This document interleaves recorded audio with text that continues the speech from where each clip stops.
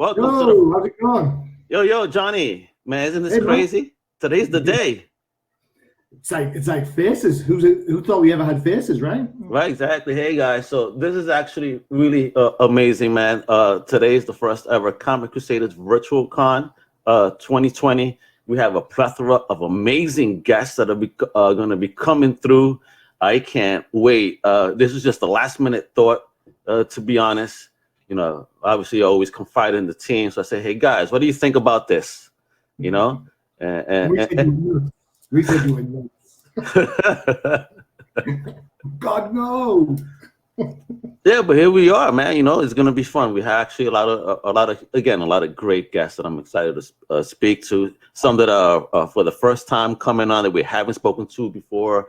Some have been on before. Some have been great supporters of our brand throughout the years, and they've become entrepreneurs themselves. So we're gonna have them come on and actually showcase some of the talent that they work with as well, which is fantastic.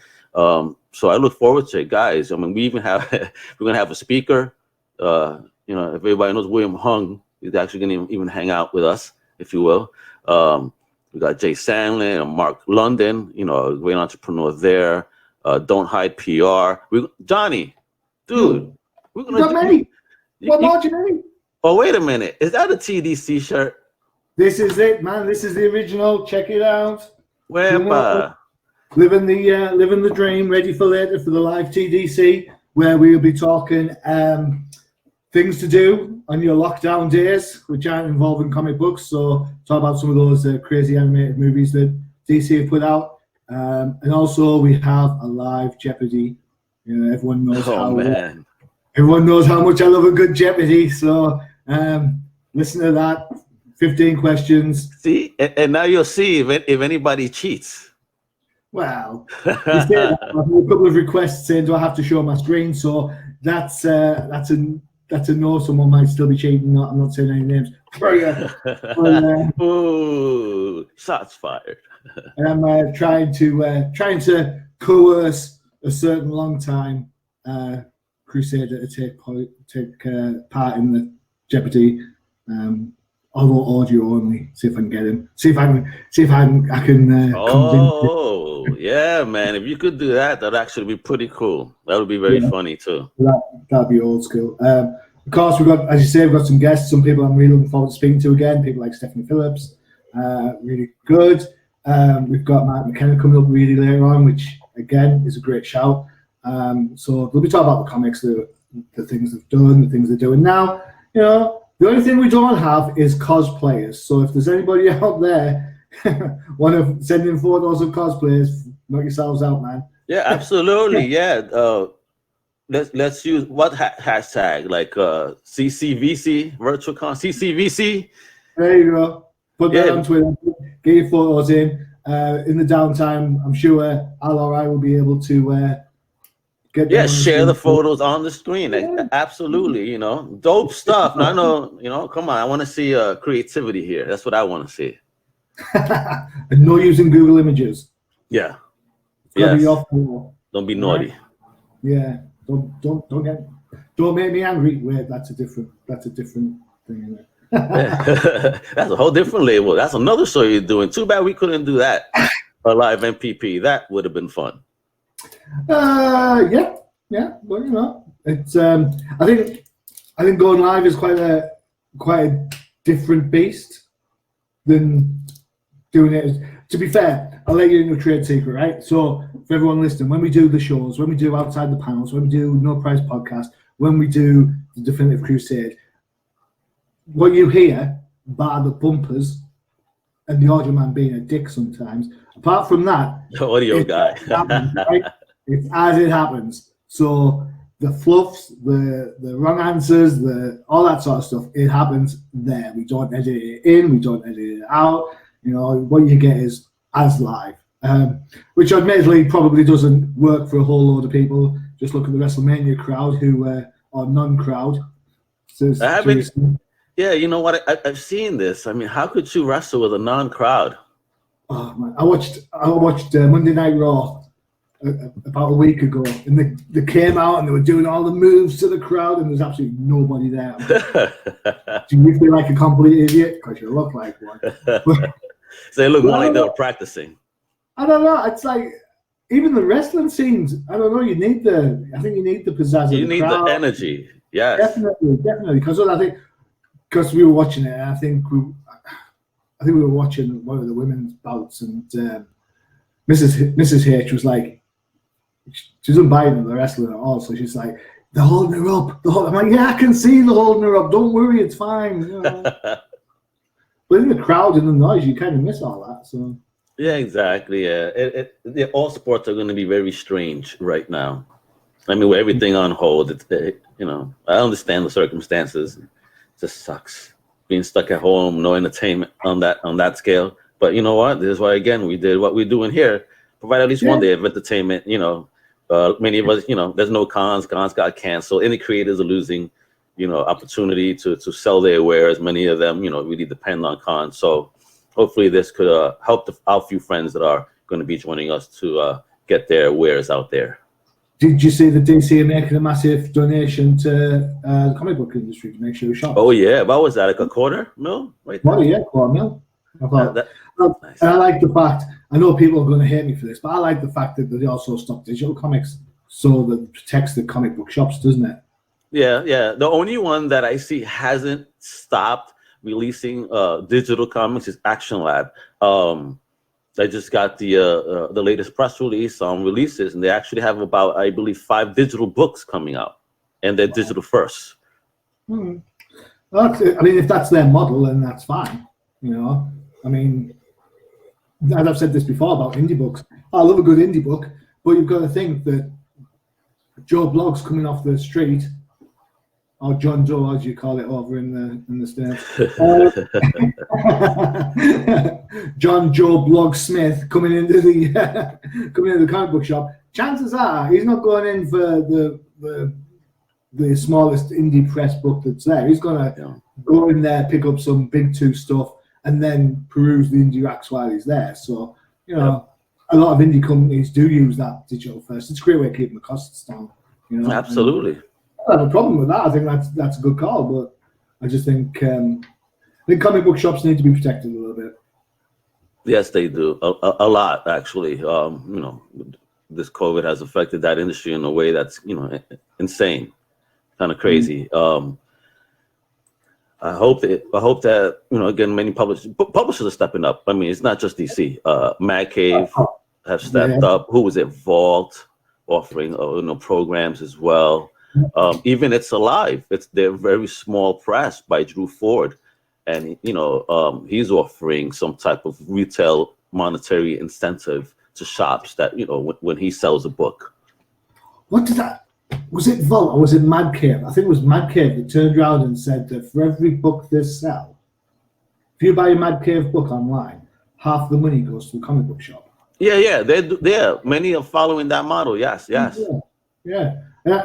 And I don't mind digital comics, and this is probably a dig at the big 2 more than anything else. I don't mind digital comics if that's your thing. I personally prefer single issues. That's the kind of guy I am. I'm old school. Yeah, me too. But I kind of think if you're going to do digital, don't charge $3.99 for them. That's been my argument.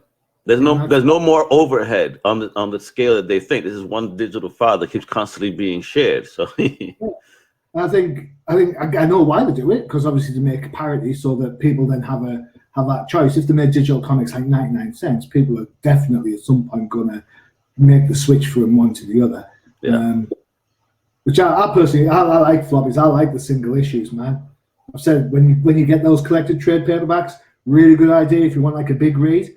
But when you get like a thick book, you're at halfway point. Some of the panel goes missing. Some of the dialogue, you have to like break the spine to read. At which point you're like, right, now I've ruined this book. Thanks, cheers. No, I'm one of those asses that I'm like this as if it's one of those books. I try not to get that crease. Back in the day, So nowadays, thank God for the digital for me sometimes, because I hate putting the crease on those prestige books. Yeah. It kills me. But I have let me ask you something here. Check this out. I don't know if you heard of this. All right, since we're talking about how people are stepping up, to help the industry. So I believe there was this comic shop that came up with the idea that if for example, a DC or Marvel sells a digital code, for a book, digital, that the person that bought that digital code could then, obviously get the book from the retailer. So basically, the retailer could sell you codes, and once the books are released, go pick up your book now. It's there. But in the interim, it doesn't interrupt your reading and it doesn't interrupt your collecting. Because once everything comes out, it's already there for you. Boom, boom, boom. Here you go, guys. What do you think about that model? I don't know. I mean, you've got to be like super anally retentive. And also you've got to be like super confident that the creators on the book are going to like bring the A game every single issue. Or else you're paying for a code and you're thinking, well, and I have a subscription list at my local comic book shop. Shout out Forbidden Planet at Middlesbrough in the northeast, and they're really, really good. I recently dropped the X-Books from my order, and I rang them up and said, "Hey, I'm dropping the X-Books. If there's any in my folder, because I haven't been for a couple of weeks, that's fine. Leave them in there because you've ordered them already, and I'll pick them up." Went down to pick up my order. They'd gone through and taken them out. Oh, really? Damn, yeah. Nice. Then they put other stuff in that they think I like with no extra, with no need to buy it. So if you've got a good comic book shop, you don't need to buy clothes. Oh yeah. And I don't know. I like the idea of I like going in and buying something and like walking away with something in my hands. It's like when we buy Xbox points for family and stuff. You buy the little receipt with the code on and like, Merry Christmas, there's a receipt for you. It just doesn't quite seem the same as if you were giving them like something. So, yeah. I don't know. It might work. You think? All right. Something, I hope. I mean, again, we got to find alternate methods until this crisis is over so the shops could survive. Again, because obviously they're still paying rent. Something which is a shame. People aren't working, but rent still and bills got to get paid. Yeah. I don't know how it is for you guys, but over here there's like loads of business incentives going on to help people keep jobs, keep open, even if they're closed at the minute. Those loads are going to be paid back at some point, but I guess it's one of those things you just kind of have to bear the brunt of at the moment. Who knows? It could be 3 weeks, could be 3 months. Dun, dun, dun. Yeah, I'm checking. I think it looks like it's going to mixer and stuff. Yeah. So have you been seeing the 6-panel fan art thing that's been kicking around Twitter? The which one? The 6 panels where you get like one of these. Check that out. You get 6 panels and you've got to do fan art. That's my calendar. There you go. Oh, nice. Okay. Yeah, so I've got my grid going on. I'm going to be my art style is terrible, but I'm going to be knocking some images in there and see what happens. And who came up with that? It's been on Twitter for ages. It's kind of if you go hashtag fan art, I think it is hashtag fan art. It comes up and loads of people are doing it. Loads of big artists. Loads of writers are getting involved and stuff, having a go. It's I just thought I'd give it a shout and see what happens. What's the worst thing that could happen, right? Yeah, absolutely. Yeah. And if anyone complains that I'm drawing bodies, not faces, that's because I can't draw faces. Sorry. Yeah, somebody told me that the YouTube stream seems to be having a... No, I see. It's fine. It's fine, everyone. It's fine. There we are. I see it well. Okay, great. I'm happy to see that things are working. Yeah, we'd hate to be doing this and no one watching. No, but we definitely have it. It is streaming to a whole bunch of places. I think some folks may have gone to the wrong YouTube page, which is fine. But again, it's a live link. What's the actual link? Yeah, I'm gonna send it to you right there. I've already shared it. Run it across the bottom. Oh, absolutely right. There you are. Hey, folks, here. Let me create this new quick banner for you. This is where you want to watch this on YouTube. Right, where is it? Right here. That would be the link right there. All right. There you go. Check that out.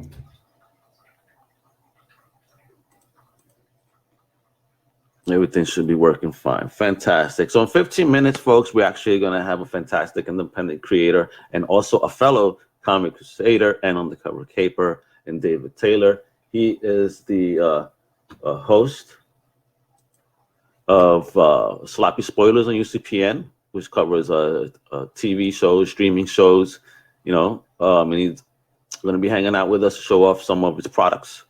He's an independent creator, like I said, creates comics, and he actually even has a role-playing game. It's actually pretty cool. So can't wait to get into that. John, are you into role-playing games? Well, it's a little bit early to have that conversation, is it not?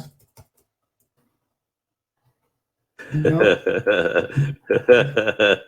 Is the missus not up? Is that why? She's not home? Yeah, but I'm just saying, it's a little bit early to start talking about the fishnets. Man, it's right. We're gonna have to get you in fishnets on screen one day. He used to say I'm not wearing them now. Everyone's like, "What? Is he joking? Really?" Right? The faces, I could imagine. Well, I have got great legs, so if there's enough people say, that's fine. Pins could come out, but right now, sorry to disappoint. It's just jeans. All right.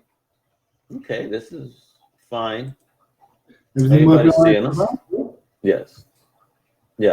I'm getting positives everywhere here, which is great. And all the important stuff. Absolutely. Yep. This is great. All right. Awesome. There you go, folks. Again, this is a first-time attempt, something we haven't tried before. But again, with what's going on and technology being what it is today, there's a lot of options to, again, bring people on and showcase what they do, because that's what we're all about. We're here to support, the industry and amazing creators from across all platforms. Definitely. Yep. Indie books, big two books, whichever, all of them. We'll take them all on. No, definitely. Yeah, send them on over, actually. If you're interested in getting your comic book reviewed, previewed, and even have an opportunity for a podcast, just please email us at reviews@comiccrusaders.com. We'll take a look at your content. Please bear with us because we do get inundated with requests, and we will get to everything. Just please, actually now is actually a pretty good time to start catching up with the slowdown of New Comic Book Day and the new handle, the New to You Comic Book Day. Have you found anything new that you've discovered while you've had downtime? You know what? We have these things, and we've talked about this in the past. We have comic marts over here, which is basically like a big jumble sale, like a big garage sale. And you go in a big hall and it's like loads of boxes and long boxes. And I must have gone to like 3 of these over the last year. And I have a pile of stuff like this big. Yeah? Damn, really? This big. Jeez. And of stuff, things like, it's a good mix as well. It's kind of like some early 800s detective, Nice. storyline, some Spider-Woman from the 70s, some Miss Marvel from the 70s, some Sylvester X-Men. When you find these at the mart, are you finding just the UK versions, or do you find the American versions sometimes as well? They're both. Yeah, nice. I don't differentiate. I know there's a lot of collectors going about, that has to have the cents on. But no, I don't mind if it's got like the 15p or the 12p or whatever. It's like you're reading it for the comic book, really, aren't you? So I'm a reader more than a collector, which sounds a bit odd. I collect, obviously. But by the same token, I want to read the damn thing. I don't want to stick it in a slab and stick it on the wall and never look at it again. Yeah. So it's cool. I've had a chance. I think I'm in a bit of a privileged position in the, the new to me or new to you hashtag. I think, not to blow my own trumpet, Al, but the amount of books I go through on Crusaders. Oh yeah, I know. I see a fair few new books, so. I love when you get pleasantly surprised You know, because sometimes, you know, you've been with us so long, Johnny, and I appreciate all the time you've been with us. You've been, you know, that's why we call you the machine. You've been a monster. You know, the submissions have been insane. The amount. I think you've broken a world record unknowingly. But yeah, man, it's just thank you. No, thank you. Just thank you. Thank you for your stuff, bro.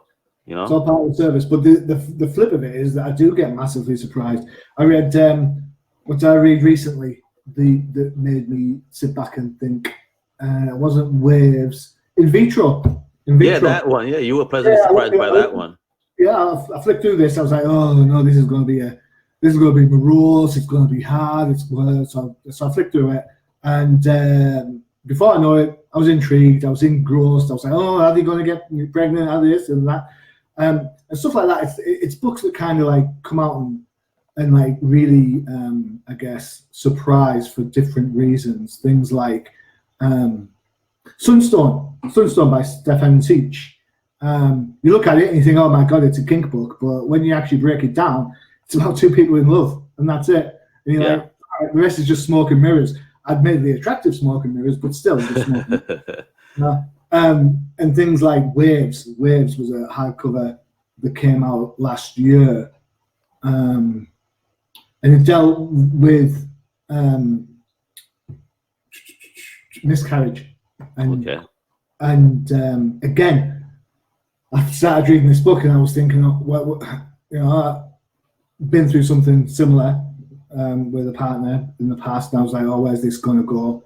And honestly, it was just an absolute gorgeous read. Awesome. The good thing about comics is it doesn't always have to be about superheroes and capes and cows and bats and spiders and stuff like that. There's a whole range of stuff out there. And I think as much as we talk about indie books, we need to delve a little bit deeper, because sometimes when indie books do superheroes, it doesn't work because our expectations of what we know as a superhero book. Yeah. You know what I'm saying? So we pick up an indie superhero book and it's like, oh, it looks like Batman. You read it, it's like, oh, actually, it's not like Batman at all. It's like whatever. But indies do that kind of non-linear type of stuff. That stuff where you don't have a huge media icon or a cross-media character. Yeah. So it means they can tell more interesting stories. They can tell a little bit more intimate stories. They can tell things, more personal. The In Vitro book. Yeah. It was clearly written from somebody who's gone through something. It was William Roy, who I'm assuming that for some of those nuances and some of those observations that he made, he's had to live something like that. Gotcha. Yeah, I got to read the book. Unfortunately, with my day job, it's absolutely killer to do anything. So, again, this is why I have a fantastic team by my side here, doing some stuff. And I appreciate this. You guys are and have been absolutely amazing. So I'm blessed with a great team, not just on Comic Crew, but on UCPN. So guys, tune into undercovercapes.com.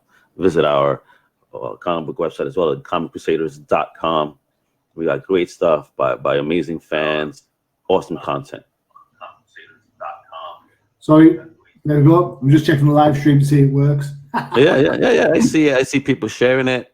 I see Ian Nichols actually, did a share on our YouTube. That last thought wasn't working. Cool. All right, so let me use this private chat over here. Yeah, it's all good. It's all working. I can see us there. In fact, I can hear me in stereo, which isn't always the best thing to do, but hey ho. Oh, you do my clicking?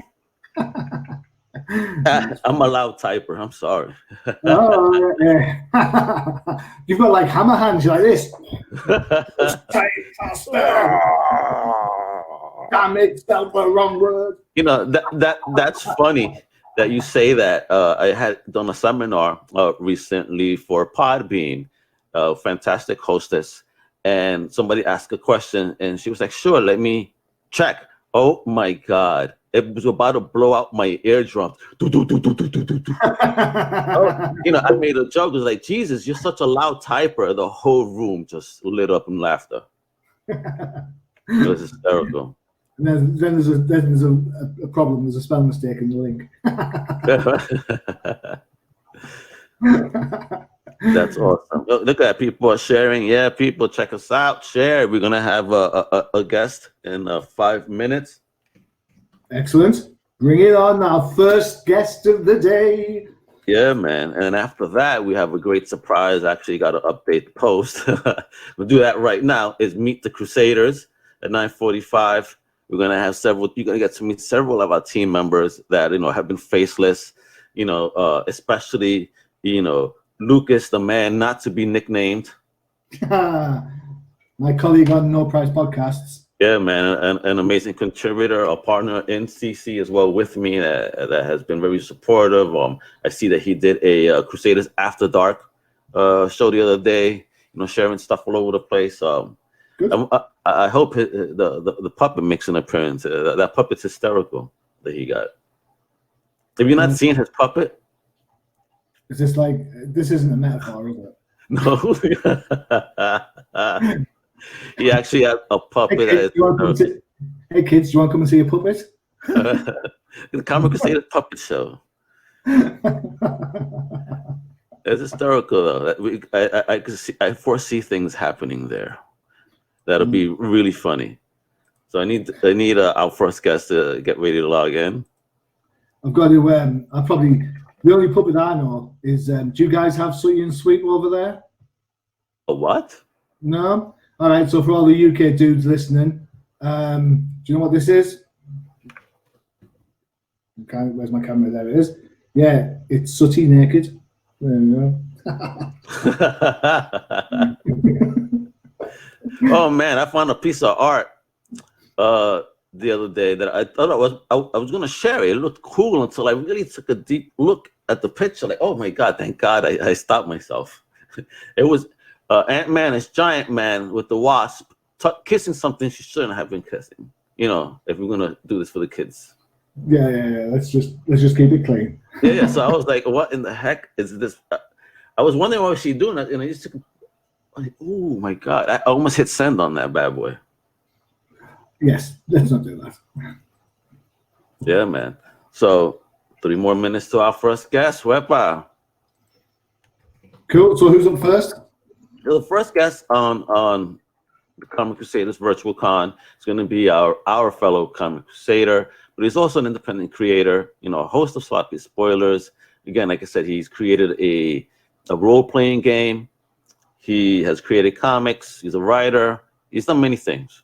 And this is our man right here, David Taylor. So I can't wait. David Taylor the second. DT. I always forget. I'm bad with names. Yeah, 2. David Taylor the second. Oh, there we go. Oh. So this is my cat Nokia. Oh, cutie. And she just jumped on you like that? Uh-huh. Mine doesn't jump on me like that. She just comes looking for love and then bounces on me. She's after some attention. Apparently so, bro. You know what? You should put a black. Your hair would look cool if it was black, bro. You should dye it, bro. Look at that. Oh. The cat is giving us a sample of what you would look like with black hair. Thanks, I think. Yeah, that's nobody's dyeing the hair. The problem we've got, of course, is all the barbers are shut. All the hairdressers are shut. Oh man. You go to would you trust your lady to cut your hair? No. Why not, man? Well, it depends. It depends on A, how very annoyed her, B, how much wine has she drank beforehand. Man. Okay. So a question then, has she gotten over the fact that you shaved? Has my wife got over the fact that I've shaved yet? No. All right. There you have it, folks. That was the conversation we had the other day. I saw Johnny for the first time in my life without a beard, and I had a reaction, and I heard his wife also react in the background, which was very funny. So, folks, it's growing. Yeah, I see people sending me challenges. I can't shave before the show. Would have been a horrible look. All right. So with that, folks, welcome to Comic Crusaders Virtual Con 2020, and our first guest. All right. This is the amazing David Taylor. All right. He is a fellow Comic Crusader, as stated. He has several projects that we're going to be able to chat about real quick. So again, think on the level of a convention. That's how we're doing this. So let me bring on to you Mr. David Taylor. What's up, Dave? How you doing? How you doing? Man, I'm glad to be here. It's a good day. Fantastic. I'm happy to have you on. I'm glad to see you doing well and are safe. Yes, that's definitely the thing. We're down to day by day. So you got to check with your family every day to make sure everybody's doing well. Yeah, so. Absolutely. So yeah, that's a question, Dave. You know, right before we get into chatting about your project, all right? How are you as an independent creator, you know, dealing with the current circumstances, you know, and you know, meaning how is your creative process right now? Well, on the financial tip, I still have my GoFundMe going. On the creative tip, I'm plotting out all of the comics that I have so that when things get moving and when I get them done, I already have everything up to speed because I'm actually launching a whole comic company. That's one of my surprise announcements. Later on, I'm going to show off some new characters. Awesome. But I'm trying to make sure I'm spending time on my stories because what counts is a good story. Everything else is nice, but the story isn't good. And I was listening to what Johnny was saying before about how you can take more chances with indie comics. Yes. But sometimes people are disappointed if it's sold on the image of something we already have. So I'm trying to get in that space where it's unique and creative enough. So it's something new, but it's not so over the top until people can't relate to it. And that's not the easiest thing to do, but that's what I'm trying to do. My hat, you're absolutely right. It's one of the hardest things that I see on a regular basis through indie books is the fact that, you know, it wants to be something new, but it relies on the existing tropes that exist in like all the other characters. I mean, Bats and Soups, for example, even Robin have been around for 8 years now. So it's like, that's a lot of stuff to try and not regurgitate, but try to avoid regurgitating, isn't it? So, you know, this is a normal cycle for any type of creative endeavor, music, fashion, books, comics. It doesn't matter what you're talking about. You eventually hit a point in every period where everything is oversaturated. And the audience has seen the tropes and they've seen the common things, and a lot of people are ready to move forward. Definitely. And then normally what happens after that is you have a few market leaders emerge. So it's where we are with comics right now is very normal and very anticipated, because you can't have characters around for 80 years and they just keep doing reboots. Like I said the other day, Batman's 35, but he has 6 Robins. You know, Superman's finally married with a problem and all that. So you're going to have to expand in some kind of way. So this is very much anticipated. This is, you know, and sometimes people handle that well and sometimes they don't. So you're saying that you're finding the 5G stuff that potentially might be coming out of DC later this year? Well, I think of it more like what happened in the music industry was that before the rise of the internet, they were charging us $15 to $20 for a CD with 3 songs on it that we liked. So we had them 3 songs, them 3 singles, and then we had them 3 videos that used to break on MTV. So I'm going way back. And we had to pay $20 for that one CD. So what happened? Somebody that wasn't in the music industry came along, Apple Computer, and started giving people songs by singles and said that you could buy whatever songs that you wanted. You can download the artwork. So it's not the same experience as vinyl or a CD, but it has the benefit of there's no degradation in your track because it's digital and you can only buy what you want. So I'm saying, you know, just like that industry was huge and then there was a major shift, that's what's going on in the comic industry. It's huge, but all the old ways are kind of being thrown out and something new is going to emerge. So I'm excited about that, whatever that is. Well, hopefully it'll be you and the stuff that you're doing. That's fine with me. That works for me. You know, and let's get into that a little bit, because again, this is the virtual con. I want to talk about your products and what you got out there. I want people to know what it is that you got, because I'm sharing your website down at the bottom, so people know where to visit you and obviously learn a lot more about you. But you know, give us a look into what, you know, David Taylor II is creating. All right, I will do that. He's working on it, folks. It's going to be awesome. Take a nice look, to see what this creator is up to. Just basically, once you have it set up, Dave, just let me know. I'll go ahead and share it, and then you'll be able to remove it when you're done. Okay. A shout out to my fellow Crusader that I see in the backdrop waiting for me, and Mr. Lucas and Lance waiting. So they're going to be in the Meet Crusaders section, so you could, and then hopefully some of them will be able to hang out with us for the rest of the day. Are you ready for me to share the screen? Yep. All righty, so let's take a look, folks, to see what David Taylor's up to. My first novel was called Lucifer, Soldiers, Serpents, and Sin. This is an Amazon #1 bestseller. I went #1 in 3 countries. Wow. And I'm dealing with basic life issues like, how did evil get started? What's the origin of it? How did it get to Earth? And what was the war in heaven about? So this book actually inspired me to create an entire world. But the idea behind this book was, what would you do if you were the most popular kid in school and then something happened and all of a sudden everybody hated you, you got kicked out? What would that do to you? And so I started from there, and I thought about the idea of what would happen if yesterday you woke up and you were the most beautiful thing going, and then you wake up today and you're this twisted, ugly, gnarly thing. So I talk about that kind of thing in this first novel, and I have at least 2 sequels coming out. I've been working on for a while. Okay. Working on them for a while. And so this novel inspired coloring books. So I've got one coloring book, which is Animals of the Realm. And that Adult coloring. Isn't that fresh, is it? Yeah, and they have more standard animals, but there's a few fantasy animals. But then I have Gotcha. 2 more coloring books that are animals you've never seen before. Okay. And they're called Secret Beasts of the Realm. And the reason that it's significant is because every piece of content in this world ties into the story. Okay. So there's a whole bunch of creatures that you meet in the Secret Beast coloring book that play into what's going on.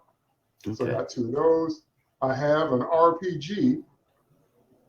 I have a tabletop role-playing game, and it's called Soldiers and Serpents, Battle for the Realm. Nice. This game takes place right after the first novel. So everything that happens in the first novel feeds into the setting here. And in this game, we created a unique game mechanic, meaning that you are not a slave to the game master or anything else. You can actually create your own story as you go. Okay. Because this story is about choices, and how you end up is completely up to you. So the basic idea is you have missions to complete and places you need to go, but you have a choice if you use light side or dark side powers. And now you're in an environment where some of your brothers have turned against you. So you've got to decide who you want to be as you complete your tasks. And you will find inside the game, you will find cards and the dice in that bag, and there's the booklet. Nice. And I also have a comic book set in this world called The Nephilim Wars. If you know anything about Nephilim, Nephilim are the mutant hybrid children of humans and angels.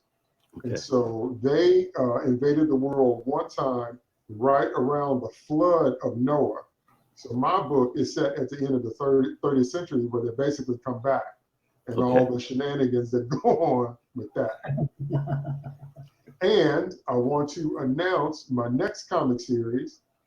Wait, are we getting an exclusive here? An exclusive. Nobody's seen this yet. Oh, exclusive alert. Wepa.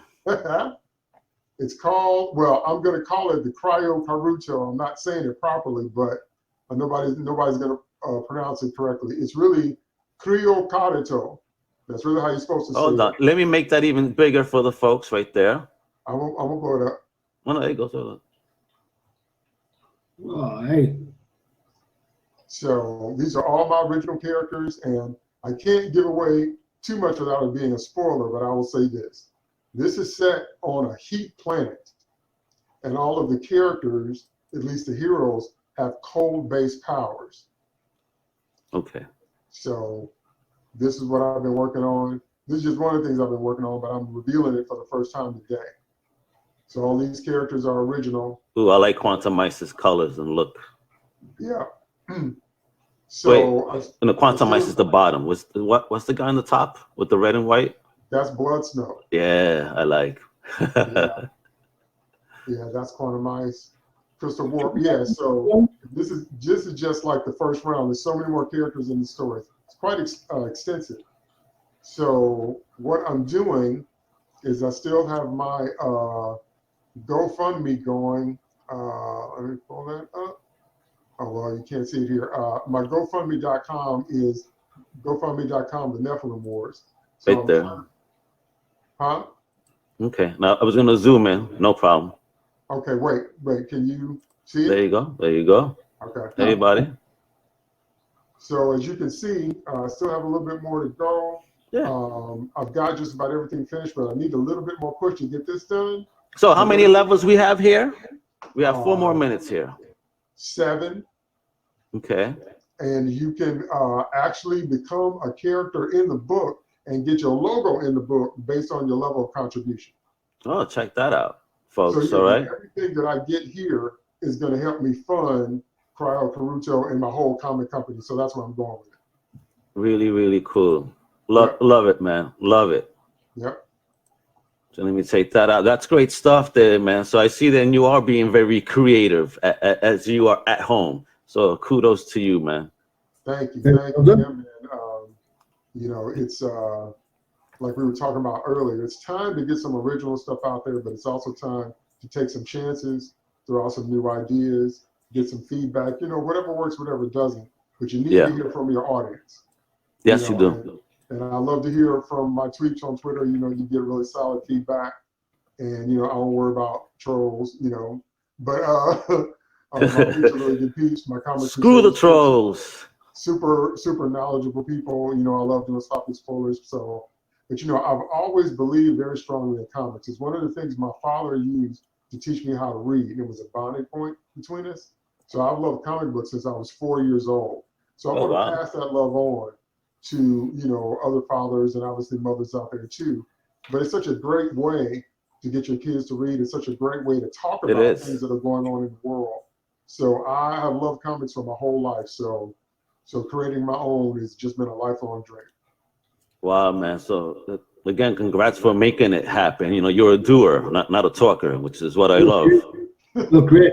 Look forward to seeing it on the review. Thank you. Ooh, yeah, definitely. Because I know that I still have to play the game with the guys. So, you know, because you're going to meet the team. And I know Nemesis is a whiz. I've never played these role-playing games before. But because of you've made me very intrigued. So I have my set. I have it on the side waiting for a day where I could sit down and play with the fellas. Awesome. And hopefully be a survivor and beat their ass. I hope they don't Vince McMahon me in this game. No, I think the rookie's going to buy it. I'm dead the first move I got. That's it. Awesome. All right. So you know what? I have my boys in the studio. You know, Dave, I want you to hang out because you are a fellow Comic Crusader, and I want people to meet, you know, some of our fantastic team members. All right. So, you know, let me start bringing them in. So the first team member that I want to bring in is an award-winning independent comic book creator, award-winning independent filmmaker, right? He's wrote fantastic columns for Comic Crusaders, for creators. Talking about none other than Mr. Lance Lucero from Warehouse 9. What's going on, Lance? Hey, how you doing? Wepa. Yeah, this is cool. Yeah, isn't it? And let me bring in my next Crusader that I want you guys to meet. He's been a fantastic asset to the team. He's a fellow panelist on No Prize Podcast. He's a good friend of mine. Talking about none other than the man that refuses to be nicknamed Mr. Lucas Ficina. What's going on, Luke? Lucas! Hola, Wepa, what's going on, man? Wash your damn hands is all I'm got to say. That's what you can nickname me, Mister. Wash your damn hands. What's going on, y'all? All right. Thanks for joining us. So we could do the 6 at a time. Somebody else comes to the studio. I'm gonna have to bounce somebody out. But you know, let's introduce one of the last Crusaders over here that's been in the waiting room. He's also an undercover caper. He is host of the Cinema Crusaders. He joins David on Sloppy Spoilers every now and then as well. He's a comic book writer, contributor for Comic Crusaders. Man, this man does it all. I mean, he's even had red carpet events last year, you know, hanging out with top stars, you know, kicking ass. I'm talking about the one and only Mr. David Nemesis Howard. Yo, what's up, everybody? It is very early here in the morning. yeah, man. But thanks for joining us, guys. I just want everybody to understand this is part of this amazing team that I have here. You know, the Machine, which is the EIC. You know, David Taylor, fellow contributor on both Comic Crusaders and Undercover Capes. Likewise for Nemesis and Lucas and Lance as well, because he's also joining David on Cinema Crusaders. They just did a podcast all about polyester. Correct? Yeah. Unfortunately, there was no sniffing card. No. That would have Johnny's face like hell no. Yeah. Scratch and sniff movie. Right. I went out and got all the smells and had them lined up in front of my computer. You know, so I was like had a live skunk there and like smelled that and everything. So. Oh man, he probably did. The way where he lives, I'm pretty sure. All right, guys. So, what do you think, man, about what we're doing today? How you guys feel, man? You think this is a great asset for Comic Crusaders and the independent community? Oh yeah, without a doubt.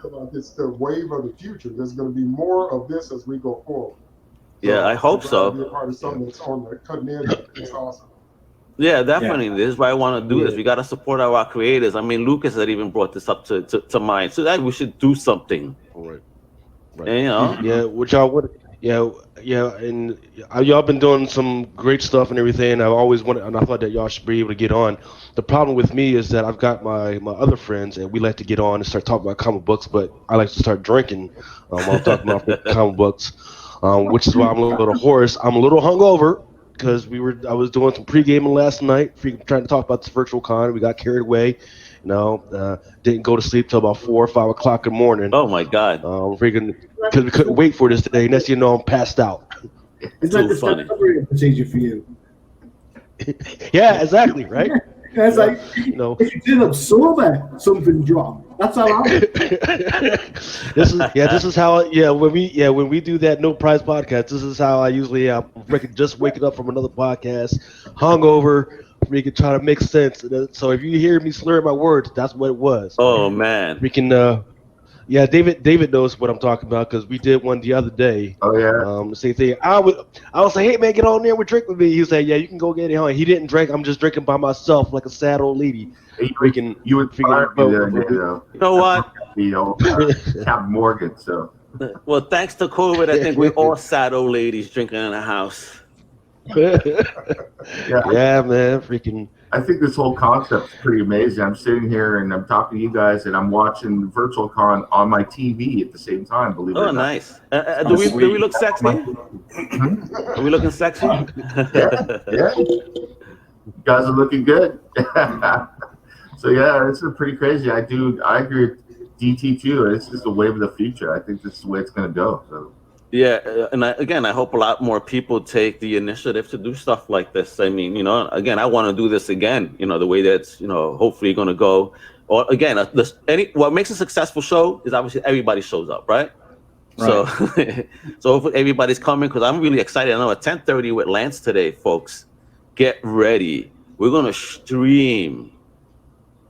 Listen, we're going to stream his award-winning independent film. Yeah. The Last Resort. I can't wait. Yeah, this is going to be cool. I mean, with what's going on and the planet today, the festival circuit's a little shaky, and I'm thinking, well, you got the con, we can stream this, give people a look at what's happening. This is what you see when you go to the festivals. You sit in a movie theater, you look at it. Now people can just sit in the comfort of their own home and observe. It's gonna be fun. Definitely, because we got the film is about 10 minutes, right? So we're gonna chat for 10, play for 10, and hopefully folks can send in some questions, and find out what's going. If you have any questions to Lance, about film production and creativity, because Lance is amazing. I mean, the dude uses film. I have a question for Lance. Sure. When are we getting more Bob the non-union psychic Well, we've written the next 4 issues. Oh, written, nice. Yeah, so basically it's about going into production, which we haven't done yet. We're, I'd say the last issue right now, we're fine-tuning a little bit. I think we took a better approach this time in writing all the books, the next series back to back, so that we can maintain 100% consistency throughout the stories. Good call. We really took pains for making sure the scripts were just right before we go into production. And having said that, Bob Non-Union Psychic, we have 3 new issues coming up, but I also have a new spin-off, the Maya Theater Troupe. You're going to see something really completely different. We're going to go back in time with Gramps and his paranormal adventure team, back to the 50s, the 60s. Nice. We're doing it, we're going to do a James Bond, Indiana Jones style, It's going to be fun, but it's pending. It is pending. And having said that, we're in pre-production on Coiffier Extraordinaire, waiting for Legros. That's basically based off of Legros, who was in the Bob comic books, the French hairdresser from the French court. So we went Western last round. Now we're going back to 17th century France again, and it's going to be really ridiculous. We're building wigs and costumes, and it's going to be fun. So busy times for Warehouse 9. Yeah, good for you guys. You're busy. David up here is busy. I mean, Nemesis, I know you're a writer as well. When you're not writing for Comic Crusaders, you're trying to, get your feet wet, if you will. Right. What are you up to? Has this crisis made you more creative, for your personal projects? It definitely has. I'm working on 2 novels right now. I've been doing some short story work and submitting it to various anthologies and stuff. But everything that was going on sparked a lot of thoughts in my mind, and I kind of put the novel I was actually working on in the back burner for a moment. And I have an announcement. I have started working on the new novel. I had it already outlined and everything, and it's called Blood World, and it's a futuristic sci-fi post-apocalyptic type novel. It's based 400 years in the future, where we have branched out into the solar system, and there are different factions that run humanity, and one of them is a scientific faction, and all of humanity is controlled through DNA. And a pandemic, this was actually in the book already, a pandemic, a blood-borne disease enters, and so these the main character is this person who is a blood wrath, and they have the ability to change their appearance and get superpowers and abilities by altering their DNA, although each time they do it, it shortens their life, and he has to investigate this pandemic and find out what's going on. So I'm working on that right now, and I'm hopefully going to finish it this year. So. Oh, very nice. Very nice. Super interesting. Now, Lucas, I've seen you fussing around with a puppet. Who is... See, Johnny thinks I'm crazy. He goes, what are you talking about, a puppet? Puppet? Right. So I would like to introduce everybody to the mighty Mel Vaughn. Hello, say hello, everybody. What's going on, motherfuckers? So anyway, where I came up with this idea is because I've been trying to do After Dark for a lot of time, but I don't feel like putting my face on there, man, because everybody doesn't want to watch the hungover freaking 40-year-old dude. So the only thing left was to figure out a freaking name.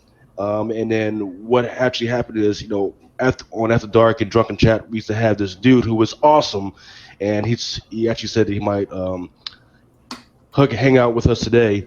His name was the Mighty Mel V, and he was an awesome dude. He brought a lot of the comic book community guys together just to do something just like this, man. But but we were all drunk, but we love freaking talking to each other. So what I'm going to be doing is I'm going to be doing more After Dark with Mr. Vaughn. So this is going to be an interesting thing to see if it works. I do know that I've been doing some TikTok videos with it, and the people freaking love it. Yeah, and it's more like reaction. Yeah, more reaction videos, man. Freaking, especially with this COVID, people got nothing to do but sit around and watch a fucking puppet. Why not? Do his thing. But it's even my wife has been getting in and freaking helping me making some of these videos with the ideas and everything. So if you guys freaking want to come in and freaking hang out with fucking puppet, just freaking let me know and we'll do some after darks. So it's been a pleasure, man. Freaking So what else is going on with this guys? Freaking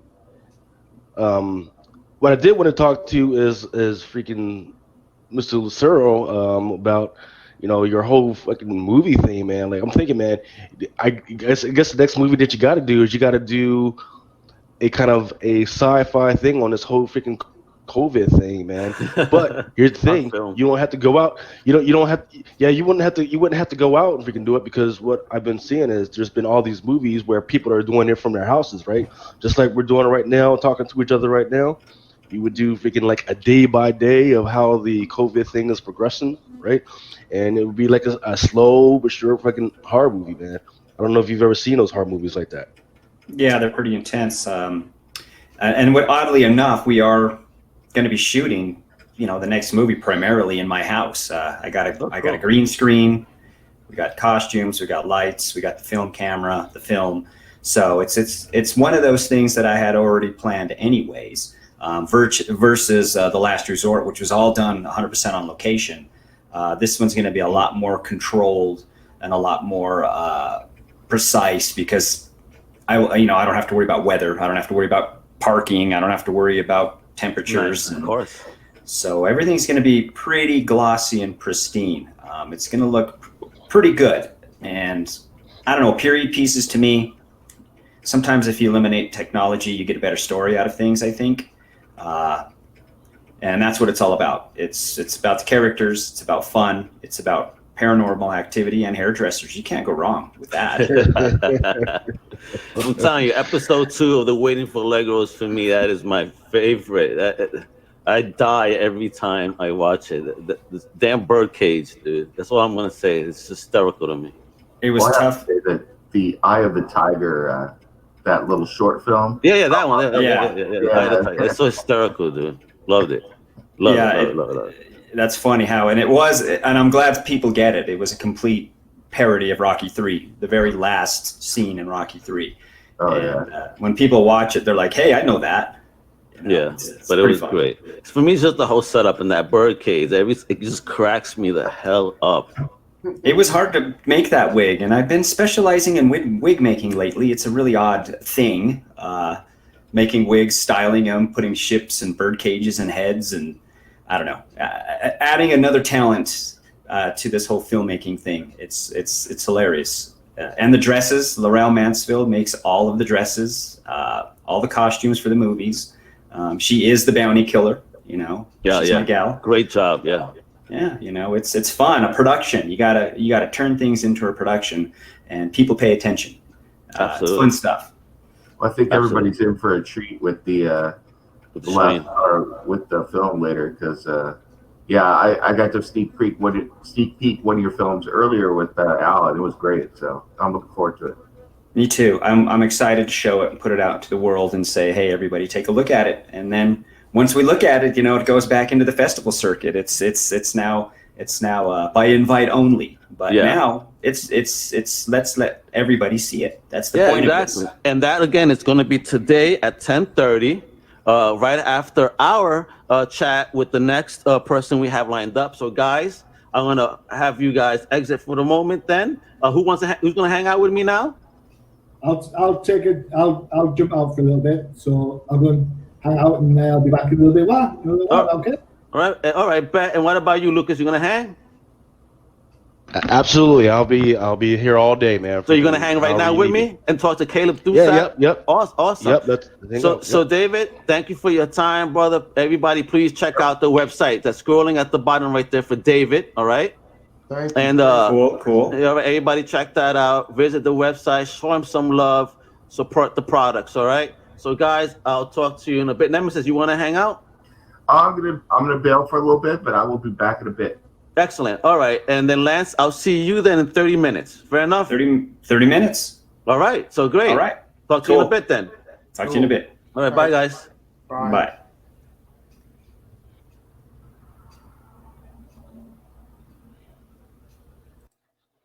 All right, everybody. So, you got to meet some of the Crusaders right there. Let's meet one more Crusader real quick. Paul, what's up, brother? How's it going, man? How's it going? All right. So I want you to hang out with me then, since you didn't make it on time for the Meet the Crusaders. Hang out with me for a couple of minutes to talk to an incredible independent creator that's been a very supportive person in the. Oh my God, I'm sorry. I have people messaging me. People are very excited about the con. So everybody, thank you very much. So as I said, I have someone lined up right now over here. So Paul Hayden, an incredible member of the Comic Crusaders team, is actually a movie reviewer. He's also a writer. All right. So folks, and he's also a fashion guy. He has an amazing website. You know what I mean? That I'll share the link in a little bit. I just want to be able to bring on Paul right now. I mean, Caleb. The incredible independent creator. He has several projects. I got to meet him once at New York Comic Con. It was an absolute pleasure to finally meet this Twitter contact that's been very supportive. I mean, it's gone both ways. Folks, let me introduce to you the one and only Caleb Thusat. What's going on, bro? Hey, how you doing, man? No, thanks for coming, bro. I hope it ain't too early for you. Oh, no, man. I got a 2-year-old. I'm up at like 6 o'clock in the morning every day. Yeah, my baby ain't much of a baby anymore. She be out sleeping everybody. Oh, wow. Yeah. I look forward to those days. Yeah. I swear she's a vampire sometimes. She wakes up in the middle of the afternoon. I'm like, what the hell? You just getting up now? Yeah, let me get breakfast. I'm like, breakfast? All right. So Caleb, man, thanks for joining us. I mean, again, as I've mentioned, you've been an incredible independent creator that's been awesomely supportive of Comic Crusaders for a very long time. And I hopefully we've, been able to show the love back to you in kind. You guys are always the first to jump on doing Kickstarter announcements and little features and stuff. So yeah, I'm always willing to talk to you guys. And thank you, man. Yeah, it's awesome. Yeah, we're here for the independent creator, man. Yeah, man. You guys do a good job supporting the indies. So yep. So Caleb, let's get. And how are you doing under the pressure, man? Oh man, true. Yeah, Caleb, man, how are you doing under pressure, man? Because it's sure enough, man, everybody's gonna be wanting to read your stuff right now because your stuff is gonna be the only thing that's out there and available for everybody right now. That's one of the reasons. Like, I weighed even launching this Kickstarter because I was like, is anyone gonna buy anything right now? But I just decided to go for it because I got nothing to do for 30 days. So, and people are at home and they need stuff to look at. I've been giving all my books away for free for the past couple of weeks, so people have something to read too. And that actually has benefited me like hugely. I think I've sold more online in the past month than I have in the past year, nice. Just by giving books away, really, oddly enough. So I don't know. I'm just trying to give people something.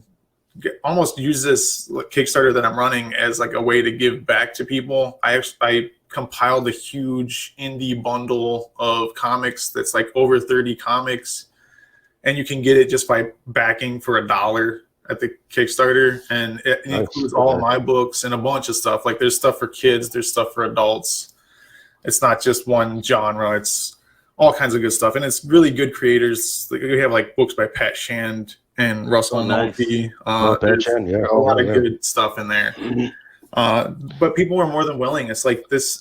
People need something to distract us from the craziness that's going on. So why not give them a bunch of indie books? And then if you like the 1 or 2 issues that you get, you can go find more by these people. So now the latest Kickstarter that you got, what's the name of the latest book on the Kickstarter? So my newest Kickstarter is Super Cats Halloween. I started the Super Cats series last year for my 2-year-old. Well, he was just 2 when I launched it last year, and that was this. It's like a board book for kids, but it's also done in comic book style, so it's kind of unique. I'll just pop it open. Show it off. Take a look. It's awesome. It's like straight comic book. We did panels. There's no more than 3 panels on each page, so it's very simplistic. Gotcha. But we're gonna build this up Nice. to become an all ages comic book series. I'm gonna have to object to you saying that it's for kids, man, because that looks like the type of book that I need to get into, man, to get my reading skills up to, man.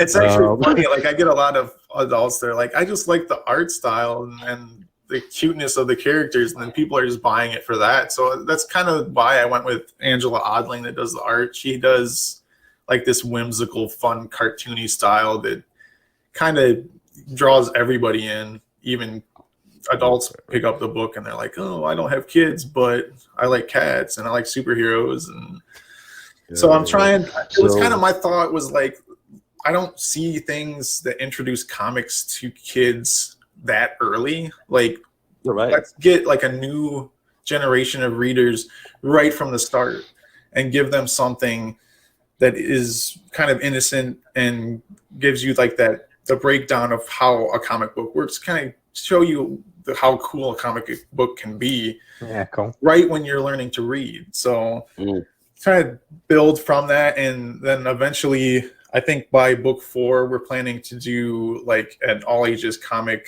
issue, and then it'll be something that kids will have like learned to read with, and they can continue reading these characters. So I've gotten a lot of interest in it, and I've actually gotten like interest from literary agents and stuff about it. Great.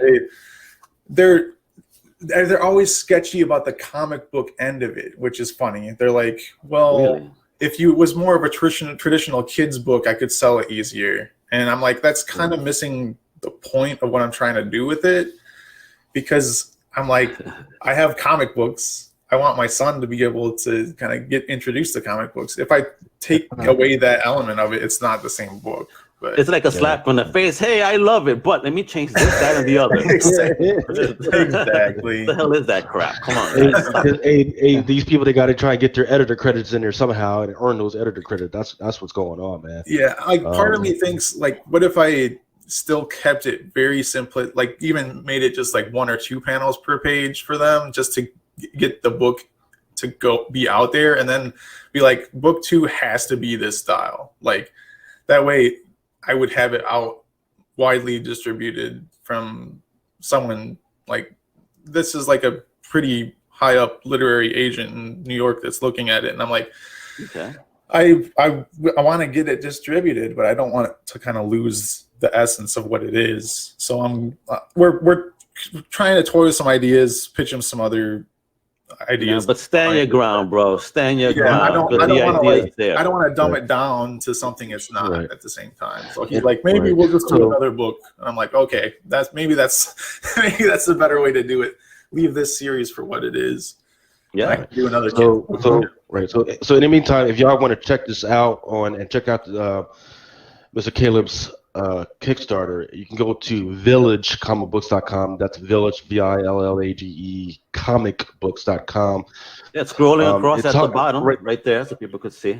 I got all kinds of good stuff going on right now. I kind of revamped. I kind of had, with the conventions being lost essentially for everybody, I kind of had to pivot and learn how to do some online stuff that I haven't really focused on, which in a way is a good thing, because I've been able to make my website better and make my online presence stronger. And so I started putting up all my books. You can get through here we go. Right. Yeah, let's take a look and navigate the site a little bit. You can check it out. There's the first thing is the Super Cats Halloween, of course. Oh. But if you scroll down, I threw up this link. Ooh, that takes you to my Patreon page, where you can get all of my books for free right now.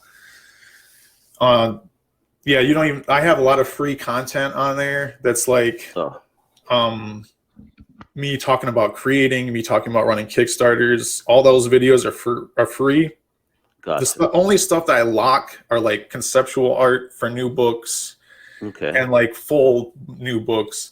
But right now, everything is unlocked. You can read my Nook series. You can read the complete Alter Life series. You can read the 2 issues of the Zed zombie series we have out, and the first Super Cats book.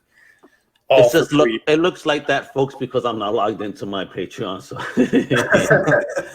all right. But so I've done that, and then you can come back to the page. I have a sale going on that's $5 off any of the hardcover trades that I'm running, and then you can also get a bundle of all my books for $50, which is normally something I only offer during conventions. But without the conventions, I thought, why not just let it be for everybody while this is going on? And it's free shipping in the U.S. for everything. So Wow. I just noticed something here. I remember when we covered Zed. I mean, it's out of stock. oh yeah, I did a double Nice. issue Oof. rerun of the first 2 issues because I ran out of pretty much everything else at shows. So yeah, that one, I did when we did issue 2, we overfunded enough that we did it in color, and then I got a lot of people complaining that they wanted it to still be in black and white. So when I did the double issue run, we did it all in black and white. So you can pick the double issue up still, but not the. I actually don't think I put the double issue up for grabs by itself on the website. I think only way you can get it is in the bundle that we're selling right now. What's this right here, Chrysalis? That is an indie film that I co-produced Really? a Check number of this years out. ago. It's post-apocalyptic. We shot it all in Gary, Indiana. It looks like we spent millions of dollars, but we had like 40 grand to spend on it. Okay. We did that through Kickstarter too back in the day. That was like my first Kickstarter experience. Okay. And it's All right. it's good. It's fun. I'm proud of that movie. It holds up. It looks good. We have good actors in it. All right. So that's a good question there. Is there a difference in how you manage a project between a comic book project in Kickstarter and a film project on Kickstarter? Are they two different beasts or one and the same? To me, the biggest thing with the movie was that I had a huge amount of people helping me with the project. So it wasn't just me running a Kickstarter. We had 4 different producers. We had anybody that was involved financially or creatively really was pushing hard. With the comic book stuff, it's like me and the artist, and that's it. Like essentially we're the ones doing all the pushing. We're out there doing the hustling for podcasts and stuff. And that was, we did really well with that Kickstarter for the film, but we raised like over $35,000, but it was like very difficult. And it was our first foray into any sort of crowdfunding. So it was kind of like all of us learning at the same time. But having that support structure of more people working on it and looking at it and reaching out constantly definitely makes it easier to raise a large amount of money. But like for me now, it's like with Super Cats Halloween, I'm doing all the groundwork, and Angela does some things here and there, but I basically am you have not delegated much responsibility there. Yeah. So, but I'm not complaining. I tend to do well, but at this point, it's because this is my 12th Kickstarter now. Wow. 12. In the past little over 4 years. All right. So how have they all succeeded? No. I ran, when I did Alter Life, which is like a sci-fi, it's a dark sci-fi. I call it Groundhog's Day meets Black Mirror. But it's I did issue 1 and it was pretty successful, and then I thought I wanted to speed up the process and do like more. I wanted to do like a full book at once. I did not have the following to do that. I raised maybe half of what my goal was. Wow. And I just let it fail, and I was like, we'll just go back to issue by issue, and that ended up being the better way to do it, because we just it was like a snowball, we just kept building more and more readers until the end. And when I think the first issue we had like 70 backers, and then the last issue we had like almost 300. So wow, nice. How do you feel about this approach? I know an independent creator that his approach to crowdfunding is page by page. That's interesting. So he basically does tiers and it's page by page. So he'll do 26 campaigns, page by page, Oh, yeah, until he gets the full book, and then he does a campaign for the full book. that sounds. I mean, it probably works fairly well, but it sounds painful to run that right? Kickstarter campaign. Can you imagine? I mean, Could you imagine? I have my Patreon, and it pulls in over $100 a month, and I use that for pages of stuff. That's how actually we did the first issue of the Nook series that turned into a book. We did that page by page for about a year before we launched a Kickstarter for the first issue. And then the first issue was so popular, we raised enough to just fund the entire book the next time. Like I had enough to pay for the rest of the art. So we just, when we came to the next Kickstarter, it was just, let's do a hardcover trade after this. And it was really successful. That was my most successful book so far. Do you have any tips for independent creators when they begin to dabble into, crowdfunding? What are good approaches? I mean, the biggest thing you need to do is start building a following, because people don't realize that a lot of new people with Kickstarter don't realize that it's about who you bring to the platform more than who you're trying to get from Kickstarter to back you.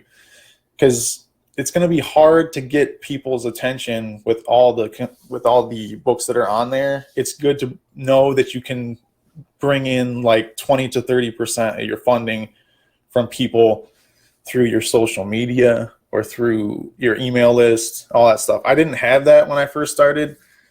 And the first issue I got funded, it was probably mostly friends and family throwing money in, honestly. But that's you have to fake it till you make it, they say. So I mean, like once people see that you have a track record of making good books, they're a lot more willing to throw money at your project. So it's like once I had that first book down, I had people's confidence that I could keep making them. So you just do what you can to get that first one made. The worst that's going to happen is like people are going to say no. So I always say ask.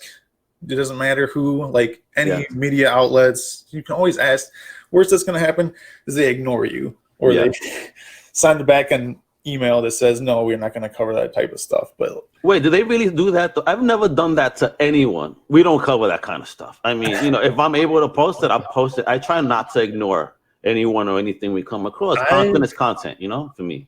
I guess I've not had them necessarily say, no, we don't cover that, but they're like, I don't know. A lot of times with the Kickstarter stuff, maybe I have. A couple of the larger comic sites are just like, we don't do like indie Kickstarter promotion or whatever, which it seems like a missed opportunity at this point, because this is kind of the future of the industry. Yeah, especially what's going on now, accelerating it. Yeah, I mean, all these writers and artists that are coming up through the indie world, like the Kickstarter is its own publishing house at this point. And I mean, it is. Like the agent that contacted me about Supercats saw the work through Kickstarter. That's where he found it. Like these people are looking for talent from crowdfunding. So you have to try to present yourself very professionally, even on those platforms now, because you don't know who's going to be watching. It's just like doing a convention. You don't know who's going to be walking the floor. If you're at Baltimore, you don't know who's going to stop and look at your books. Yeah. Right. Oh yeah. Well, Al, I want to take a moment to bring up another option. So, for instance, Caleb, you're already putting some of your stuff out there for free just to help people out during this time. There's another platform out there where you can talk to them and put your stuff out there, and it's an absolutely awesome option. It's that Nanites. Oh, Nanites, yes. They have a great freaking thing out there. You can put your stuff up on there, and then they have these engineers that will help you kind of animate. It's not really animation. It's layers, really 3D layers. Huh. Yeah, man. Freaking Nanites. I think they're out of like Russia or the Ukraine or something like that, man. But if you ever get a freaking chance, yeah, it's legit. It is freaking awesome. They've got a lot of good stuff on there, and I'm looking at through some of the stuff you already got up on your site, man. And I think some of that stuff would be absolutely perfect for that type of site. And they upscale it. You know, it's part of the package. So they upscale. You don't got to worry about that. They do that upscaling. You know, to that what feels like that almost a 3D rendering. It's a scroll, so it's a continuing. You know, you got to keep scrolling, but the story evolves, and you see the depth. Oh, that's cool. Which is insane. Right. Yeah. And as far as revenue, you get more of your revenue than you would get from Kickstarter. So the revenue that goes into it, you get it, and then they get their money later. But so Nanites, that's NANITES or it's Nanites. Yes. You might want to check that out. Yeah, that's very cool. But so what's next, Caleb? You working on another book going forward, or what? Oh yeah, I have a lot of stuff in the works. I have some more of the Zed zombie series that I've done, kind of building some more. I want to come back with a full volume of that instead of doing the next couple issues. And then I'm actually working the guy that did the Nook art with me. We're doing like a sci-fi one-shot about a guy that creates a time travel device and destroys it within the same minute. But you get to see the loop behind why and how all that happened. Cool. But that sounds like a real big mind f. Wow. You just blew my mind. Like, wait a minute, what? Yeah. I mean, Al knows me. I freaking love stuff like that. So you send that my way whenever you get it done. Sure. One of my favorite time movies is called Primer. Right. Oh yeah. It is a 10-minute freaking movie. But to understand it, you gotta freaking keep going back and freaking you gotta keep. So it took me the same time amount of that I would watch for a normal movie to get through this freaking 10 minutes, man. Because you gotta get like, hold up, wait a minute, what happened now? Hold up, let me go ahead and rewind to this.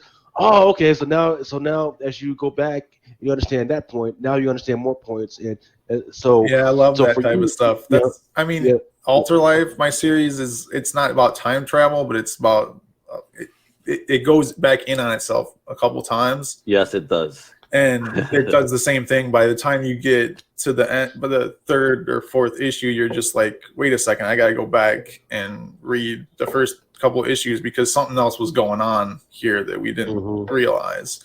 Yeah. I love stories that have that complexity so that you're forced to kind of go back and you want to read them again. Yeah, layers to it. You're like, wait a minute, huh?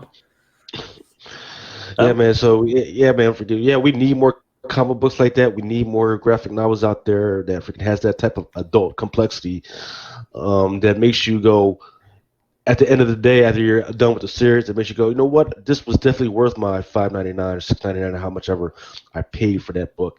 So man, let me know when you get done with that. For sure, man. I'm definitely gonna be all. We're aiming for the fall to do a Kickstarter for that. So It all going to depend on how much I can raise for Super Cats, and it's hard because we're banking on conventions to make money to make books. So it's going to be interesting to see how this rolls out the next 6 months. But let's hope that we can start getting some semblance of normalcy back before the year is over.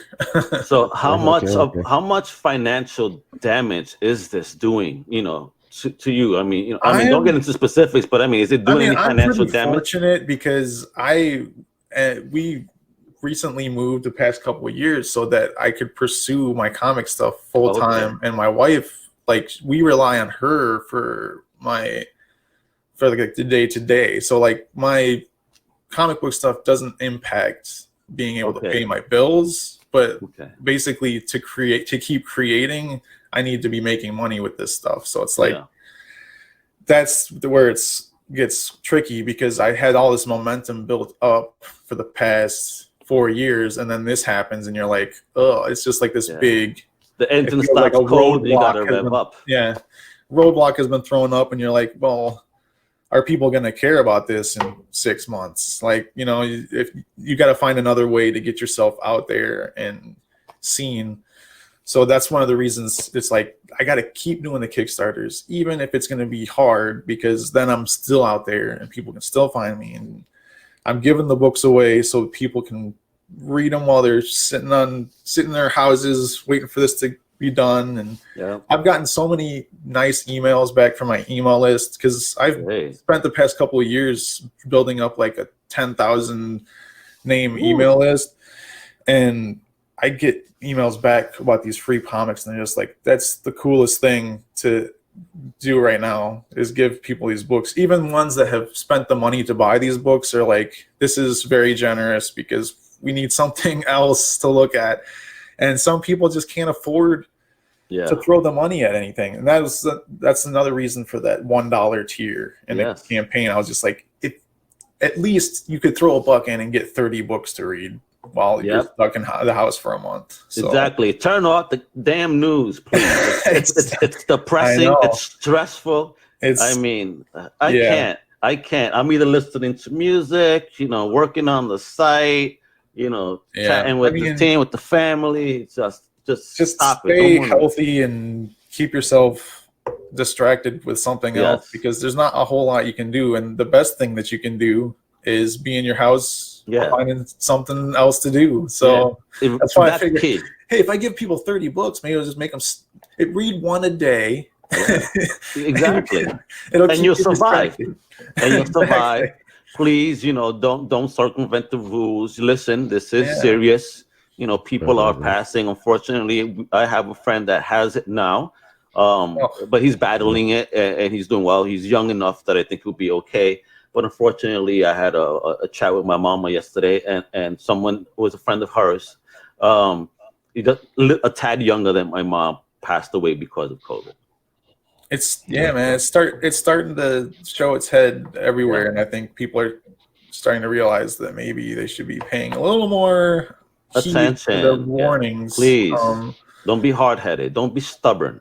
Well, and one of the other reasons I pushed for doing this the Halloween book right now is the message behind it. It's simple. It's a kid's book, but like the heart of the message of the book is not being afraid to rely on your friends in times of need or ask for help when you need it. And I think that's a pretty good message to be sending out right now.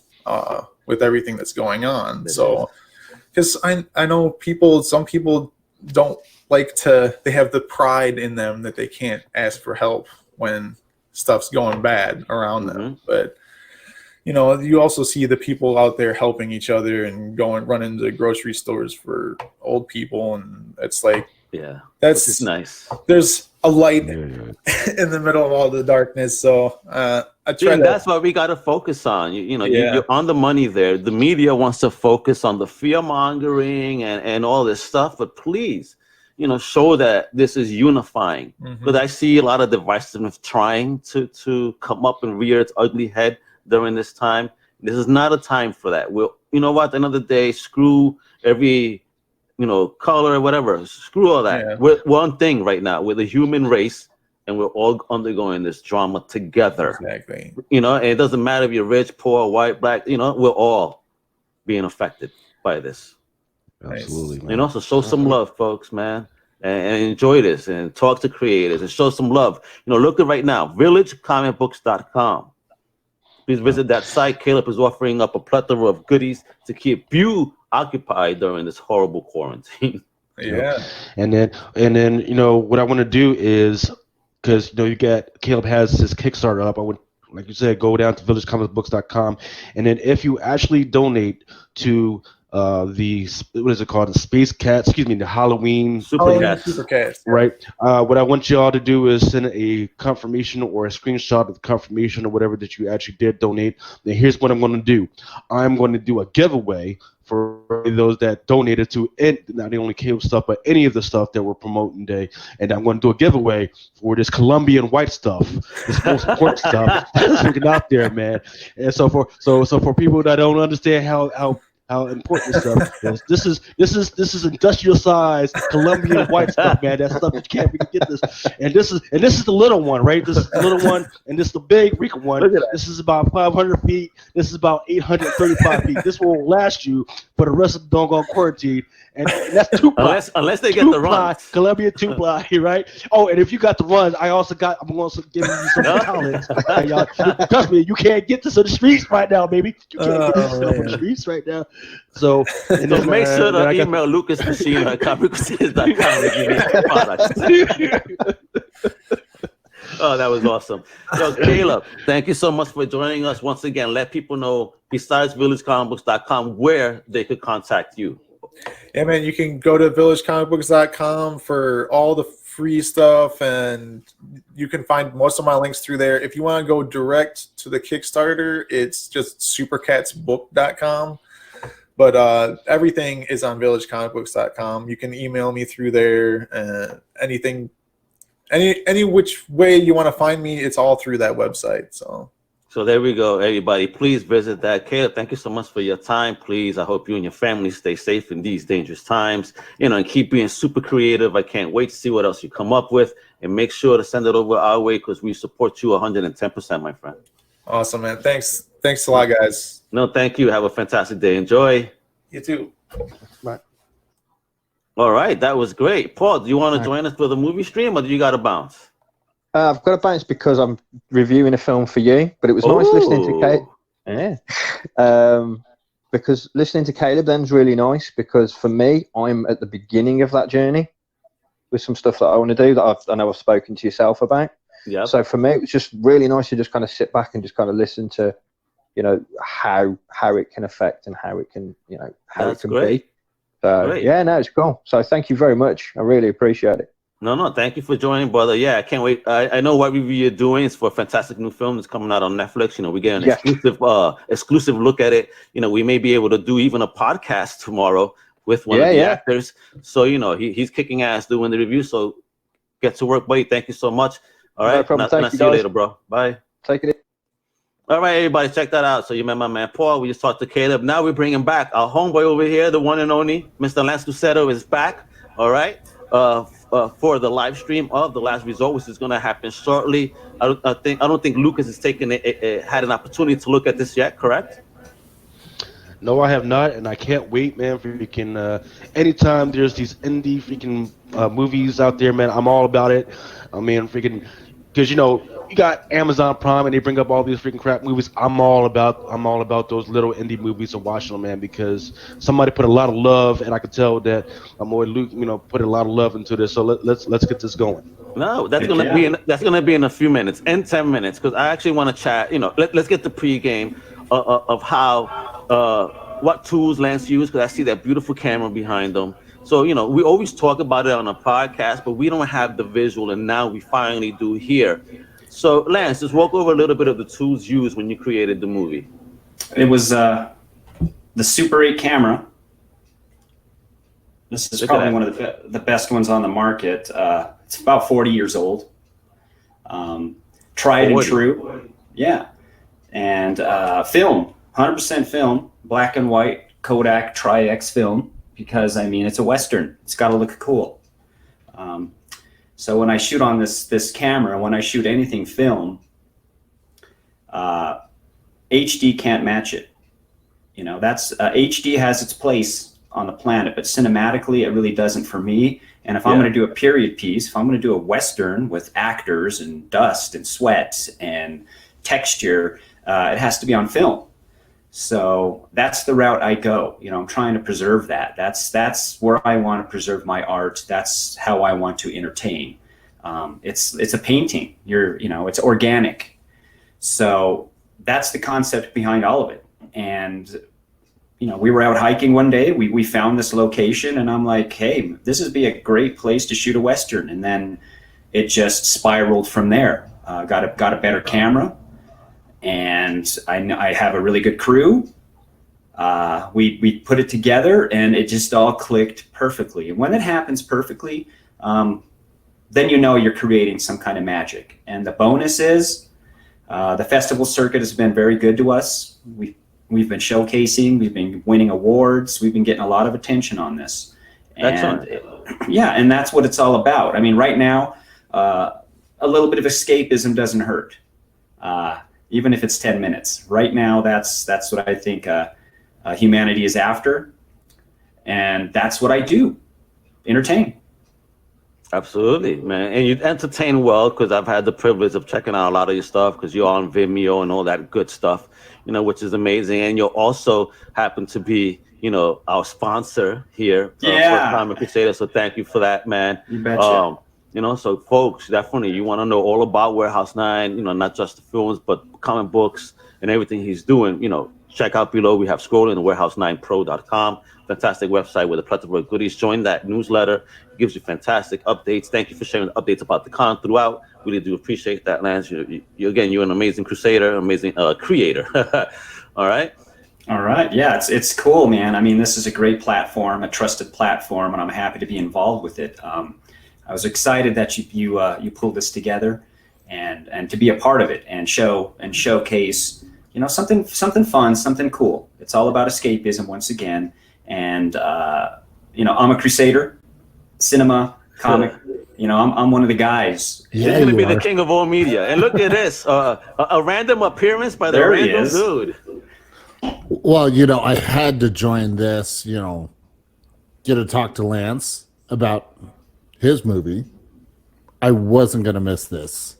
Awesome. I'm glad you're here. I'm glad anybody who's going to watch it. This is quite a special event. I wanted to showcase this and just show the world, what film is still capable of. It's fun stuff. Yeah. You're on the money about film. I've actually got a independent film creator out here in Orlando found me through Alignable, and he reminded me so much of you. He is about film. And that look, that's cinematic look that you're talking. I can't wait to have him on one day. I really want you to join me, because if you guys talk shop, that's going to be one hell of a podcast. Yeah, I'll do it. That's primarily, we all geek on something, and that's my geek. You know what I mean? When it comes to the movie and film stuff, that's what I do. I live and breathe it. You know what? I can't wait no more. We got to get into this so we can start talking about it. Awesome. So let's let it fly, man. This is cool. All right, we're gonna share this. I'm excited for this. Oh man, it's coming, folks. It's coming. All right, I'm ready. All right. So before I hit play, anything you want to say, Lance? This is it. This is a really cool little Western, a great crew, a great look, great sound. Let's make sure all our mics are muted, because man, I put a lot into this sound. Let it fly. I'm not dying, I promise.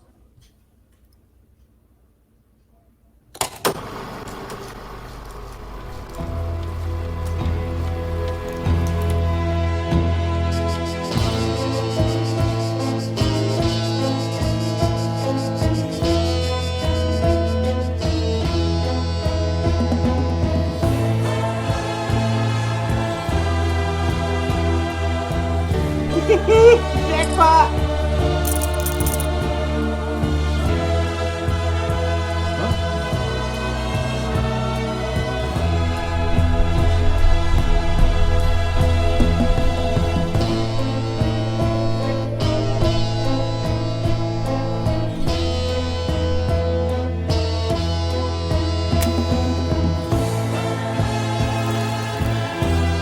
Who are you? This is not your house.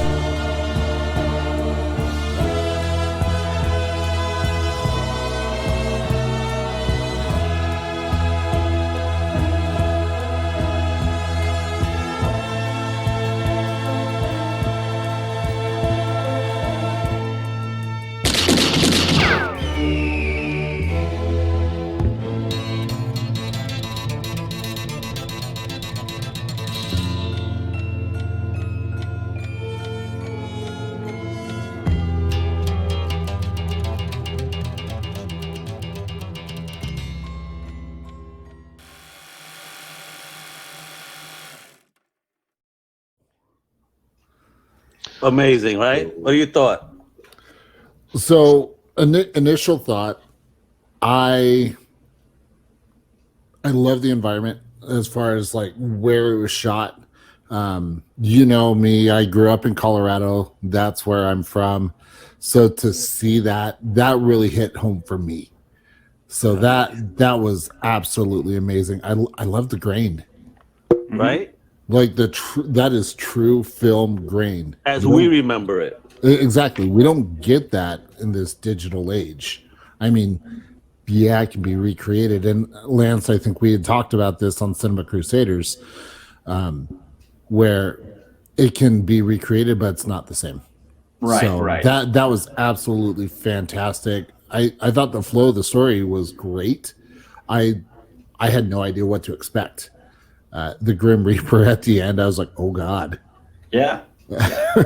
so subtle, but yet very powerful at the same time. Thank you very much. It was fun to do. I mean, it's Westerns are sexy, especially in the West. Well, next time you film one, I will drive out to Colorado. I volunteer as tribute to die in one of your films. Lucas. Hey, I can arrange that. So back it up. It's not just a Western. It's a spaghetti Western, right? So, and I'm very glad in the subtitles you alluded to that. Hey, that art of doing those spaghetti Westerns, which was made famous in like Italy and Spain because they used to copy off of the American style and they put their own little spin into it and their own little drama into it, man. Freaking right? You know, like because everybody knows the Django movie, right? Then people don't realize there's 30 other versions of the Django, and some of those versions that I have seen was in here with the love and everything. You talked about the grainy version. I'm talking about the Quentin Tarantino graininess, right? Where you let the imperfections flow, because that's just real life, man. The talking in the background of those two crazy heads, man. That's freaking. That's basic Quentin Tarantino. That's fucking basic freaking spaghetti Western. That stuff is freaking awesome, man. The only thing, and I'm gonna be real, the only thing that I don't like is the whole woods, because woods freak me out. That's just me. I mean, I'm not going in the woods. I don't like looking at it, man. I see freaking trees and everything, and I don't see anything on the other side of the trees. I'm turning right back around the other freaking way, which is and which is contradictory to the fact that I live out in a rural area, man. But yeah, I mean, it is really good. The one main character, that's very good, bad, and the ugly. I forget the name of the actor right now because I'm a little sloshed right now. Is it Clint? Is it Lee? It was Clem. Clint? Clem was, Vincent Nolan did a great job as Clem, the big heavy. And inspiration was Lee Van Cleef. You nailed it. Good, the bad, and the ugly. Even right down to the jacket, we were able to find a really cool corduroy Western jacket at the thrift store. All right. So that's where you go shopping for the costumes, thrift shops at the spot? For this Western, it was a mix. Laurel Manfield, the actual bounty killer was designed. So the poncho, the chaps, the belt, the boots and shirts we got from thrift stores. Hats were from costume shops, and it all came together. The idea of spaghetti Western, but because spaghetti Westerns, yes, they did take cues from your John Fords and what have you that were shot in America. I wanted to do a spaghetti Western feel, but American style, in America, in the real West. Which I think puts a different spin on it. I wanted that 310 to Yuma black and white look, and of course having the bounty killer, who basically is a ghost, a subcontractor for death, looking pristine. Yeah. Versus the other actors who were barefoot and dirty and sweaty.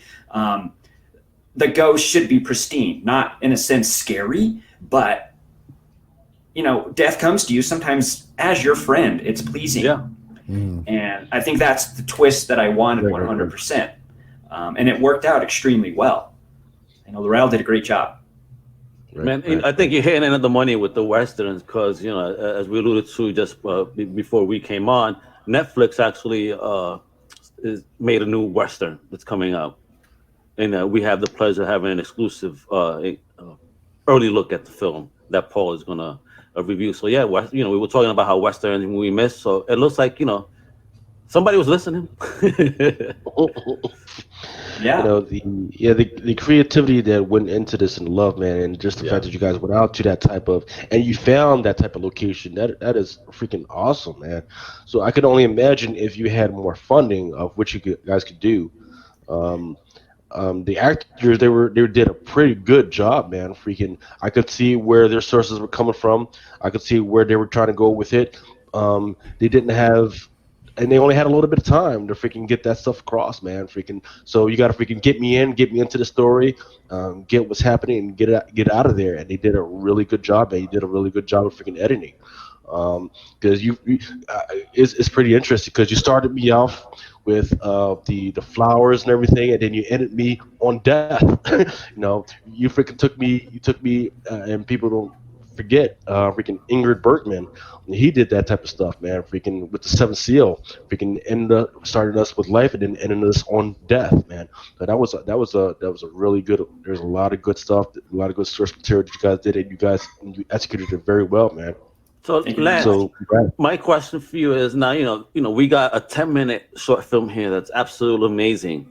Do you foresee yourself doing a full-length feature of this same, you know, with these, you know, main set of characters? I would say, yeah, it's on the docket.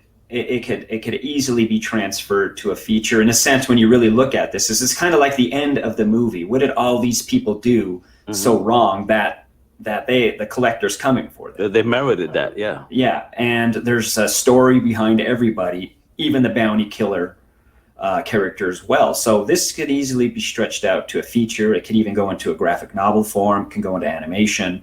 So this is an idea of, look, I'm showcasing this, and as Lucas said, you know, with proper funding, backing, I could do much more entertainment-wise. You know, it's a showpiece, and that's what it's designed for. It gets people's attention, it sucks them in, and then, you know, you waylay them in the end. It's like, well, I don't expect this, you know. That's storytelling to me. I like to be commercial without being typical. Sure, I want everybody to see it, but story-wise, let's do something different. Let's do something fun. And going back to the actors, I think one of the most important things is casting people that are appropriate. Yeah. Not casting your friends or people your age. Mm-hmm. So, you know, everybody in the film, the age range goes pretty far, and it's that maturity, and it's these faces that are landscapes. That's what I'm about. It's art. I want to be able to freeze those frames and go, that's a painting. It worked out extremely well. I'm very proud of this, and it's been getting a lot of really decent attention. Because I just think it's honest, it's pure, you know. And that's what's missed in cinema nowadays. That pureness, you know what I mean. You took something that was known, but you know, with your little twists, you made it fun. And that fade out. I remember that David Nemesis had mentioned that when we did the private screening a week or two back, where that fade, and you told me that's from the camera itself. Because I love that fade out. How do you do that? Please explain. Well, the camera itself has a lap dissolve design inside of it. Okay. So I did the dissolves all in camera on location. Wow. So you hit a button, it rewinds the film 10 seconds, and it double exposes it to give you that really creepy. You see how like a cloud comes over the image, and then it fades up. That's all old school technology. That's chemical process. There's one digital fade, and that's with the flower, because the flower was moving too much, and the digital, the lap dissolve didn't work too well. So that's the only digital dissolve in the entire movie. And even the black in the credits, beginning and end, is 16 millimeter black, because digital black does not match with film black. You will see it pop in and out. It's muddy. It's grayish. So, and you see that mistake a lot in a lot of big time productions. You know, you see that muddiness, and I avoided it completely by using film 100% and not doing any fade ins and fade outs, fade to black and fade out from blacks, because you would see that little click, and then the grain structure would go away. So I stuck with straight cuts and internal camera dissolves, lap dissolves, to keep it once again as pure as possible. Well, you sure hit the mark on that, because that was fantastic. Thank you very much. Wasn't it? Fun. Highly skilled. So, we have 3 minutes left before our next guest come on. So, Lance, let people know where they could first find, your products and where they could check out, some of the videos you got. Well, warehouse9pro.com is where I hang my hat. Comics Crusaders. I do a lot of advertising through them. I do a lot of columns, podcasts. That's basically encompasses the world right there. You can go to warehouse9pro.com, check out the Vimeo page, see what trailers and films are available.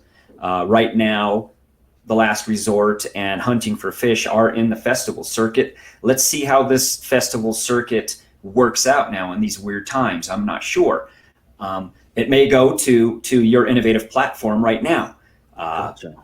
The Last Resort's was been accepted to Philadelphia Independent Film Festival.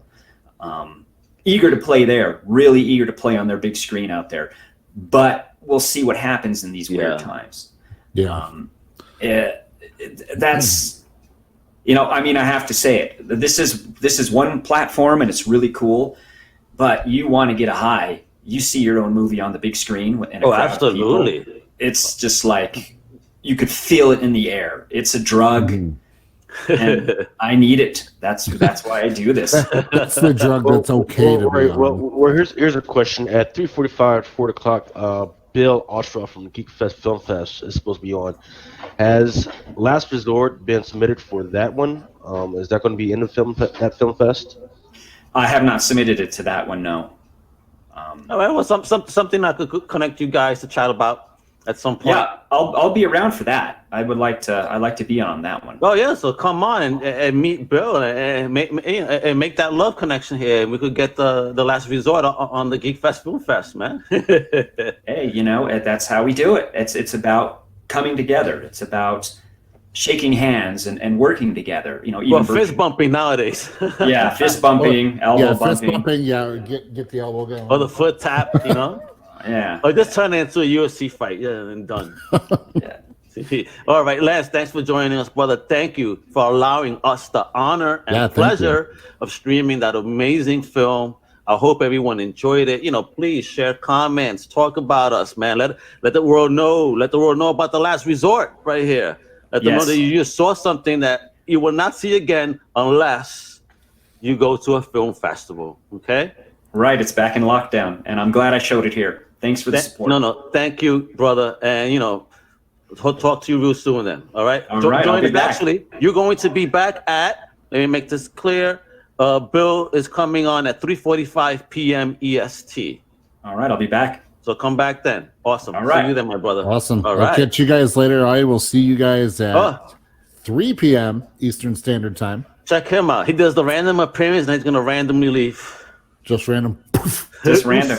All right, brother. Thank you, guys. I'll see you later. Take it easy, guys. All right. And that was awesome and informative. I had a great time. Awesome. That was a great watch. I'm glad I got up this early in the morning to see that. No, thank you. Thank you for, fighting the struggle of a hangover, bro.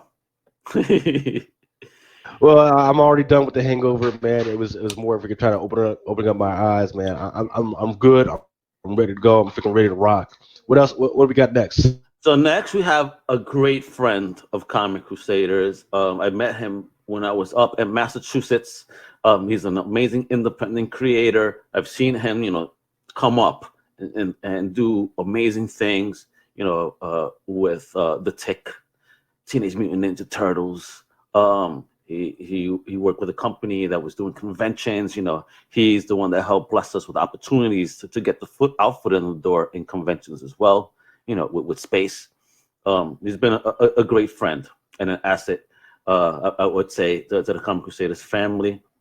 And I'm just going to go ahead and bring him in as he's there just fiddling with stuff. The one and only Mr. Ian Chase Nichols. What's going on, my brother? How are you? Hey, I'm doing okay, Al. Thanks for having me. Thanks for the crazy intro.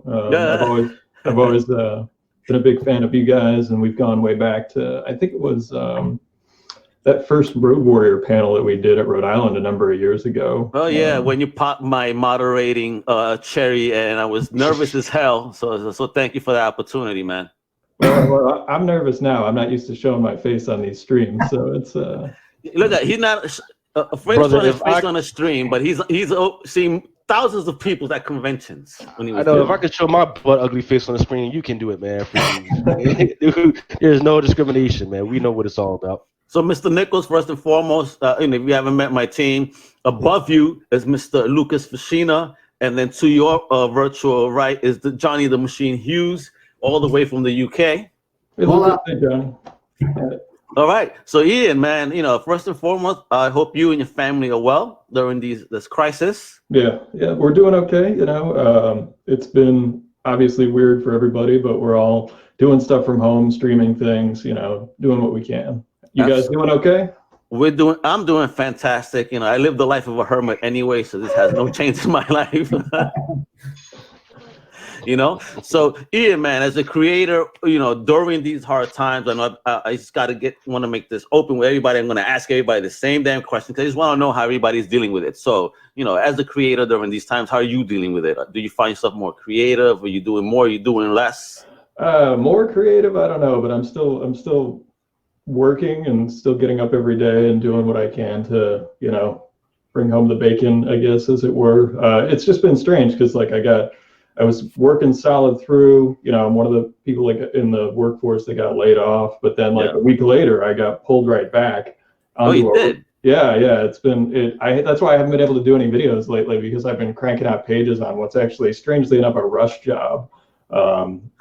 You and those rush jobs. I remember in San Diego, I ran into the poor guy and he looked stressed. I'm like, damn, I'm here. I'm having a blast. It's my first time in San Diego. Why you look so stressed? I got to redo some work, man, and I can't hang out tonight. Poor guy. I was like, shit. You're on the West Coast and you can't even hang out because of fussiness. Yeah, I had to go back to my Airbnb and work from, the show starts early in the morning for the creators and the people setting up. So you get there, you got to get up at, 6, 7 o'clock, get down to the convention center by 8, and you're there till, 8 p.m. And then at night I was going back, working till 2, 3 in the morning, getting up and doing it again. So that was kind of my San Diego last year. Right. That's also the life of a hermit there. So what have you been working on lately, man? Because I know you've been doing great stuff with the tech, and I've seen you do some awesome TMNT with IDW and whatnot. So, what do we got going right now? Right now I'm, like I said, doing that rush job, and it's another gig for the Boston Red Sox. They did, they posted a couple of books that we did for them last season, and they're doing another one. They haven't announced what it is yet, but I can't say the title or anything. Okay. But that's, what I'm doing. We're talking about doing more tick stuff. Obviously with the conventions on hold, they do a lot of convention specials, and that's kind of been where I've done a bulk of my work lately. Even like the free comic book day issue that I did that was going to be out, obviously the Saturday coming up in May, that's all been postponed. And I don't know if you guys have heard. Have you heard anything about that being rescheduled? I haven't heard anything being rescheduled. The only thing that I've heard of a reschedule on is MegaCon that moved from what would have been next weekend all the way to June now. Oh, okay. WonderCon, I think that's canceled indefinitely, I believe. I don't think that got rescheduled. Or because if they reschedule it in June next month, you already have San Diego. I mean, that's overwhelming to do 2 big shows back to back within a month's time. I think that's too much for Reed Pop to handle. That's a lot. That really is a lot.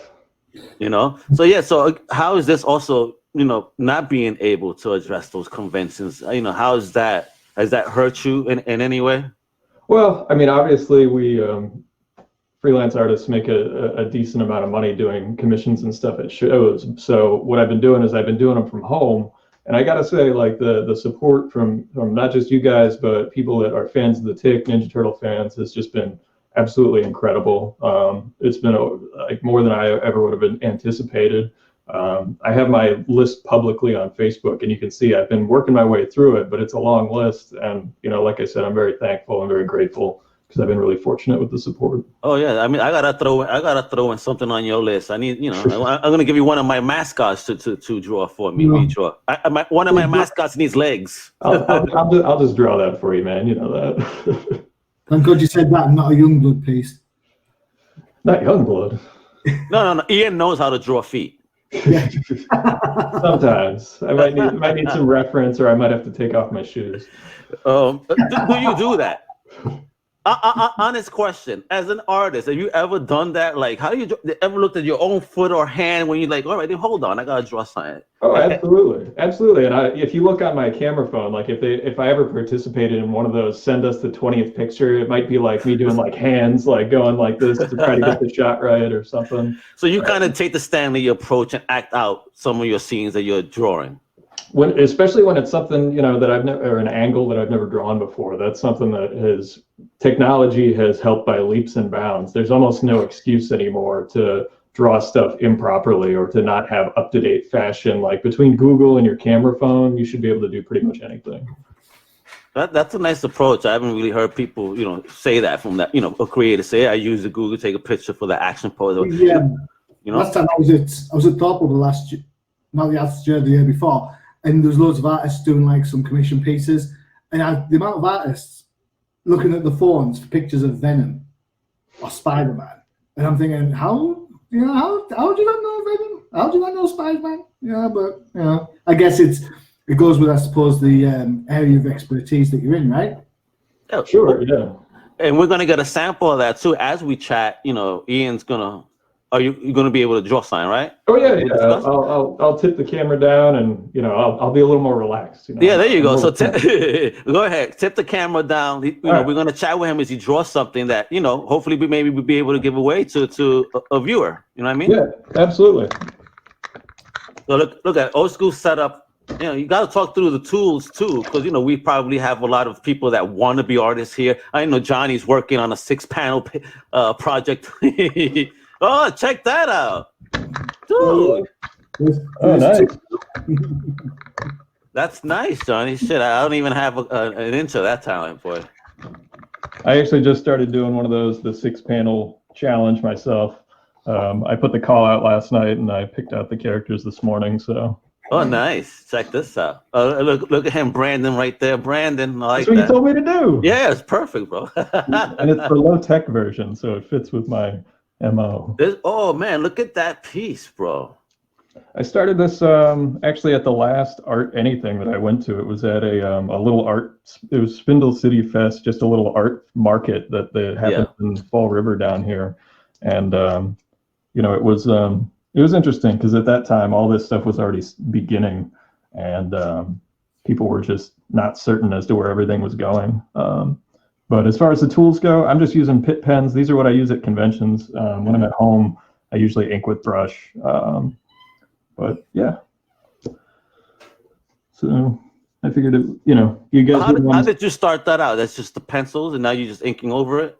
Yeah, I started actually with the blue pencils that I use. It's just a blue 0.5 millimeter lead that I load into a regular mechanical pencil. I tighten it up a little bit with regular pencil, and then it's not too tight because I'm inking it myself. And with the Ninja Turtles, there's a lot of room for play as far as the exaggerating the anatomy and stuff. So, see, and you mentioned specifically 0.5 blue. Is that a preferred size? It is, yeah. The 0.7 for me when doing like smaller sketches, this is only 5x7. The larger lead to me is just a little chunky. It works great for pages and for larger stuff, but for smaller things, I tend to use the smaller stuff. Now, how long does it take to lay out something like this initially? The layout was probably like a half hour to get the pencils and stuff down. Obviously, the inking and the ink wash will take longer, but it's stuff like this is fun because it's relaxing and I don't have as much pressure as working on pages, because in this it's just one image and it doesn't have to work with all the other images on the page. You just have to have your composition work just for this.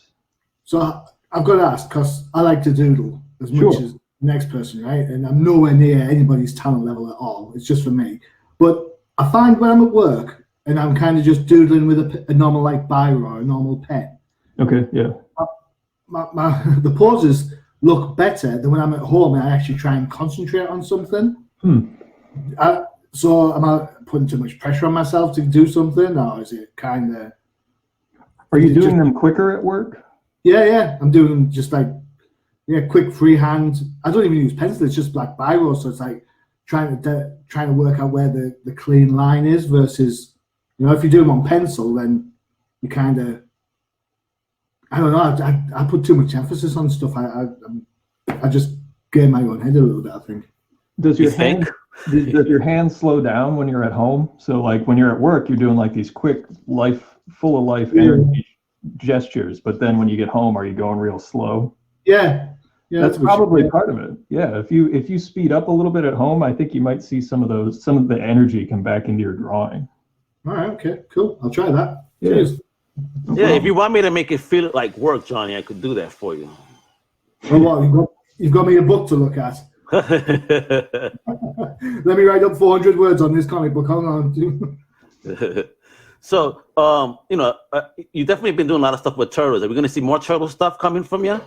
I honestly don't know, because like IDW has everything on hold, and they even just announced that they put the Turtles series on hold during this whole thing. So like I don't have any answers with IDW. The only folks that I talk to still on like a daily basis is with New England Comics for the Tick stuff. Like that's still been like the primary licensed character that I have anything any fires in the kitchen, so to speak. And I've been doing commissions for that stuff, and we're myself and the writer Jeff McClellan have been pitching the idea of like an online strip for a while, just try to get that going. Yes. And that's and it's tough. NEC is like an old school. They were there during the black and white boom of the 80s. Like they were there from the independent onset of when Ninja Turtles was around and everything else. So they are very like print centric because that's what they like and that's what they like to do. So we're trying to see if they'll branch out a little bit. Trying to modernize them just a tad. Just get them to branch out, because I think people would really enjoy reading new Tick stuff while they're sitting at home. Yes, they will. I mean, listen, the Amazon show that came up was pretty cool, and a lot of people took to it and enjoyed it. I mean, so there is a market for the Tick out there. So I would love to see updated stories. I mean, the way you draw them, it's killer, bro. Oh, thanks, man. He's a lot of fun to draw because you can just be as ridiculous as you want. Would you say he's your favorite character to draw of all, or do you have someone that you enjoy drawing a lot other than Tick? Out of all of the characters that I've worked on, I enjoy drawing him quite a bit. So, just because it's for a few reasons. Like, I've actually worked on him enough to where I think I have like my version of the Tick down for the most part. Nice. With the Ninja Turtles, I still kind of fight it because my version's kind of like a cross between the 2003 animated show and like the old school comic book cartoon stuff. And I love that look. It looks much more traditional because, lately, if you watch the new cartoon, for example, I know Lucas is a big animation fan. The new Ninja Turtle, they're too humanoid for me to enjoy. That's interesting. Too humanoid. I want them to look more like this old school look, the turtle. Yeah. Well, I'll tell you what. So Ian Nichols on his page, he has a cover that they did for the Teenage Mutant Ninja Turtles with Jenica. That's the newest female turtle that's on there. It is freaking awesome. Oh, thanks, man. So y'all need to freaking go check that out. Yeah, I mean, strangely enough, I did the Rhode Island variant cover of her first appearance, which was on like a Hot 10 list for a little while, just because it was rare, and she became like kind of this thing for a little while. And it was weird because like when I did that cover, she wasn't the main selling point when we were doing it. That was the return of Donatello portion of the storyline. So like it was him coming back, there were new villains, and she just kind of happened to be in the book. And it was to the point where they didn't even have like reference for all the characters, when I had to do this cover, because sometimes when they do exclusive covers, they need them so fast and they need them so far in advance that it's tough to get everything, in line, because they're putting together the full book and all these variant covers and stuff. And, it's a big process to get, one of those issues with like, you guys know, they put out like 6-7 covers on some of these books. Oh, right. Lucas. Yeah. I was getting ready just to get to that, man. Hey, when you get that type of stuff, freaking let me know, right? Let me know. And I would definitely freaking love to put that on freaking Comic Crusaders, whether it's a secret or not. We can just for us to be ready, because like you said, the big selling point was supposed to be the whole Donatello thing. But when that book came out, Oh my goodness. Oh my goodness. I mean, we're talking about there's books out there that are 100, 150 freaking bucks right now, especially some of those convention centers. I mean, those convention center variants, man. That thing blew up so quick, so fast. I don't know if the price is going to stay the same with everything that's going on, but yes, that character is the thing right now. That's what everybody is paying attention to. What's going on with that character? We don't know when they're going to bring Jenica into any of the live animation or any of the animation freaking cartoons. You know it's coming, probably next season. Yeah, hopefully it is, man. And freaking, I know there are a whole bunch of brothers that are out there freaking holding on for dear life to their freaking comic books that they're just waiting for when she when she finally comes to fruition. The problem that a lot of people are staying back from is the fact that she's not the first female Ninja Turtle. Right? There was another Ninja Turtle that was out there, but this is the one that they've actually promoted and pushed, and that's out there right now. So we'll see what's going on with her. But no, freaking, when it comes to the art that they've been doing for Jenica so far, it's freaking awesome. Like, once again, you can go to iannichols.com and see what he did for her. It's a freaking awesome pose for her. You got very detailed on her. It's not just a pose too, because if you look, it connects to a different book altogether as a cover. Yeah, it does. I have that Turtles cover, and I do have actually copies of like the 51 cover for sale on my site too. Oh, you too? Oh. Yeah, I still have it's funny, like the weekend before, like, she really blew up, I was at a show in New Hampshire. I had no idea. So I still had those books on my table for like $10, $15. And the funny thing is not a single one sold. and then it blows up, and I get people calling me like, hey, you got any more of those $10 covers? But yeah, the 98 cover, the Jenica TMNT 98 cover, actually connects with the New York Comic-Con ticket exclusive. So yeah, it looks dope, dude. I love it. You actually have them facing off. I can see if I have it right here. Actually, let me do I could do a quick screen share. Let me do that. I'm going to share my screen because I just brought up the image. So here, people, take a look at this. It looks fantastic. Check this out.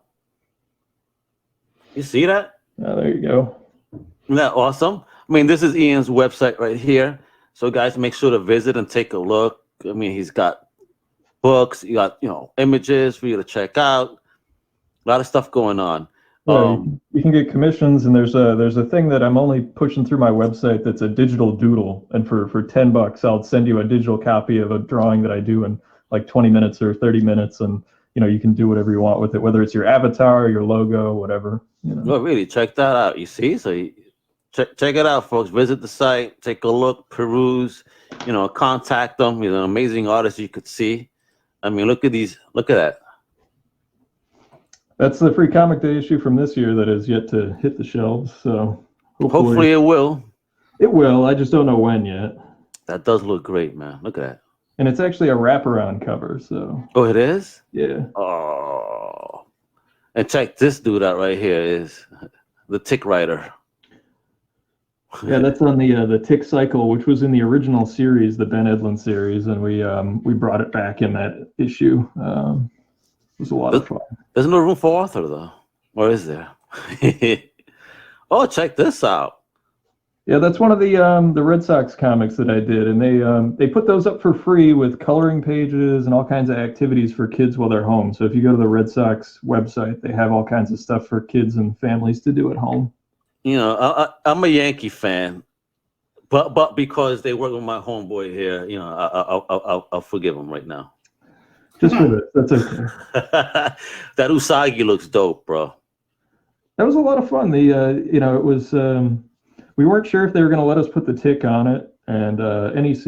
It was an exclusive cover that they wanted to do. Yeah. And they contacted Stan Sakai, the gentleman who created Usagi, and he was like, he was very okay with us doing it, and I got to see him at San Diego, and I showed him the cover, and he. We took a picture, and he said it was, it looked great, and he was super nice. And this one that you did here as well, the New England Comics exclusive for the Batman and TMNT adventures. Yes, Fire. my one my one DC Comics credit is that cover where I, and it was funny. NEC was like, "Hey, can you cram like every villain possible in this?" So I was like, I guess. I don't know. It's a very busy cover, but I can at least say that I got to draw the Penguin and Joker and all these. Oh yeah, I love that you use the a traditional Harley. Your Catwoman over there looks cool. I love it. Well, the secret thing on that cover is, and they never gave me any guff for it, was, I don't know if have any of you seen the Batman 66 movie? The one with Adam West? Of course. Yeah. Do you guys remember what the name of the bad guy team up was called? Yes, I do. The United Underground. Yes. Yeah. And if you look on the left-hand side on that wall, that's the same logo from the Batman. Right here. And I did kind of a reunion with a new team, and that was the idea. And cool. I thought it was just a fun way to sneak a nod in. And you did a G.I. Joe cover too, bro. Look at Snake Eyes, bro. What? And Storm Shadow back there. Yeah, that was another rush one because it was going to be done by like another legendary like G.I. Joe creator. I think it was Mike Zeck, and he just got too busy, and it was down to like the last weekend, and they basically said, "Can you get this done in 2 days?" And I said, "I guess I'll give it a shot." And Oh, nice, nice job. Well, because with G.I. Joe and these other characters that have like parent companies that own the rights to them, they not only have to be approved by IDW, they also have to be approved by the parent company. So like in this instance, Hasbro, yeah, gotcha. Yep. So it had to go from me. I was actually sketching that cover while I was on the phone with them, and it had to go from me to IDW to actually me to Altered Reality, and Steve had to sign off on it. Then it went to IDW, then it went to Hasbro, and then it came back to me. And it had to all had to happen in a day so that I could have at least 1 day to pencil ink and color the whole thing. And is that your preferred Cobra Commander, the hooded one? That was the one they asked for. Oh, okay. I don't know if it's my preferred one. I also like the. Do you have a preferred helmet? Yeah, I like that's the one I bubble love. helmet one. Yeah, that's Cobra Commander right there, for real. Man, great covers, bro. Great work on Tick, non-stop. Look at this. So just for context, that cover, that G.I. Joe cover that you just showed, that might be Mr. Nichols's highest rated one, and I'm talking about that it is worth $50 to $100 depending on how good. You hear this, bro? And which is hell yeah, you can send me send me one, man. I'm all about that, man. It is a great freaking cover. It is. So there's that cover. That's a great cover. The other cover that I was just talking about, the Jenica cover, that was another. You said that was another Rhode Island freaking variant. That one was a 1 to 500. Right? People weren't, I guess, like you said, people weren't crazy for it, but they don't realize how rare that variant is. So hopefully, talking about it will get people, because that was from Teenage Mutant Ninja Turtles number 98. That was her first appearance. So once they freaking put out her in an animation or whatever, people want to be hungry for those first appearances again. So people should try and grab all the copies they can, man. So that and that G.I. Joe, man, that G.I. Joe's a freaking great cover, great nostalgia cover, man. I love that one. It is, and look what he's doing here, though. As we've been talking, he's been inking away, boy. Gotta keep working, man. That's what I do. So, is there a preferred turtle? Is there a particular character in the Turtles universe? Let me say I've always been a Leo fan as far as the four brothers go. Gotcha. Any reasons why? I don't know. I mean, I guess when I was a kid, I was like, he's got the cool swords. He's the leader. I just thought he was cool. So what else? Oh, sorry. Go ahead, Johnny. Oh, cheers. So when you hear how much a cover is going, or a comic you've worked on is going for in the speculative market, how does that translate for you? Is it from a success point of view? Because I imagine it's like you get paid per hire. So you do the book, there you go, there's your check. You don't get any of the residuals thereafter of after sales, which is what back issues generally are. So do you manage to parlay that into like better deals in the future? I when it comes to like me pricing stuff out, is that what you're asking about? Or if like, like Lucas was saying, like a certain book is worth $50 right now in the speculative market, that you don't see any of that because you got paid for the gig. And then do you manage to parlay that success for like your next artistic gig? So you turn around and say, well, look, I can do your cover, but my page rate is normally this, but my last cover I went for like crazy, driving up interest in the book, so therefore I should get more at the front end. Well, with publishers and stuff, I'm not exactly a named creator by any stretch of the imagination. So like I don't really have a lot of pull as far as page rates go, and especially with exclusive covers, most companies have a flat rate depending on how many copies are ordered. So let's say they ordered 500, I may only get $150, $250 for a cover like that. And what I do try to do when it shows up on one of those lists is just promote that it was on those lists, try to get a commission or two out of it. But I also try to keep my commissions affordable, or at least have versions of them affordable for all ages of creators, because when I got into collecting artwork, I was in high school, and I didn't have a ton of money. So like whether it was my friend Daryl Banks or an artist like Joe St Pierre, who's going to be on later, they have options that are available, whether it's a remark or something like that, for anywhere from $20 to $30, and that was the kind of stuff that got me into collecting artwork. And I think I think you guys have talked about it with every guest so far. Getting that younger generation involved is super important. Mm-hmm. Good call. Yeah, Mr. Nichols has been quite humble, man, because he is a known artist. They comic book speculation, they do have an eye on him, but it's a tough list to break into, because we're talking about the big list is the Delatos, the Adam Hughes, the Matinas, the Lucio Varellos. Those are like the big 5, big 6, or whatever. So every once in a while, when Mr. Ian Nichols freaking breaks in and makes some freaking good art, they're going to be paying attention to the ratio, paying attention to how many books are out there. But what I think that's going to need to happen. I mean, one of the things that's interesting about, like you mentioned with like these websites and the secondary market is there's sometimes that I don't even see, the articles or anything, or they won't, there was the one about the 51 variant that was on like a hot 10 list, and they had it credited to the wrong artist. So somebody sent me this article, and I just sent them like, hey, I'm actually the guy that drew that. And I never got a response, and I don't even know if they ever updated the article. And I even felt weird having to correct them. So, it's do you prefer doing pencils, or do you prefer doing inks, or do you prefer having an inker on top of your pencils? How's it work for you? I've only ever worked with an inker a handful of times. One of the reasons that I'm generally considered hireable is because I can do the whole thing.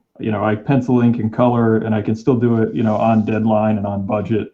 And, the few times I have worked with inkers, it's been interesting because they make decisions that maybe I wouldn't make. And sometimes it's for the better, because I don't say I have all the inking or penciling answers by any stretch of the imagination, especially when you get paired up with like a veteran that's been, doing comic art for a long time. It's always interesting to see those decisions that they make. I guess it's different for when, because you get so like attached to the art, right? So it's and there's plenty of times where I ruin my own artwork. So. Yeah, you get like so focused on the piece that you kind of and then an inker comes along and then sort of like does little bits. It's the same for, I guess, for any creative endeavor. When I write my reviews for Comic Crusaders, once they're done, I always read them to my wife, because reading out aloud is different to reading when I'm looking at a screen. It's a different skill set, and that way I pick up words. Yeah. If I've used the same phrase over, or if I've used the same word over, or I've started every sentence. So this means that. So you kind of, you need that kind of, I guess, backwash a little bit, just to kind of like keep you sane a little bit, maybe. Yeah. And I try to send my stuff to, just like you have your wife read, your reviews out loud. Whether it's Joe St Pierre or Craig Rousseau or one of my other buddies that is also an artist, I'll send stuff to them and ask them, hey, does this work? Is there a way to make this pose more dynamic? There's certain people that have different specialties and they know more about it than, I could spend my entire life studying, running poses. But when you have a person who has done, impulse for 6 years at DC, you know, he's studied pretty much all of the poses. So I can send it to him, and he's like, no, that's terrible. So you keep talking about legends, man. I have a legend in queue. So while you're drawing here, it's his time too. So you know, I want to bring him in. So we call chat then. Why not? Hey everybody, check out who I have on screen joining us right now. Ian keeps mentioning this amazing comic book legend. Everything went very silent all of a sudden. Is the great Joe. Can you guys hear me? I could hear you. You heard Ian. That's Ian, right? Hey, Joe. Hello. There we go. So yeah, we're bringing you in because Ian, you know, he keeps talking about, you know, working with industry legends and whatnot. I hear Ian, and that's it. Is anyone else talking? Yes. Yeah, we're here. God bless 2020 technology. I guess I can just talk to you, Joe, if you want to. Yeah, it's just we'll just have our usual little chats. But no, it can't be. So who's here? Can you all sign in? I can see your screen. I see Al. You should hear me. You should hear me. Don't hear Al. Strange. Can you hear me? I see the machine. That's me. I see the machine. First time I've ever laid eyes on the machine. Yeah, you caught him shaved. So, Johnny, you hear me, right? And I can barely hear the machine. Yeah, breaking up. I can hear you, Al. Huh? I can hear you, Al. And I could hear Joe. I can't hear Al. Lucas. Can you hear me, Al? I could hear everybody. I could hear everybody. So Joe, pick up your volume, dude. I don't hear Al. So the Joe show has begun. I'll take over. If you have any questions, feel free to just, text them in. I think it's a volume issue. Ian, are you still there? Hey, what's up, dude? Ian, tell him to pick up his volume. He said, Al's telling me to tell you to turn up your volume. Turn up my volume? That's what he's telling me. Okay. You hear us now? Up 3/4 of the way. Nothing? And on my phone, yep. It's all the way up. That sucks. I'm not happy right now. So, Joe, how are you holding up? Oh, we're doing good. I mean, for me, nothing's really changed, frankly. I work at home. I have a little studio in my apartment that's where all the work gets done. So it's just another day at the office, so to speak. I'm sure you have a similar kind of experience, right? Not too dissimilar, you know. It's just been it's interesting, you know, watching the world happen. But I'm glad to hear you're doing well. Everything good with the family? Yeah, everybody's cool. My dad's got a cold. He was tested recently for the COVID-19. We're waiting on the results. But he's had a cold for so long. He's about 80. How old is my dad now? 83? My dad's 83 years old. So he's had a cold for a while, even before we heard of the COVID scare. So he seems to be recovering from that, but his doctor said just to be safe to get a test. So hopefully everything will work out. My father's pretty indestructible. So Ian, just relay for him to maybe tune in on YouTube. I'm not too worried about on another channel, so he could. Thank you for asking. How about you? How's your family doing? Camille's good. I'm doing all right. You know, just trying to stay productive and keep doing work. I wound up getting, you know, even during all this, like a rush gig. So I've been getting up early and cranking out pages all day. So it's nice to pop in and hang out with these guys and you for a little bit. That's very cool. I wish Comic Crusaders rule. Give me the signal. Can you guys hear me? Yay! Somebody. They can hear me, but I can't hear them. That's strange. Put it on YouTube. Maybe we should do little signs. Let's see. I saw okay on the machine. Just trying to hunker down, get some work done. I'm a little behind on the 3rd volume of Gunstone, so this is a good thing. No distractions. Just sit down at the desk and pound out some drawings. That's the goal, at least. Can you tell us what the next one will be? Yeah, we're going to the Amazon jungle in the 3rd volume. Very cool. And the one that just came out View it recently, on YouTube. came out last week. It's called Journey to the Arctic. Al, I can't read your sign. You need a nice thick marker, or I need to somehow blow up because your screen is about an inch wide. Al's telling me to view this thing. Tell you to view it on YouTube. Ian, too. Hello. He has cheap phone service. That's what it is. Could be the internet. I think I'm hindering the. Before I came on, I could hear and see everyone. Can it on you? Yeah. And before I got on live, I was in the green room or whatever they called it, and I could hear and see it. So yeah, that's so it's screens, but I can't hear anyone other than.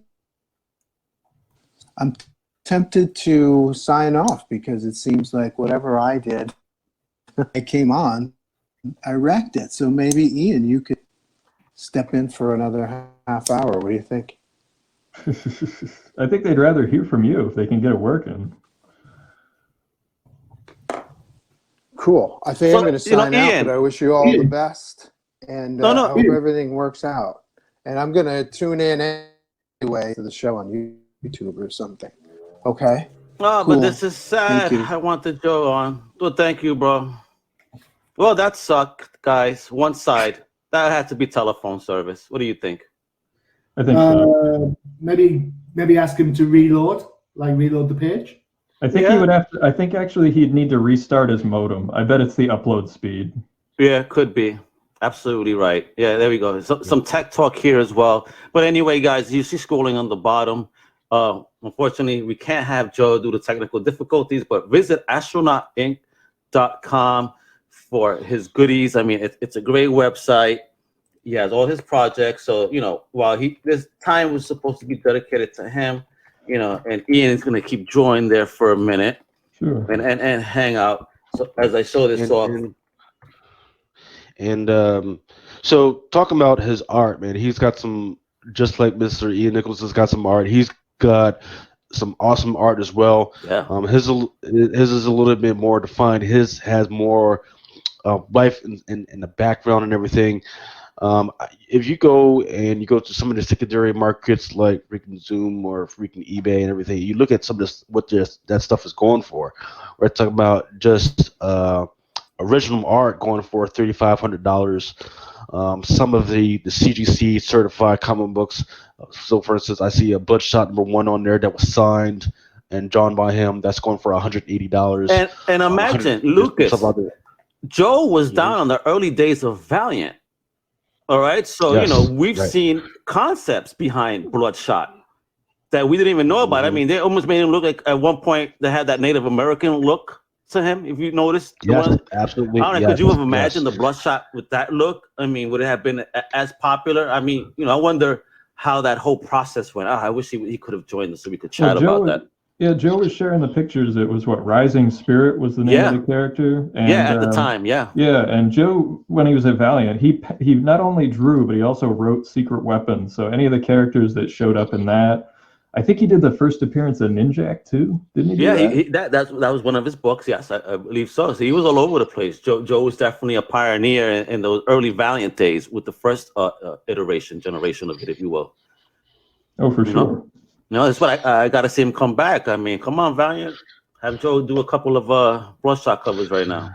Well, I'll tell you what, with that Bloodshot movie, they're going to freaking need him to freaking do something, man, because I'm not getting a lot of positive feedback from the crowd in that Bloodshot movie. I enjoyed the movie. Ian, have you had a chance to view the film? I haven't yet. I'm actually, when it comes to asking me about movies, I'm so far behind on everybody, so I would probably be the last person to... I'll check it out now that it's streaming, probably. Yeah, and I think that's going to hurt the overall bottom line for it, unfortunately. Because with the COVID hitting, just when this, new release is coming out from a different, comic publisher, it sucks, man. It was just bad timing, man. I feel bad for the film. You got that one, and then they pushed back Black Widow, right?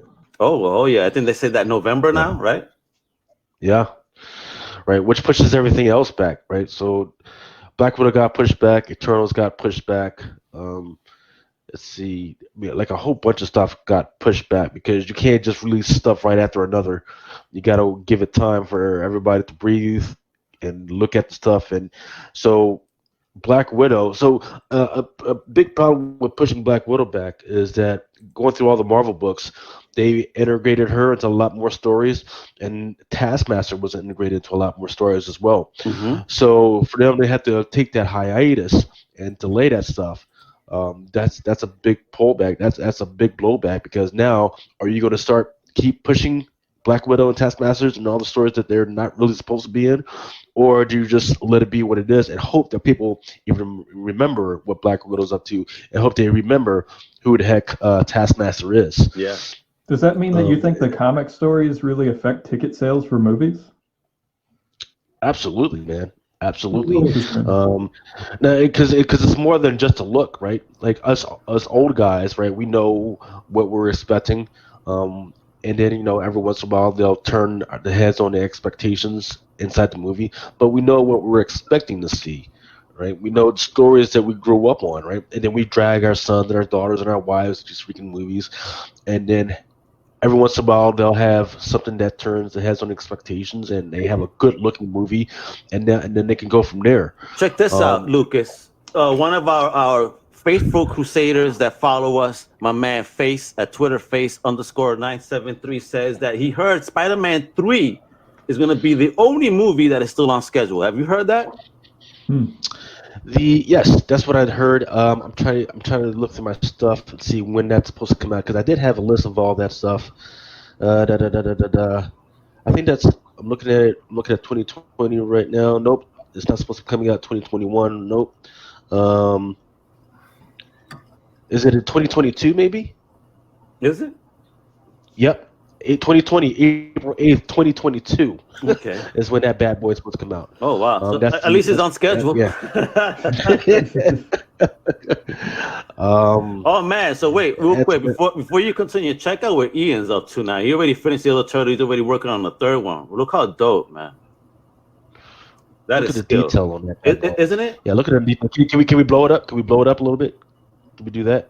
No, unfortunately, I can't. Can I just concentrate on his screen? Let's see the possibilities here. No. Well, okay. This one kind of a little bit closer on that angle. Right. Yeah, look at the detail on that, man.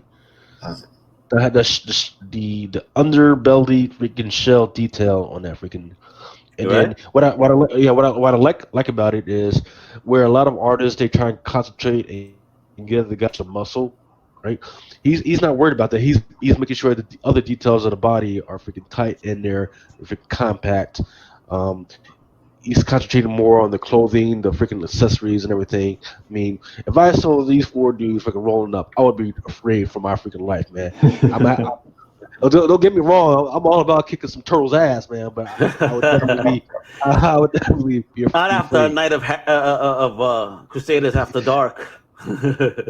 I'll be even more ready to fight after I've been drinking. Yeah, Ian, I don't know if you peruse, but we kind of could do our own drunken draw, if you will. If you join us one night for Crusaders After Dark, I would love to see how well Ian could draw under the influence. That would be a great idea.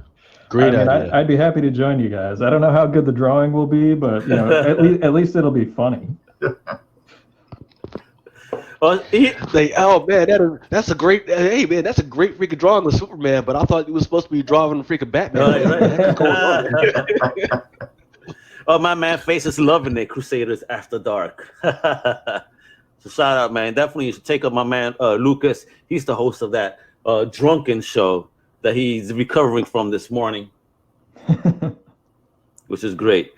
So Ian, do you have any tips for artists during this time on things maybe they should work on or concentrate on? That's probably a great opportunity to get into.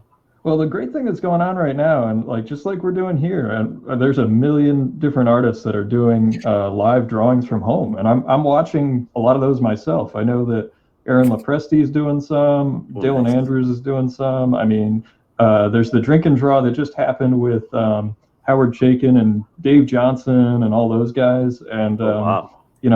I've been Dan Panosian, that Joe Quesada's on that one too. It's there's just so many fantastic artists that are now doing this that they can give you tips and learn different techniques that definitely help me. So I would think that there's some other folks that it could help as well.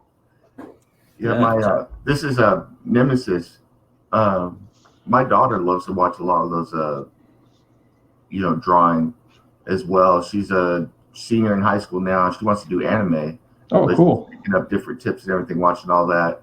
So both my daughters love watching that.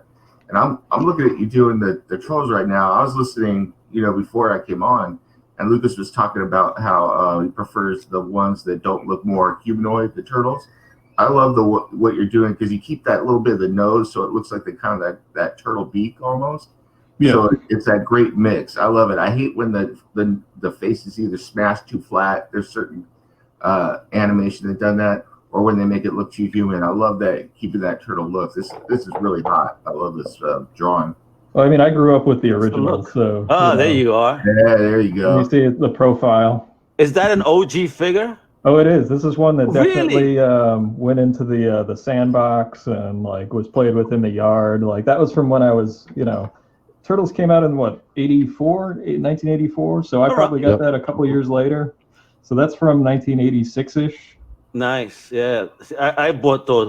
My middle brother, Turtles, Power Rangers. That's his generation, if you will. So he had all of these figures, and yeah, when he sees at conventions now what they're going for, I mean, if you have an OG, my God, but you have yours in great shape, man. None of mine are mint in box. All the weapons are missing, so they were well played with. Gotcha. Yeah, like my G.I. Joes, I actually managed to save some really in great shape, but I just realized that I may have left some of my ideal ones at Mama's basement. I hope they're still there. Yeah, man, Faces also agrees, man. The new style sucks on the TMNT look. I actually haven't seen the new show. I mean, like I said, I'm behind on all this stuff. Don't stay with the originals. Don't let it ruin what you got going here. I think they posted episodes of the original series for free on YouTube. Oh, nice. Like Hasbro put up every episode of G.I. Joe, I think. Oh, say word. Yeah, and I think they also put up Nickelodeon. I think put up the Turtle stuff. Thank you for saying that. Now I gotta peruse that because I'm looking for a specific G.I. Joe episode that I remember that was the silent episode. It was just Snake Eyes and Storm Shadow. Has anybody seen that damn episode? Do you guys know what I'm talking about? I don't remember that one. I didn't watch it. That was a pretty great episode. There was a lot of tension in it. I know what you're talking about. I don't remember all the details, but I do know what you're talking about. I remember it was silent. It was just a silent episode. I'm like, wow, there's no one's talking, but it was just an action-packed episode, and I loved it. Back in the day in the UK, I've said this before, Teenage Mutant Ninja Turtles had to have a name change. Really? Why? What they called? The Teenage Mutant Hero Turtles. Hero Turtles? Why not ninja? Because ninjas too violent. Ain't no ninjas. No. And then Michelangelo had to lose his. Did he have nunchucks at one point? Yeah, nunchucks. Yeah. Lose his nunchucks, or the BBC wouldn't show the cartoon because it was too violent for kids. What? Wow. Really? Yeah, straight up. Wow. My first wife, I always laugh because my first wife used to love the cartoon show, and I go into the comic book shop and I bought her the trade of the Eastman and Laird stories, and of course they're like the imported stuff, so that's Ninja Turtles and stuff. And she's looking at it and like, this is nowhere like the cartoon. I'm like, yeah. It isn't. So I gotta ask, as a kid, what did you and your friends think about the fact that they were taking stuff out because it was supposed to be too violent for you? Did you want the violence, or were you cool with it? Well, to be honest, when I was a kid, it was Star Wars. I'm a kid from the 70s, so Ninja Turtles, I was like, yeah, it's just a cartoon. April's kind of hot, but whatever. For Dungeons and Dragons. I always wonder about those cultural things because I remember when I was growing up and we would watch the G.I. Joe cartoon. The big thing, we loved G.I. Joe, but the big thing for us was we always were like, they're shooting all the time and nobody dies. We're like, oh, come on. Yeah, but the same. Yeah, we never had G.I. Joe over here. No, you had Action Force, right? Yeah, but we didn't get the G.I. Joe cartoon. No, you didn't? Nope. Oh, that sucks. Yeah, I was perusing the Action Force episodes that were coming up, and they're not coming up. That came out back then, the comic books. And I'm like, wow, they basically give you like quarter stories. Yeah, it's just the way it works. I mean, back then that was the UK industry. The fact that you'd buy a weekly book and would have like 3 or 4 different stories. You get 3 pages, 3 or 4 pages per book, and like so you buy like 6 issues and you get like the equivalent of one American comic book. Wow. It's 2000 AD, because I mean that's the book that kind of launched the UK comic book scene in the 70s, and then it just that anthology style was carried on through. Gotcha. Did you read any of the Marvel UK stuff? They had like the G.I. Joe UK special missions and all those crazy books. I read some of the Transformers stuff, and I really liked how the Transformers comic changed from being just US reprints. We got British artists to do it, and then you'd see like the wheels and everything on their arms and stuff. It's like they actually drew the toys rather than drew like the cartoon version of those toys. That was kind of cool. My kid brother used to read Battle Action Force, which is I suppose the British version of G.I. Joe. But me, it's always Star Wars. It's always been Star Wars and DC Comics, because back in the day, that's the only comics you could get. Oh, really? Look at that. News agents. Yeah, because Marvel had their own imprint stuff going on. They had the reprints and stuff. So now, check this out. Our man Face on Twitter is just feeding us information. He goes, if we've heard, I mean, I didn't, but apparently Disney is editing a lot of the X-Men cartoons. Yeah, I've heard removing stuff. Like apparently Logan, you don't see him smoking. This is I've seen this, and I commented in the chat this week. I think it's bang out of order. I mean, it's a cultural thing. Where does it stop? It's kind of got to think to yourself, well, if just because you're putting today's or somebody's version of today's Marvels on stuff that came out then. I mean, don't touch the stuff, man. Leave it alone. That was for the time, and people should understand that. And if you talk about Logan smoking, you've also got to think about Gambit. Yeah. Yeah, and you're going to start talking about, you don't want to see persecution, so you're not going to talk about Magneto's backstory. Well, if they take the cigarette out of John Constantine's mouth, Well,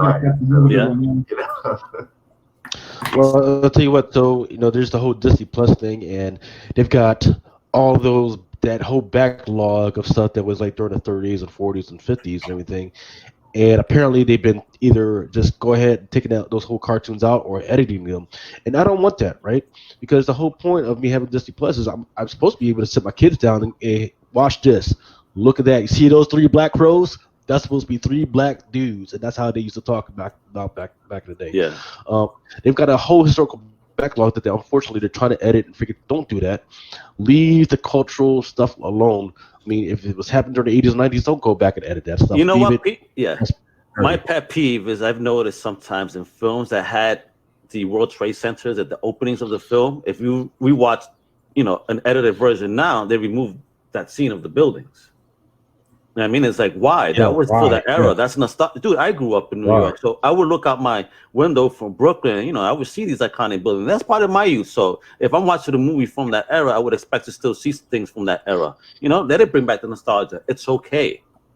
They're not trying to offend nobody. It's just it was part of what it was. Right. So Ian, bro, Ian, look at this. He keeps going, bro. He just finished doing the corner. Check this out. Look at that. Look at that shell. Look at the detail on that shell. Doesn't that look beautiful? Wow. I think it's interesting that everybody has their favorite turtle. Mine is Donatello, and I love the Donatello back there. And that's Ian's boy too, right there. Is it because you could handle that type of weaponry, Nemesis? Huh? Is it because you could handle that type of weapon that Donatello uses? Is that why? I don't know. No, it was before I was really into martial arts anyway. But yeah, that's pretty cool. I mean, I used to play that arcade game way back in the day. Love that game. Remember that arcade game? Yeah. So good. Every time I played Donatello, loved it. But it's the longest reach. My brother was always Michelangelo, so he's always into to Mikey doing his thing. My brother's a surfer, you know. I think that was why he's into Michelangelo anyway. So The only thing I like about Michelangelo is that me and him share a pizza addiction. I love me good pizza, boy. What? I go eat that for breakfast, dinner, and lunch. You know what I mean? I went with I was trying to decide what shirt to wear. I went with the Vader Zim, but this was the other choice it was going for. Let's see if I can hold it up here. You can see it. Check that. Oh, hold on. Boom, there you go. Oh, check that out. Awesome. Oh, I don't know if it's coming up. Yeah. I love that. Look at that, 84, Ian. You on the money. Check that out. I dig it. Very cool. Yeah. That is fire, bro. Where'd you get that at? Loot Crate. Wow, nice. Well, we have the next, guest, coming in 2 minutes. So, Ian, you want to check back in later and show us the progress? I'll send you a picture of it. I'll finish it up and send it to you. I do have to do some regular work today, so. All right, no problem. But I'll have you guys on in the background, so I'll be listening. And if you got anything you want to hit me up with, hit me up in the chat on YouTube. Excellent. I definitely will, Ian. Man, thank you. Look, that is looking beautiful. So, Ian, before you go, once again, just let people know where to find you.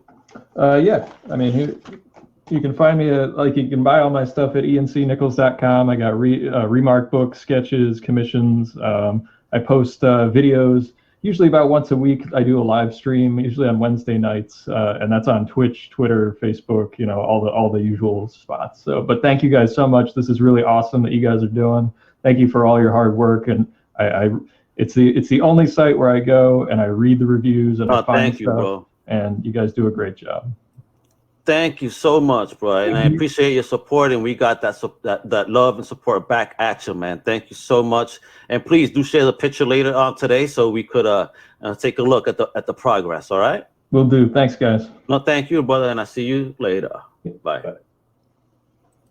All right, that was a great chat with the amazing Ian Nichols, man. Please visit his website, encnichols.com. He's doing amazing stuff. He's a future superstar here. Get in on early. And talking about, future superstars, we have one heck of an independent creator coming up as well. Johnny actually spoke to her not too long ago on Outside the Panels. I'm very excited to have her here. Her name is Stephanie Phillips, goes by Steph Smash. I was about to say, it's Steph Smash. No. Let me bring over the one and only Stephanie Phillips. Wepa, thank you for joining us today. How are you doing? Good. Thank you guys so much for having me. No, thanks for coming on. This is fantastic. I appreciate you taking the time out of your day. Now, I'm going to let Johnny and the guys take over this because I've been sitting my butt here for 3 hours. I think my butt cheeks are going numb. No, but Steph, thank you so much for joining us. I appreciate the time you've taken to chat with the guys today about your projects and how you as a creator are dealing with this as well. So have fun, have a blast. Guys, I'll be back in just a few minutes, okay? Okay. All right, guys. Okay. Right. So Stephanie, hey, this is Lucas Ficina. I'm probably the only one that's drunk right now, but I'm gonna freaking try and get through this and everything. So I've been looking at some of your stuff. It looks like you're all over the place. You've been doing a lot of good work for DC, Dark Horse, Aftershock. Heck, you've even put a little bit of stuff in there for heavy metal, which is one of my favorite and avant-garde freaking social media out there. What are you working on right now that you want everybody to know about right now? The metal Tarna series is kind of the forefront right at the moment. So we're kind of scandalous. Tara is scandalous, man. Freaking, oh my goodness, freaking. Yeah, you need hey, for all of that what we're talking about, you need to go to her Twitter account right now and freaking check out. She's even got a slow, it's kind of like an animation of Tara. I'm familiar with it from heavy metal and from somewhere else, but yes, scandalous, absolutely scandalous. Go ahead. Sorry to interrupt. It's been a lot of fun to work on. So we're doing 2 different parts. There's a prose piece that's very pulpy, kind of like some Conan vibes, like early heavy metal stuff. So it'll be a prose piece that's like the prologue to the entire Tarna series that I'm working on. So that will be out in Heavy Metal 300, and then the Tarna series will be kind of its own running comic series. So that's been kind of the big thing right now, and really excited to kind of get to make Tarna kill a bunch of people with that giant sword. So. Yeah. It looks like you have a. Go ahead, Johnny. It's been quite a change of different styles, though, isn't it? Because you've got like Butcher of Paris, then you've got the DC romance story, and now you're doing this. It's like, how many arrows do you have to your bow, young lady? Hopefully enough to pull all of them off. I mean, Tarna's a pretty big departure, but that's, I think, why I like it.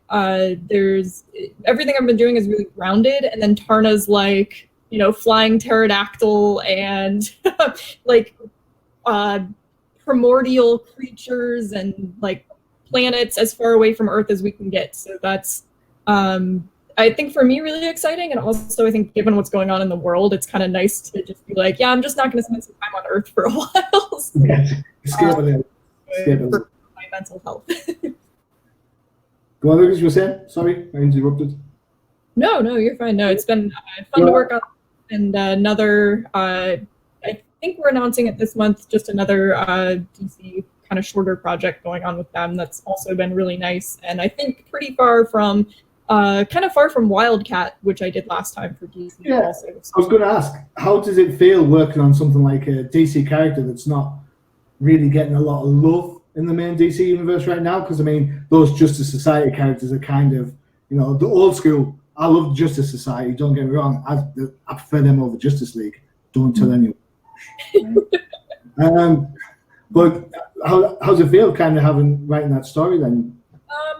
I kind of prefer that to characters that are getting a lot of attention. I mean, Wildcat, I think, is the perfect character for me. And if I could just write Wildcat all day, that would be awesome. But I think it's also like, when it's not the favored son of the line, there's a lot less hands in what you're doing. So I had a lot more freedom to do something I wanted with Wildcat, and it's kind of the same with the character I'm writing now. It's a character that I have not seen in a long time, and I kind of like that. Like, at first, it's like, of course, who doesn't want to write Batman? But I think I actually might be one of the only people that's like, I kind of see what it looks like from editorial standpoint to have so many, like, this is the giant character, this is the line, and then on the other hand, it's like, well, here's Wildcat, we don't know what to do, just go for it. And it's like, perfect. That's awesome. So I get a lot more freedom,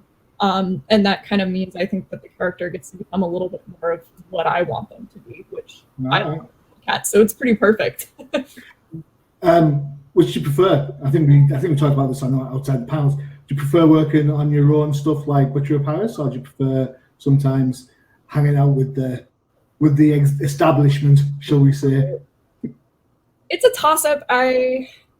I mean, sometimes it depends on the editor, too. Like, I'm working with Joe Illidge at Heavy Metal on Tarna, and Tarna's an established property, but working with Joe is just so great. Dark Horse, my editor at Dark Horse was pretty hands-off for Butcher of Paris, and then I've got other creator-owned projects where that's not the case. So it really depends on, like, creative team and, character and stuff like that. So I like both for very different reasons, and all the licensed work I'm doing right now is such an interesting departure from my creator-owned that I kind of appreciate the opportunity to go back and forth between, like, here's something I have complete control over, and then today I get to make Tarna go kill whatever I want her to kill. So that's pretty cool too. I like both.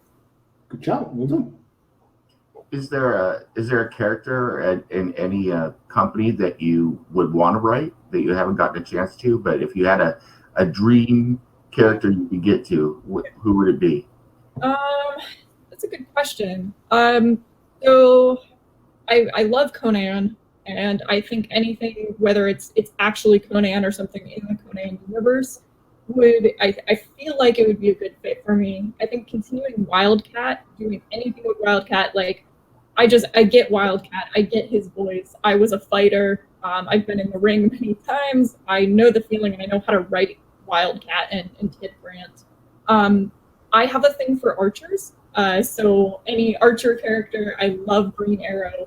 I grew up obsessed with Robin Hood, so getting to write Green Arrow would be, I think, really cool. I think I've got, let's see if I can get him. Somewhere back there is a giant Green Arrow figure, I think, in front of back there. So, yeah, I love Green Arrow. I like characters that I think are like the underdog. Somebody like Jason Todd. No! No! I've said No! Stop. Like, no. Why would you want to write that? And I'm like, because of that reaction. Like, everybody that's like annoyed by a character or doesn't appreciate their current run. Like, I want the underdog where like people are not expecting a series on them or something like that. But I also just like characters with bad attitudes, and Jason has a bad attitude. So don't hate me. Jason, you a good Jason. Well, maybe she can revive the character, you know, and make it all good, because, you know, all everybody knows is that he's Robin, but he's such a complex character that maybe you can put some stories to it that'll revive the character and make Jason Todd great again or something like that. Make Jason Todd dead again. That's what you should do. Wow.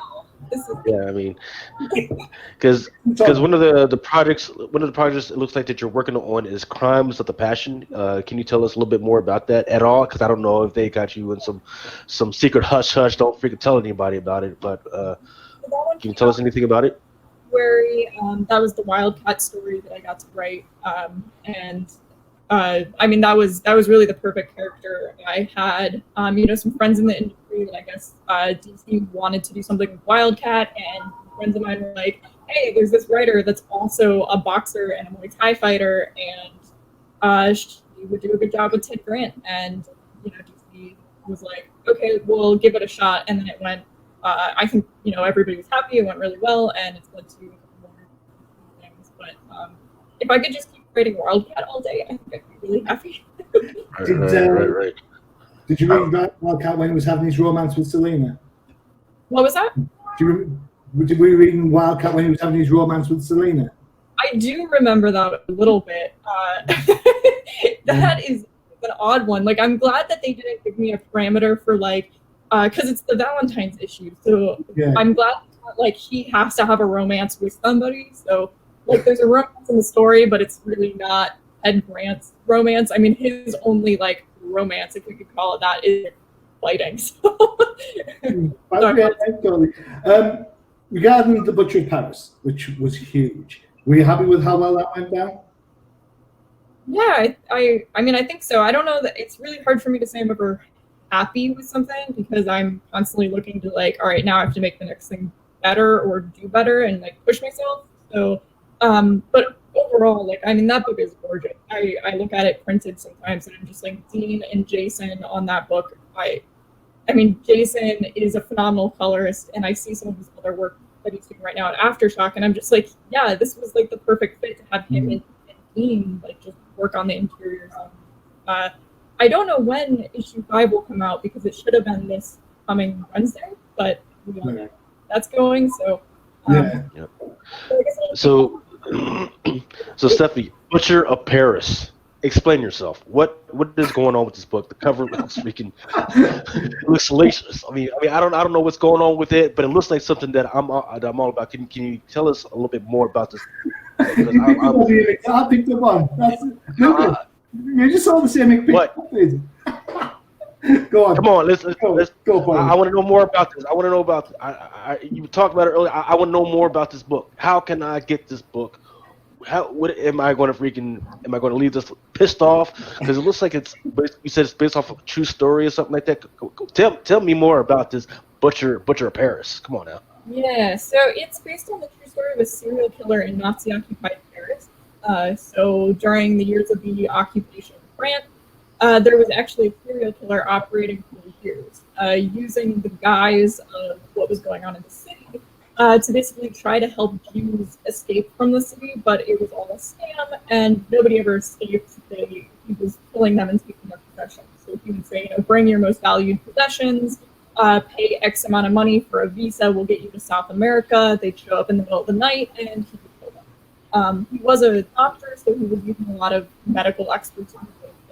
He would sedate people and then literally butcher them and burn them up there and get rid of the evidence in lime pits that he had built in a basement area. It's pretty gruesome stuff, and they estimate that he could have killed over 200 people, though because he was doing they don't know the exact number. And it just ended up being a huge hunt for this serial killer between the Gestapo and French police. It's kind of fascinating to have a character in history that was being pursued by Nazis and police officers in France.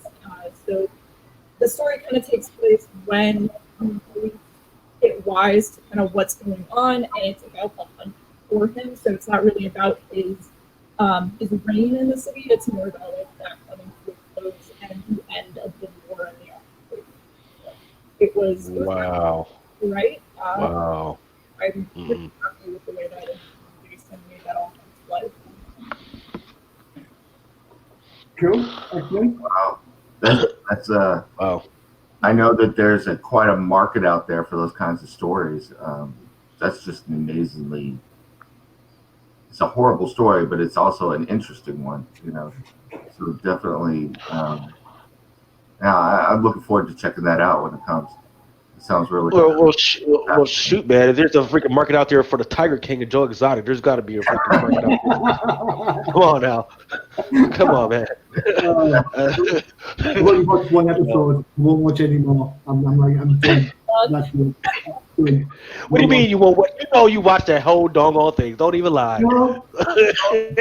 Stop front, man. Stop front. You know what? You can't. It's like Oreos, man. You can't just, or it's like Lay's chips. You can't eat just one, man. You can't freaking just watch one freaking episode. You gotta. Once you see the car crash, you gotta freaking see who's going on. Is anybody lying on the side of the road, man? You gotta see what the heck the whole thing is. You can't just watch one episode. Come on, man. Don't front. Don't lie. I was like, I'm sitting here, his cat's getting tortured, so you know what? I'm going to bed. Done. Get it off. Gone. You know, I see some Twitter noise about it, but I'm like, no, no. I cancel my Netflix before watching that. I love what you were saying about Wildcat, about the fact that you drew on the fact that you do, fighting, and do you do martial arts as well? I did Muay Thai for So I was a fighter and a trainer when I was living in Tampa, and currently I just have too many injuries to keep up with it. So I have some pretty permanent like muscle and back injuries. So getting back in the ring is not an option, but I do what I can. Yeah. Well, I love all that, and I love the fact that you drew on that experience to write Wildcat. I grew up in a Mexican family, so my grandfather had me out boxing when I was like 3 years old, banging me around, and then, went through different martial arts and stuff. And, I love that you were talking about that with Wildcat, because you get that feeling where you start to almost like getting hit, because you get in there and you mix it up. And, guys that haven't fought or whatever, or people that haven't fought don't understand that. But once you get into it, it's kind of addictive. And I see that Wildcat, and that you brought that to your writing, I think it's just amazing and special. I mean, can you talk a little bit about that when you write characters, how you reach for different things to be able to get into their heads and be able to write them more effectively? I mean, I think all of them are going to be a little different. Some of them are harder than others. Wildcat, I think, was a little easier just because, I'm writing an older Ted Grant. He's in the ring with a much younger, stronger, faster opponent. And, like, there has to be a point in your fighting career where you have to look at that and be like, no matter how good you once were or how fast you once were, like, that's very fleeting. In a very physical, dominant sport like that, it goes away really, really fast. Like, I know women who are in their early 30s that have had, like, double knee replacement because it's so unforgiving. And it really, I go to physical therapy all the time for what it's done to my body. So it's kind of interesting because it looks like you're at, like, physical fitness, but you've just destroyed your body. So it gets really rough, and it's, I can't compete anymore. But being able to write Ted Grant in that way, it was like, I kind of get this. Like, I mean, I'm younger than Ted Grant in the story, but he's somebody that wants to still be in the ring because, like you were saying, it becomes addictive. This is the thing that you want to keep doing. It's part of your identity. So stepping away from that is extremely hard, even if you are no longer, like, prime in the sport. So writing Ted was very easy. Karna is I guess the way I was talking about this a little bit last week. I guess the way I started with Tarna was just like I made a list of all the things I like about Tarna. And Tarna is an interesting character, and I've had people kind of say this to me, like, why would you want to write a character that dresses this way? And I'm just like, that's why. Like, I mean, look at it. Like, the confidence to wear this and go slaughter a bunch of, like, beastie green guys that are trying to, like, destroy the world. That's awesome. Like, man, I don't have that kind of confidence. And Tarna does. And that's, I think that's what makes her a really awesome character. Doesn't really say much, which is cool. She says it with, her actions. And she has a form of justice that she's going to carry out with that sword, with Avis, her flying pterodactyl guy. And it's going to be big and epic, and that's something that I don't normally get to write. So I tried to approach it, I guess, a little bit different in terms of like, how do I connect with Tarna? And it's sometimes it is always the fighting. So I like the superheroes and I like fight scenes because I get to do a little bit of choreography, which is something that is in my wheelhouse, and I know, and I love choreographing fight scenes. It's a lot of fun. So, all right then, let's take it the total other end then. When it comes to fight scenes in movies, which is the best fight scene and which is the worst one? I don't know about worst, but I love. I mean, I feel like everybody loves Keanu Reeves. Like any fight scene that Keanu does is so fun. Like I think is it John Wick 3, the knife scene. I just had an entire movie of the knife scene in John Wick 3. Like you could just give me 3 hours of that one scene. I thought that was awesome. That's what I thought exactly John Wick 3 was all about. Just it's one giant fight scene, isn't it? Yeah, exactly. Like their old like movies is great. So I think that kind of thing is really cool. Who knew that Ted Theodore Logan would emerge as such a great fighter, from Bill and Ted. So. Right? Never would have guessed that. I gotta ask. I hope to be, a published writer someday. I just kind of fiddle around now, but one of the things I do, and I'm curious if other writers do it as well. When I'm writing dialogue, or sometimes my wife looks at me like I'm going crazy because I'm walking around the house doing the dialogue between characters in the voices. So I'm like going around having conversations with 2 or 3 different people at the same time, figuring out what I want to do. Do you do anything crazy like that, or is it just me? Am I out of my gourd? So. No, you're just crazy. Yeah. I know it. I mean, I don't have conversations out loud about writing. Not that I have my own crazy works. I don't really know. Dialogue just kind of happens, and I usually finish it up once I see the artwork. So I'll put like little placeholders for kind of what needs to be there, and then once the art comes in, an expression might change or a panel layout might change a bit. So I finish it up kind of from there. Most of my scripts will say something like "not finished dialogue," just so an artist still has a feel for like, okay, I need to leave some room for this character to talk here or something. I think the weirdest thing I've done, I once choreographed a scene with really weird weaponry in the scene, and I couldn't quite figure it out. And so I just acted out the scene like in my apartment, not realizing windows were open, and I made dead eye contact with my neighbor across the way as I'm using and a bucket to like pretend to hit somebody, and I was just like, it's also 3 a.m, so they love me. Maybe something like your pies. That's great. Yep. If you ever need somebody else to freaking show up and freaking have some drunken conversation with you, I'm your freaking guy. But on the note of, wait, you were inside your apartment.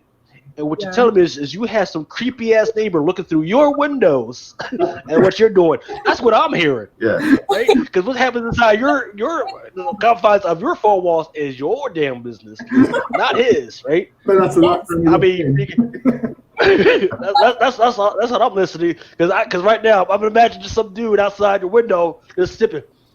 That girl crazy. Like, you fucking creep, go away. Find your own damn business. Why are you up at 3 o'clock in the morning watching me anyway? Come on now. That was Sounds like we get one of those. I mean, and let's not even mention that her apartment's probably on the 8th floor or something like that. It's not like he was just walking by. Or something like that. To kind of follow up on Nemesis' question there, dialogue's one thing. How about and choreographing? So you've got, does your choreographing background help you when it comes to sort of the pacing of the plot? Because you've got to see, like, because as a writer, you write down what you want to see, and then the artist takes it away, ignores you, does what they want anyway, and hope it looks good, right? Right. Yeah. I mean, I definitely want to give the artist a lot of leeway, and at times, like, I've been able to work with, like, Megan Hetrick, and Megan Hetrick also has a martial arts background, so one of the cool things is I was like, oh man, I don't want to be overbearing, because she also has this really cool martial arts background, so I would just give, like, for larger fight scenes, I would give some general parameters of, like, what the character is doing and what happens to the character, and in that case, I would let Megan really run with it. But I try to know my artist, so every script is really designed for the artist I'm looking for, or at least that's me. If I know who it is before I write the script, because it's going to kind of dictate what I'm writing and who I'm writing for. The goal is that I know who I'm writing for, and the script is really tailored as much as possible to that person. Good call. Good job. Excellent. So, Dark Horse, DC, heavy metal. What's next? Which corner of the comic market have you not attacked with your bucket? So, I mean, I've got a few more things coming up. I can't say too much about what they are. I think one is getting announced this month. The next piece thing I'm working on is, I think, announced this month. I mean, the world is just in disarray, so I don't really know when. Yeah, we're not going to put you under any spotlights or anything like that. No thumb screws. You know, don't tell us your secret projects. You know, at least not live. No, don't say that. You tell me. Or if we can go offline. You can tell me all that, man, because I'm all about promoting all that stuff, man. I'm trying to get my copies extra early in case some of that stuff's good. Don't freaking encourage that ethical stuff. No, not here on the during the virtual con, man. Not while I'm not in my presence. Don't do that, Johnny. Tell Luke. I don't want to put anyone out of a job or anything, but I would love. You said you love archers. I would love to see you write. I don't know if you're familiar with this book, but Robin Hood, ROBYN. Yeah. Yeah. Oh, you don't like that? Oh, I love that book. I love that book. Yes, really? I do. Zenoscope. I'm sorry. We've got it right there, like 72 here, and you want to say go and write Zenoscope? Really? It would increase the level. Come on. I love the character. I want to get better writers on it, you know? Chuck Dixon's been on it. Huh? Chuck Dixon? Yeah. He did Robin Hood series, then he did Van Helsing series twice. Oh, yeah. Yeah, so Zenoscope books. Right. There's a place in the marketplace for every book out there. There really is. Right? So if you like your Zenoscope, fine. Get your Zenoscope. But you're not going to get anything that's going to challenge this from a Zenoscope. Okay. Come on. Let's be fair. My plays. I guess I got to go now. Oh, my God. I like it. Hey. You're looking I'll tell you what, I'd rather you go and do a Red Hood book than Zenoscope. There you go. Hey, everybody, the boss is back. Look busy. No, I'm hearing nothing but massive giggles and whatnot. So I'm glad everybody's having a great time over here. It's like a party. I was missing out, boy. Yes, you are. But yeah, man, freaking, it's been a great pleasure having Stephanie on there. She's been a freaking game for my silliness and everything. You know, talking about her projects, man, freaking. I mean, just going through the stuff with us. I mean, she's got some good stuff some projects with Wildcat. She's got some good stuff from Butcher in Paris. I'm definitely interested in. Nice. Crimes of Passion, which is part of that 80-page giant. Looking through her heavy metal stuff. She did some work on Descendant, which is a really great series. You guys want to check that out, and Red Atlantis, which is right down my alley because I love all that Cold War stuff. So check that stuff out. Now she's saying, now Steph, you said you do have some projects coming up. I don't know how the certain situation is going to affect any of your projects. Would you like to talk about any of that stuff, or what we can do to help you out going forward? Well, I mean, I think I've been pretty fortunate. I haven't had as much stuff getting canceled or put on hold as I know some other artists have. Like right now, I'm kind of in the boat where, because I'm in that position, I've been trying to get more commissions from artists and try to put them on projects or do more work when I can. I know Black Mask, TKO, 2 companies that I currently work for. I believe there's another one. Scout Comics are all 3 really big publishers. I work for 2 out of 3 of those, but I know all 3 are really big publishers. Are currently doing where if you buy anything from them, 50% of the proceeds goes to a comic shop of your choosing. So I have been, they're really, really awesome. So I've been buying a ton of stuff from Scout, Black Mask, and TKO to do what I can. I love Black Mask. I love Black. Their range of comics, absolutely tip top. Definitely. Yeah. So unique, so different. Not just one trick ponies, it's so diverse. It's really good. Same Scouts, like Scouts, they're doing really some good stuff as well. Absolutely. I mean, we're here kicking ass, taking names today. We're talking to amazing creators like Stephanie Phillips. Thank you so much for being on. We have 2 more creators just in the queue that that have been waiting, to come on and chat. So Stephanie, before we go, besides StephanieComics.com, where else can folks, follow your projects and maybe even get in touch with you for any, type of projects to jump on? Okay. I'm mostly just on Twitter. It's at Steph_Smash. So Steph Smash, just an underscore in between the 2 words. And I apparently have other social media platforms, but I don't even remember the passwords to half of them. So Twitter's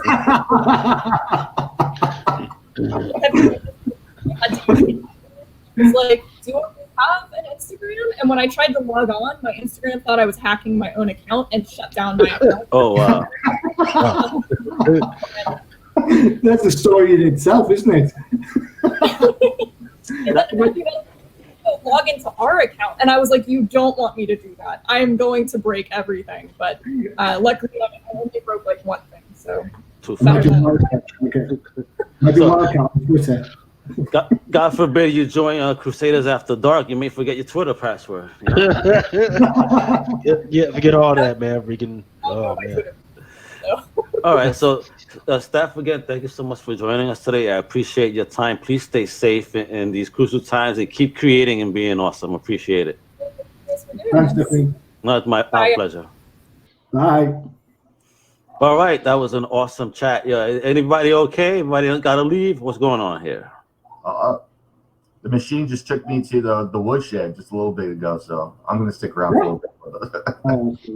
Right. Okay. So what do we need? We need space for the other 2. What's going on? No, not space. Just making sure everybody's staying on, because right now we have 2 awesome independent creators that have a project coming out right now called Mr. Simian. It's going to be fantastic. We have, I believe it's the writer, correct? It's Sebastian Bendix. Johnny, you need to take a break. It's some lunch, tea time. Tea time, dude. It's 5:30 in the evening for me. Oh, all right. It's wine time. All right. So pop that cork, and we'll put you right back on soon. All right. All right. All right, bro. Bye. Bye, guys. All right. So let me add the 2 awesome creators here. All right. First up is the writer behind Mr. Simian, the one and only Sebastian Bendix.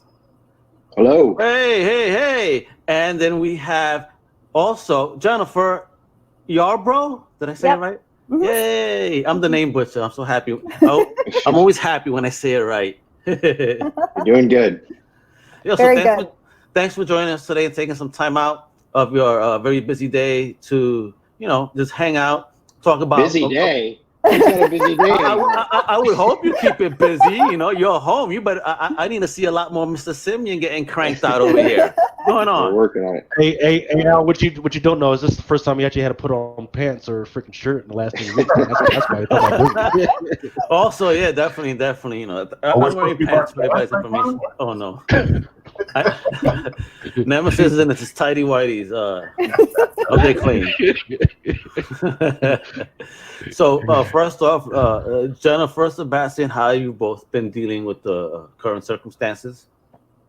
Well, you know, we're both pretty inside people anyway, so it hasn't been that hard for us. But you know, we're in Los Angeles, so you know, there's still a lot of people outside and stuff. So, you know, we're basically just go out to walk our dog and try to go to the grocery store every now and then. That's about it. Yeah. At this point, we're both working from home, so that's good. Okay, at least you have the capability. Like I've been a hermit for the past 5 years because I do work from home. So for me, it really has not changed. It's like, okay, there's something bad going on outside right now. Damn it! Right. Now I really can't take a walk. All right, so guys, let's get into Mr. Simian over here. Share with fans the ideas behind Mr. Simian. All right. Well, Please. Mr. Simian was sort of an idea that I had a long time ago. I kind of, you know, felt that there wasn't a character in comics that there's a lot of monkey characters, but there's not a character who thinks he's a monkey. You know, like so. I that was kind of like the original idea, but then, you know, the more I thought about it, the more I thought, like, you know, most comic book characters, at least in the sort of superhero genre, and Mr. Simian is definitely falls into the sort of anti-hero. He's sort of more of the anti-hero, but the more I thought about it, the more it, and sort of a personal thing, you know, I was like, I want a character who isn't really motivated by necessarily saving people or hurting people, but is more concerned with animals, saving animals and stuff. And, you know, we love our dog and, you know, so that was kind of like the, you know, I was like, if I can make a character he's really just kind of, his motivations are all about, you know, and he's a little unhinged. He's not really, he's not sane.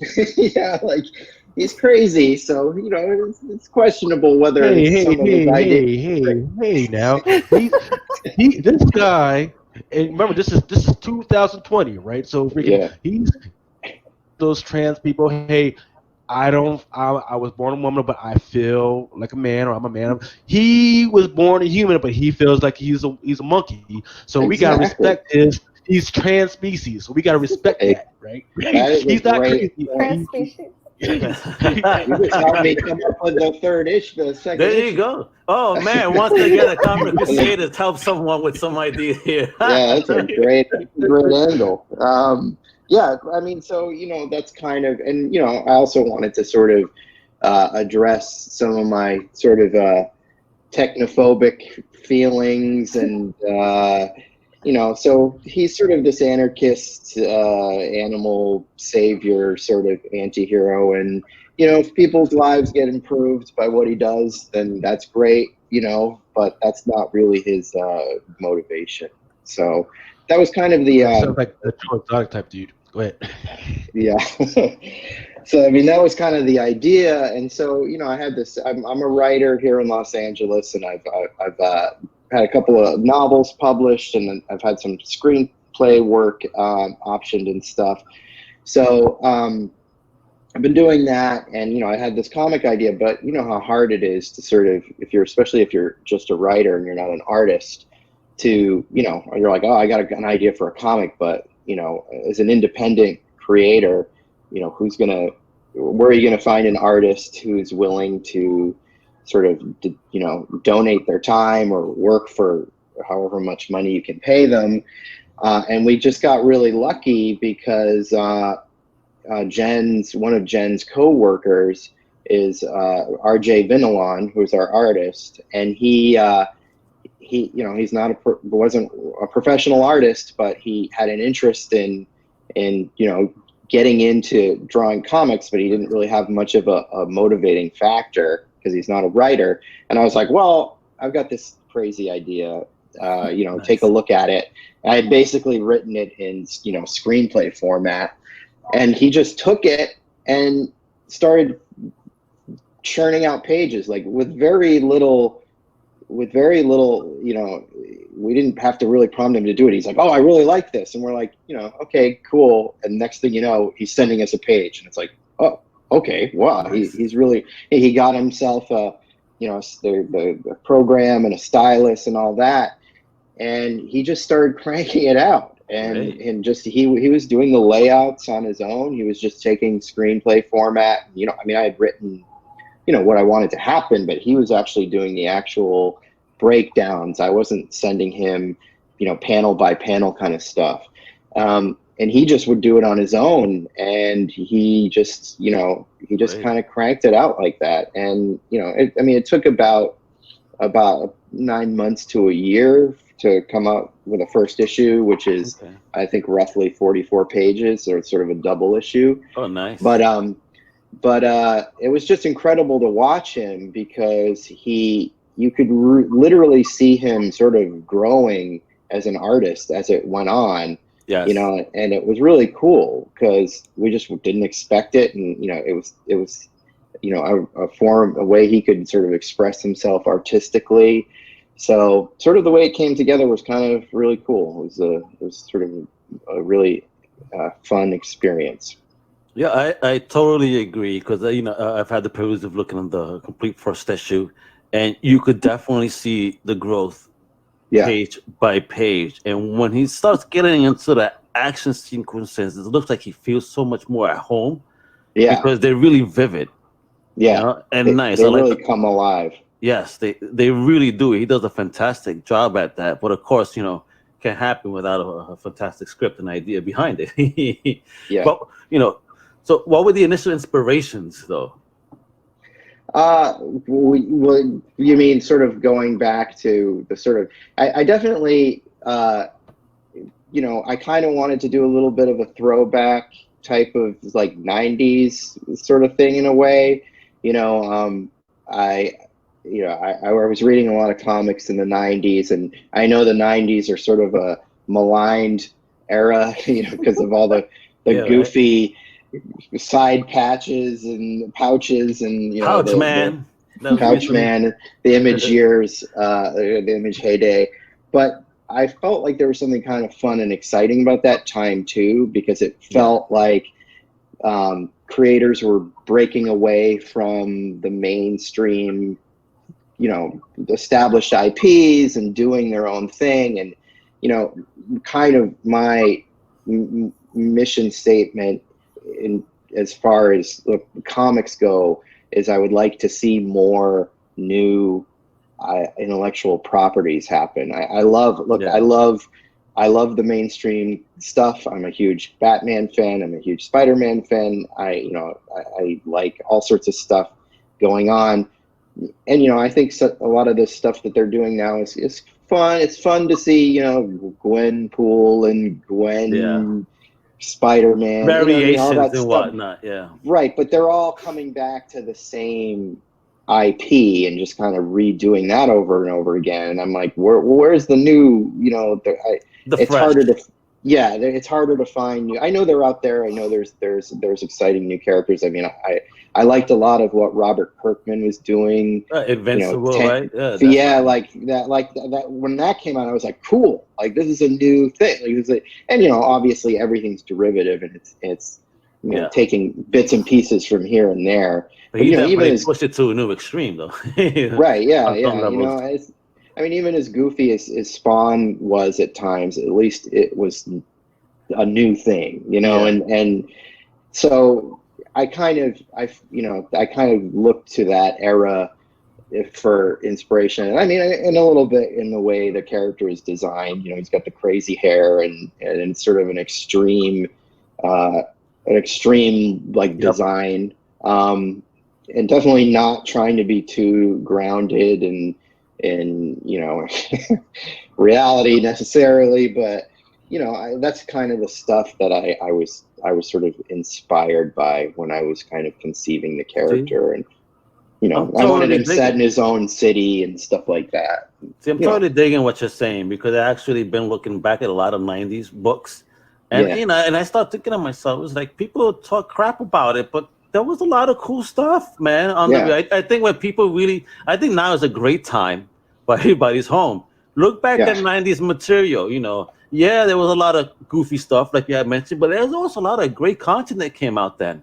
There Well, really like for was. instance, I'm right now because of what's going on. I was inspired to reread the Batman No Man's Land series that came out in the 90s. I'm like, this is the perfect time to revisit this.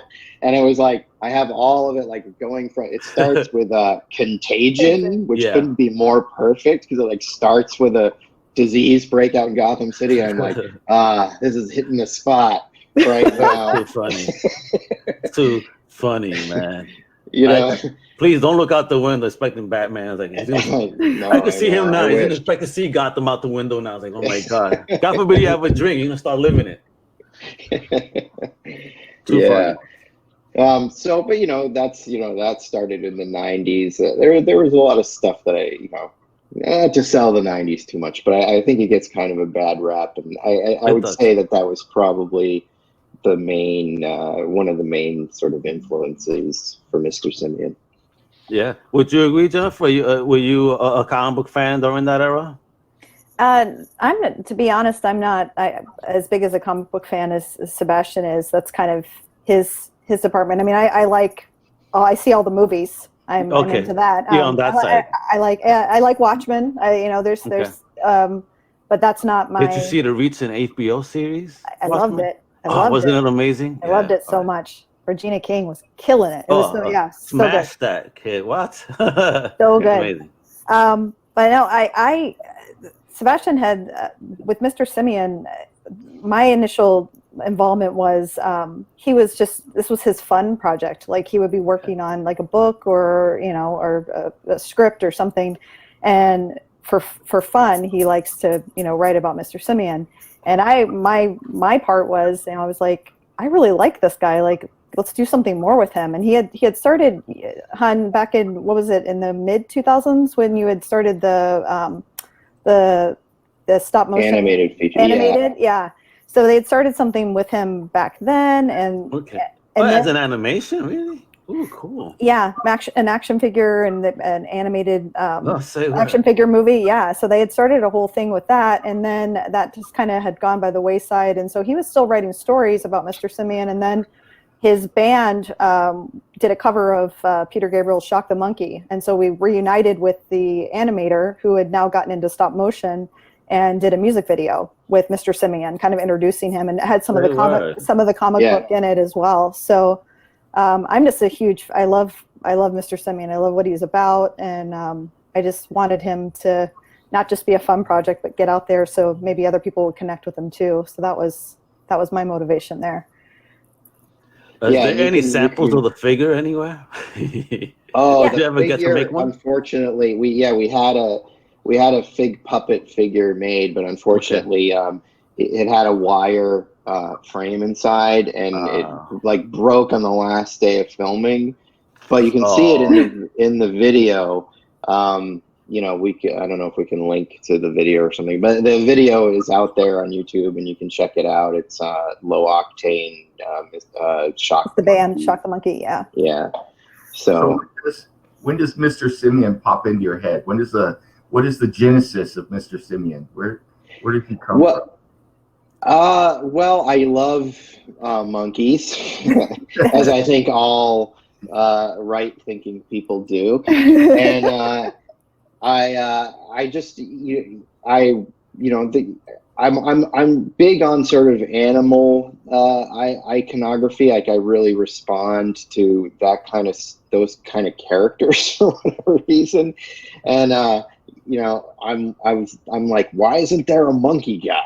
Like, why isn't there a guy who dresses up like a monkey? And I mean, there's lots of monkey characters, but they're always like real monkeys, And I'm like, no, I don't want a real monkey. I want a guy who thinks he's a monkey, because, and it's also, I think, a fun place to, go in terms of like heightened powers because we're close to apes. So our physiology, we could, you know, if you believed or if you thought that you had been given mystical powers from like a monkey god or whatever, and there we go. There he is in live he looks action really cool. form. Wow. You know, if you were to believe or think that you had been, you know, there are tons of monkey gods and stuff in mythology. You know, Hanuman is a famous one. I sort of use him a bit in the story. Who's also referenced in Black Panther, the Mbaku's tribe worships Hanuman. So, you know, that idea that like you could, if you really thought you could do it, you could probably do it, get close, you know, because Gotcha. we've got similar bodies and similar, like if you were to sort of derive some sort of power from an animal, you know, primates would be the first place, would be the most natural place where you could possibly get your powers. I mean, you know, look, it's all silly, but you know, that was sort of my thinking, and I didn't feel that there was a character who specifically was kind of that kind of character. There had been, you know, obviously there's a lot of like actual monkey characters, but nobody that fits that particular specific thing. And because I like animal characters, I mean, you know, you go through the list of, you know, comic book characters that are based kind of on animals, and, you know, pretty much everything has been covered to death, you know. but never anything trans-species like Lucas just coined, so. Yeah, exactly. The first time I saw the character, I just thought it was so interesting. It instantly reminded me of like a more savage version of the Monkey King from like Buddhism, and everything really cool, really cool. And that was definitely an influence. Like I've read, checked out some of those Monkey King stories, which are really weird and cool, and like that kind of martial arts. You know, there's all this sort of you know, monkey stuff in mythology that can kind of be drawn in, that element to it. Like there's a martial arts element to Mr. Simian, and so, you know, it just seemed like the sort of thing that it just felt like it should have been a thing. You know, like I mean, I feel like all of the stuff that I create because I'm like, why isn't there this thing? You know, and I feel like that's kind of really my main create. Whenever I think of an idea, it's more of like I'm trying to fill in a gap that I think is missing. So Jennifer, how did you encourage his madness? I'm always encouraging his madness. Yeah, I don't know how I remember just feeling like I would read some of the stories, and like I said, it was just this fun project, and I really liked the character, and I just felt like we needed to do something with him, and we had started, I had talked to RJ because we were just talking one day at lunch, and he was telling me how he used to draw when he was younger, but it had been, you know, like 25 some odd years since he had drawn again, and I started telling him about Mr. Simian, and it just, you know, just kind of, we're taking it one day at a time and just rolling with it. And then with we had wanted to do a music video, and, you know, I just kind of pushed for that to happen. I directed the band performance, and then you did. Nice. Yeah, thanks. Yeah. And RJ filmed it, and so it's all been like the same people involved. And then our friend Damon, who has it's called Probot Video, who is an amazing animator, did all of that's where I got the video from, you know. Yeah, he's the one that has it up. He does a lot of cool stuff with like Star Wars characters, and he does like Spider-Man. You know, so people that are into comics, and if they want to see action figures animated, he does. You know, he's really, really good at that kind of stuff. So, nice. I would encourage anybody who's a comic book fan to check out Probot Video on YouTube. On YouTube. Yeah. There's lots of fun stuff there. Yeah, shout out. Woo! So Jennifer, would I be correct in assuming that you are our fan representative for Mr. Simian, that all the ideas come in and you're like the clearinghouse there? You're like the one that's like, this is good, we need to go this director type thing? seems to be a common theme. A lot of times that every creator has someone that is the clearinghouse, that is the fan rep, that frontline fan representative. So I think you're looking out for us. Am I correct in that? That's. I feel like I'm doing that, right, hon? Oh yeah, you're definitely the first. She's the first gatekeeper. She's encouraged the character into certain directions for sure, and I mean, she's just amazing because she's so supportive. Whose wife is like, yeah, go write a go play with your comic books. Yeah. Don't worry about a job. Go do this. So nice. Yeah, I mean, she's the wind beneath my wings. Oh, there you are, man. I wish I could play the song right now. Would have been perfect. You got to put the hearts up, between the two. Right? It's nice to see Sebastian still talking like that after how many days of quarantine, man. I know. Oh yeah, no, I'm glad we're doing this early. In the whole thing. I know. For many reasons. For Ruth coming out, like it's gonna get real. It's gonna get real rough soon. Right now we got 8 minutes left. While we chat 7 now. So I just want to talk about what's coming up, right? Unfortunately, MegaCon, got moved. It was supposed to be next weekend. And we were going to do something really special with Mr. Simian. But luckily, the show's actually not been canceled, but moved to June. So hopefully we can still proceed on here because Mr. Simian is strictly digital, right? Yeah, pretty much. We did. Yeah, it's digital on Comixology, and then we did. We've done like a small press ourselves of a small batch of comics, which we wanted to have for MegaCon. Ooh, do you hear that, folks? This is gonna be what's that? Oh, nice, folks. So these are exclusive. These are exclusives, folks, and these will be exclusively available at a free giveaway over at MegaCon at the GeekFest FilmFest booth in conjunction with, of course, Comic Crusaders and Undercover Capes.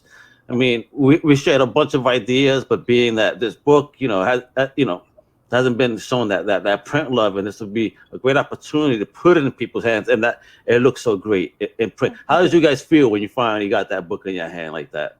It was like a dream come true. I mean, if you've ever wanted to create a comic book, just to see it, it's just one of the best feelings you could get as a creator. It's that moment that you kind of dream of. It's sort of a strange, surreal thing to hold it in your hand and you'd be like, oh my God, this came out of my brain. At least your brain, and not out of you, literally. You know what I mean? But that's great. I'm happy. I can't wait to actually hold one of those copies in my hand myself and flip through it and share the love at MegaCon. With that, thank you for doing that, guys. That's actually a very special treat for the fans out there that are actually listening. So again, if you guys happen to be in Orlando come June, hopefully everything will be well by then. Yeah. Well, we thank you for even giving us the opportunity to be involved. I mean, thank you so much. No, that's a shout out. We're small time here, so we really appreciate the love, But you see how much cool stuff you do in the comic book, the video. I encourage people to check it out. I would have shown it, but I guess I would need more permissions. I don't want YouTube spanking me for no reason. Well, you guys are in Southern California. I live in Riverside. Oh, okay. Oh, nice. If you ever feel like trekking out, I'm sure you can get my contact information from Al, but our local comic book store, maybe we could do something. Oh, yeah. That would be great. Signing, yeah. I could talk to them and see if we could set something up. That would be really cool to have you guys come out with. I'd love to do that.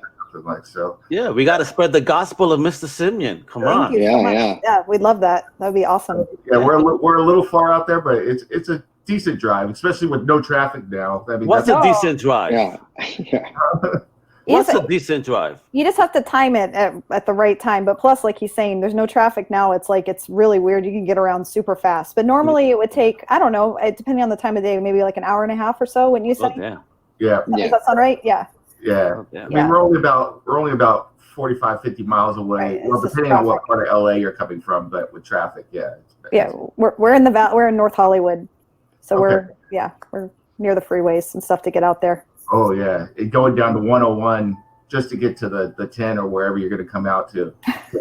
Hey guys, so before we get, we're getting close to finishing up. I want people to know where they could go actually, to check out, what Mr. Simian is all about, and maybe even follow you guys individually and see what your updates are all about. The ladies first, Jennifer. What are the best places that people can reach out to you? Yeah, and we're on all the social, on Instagram, on Twitter, on Facebook, and then you can find all of those links at the website, which is just mrsimian.com. So if you go there, there's links to all the social, to RJ's even put up some merch like on TeePublic with nice. T-shirts and stuff too, and then I think there's a link to the video and stuff there as well. So that's kind of like the hub. But yeah, we're in the email address is like mrsimian@gmail, I think, but that's all of the website too. So we're accessible. Yeah, definitely. That's why I've been sharing the link. I want people to go to Comixology and pick up Mr. Simian today, right there. He's been scrolling across after he's been talking. So I want people to pick it up, check it out. It'll be a fantastic read while you're at home stuck. Why not? Again, with that new to you comic book day hashtag that's floating around, this is actually a great thing for you guys to find and read. I think you'll be happily surprised at how much fun the book is. I mean, Sebastian, Jennifer, you guys have definitely built something here really fun.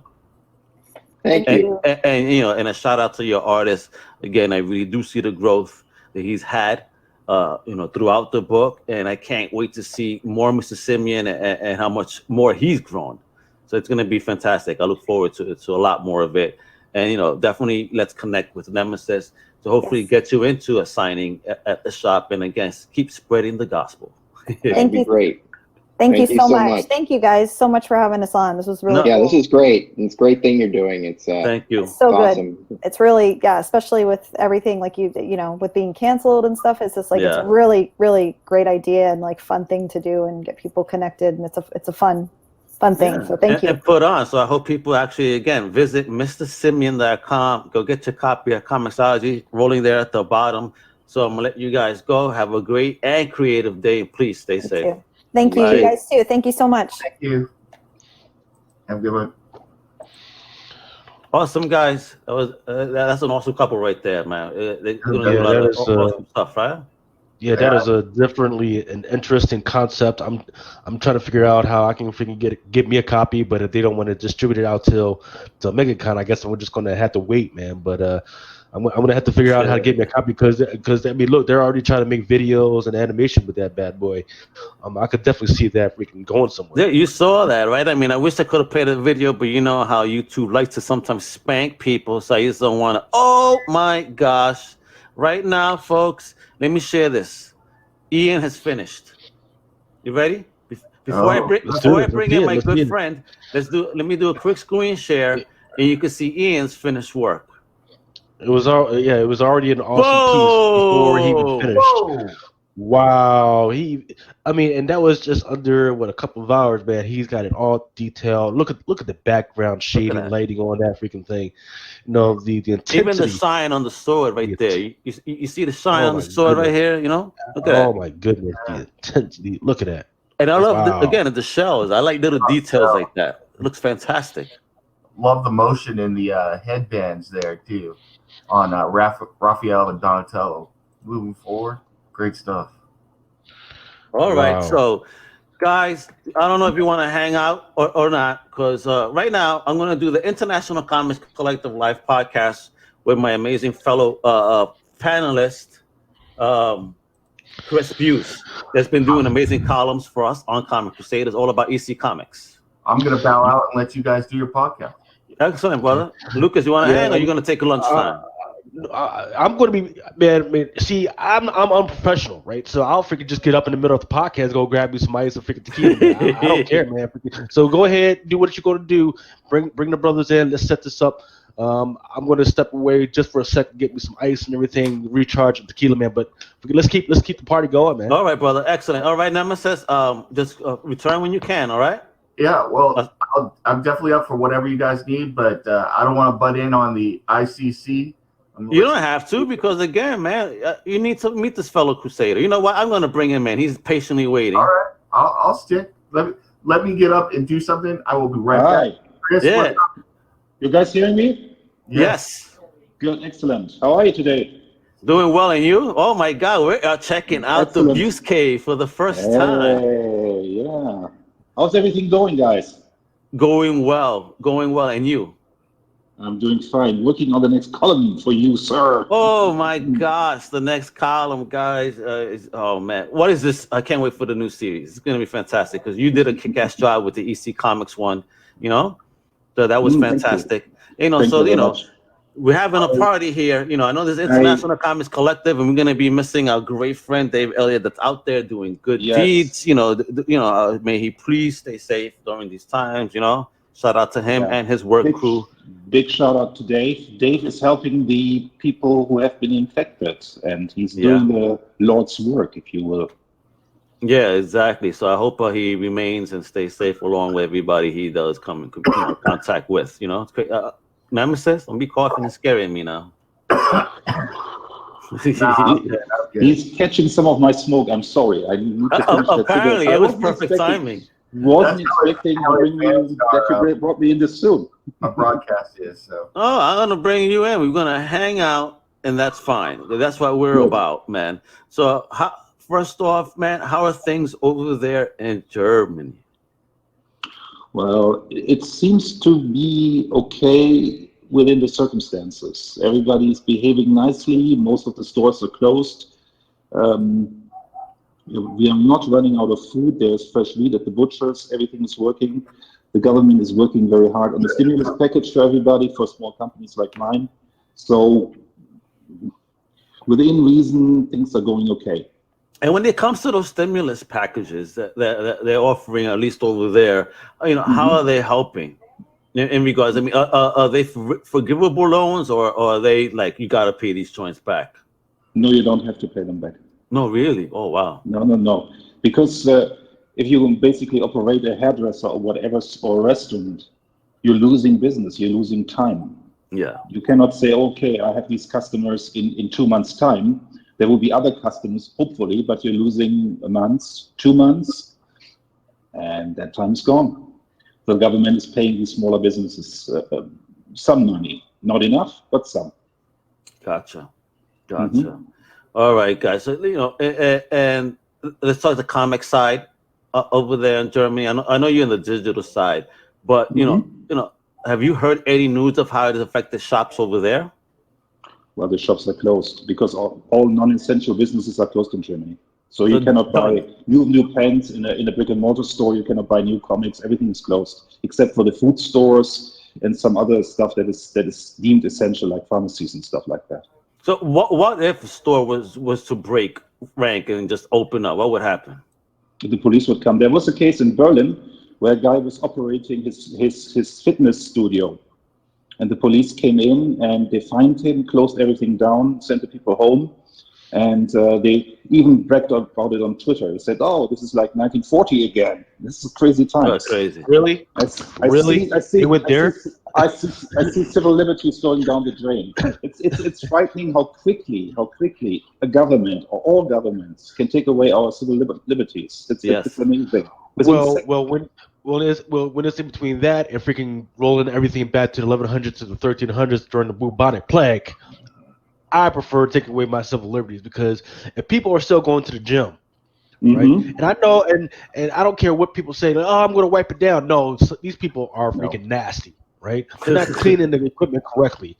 People are nasty, and you just grab a towel, grab a medicine ball, go online, get some equipment from there, and just work out in your freaking home. Because you may think you're clean and good, but these other people are nasty. Don't trust them.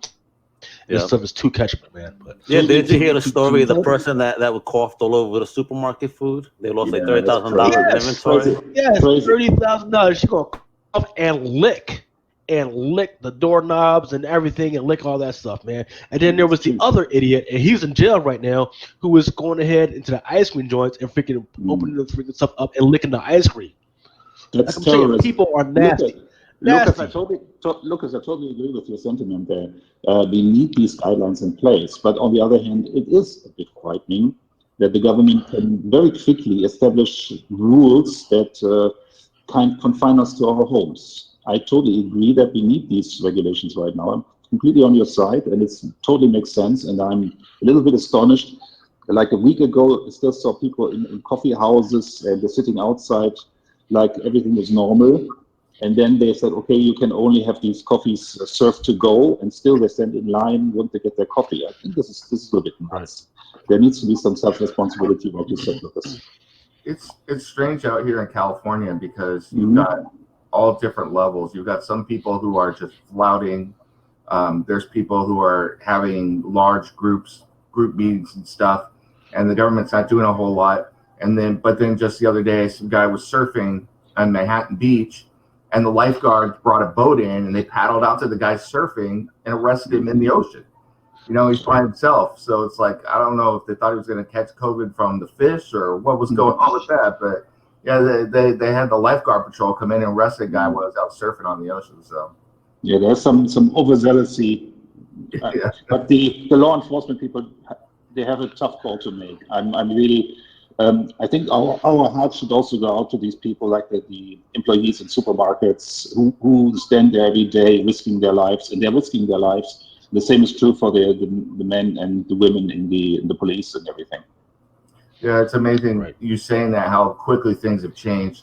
A lot of stores around here are putting like personal barriers up and everything like that. And then comic shops with the curbside pickup, and you know the way that's going. The way I think we're all finding our way right now. None of us know how to deal with that, and every industry is figuring out how to live in this new reality, including the comic industry. So. That's totally true. Let's talk comics then, Al. Yeah, let's get into some comics over here, because it's something I was thinking about. Was comics for the plague, right?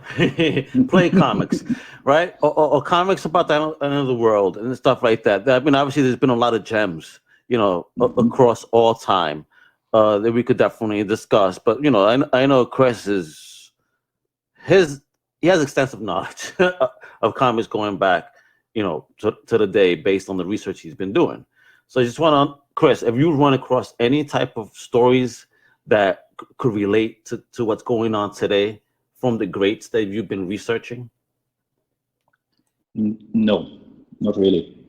Because I think this is something that's we've seen it in movies like Outbreak and so on.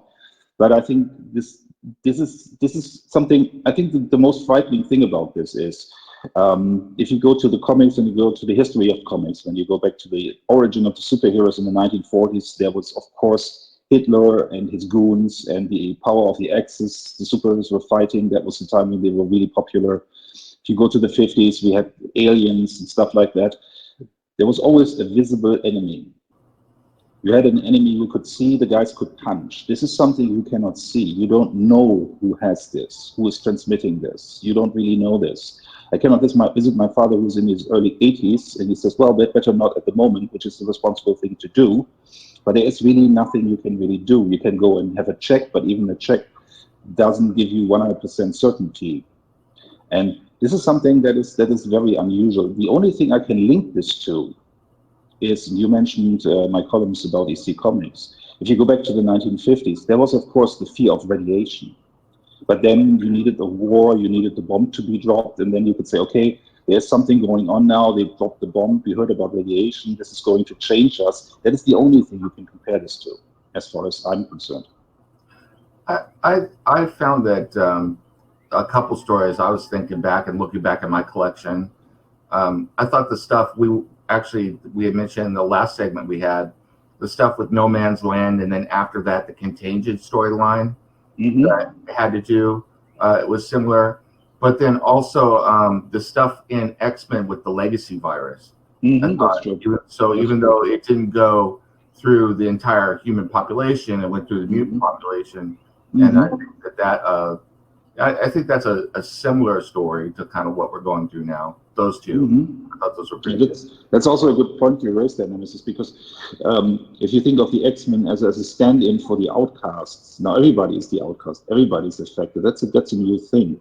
But on the other hand, when we talk comics, this is something that's going to massively change the comic book industry, I think. Oh yeah, absolutely. I mean, you're seeing right now publishers are cutting back, period, waiting with undetermined dates of release.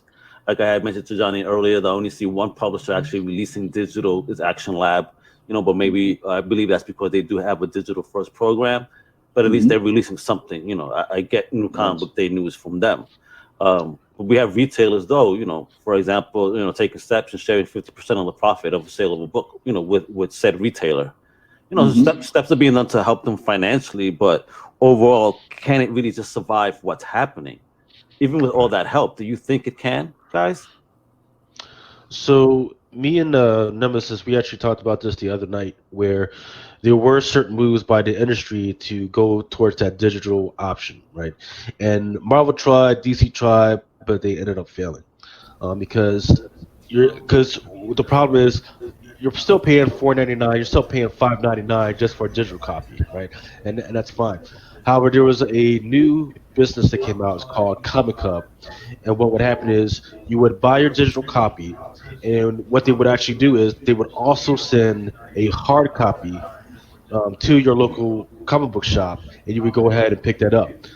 And that was in the work. They were working hard for it. They got some good kudos for it within the last couple of weeks, but now they had to shut down. They stopped working on it because of everything that's going on, which is a shame, right? Because that would have been a great option. Because was it that, Lucas, or was it because the retailers were complaining? No, it was because their whole business model is we send you the digital copy and then you go to your local comic book shop and pick it up. But how are they going to send stuff to the local comic book shop if they don't even know when Marvel's going to send that stuff out, or DC, or these other ones are going to send out? So their whole business model went down the crapper, which is a shame because it's a great idea. I'm pretty sure their investors were hoping that this was going to be the jackpot, but unfortunately it's not, man. It sucks, man. Yeah, I know the company you're talking about, and they're actually now they're saying, just keep coming to us, get your digital copy, and then when it becomes available, you'll be able to go and pick up that copy at your store. And I see the appeal to it, but at the same time, a lot of people are going to be like, I don't know if I want to wait. Plus, I just can't imagine this, depending on how long this goes, just with my pull list, if this goes on for 2 or 3 more months. That's a long box. With a long box, yeah. So it's going to be out of control. So there's also a lot of misinformation going around because I saw a video on YouTube yesterday addressing this situation with Comic Hub, and they claimed that's why I asked Lucas about this, that the retailers were complaining about this, that they said, oh, this is not going to help us now. We need a system that's going to help us now. Yeah, and I think we need to give a shout out to the good actors though that are doing things to help. I had actually written a couple things critical of the big two, DC and Marvel, because trying to get people to push them to do more to help. And I was pleased to see that DC Comics donated $250,000 a couple days ago to help local comic book shops. So, like I said the other night, every little bit helps. That's not a little bit, that's a lot, so that was a great move on their part. Definitely. Chris, something I want to mention, let me see how you feel about this, because again, we're always talking in the street. Have you heard about DC's capital infusion into via a donation of almost $250,000 to help retailers? I haven't heard about this. Yeah, so pushing in some money to try and help. This is a big 2 publisher. I haven't heard of Marvel doing this yet. All I see Marvel is offering sales and freebies, but DC has taken a step to put in some capital to help this. Do you think that's a nice move by them, or do you think there's something behind that? So they're giving $250,000 to retailers? Is that it? Yeah, they did a donation, and it's going to go into a bucket that'll be distributed among retailers in need. And who's going to distribute it? There's a company called it's a foundation called the Book Industry Charitable Foundation, and what they try to do is some of these local mom and pop freaking bookshops, they try and freaking help them out when they can, and they were already freaking helping them out through like Books A Million and Borders. Even though those are big conglomerates, they were still trying to help them out through that. And a big piece that would have killed DC is if Border stops freaking being able to pass out DC books and Books A Million, and then we don't know about the distribution thing because DC also freaking shows out stuff to Walmart. right? So it's good on them that they're going to freaking try to keep this mom and pops because that's where a lot of their stuff is still going through. That they're just freaking trying to do that. How much is this going to help those mom and pops? I don't know. You know, that's a good question too. That you just think that you just brought up. DC does do exclusive stuff for Walmart. Does that also stop? Because the Walmarts are still open or essential stores, no? Right. So I try to get into this with Stephanie Phillips, who was one of the guests that we had earlier, because one of the books that she was working on, it was called The Crimes and the Passion, which is a Batman book. And it just happens to have a Wildcat story in there, which is what she wrote on there. And that 80-page monster is distributed through Walmart, right? So that's the question that hasn't been answered. Like all this other stuff, like I get the main weekly book that's going to freaking stop, but Walmart's still shipping in importing stuff, exporting that stuff in. But what about those books? To play devil's advocate, maybe they have long existing contracts with Walmart. We never know. Right. Yeah, maybe they have to supply them. True. Right. So somebody, one of my friends, Nick Hart, who was asking me yesterday, he was like, "How do I think this is going to affect, the mom and pop shops?" I think they're going to get pounded, right? Absolutely. But maybe what will happen is just like the way DC is doing it and going to Walmart and going to Borders, maybe even Marvel will pick up and start going to Books A Million.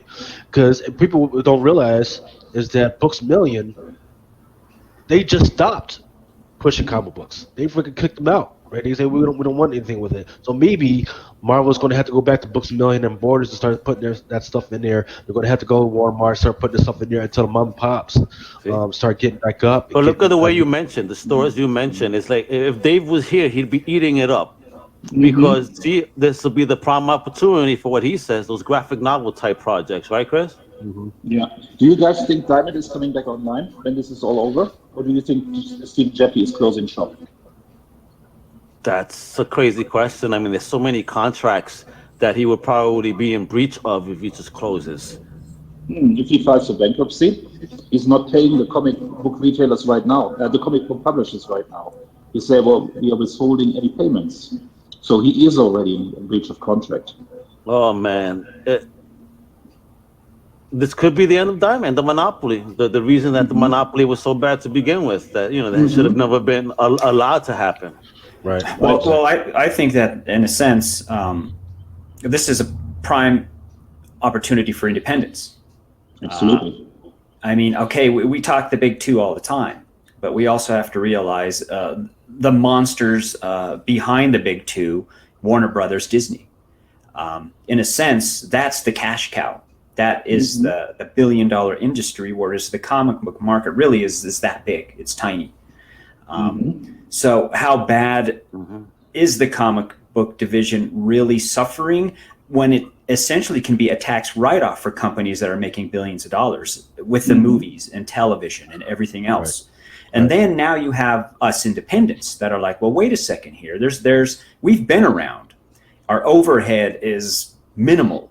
We don't have to worry about these bailouts and what have you, and people are going to get the bailouts and what have you, which is, in a sense is fair and unfair in certain aspects.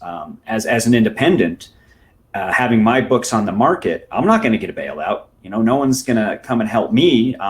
There's no charities moving my way. It's just the idea of, okay, we're doing these things right now, and this live platform is what needs to happen to get your solicitations out there. That's how it's going to have to turn. It's going to be a little bit more hard work. They already have, the big two have the built-in marketability, the advertisements, the tie-ins, whereas they need to worry about fulfilling those obligations. Independents now, hey, we're okay. We're okay. It's just now getting the word out and saying, okay, you can wait forever for your books through Marvel or DC, but we're already right here offering quality material.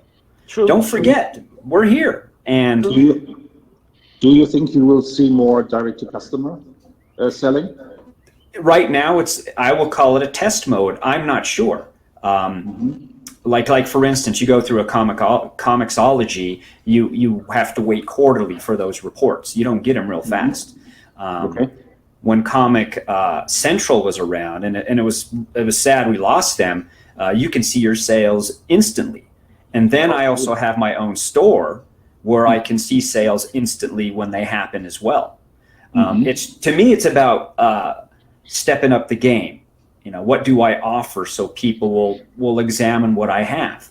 Offering a free cover, offering logos, offering screensavers, anything to say, hey, you know, there's some quality books over here, or you can just continue to wait for your slot to get filled and receive your books from these other distributors. Well, now is the time to say, how about something new? How about something bold and brash, something that people might be able to start a new environment with, rather than hanging on to the old. I mean, maybe this is the reboot we need. Maybe this is the reboot to so people can start reevaluating a new era rather than hanging on to the old. I think we're seeing it going back to the way Sandlin, before that even Bill Gates and Al Firstein built their comic companies by talking to the readers directly via their letters page, their column page. We all know Stan's soapbox and stuff. Stan was constantly out there in the books promoting Marvel Comics.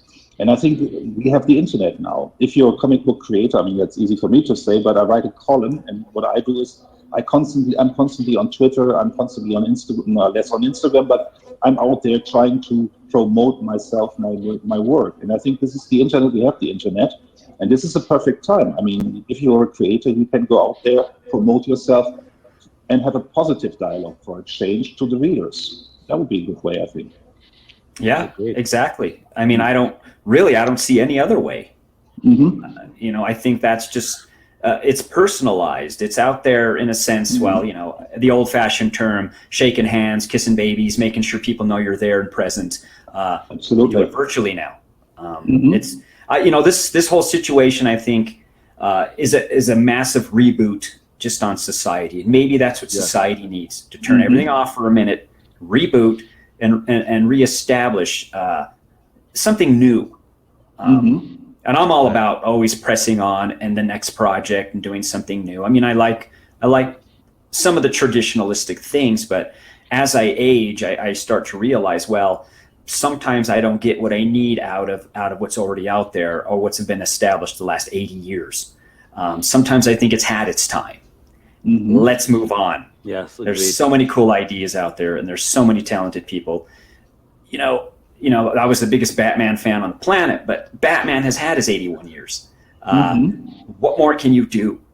Let's try something new. Even these big companies need to think of trying something new rather than hanging on to the old and beating us to death with the same concepts. You know, the bloodletting is going to happen, but to what extent? Let's see how it plays out. But as independents, we need to hang on. We need to say, while they're struggling, here we are. We got some really cool stuff to offer. So it's an interesting time. Here's a question.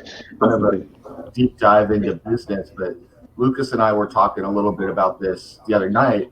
Is that we hit some of the things you were talking about, Lance, but one of the things we noticed is that what might be hard for the independents and the ones doing like on Kickstarter and stuff like that is that a lot of them use publishers or get their book printers overseas, like specifically China or other places, and that's going to be a problem right now.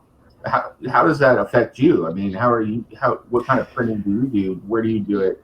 Is there printing available for the small independent publisher locally? You know, in the United States or Canada or even Mexico?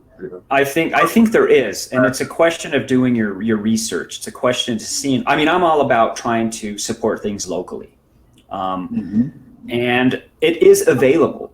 There are many a print shop that can accommodate.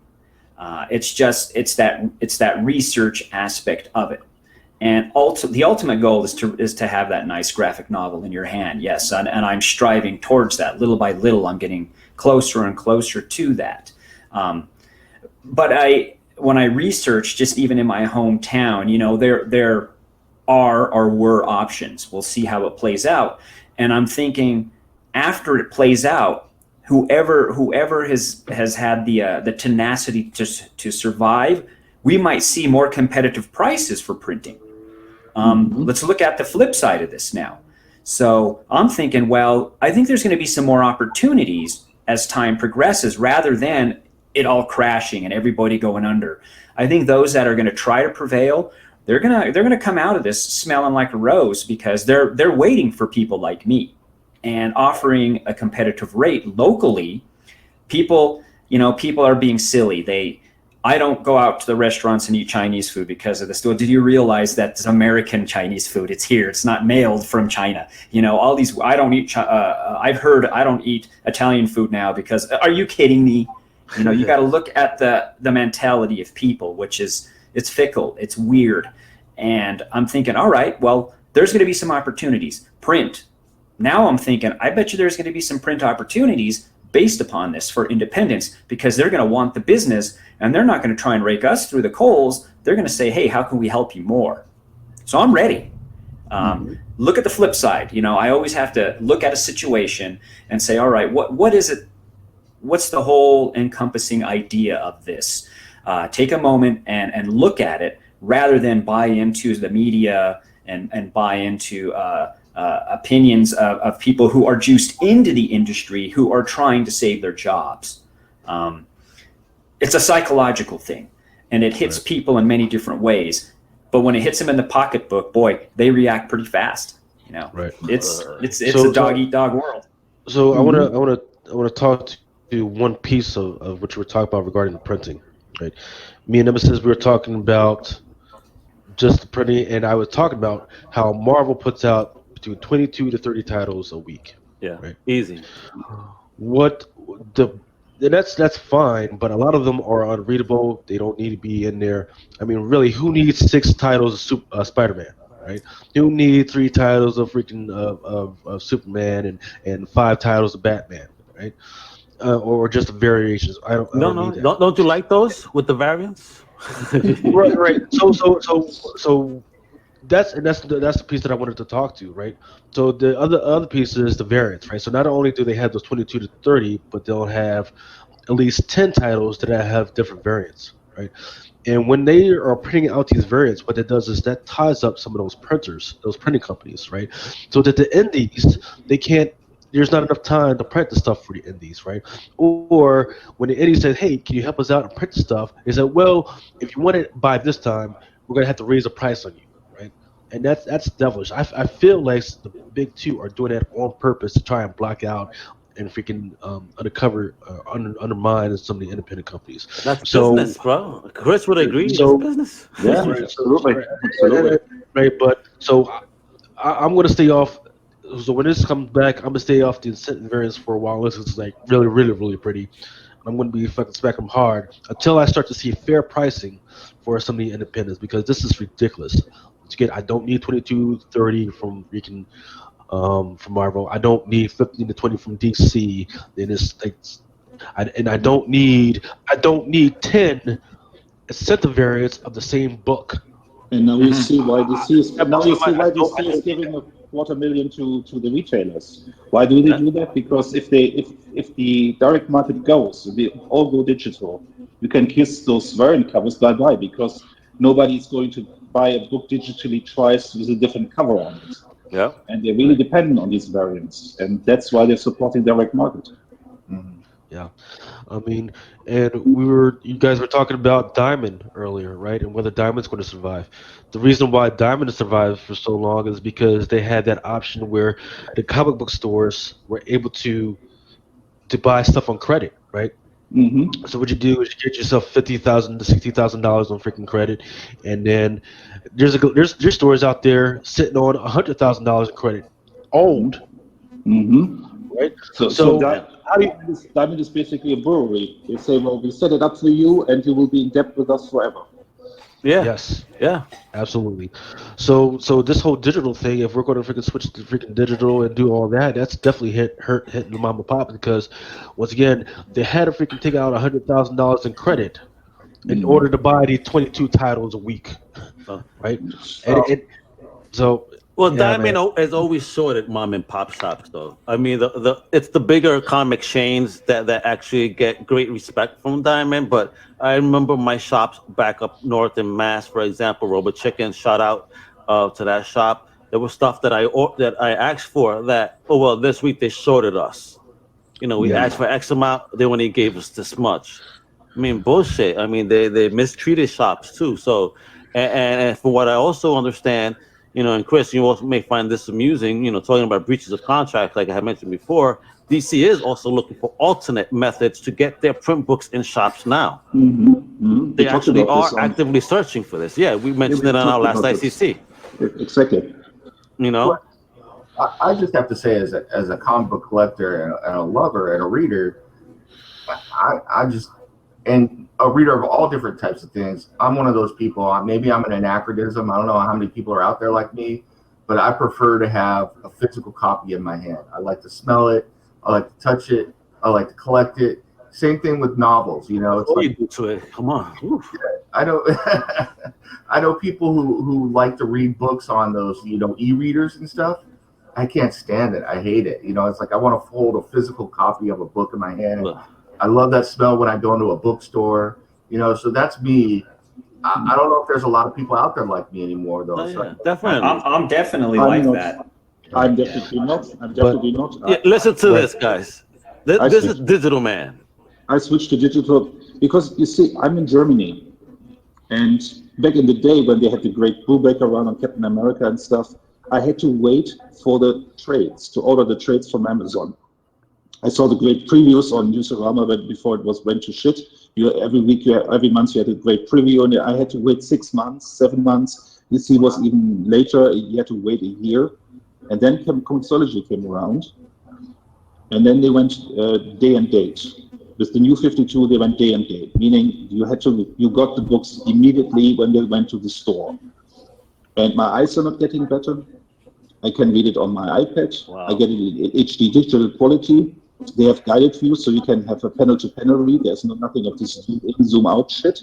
You move from panel to panel if you want to, or you have a full page. That is really the way you want it. You can set it up. You tap on it. And I have more comics now. I have around 4,000 comics. And I would say digitally. And the reason I bought them, because they're available on Comixology. Comixology has the entire Fantastic Four run. Every issue. It's on Comixology. Every issue of the Avengers is on Comixology. If I say, well, I want to read Amazing Spider-Man number 56, click, I can read it. I don't own it. That's the interesting thing. You don't own. You purchase the right to read. Yeah. See, that's right. Yeah, that's what scares me. That's what scares me about the digital market. All right? You're not ever really owning it unless they break the DRM, you know, and allow you to own it and download it. Yeah, Image does. Yeah, they're kind enough, but not all publishers do that. Not everybody does that, though. You know what I mean? Unfortunately, and I think that's what scares me. If you go to a platform that doesn't allow you to download the product that you just purchased, you know what I mean? They could just say that you did something wrong, lock out your account, or that money you just vested is out the door. But the interesting thing is, and this is another argument I want to make, is the other day I saw a video where somebody said, well, if you have every comic digitally, this will enhance piracy. It's the opposite. It's much harder to break into a file of Comixology than to buy a print copy, put it on a scanner, and put it on the internet. There are sites where you can read every new comic on Tuesday night before they're in the store on Wednesday, and they're made from scans of print copies, not from digital files. Yep, and if they have it on a Tuesday night, you know who's scanning those? Somebody that works in the shop, you know? Of course, you know? Of course, there's some team who gets a little bit money on the side. Of course, that's how it works. But when you look at Comixology, you know, in general, I myself try to avoid the platform, but in a sense, it's a necessary evil. I have to go there, and realizing that when they do the guided view, you know, that's a different take on a director's view. And there are things that I disagreed with, and I sent them extensive notes on a couple of minor things from my books, and was just completely shut out. It was like, no, this is how we do it, and that's the way it is. And I'm like, yeah, but you went the wrong way in the panel with the dialogue, and it's completely wrong, and you can see it. And you're taking 50% of my profits. Wait, they take 50? They take 50% of your profits. Period. Wow. Period. And that's the other thing I didn't like. Whereas my own shop, when you do PayPal and what have you, they take maybe 12, 15 cents off the top. Comic Central, which I miss so much, same thing, maybe 18, 20 cents off the top. And I was like, well, no, that's business. But Comixology is just flat out 50%. That's it. Deal with it. We're the biggest platform, digital on the planet. That's all there is to it. So I do it, but on the same token, I say, okay, you got guided view and whatever over here for Comixology, which is a nice gimmick. But on my side, as an independent, whoa, I'll give you a free cover. I'll give you a free never seen poster. When you download the files, you'll get something cool.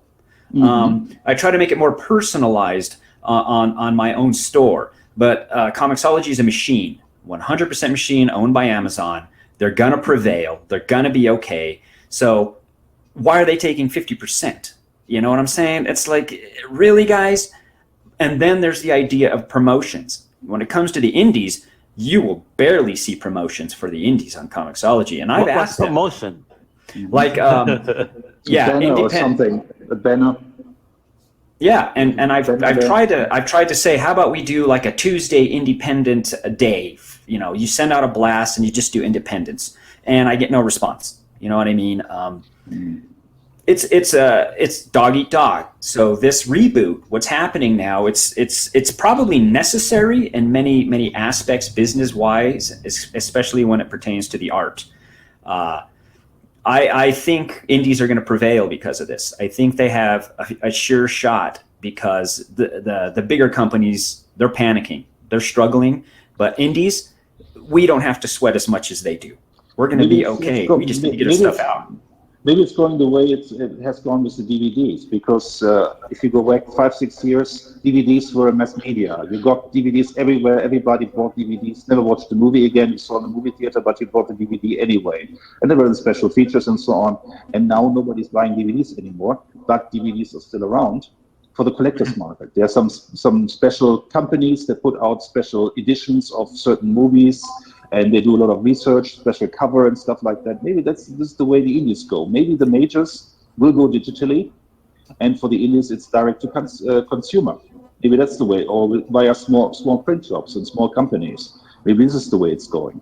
It could very well be. And then, touching on the DVD Blu-ray market, I author my own Blu-rays for all my movies. I don't need to go to a big company to do this anymore. It's now in the consumer's hands, the prosumer's hands, or the indie's hands. So having said that, like the last resort that we streamed earlier, it was a 10 gig file streaming through the internet. Now there's a difference between that streaming file versus the file that I output, MOV file, directly from my Final Cut Pro. That's two files that are different, and they start to get better. Streaming is not that great. I do a Blu-ray. The Blu-ray's got the surround sound. The image is 10 times better. It's going back to that novelty. It's like, oh wow, you're getting more out of that Blu-ray. It's like going to get your comic book on print. If you buy the Blu-ray, you're going to get way more out of it than if you stream it on Netflix, Amazon, whatever. You're not going to get pixelization. Your sound's going to be way better. It's not going to stall. And as far as quality work goes, that's how I try to work it on the digital end of filmmaking. That's where you shake hands to say, okay, now my film is on Blu-ray and you're going to see it in its purest form and enjoy it. Independent wise, I think once again that might be a win-win right there. You can say, okay, you can print your Blu-rays yourself in your own home, author them, and they're to industry standards. The indies are going to step up. I feel it. I think this is going to be a new era, and I think it's the indies' time. They need their time. I think it's going to roll out pretty cool. Yeah, listen, I was around in the early 80s, and even in Germany back then, we had a local backroom dealer who got us the stuff directly from America. And I remember the time when Pacific Comics had their first issues coming out. And back then you had Marvel, DC, and maybe some old Warren stuff. But you got these little guys from California who put out these very, very interesting new books. And that really was a breath of fresh air. And maybe the indies are here to save the comics in general. Maybe I made the point the other Sunday on our podcast that I said, well, maybe the time of the superheroes is over.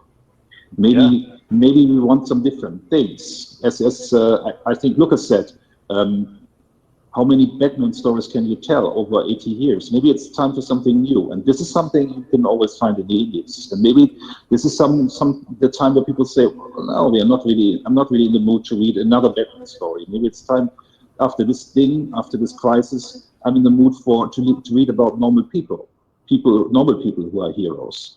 And this is the time of the indies then. Maybe, hopefully. And remember those cool indies like Cerebus. Flaming Carrot, Lloyd Llewellyn. You start to search out these things even when the market was starting to get slightly saturated. We're talking late 80s, early 90s when Batman started to have like five titles. And it was like, okay, that's a little too much. And I remember actually kind of reverting back and looking at, old heavy metals and those other books, the Flaming Carrot, I was a big fan of. Mystery Men. It's like, wow, there's some really cool stuff out there. So I think this reboot is going to push the indies, like you said, Chris. I think it may save the industry, and we're going to get some new talent.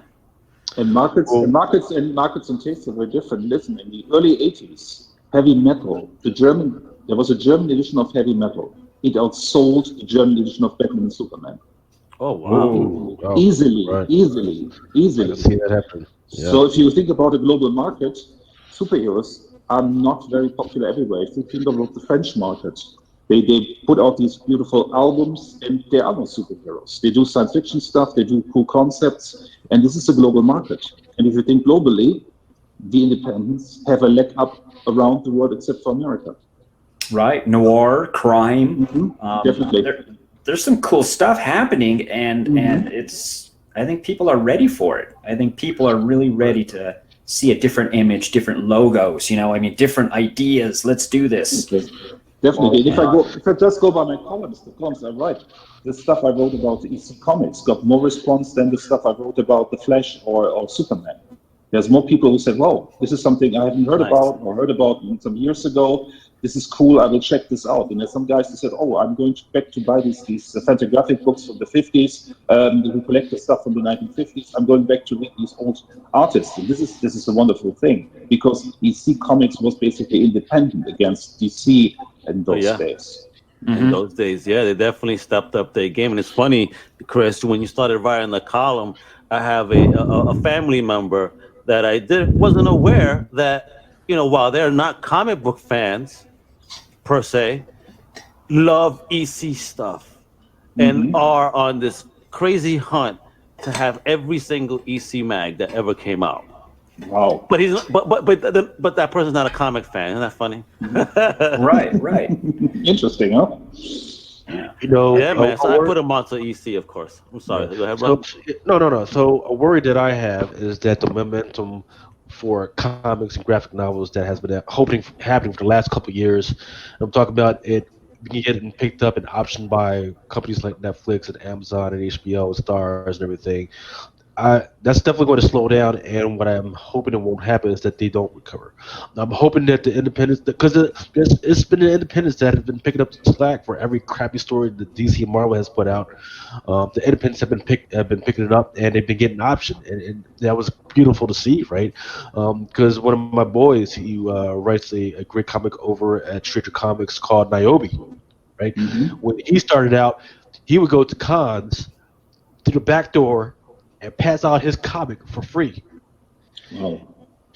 Just last year, he got picked up by HBO. That shit got optioned by HBO. So I don't know. I have to get with them to figure out where that project is going to be, if they're going to freaking still go forward with that. But what I hope doesn't happen is that all that stuff gets deleted and all the timelines get all jacked up, and then they start concentrating on other stuff and other other True. and other commodities. You know, that's my worry. That's my big worry. I think comic books are going to do fine. I'm just hoping that the other stuff that actually makes the writers and the artists money doesn't. Like that's what I'm sci-fi, right? Just started Vagrant Queen, which I believe was from Walter Scott. I forget. Forgive me. But sci-fi, you know, they always take chances on comic book shows. You know, unfortunately, they canceled that was a Deadly Class, which was fantastic. You know, but they take steps to bring independent to TV. So everybody check out Vagrant Queen. Again, obviously with what's going on, I don't know how many episodes they got in. So I hope it's plenty.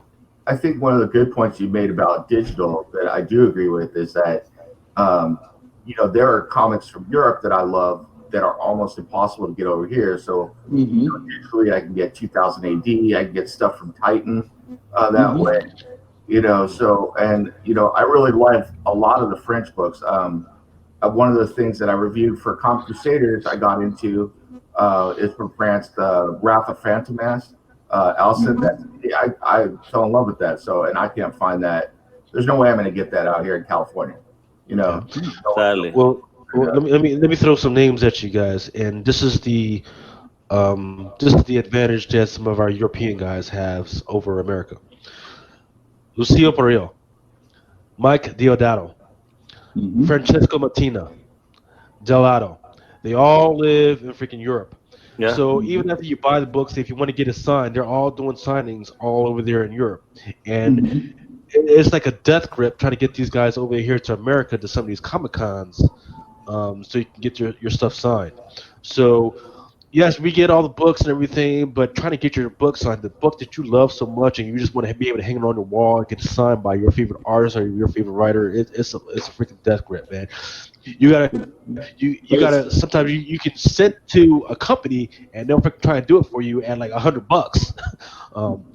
But that's well, it's also it works both ways. I mean, it's sometimes interesting for me to see that artists who are getting a little bit work and never really make it big in America, like Guillem March, I don't know how you pronounce him.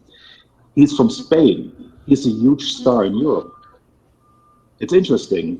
He always gets into trouble for his sexy covers for Batman and Catwoman, the way he draws Catwoman. You should see the stuff he does in Europe. And it's I'm sorry, what was that name again? Guillem. What was that name again? March. Guillem March.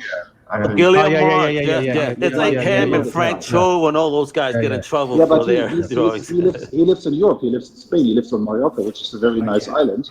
And he does a lot of European comics. And he's never bothered for his art. He's a big star in Europe. And now and then he does some stuff for DC Comics. It's interesting. It's a global marketplace.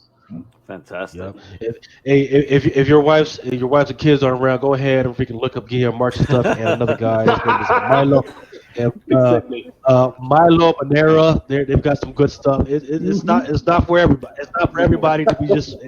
You don't want somebody to roll up on you and say, "Hey, what the heck are you looking at?" It's good stuff. You just don't want you. Is this why you wanted to watch the virtual con to look up pornographic cartoons? How dare you? Hey, that's where the industry is going, man. So I'm looking at a comment from Tarix9. She says, "Hi, Chris Buse. I'm physical comics only. I love my local comic book shop. I think I'm the only one here that loves both, right? Because as a comic speculator, right, I'm going for that cover that's absolutely freaking beautiful, but I need my comic perfect. The corners got to be great, the backbone's got to be great, all the pages got to be there. I can't have any discoloration. So once I grab it from my comic book shop, whatever, I'm getting a digital for it, right? So I'm reading the digital, but I'm freaking encasing it and holding on to dear life on that hard copy. So that's why both have. I completely understand you. You cannot see them because the camera is the other way around. I have plenty of the Marvel Omnibus books, and these are beautiful books. Yes, so I buy these huge tomes. I buy these, and because they're really nice to have, and they print them on very nice paper. The colors are glorious. The production is fantastic. I have some of these EC books, the original ones Gemstone put out. These are fantastic books. How many you have? And, I think that's most. I think.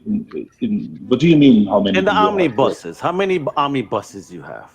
have, hang on, 15. 15. A friend of mine has already surpassed almost about 200 omnibuses. I'm like, I would never help you move. You have to buy them quickly because they have a small print run and they usually outsold very quickly on Amazon. You have to pre-order them. You're right. And here, Lucas, with the speculator on hand, dude, those omnibuses, they go up in value really quickly, the first edition. Yes. So that whole trend has only been happening within the last year. Right before omnibuses were omnibuses, it was just for reading. That was what you went to if you wanted to read the whole story, but you didn't really go to them for collection value. Now, all of a sudden, the value went up, right? Yeah. Which is interesting right now because I talked about certifying it. So for those that don't know, certifying means you send it off to like CBCS or CGC. They go with a magnifying glass and a microscope, and they look at all the corners, make sure there's no dents or anything in there, and then they rate it from 2.0, which is barely holding on to its pages, to 9.8, which is almost near perfect. And then it's a beautiful process. But here's the thing: you can't do that with omnibuses, right? Because they're too big. They don't have the cases for them yet. So if there's somebody who wants to figure out how to do that, you're going to make some money. Right? Absolutely. Interesting. Yeah, because the plastic glass is about yay thick. The omnibus is about yay thick. So if you wanted to figure out how to make sure, or some type of case that my boy Chris can slip his little omnibus into, because there's also there's already those little plastic covers, right? That you don't want to see, just want to have it around the house. You just stick the comic book into those top loaders. That's what they're called. Yeah. Right? Listen, the Amazing Spider-Man omnibus with the Ditko run, the complete Ditko run, is the biggest book I own.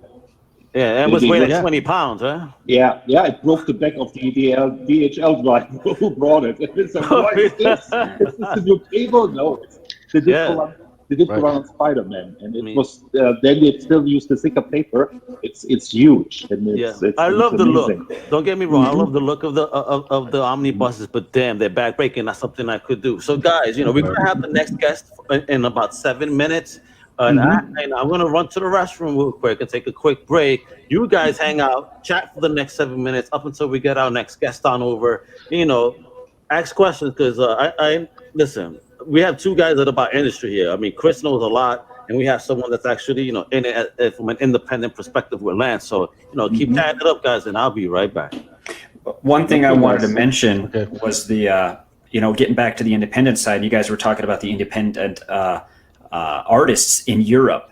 What I had discovered, and it was a surprise to me, creating the Bob Non-Union Psychic books, is that as an independent, my money was green. I was paying artists. I was paying letterers. So we put the word out, and it was Mexico, it was Brazil, it was Argentina, it was Korea, Indonesia. These cats stepped up. And their work was amazing. The Americans, they panned me completely, and I was really surprised by this. I'm like, whoa, wait a second here, what's going on? And then when I started to look at the panels, the sequential art, the styles that some of these guys were doing, it was pretty impressive. They knew what they were doing. It was kind of like that Sergio Leone thing. They wanted to be America so bad that they were actually developing their own styles and looks based upon an American concept. And I was sold. So, for Bob, Francisco Resendez, as out of Mexico, was genius because, one, he was is an animator, and I wanted the books to be cinematic, and he understood cinema versus just panels. And then other artists I started to get involved with from Brazil that did the Last Resort poster. I mean, these guys, they have a style and flair, and I think they're going to prevail in the end. Because once again, when independents start to kick up and people need these artists, they may be more available, and which means we're going to get some great art attached to our stories. It's a buyer's market when you're looking for an illustrator right now, because the competition is so stiff. Yeah, listen, growing up in the 70s in Germany, there were American comics and you got European comics. I got the comics from France, from Italy, and you had guys like Möbius doing a Western comic. That was amazing. It was the most glorious thing you've ever seen. And a while ago, I put some pages up on Twitter, and people said, "What is this? I've never seen this before." Yeah, that's comics from Italy, and they're glorious. And people were doing fantastic stuff in the 70s. And see it again. Look at it from a global perspective. There are huge talents in Italy, in France, and if you do independent comics, get in contact with these people, and do not always look at America. Right, I agree 100%. I mean, when you look at like Danger Diabolic, you look at these noir comic books. One of the best comic book movies ever made.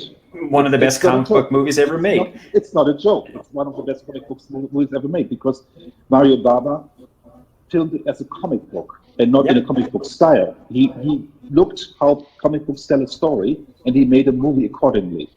That's amazing. And nailed it. And nailed it. It's an amazing movie. Oh yeah, I watch it over and over again because it's got that. And even when you look at the old comic strips and comic books of it, just the sleek look of it. It's like James Bond, the first James Bond in a comic book, if you ask me, because it was so cool.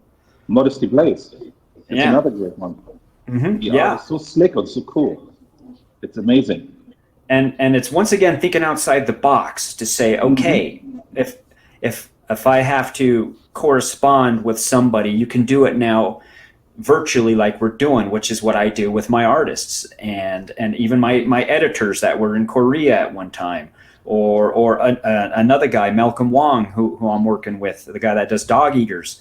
I'm adapting his new graphic novel, Sacred Profanity, and his whole take on just comic books from his point of view is completely different than all four of us right now. And it's those minds that need to come together that will create something unique.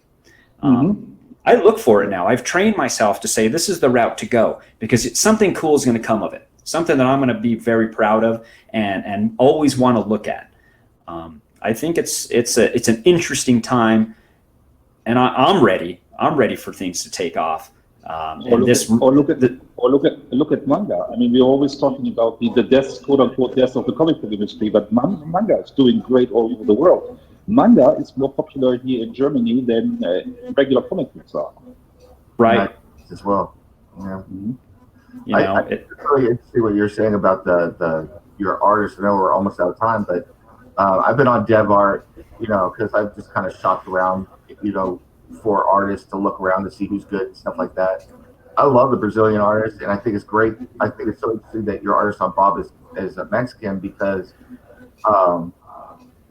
there was something different about it. To me, it felt like the animated Asterix movies. It had that feel, that motion to it.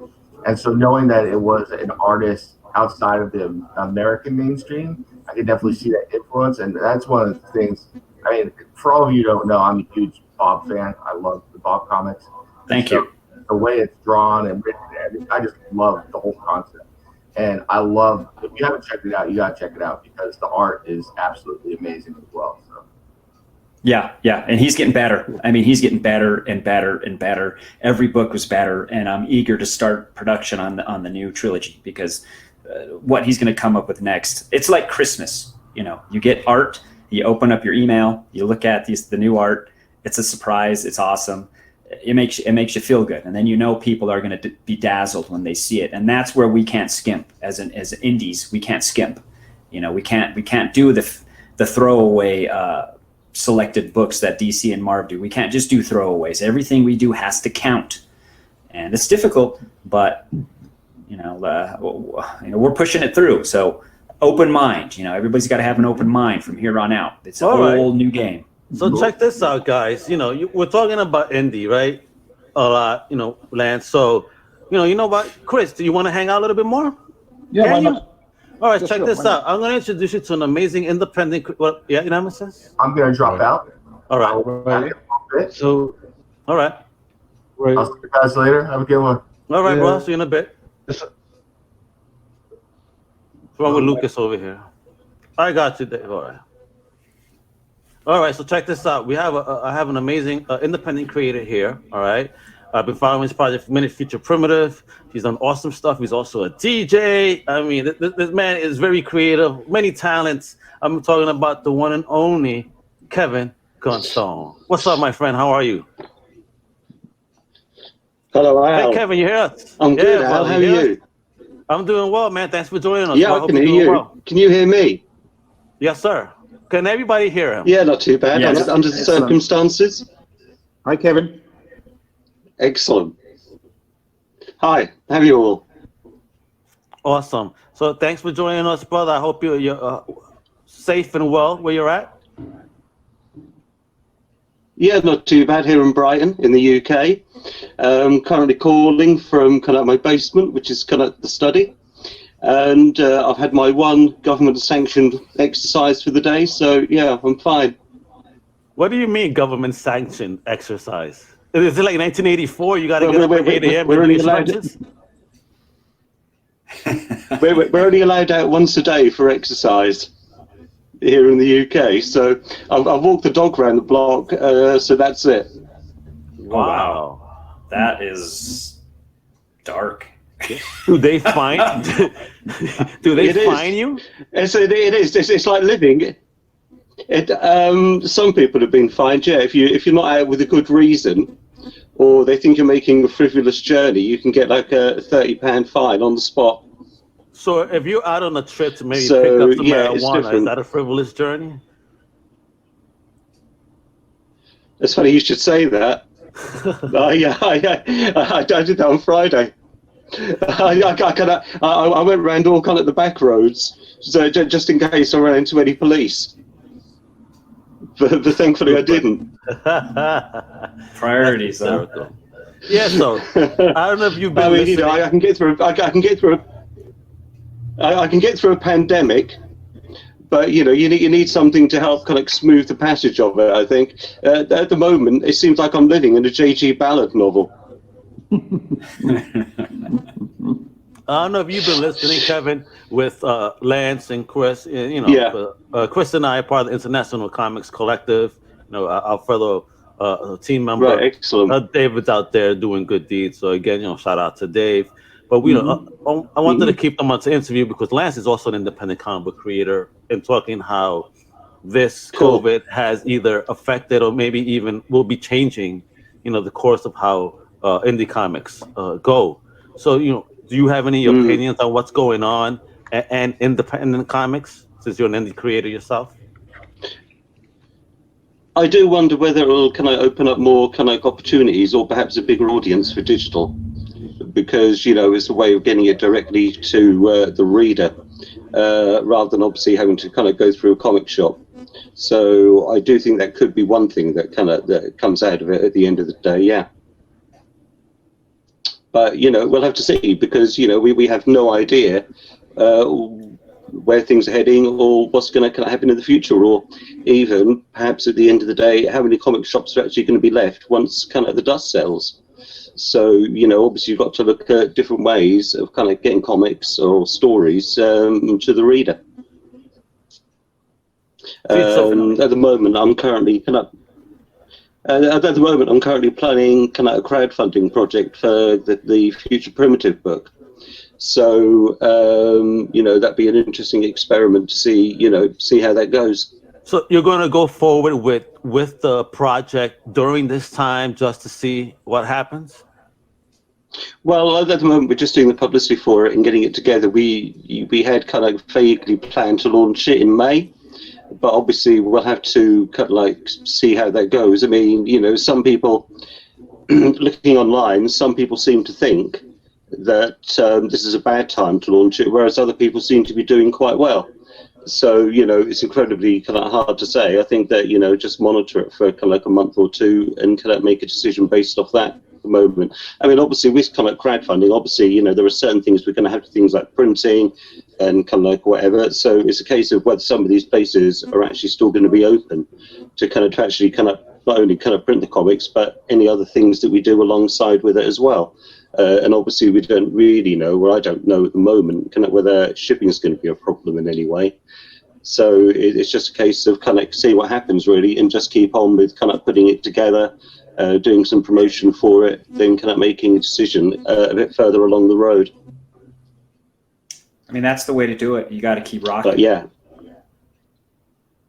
So yeah, exactly. No, absolutely. It's not. I mean, if anything, this is an opportunity, you know, to concentrate on things fully, and also to a degree when it comes to promotion, because the fact that so many people are at home, you've possibly got more an audience to kind of try and, you know, sell it to as well. Right.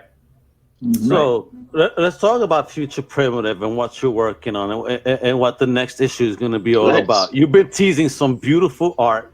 As you know, Thanks. Go ahead and start talking about it. I'm going to see if I could pull up some, you know, via your Twitter, some of the art you've been sharing. So go ahead, give us some insight into what the next Future Primitive is about. Well, the original Future Primitive book came out in 2016 from Marcosia, and it was book was really, really proud. It was the first thing I'd written for a number of years, and you know, we were really happy with kind of how the book came out. Not as happy with kind of how Marcosia went about selling it, so we kind of left it kind of a couple of years. And last year we managed to get back the publishing rights to it because they kind of like through the contract had the first say on kind of any kind of potential sequels. But as we were kind of negotiating to get the rights back, you know, obviously I did say that, you know, we wanted to relaunch it as like a crowdfunded magazine in the same size format as something like kind of Heavy Metal or Savage Sword of Conan, or kind of like the Warren mags, especially something like 1984, 1994, which is kind of one of my favourite things. But we also said, you know, it'd be ridiculous launching it from #1 without actually kind of like doing the first part of the story. So we managed to get back the publishing rights to kind of like the first story as well. So the plan is we're going to reprint the original book in the first 3 issues, and then we're carrying on the story as of kind of issue 4. So that would give us kind of plenty of lead-in time to kind of see where the story goes next, and you know, we will see how well it does. Yeah, man, you've been sharing some of the art, the story itself, the story itself. Mm-hmm. Oh, the art's fantastic. It's by a Serbian artist called Slobodan Jovanovic, who I had to meet years ago through DeviantArt. And at the time I was looking for an artist for Future Primitive, and I just happened to see some of his samples there, wrote to him, sent him kind of a rough page or 2 outline. He was really into it, and kind of started work on it immediately. But I mean, if you look at his work, he just puts so much kind of detail in there. It's quite incredible. It really is. So it's fantastic to be working with him again, because we kind of worked on another project. Yeah, no, thanks. It's, you know, I feel incredibly lucky to be working with him, to be honest with you. So, you know, it's fantastic to kind of be able to kind of do it all again. It really is. Only, you know, this time hopefully we'll do it even better. We'll kind of see. And also, you know, with the by reprinting the first story first, there's a few things we can touch up, like some of the colours. I'm going to have to resist to kind of change too much wording. I was kind of rereading through it last week, and I thought, well, actually, I still don't mind it, but there still might be the temptation to change the odd kind of like thing or two. And we've got a good friend of mine. Do you know the artist, DC artist, Prentice Rollins? Oh, yes. Yeah, he's doing kind of a variant cover for us, kind of on the first issue. So hopefully I'll be getting that kind of like in the next week or so. No doubt when I get it, I'll be putting up on kind of social media for people to have a look at. You know, we'll be sharing the crap out of it. Prentice. He actually bought a copy of it. Yeah, thank you, I really appreciate it. I had actually made an apprentice for the first time when Future Primitive came out. I was doing signing for it at the London Supercon, and I thought, and he bought it, I realised kind of who it was, and then I just kind of stayed in touch with him kind of afterwards.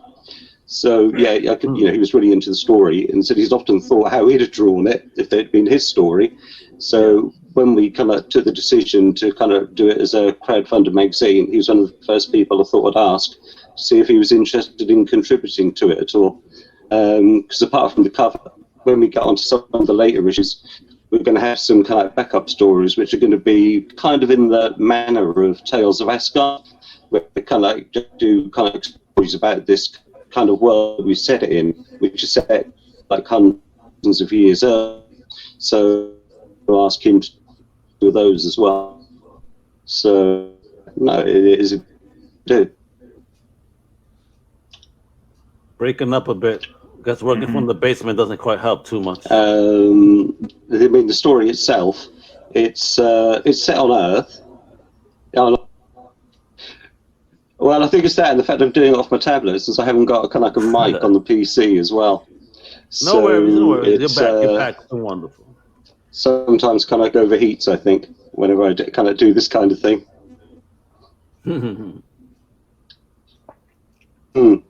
So yeah, no, the story itself, it's incredibly hard to kind of describe. It's set on Earth, might be the past, might be kind of the future, and it's about this kind of group of kind of like Neanderthals who kind of developed their own quite strange, esoteric kind of like technology. And so in a lot of ways, it was kind of a challenge to kind of write about this kind of like world. Kind of invented mythology and all that kind of thing. And also in the original, we had kind of like sequences which kind of told the history of this kind of Neanderthal race who were called the Skybearers, which we decided to kind of tell their myths and series of images. Order this. So interesting. It was like, I hope the story is good. Exercise in kind of like world building as well, and just trying to keep, create this kind of coherent kind of like world, which is kind of quite mythic and epic in scale too. So I'm sorry, is that intentionally? I mean, how is it that you could sit back, relax, and then start world building as an independent creator? I mean, what do you use as a template or I guess, what's the word? Jesus Christ. Pushes you to create this world. How do you develop those thoughts in your head? You know what I mean? What inspires you? There you go.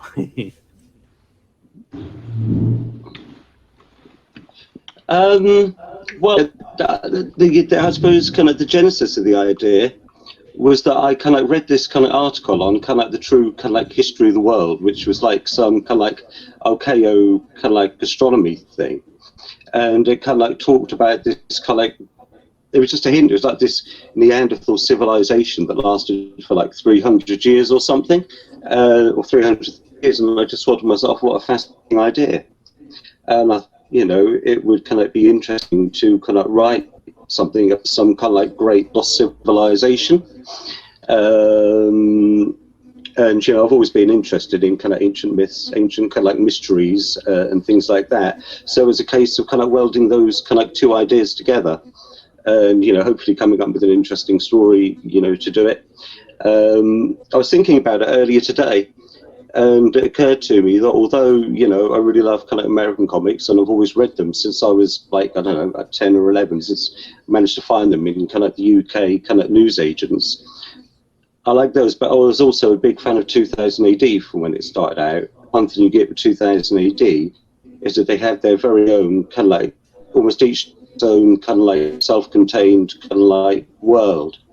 So I suppose in a way it's kind of like combining those two things, where I wanted to do this story, which was influenced by things like people like kind of Jack Kirby and other creators like that, and also and this is a bit out there, The First Kingdom by Jack Katz, which I'm kind of like a massive fan of. And so it was just kind of bringing all together all those influences and trying to create something which I hoped was fairly original. I think it's fire. But obviously, yeah. Well, thanks. It's going to be so good to actually kind of write the kind of adventures of kind of these characters again, because, you know, in the first story, we only looked at one very kind of small part of this world, which is kind of this kind of Neanderthal kind of like kingdom. But as you see from kind of the events of kind of the first story, that kind of comes to an end by the end of kind of the first story arc. Kind of the central character, Culkin, who's like the last kind of like king into the wider world, where kind of what else has been.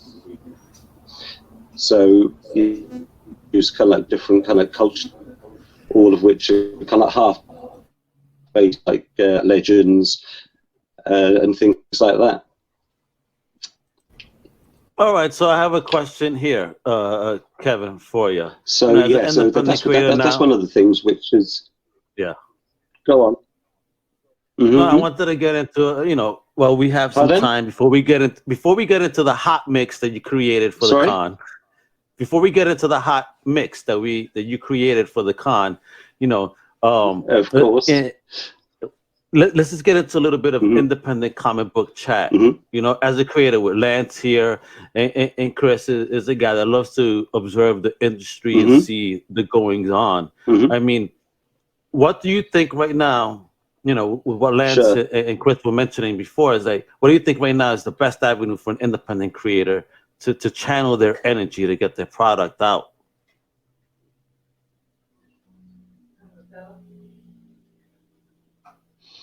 I imagine that probably the best way to do it would be through something like crowdfunding, because one of the problems of being an independent creator is the amount of money you make, which obviously, you know, dictates how much time you can kind of actually kind of spend on it. Because, you know, with Future Primitive, when we did the first book, obviously, you know, well, not obviously, but it was a royalties only deal. So, you know, in which kind of the artist, you know, worked a period of probably 2 years, you know, doing kind of a page or two kind of every week, or kind of like, or a month, or kind of like whatever. So, you know, obviously we want to do a lot more with the story, so we have to work out how we can make it kind of like financially viable. So hopefully, you know, by doing it this way, we will. And, you know, I think for any creator, really, you want to spend as much time as possible kind of working on something that you love. You've got to work out, you know, actually, because you've got to eat and all those things. If you can have kind of passing the publisher and selling to the reader, if you making kind of more money from it like that, then I think that's probably the way to go. What do you think about that, Lance? You know, as a fellow independent creator. I mean, apart from kind of Future Primitive. It's anybody's game.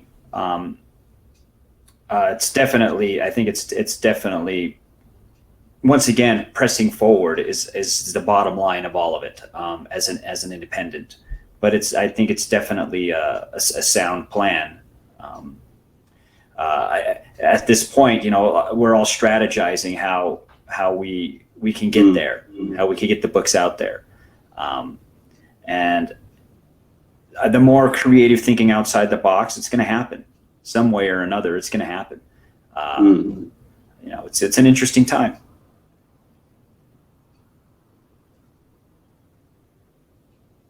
Would you agree, Kevin, that it is an interesting time for an independent creator? Like you say, you know, everything is so kind of uncertain at the moment. So how could you circumvent? I think it has the potential to be. No, I think that you know, if you can find a way to sell directly to your audience and you can actually kind of make it pay, I think that's kind of probably the way to go, kind of like at the moment. I mean, obviously, you know, conventions, goodness knows when they're going to be able to kind of start up again. So, you know, you can't, so you've got to find a way about selling it directly to kind of the reader. No conventions for a while, shops open. So I think one of the main ways you can do it, because obviously what we're doing with Future Print is that, you know, apart from the money that we need for printing and other expenses, we're a certain amount for us, so that the money we make from the first 3 issues will fund kind of the creation of the second story. So this is why we decided to kind of go down this route rather than perhaps put it out to another independent publisher. Would probably only be a royalties only deal. How do you feel about that? I'm sorry, Future Kevin. Primitive, I'm also writing another new series called Inner Worlds, and that's coming out probably later this year now, Action Lab. Oh, really? You hooked up with Action Lab? Congrats, my brother. I'm very happy for you. Very nice. Question. You know, I never heard of that. What do you mean royalty deals? With the said publisher? We signed a deal for it last year.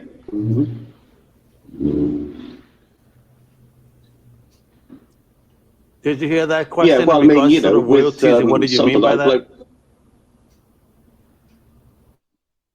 Well, I mean, with kind of like Marcosia, there was no advance, no page rate, so the only money we'd make would kind of be kind of royalties once they'd kind of taken off all the deductions. So, you know, the amount of time that the hundreds, if not thousands of hours we put into it, you know, for the amount of money we actually made, it was quite a poor return, I guess you would say. So, you know, at least by kind of doing it this way, doing a certain for each of us, then we know kind of like more money out of it, so it'll be much easier to produce more stories.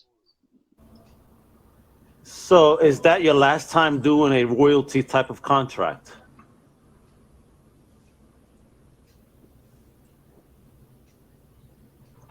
It all depends on who the publisher is, to be perfectly honest with you. I mean, you know, I mean, if obviously Image is a royalty only deal, but there's kind of much more of a built-in audience there. I'd be quite happy to do, and also kind of with Action Lab, you know, they put out some good books. They seem to do quite well on the sales. They do, and they promote. You know, I'm happy to put the time into the project and kind of see what happens with it, because I think it's a fun, cool story that we're doing, the Inner Worlds one. So give us a little bit. Give us a tease. What is Inner absolutely, Worlds? and kind of Nicole, who's kind of in charge of kind of there, who I've been mainly dealing with. She's a really nice person, and you know, she's quite motivated, quite switched on. So yeah, happy to do it there. It's set in kind of the late 60s. It's a world with slightly more, and in many ways, she's the daughter of Quatermass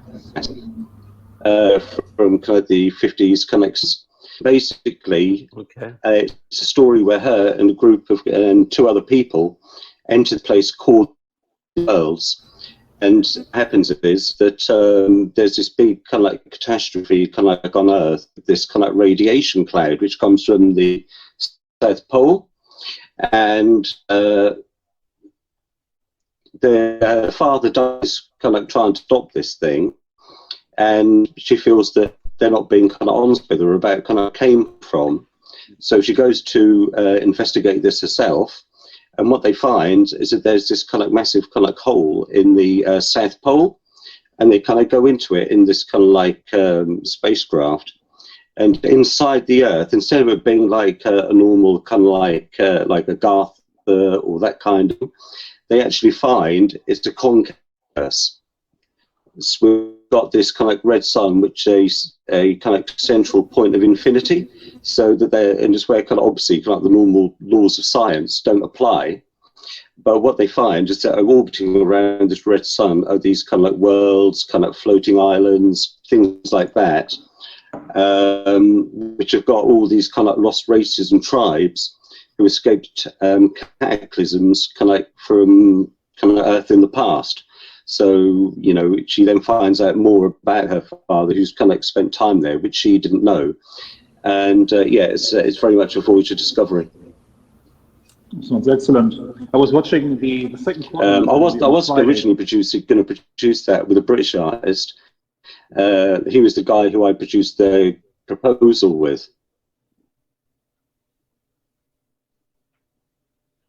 Which one, sorry? Go ahead, Chris. That's like the delay. I know. I noticed.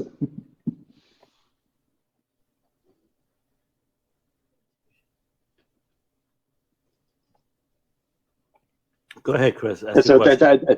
there's a real delay on this, yeah. No problem. Say what you were going to say, Chris, so you could hear it. No, I find this marvelously interesting because I was watching the second Quatermass movie from the 50s, and this brings it full circle where we were saying that if you look more globally, there was great stuff done in the 50s in the UK in the science fiction realm. Oh, and right. All these great ideas from Kirby from the 70s and the 60s, but if you go back to the 1950s, Hammer did some amazing science fiction stories and fantastic stuff you can launch from, like Kevin does. It's fantastic.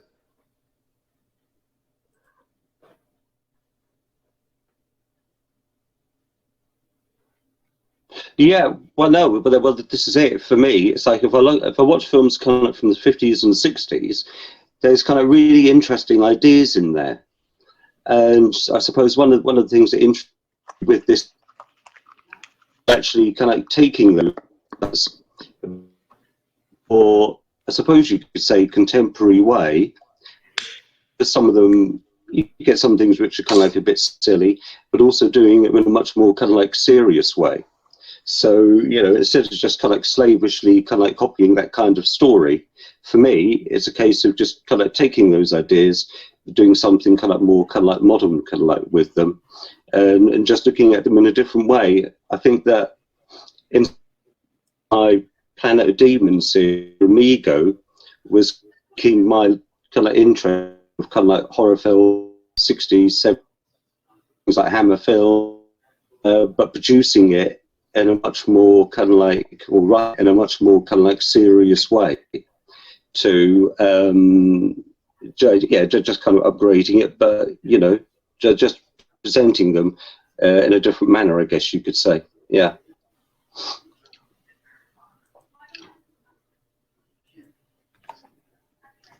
Excellent. I'm afraid to talk because of the delay.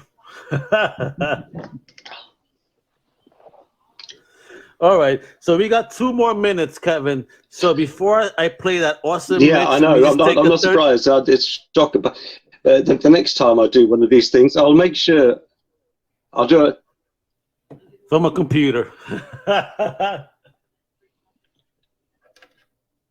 Sorry?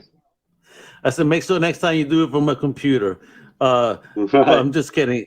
Before, just right now, you know, before we get into that 30-minute break and play the awesome mix you created for us, please let everybody know where they could find you, where they could follow you, where they could follow the project, please.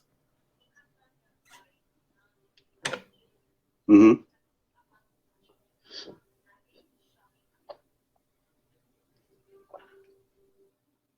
You can. I've got 2 Twitter feeds for it. I've got my own one, which is at Gunstone. I've got there's a Future Primitive Mag Twitter feed as well, which, you know, I hadn't really kind of used much in the last kind of couple of years, but which is still on Twitter and it's still quite healthy actually. We've also got a Future Primitive kind of Facebook page, and we're putting Future Primitive out under the name of Studio Azoth. And in the last kind of month or 2, I started off a Studio Azoth Instagram page as well. So yeah, people can kind of follow stuff on there. So Kevin, congrats on opening up your own brand, so you can start moving your own product, you know, via your own accord. So kudos. Congratulations, man. It's like, you know, with Lance, he has his Warehouse 9, very proud. To have people like that on the team that are entrepreneurs and you know, hungry for stuff.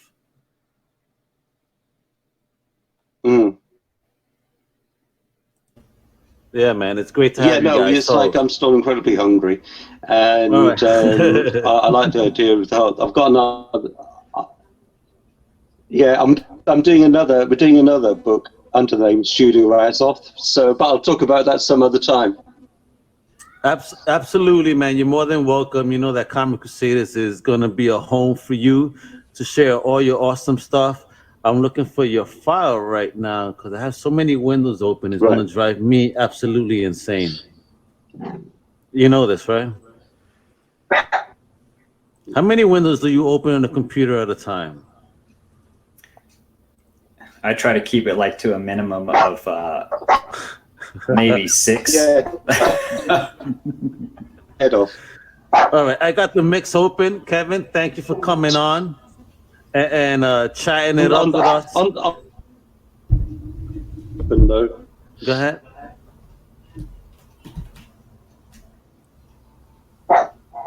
Wicked. All right, I'm about to share the mix, everybody. So this is just a 30-minute break for the Comic Crusaders Virtual Con. Kevin, thank you so much. Chris, I look forward Lance, to thank you, speaking everybody. to you again soon. Thank you.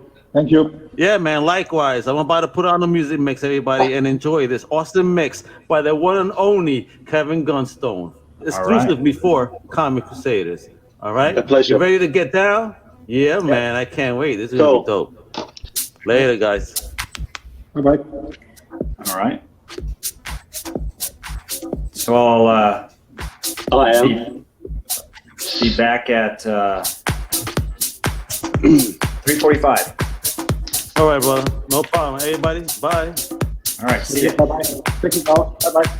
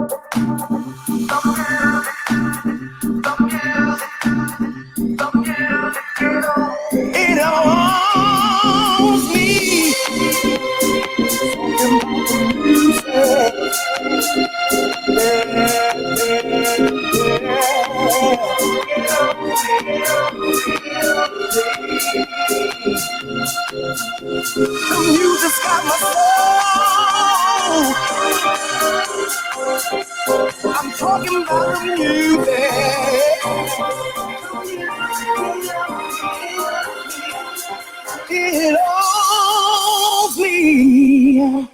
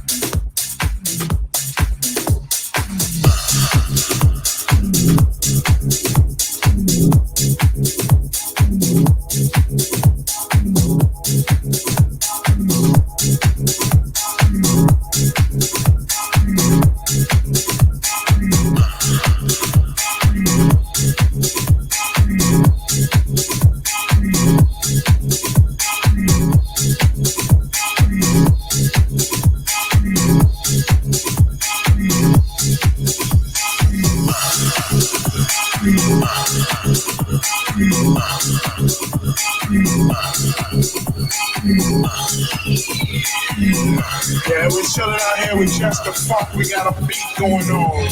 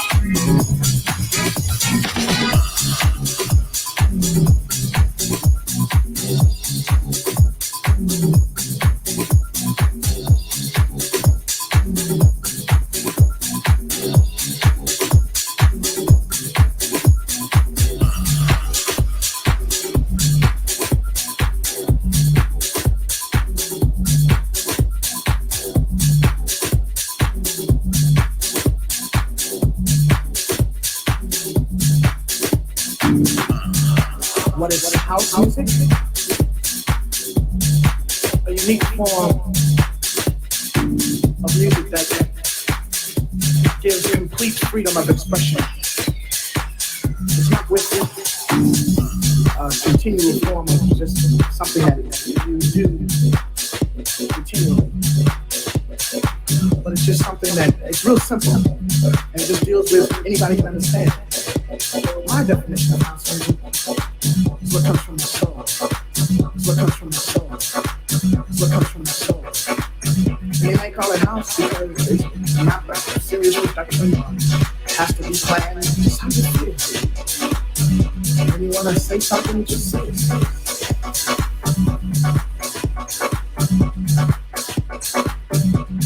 Like if you want to say freedom, I do believe in freedom. Freedom.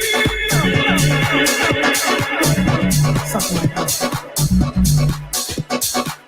Freedom. I do believe in freedom. Join hands.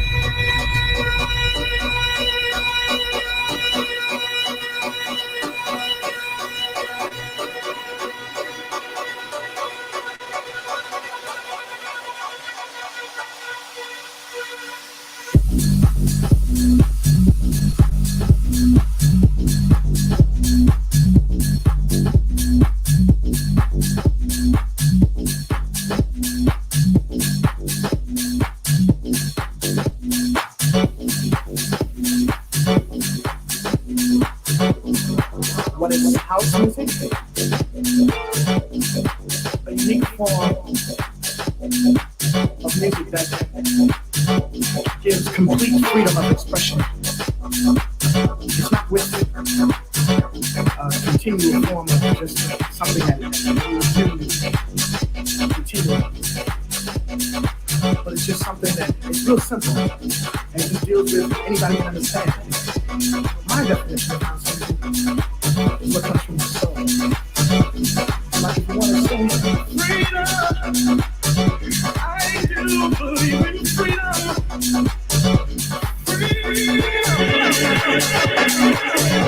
Something like that.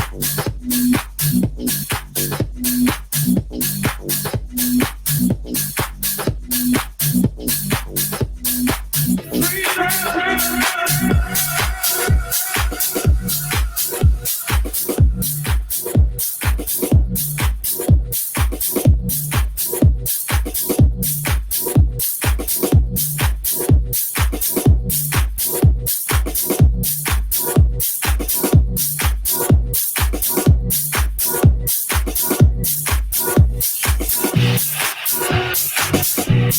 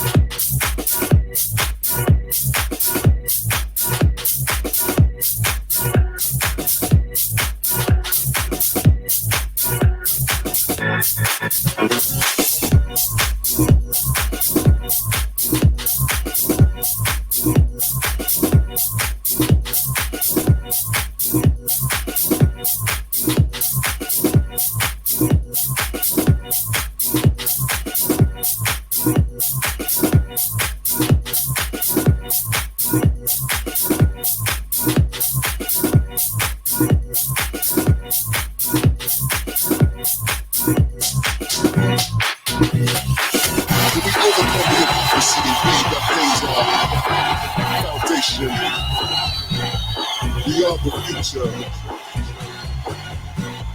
This is the future. But to understand, you must take a glimpse of the past. We are the future.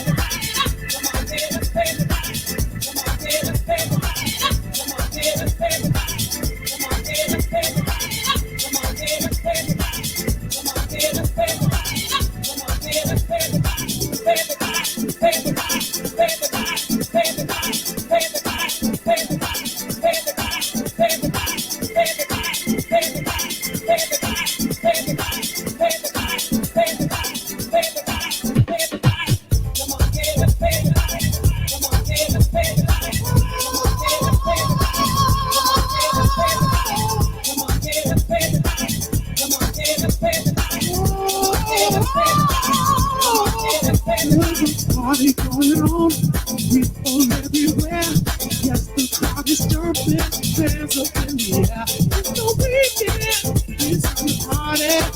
Put your hands up. Come on, everybody. Come on, get up, everybody. Come on, get up, everybody. Come on, get up, everybody.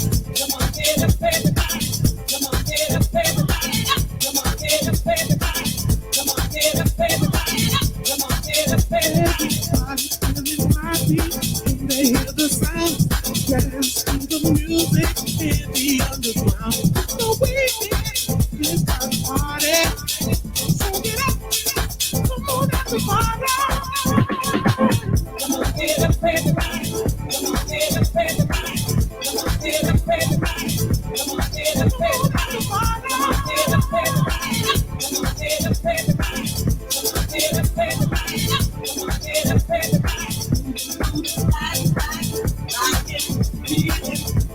get up, everybody. Come on, get up, everybody.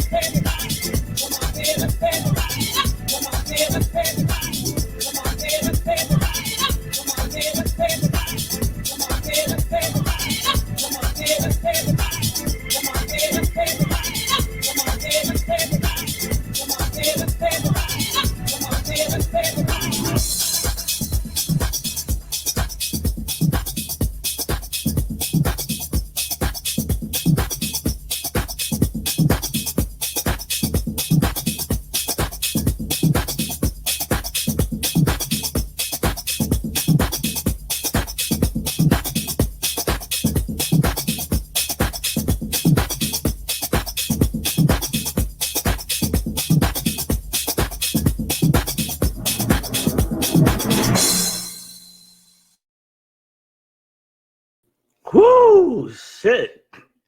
What a mix. Yo, let me tell you, let me take this branding stuff off right now, right here.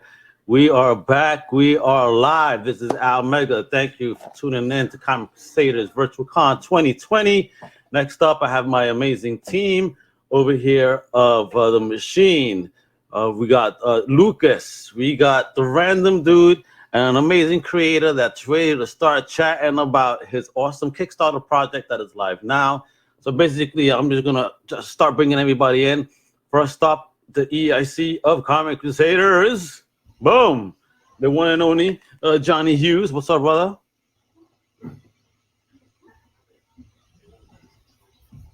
Then I got Lucas. Hey, how's it going? Then I got Josh. Oh, hey, how's it going, guys? Johnny, I'm glad to see the beard is kind of making a comeback, kind of. Yeah, you got that scruff, man. Glad to see it. Something's happening. Talk to me when you got this. Talk to me when you got this. That quarantine beard. That quarantine beard. Quarantine beard. Yeah, he got rid of it. Yeah. And next up, we have another bearded fellow that's an amazing indie comics creator that's ready to come on the stage, if you will, our platform. I hope you guys are enjoying yourself. And I hope, first of all, thank you, Kevin Gunstone, again, for that amazing mix. I hope you guys enjoyed it. That was an exclusive for Comic Crusaders for the virtual con. So thank you, Cowboy K. That was absolute fuego, man. All right. So now next up, like I said, is an amazing independent comic creator that I just spoke to. But you guys now going to have a chance to take a look. He's ready to share his screen too. So thank you for the professionalism, the amazing Luke Stone. What's up, everybody? Man, I'm telling you, I love Almega's intros, man. They're the best. Well, what's also amazing is that beard you're rocking. I know, right? And people are saying they need to shave it off because of the coronavirus. I'll take my chances, thank you. I'm right there with you, man. Wait. Are people leading you to believe that the coronavirus is being held within your beard? Apparently. But I'll tell you what, no coronavirus, but sometimes I do wonder if it might be another entrance to Narnia in there. Have you ever found any food in your beard? I have, yes, I have. Yeah. You have? Josh? Yeah, my wife will come and she'll grab it. Josh, have you ever found some popcorn or something in your beard a day later and just ate it? Oh, all the time. Yeah. I won't lie. I mean, that's assuming the dog doesn't get to it first. That's why Johnny shaved his, just so he could go on a diet and stop picking on his beard. Hey! Stop picking on an unbearded person, eh? All right, guys. So I'm going to let you guys have some fun. This was just the awesome intro. This amazing creator that I've had an awesome pleasure of speaking to. Listen to our latest podcast on the UCPN special. He really dropped some great information that people should listen to, that we actually got somebody quoted on Twitter. So thank you for that, sharing the information and even tuning in and listening to what Luke had to say. So that was really awesome of you guys. Again, look at the bottom of the screen. That's his website. I'm about to share his screen. All right. So now you have full control. All right. So guys, have a blast. Keep talking, and I'll be back. Sounds good. Well, Luke, thanks so much for joining us on Virtual Con today. I'm really excited to talk to you about hybrids. Yeah. I had the opportunity to review it on Flipside Focus. It was issue number 2, and what an awesome story that you created. Man. So tell us a little bit about hybrids, what it's all about. I mean, there's so much to this story arc, and just kind of everything leading up to the current Kickstarter you got going on. Yeah, it's been no small undertaking, to be honest with you. So I kind of had this idea a while back that I like superheroes, but not your traditional superheroes. But I wanted to think about. Well, actually, started with the conversation I had with somebody about these creatures called the Nephilim. I don't know if you've ever heard of these or not, but there's a lot of. It's in like the Christian Bible. It's in the Hindus have talked about it. Muslims talk about it. Jewish people talk about it. Like all these other religions in the world all talk about this event that took place. Yeah, I know about the Nephilim from Diablo 3. Yeah, so kind of Nephilim, but still Nephilim nonetheless.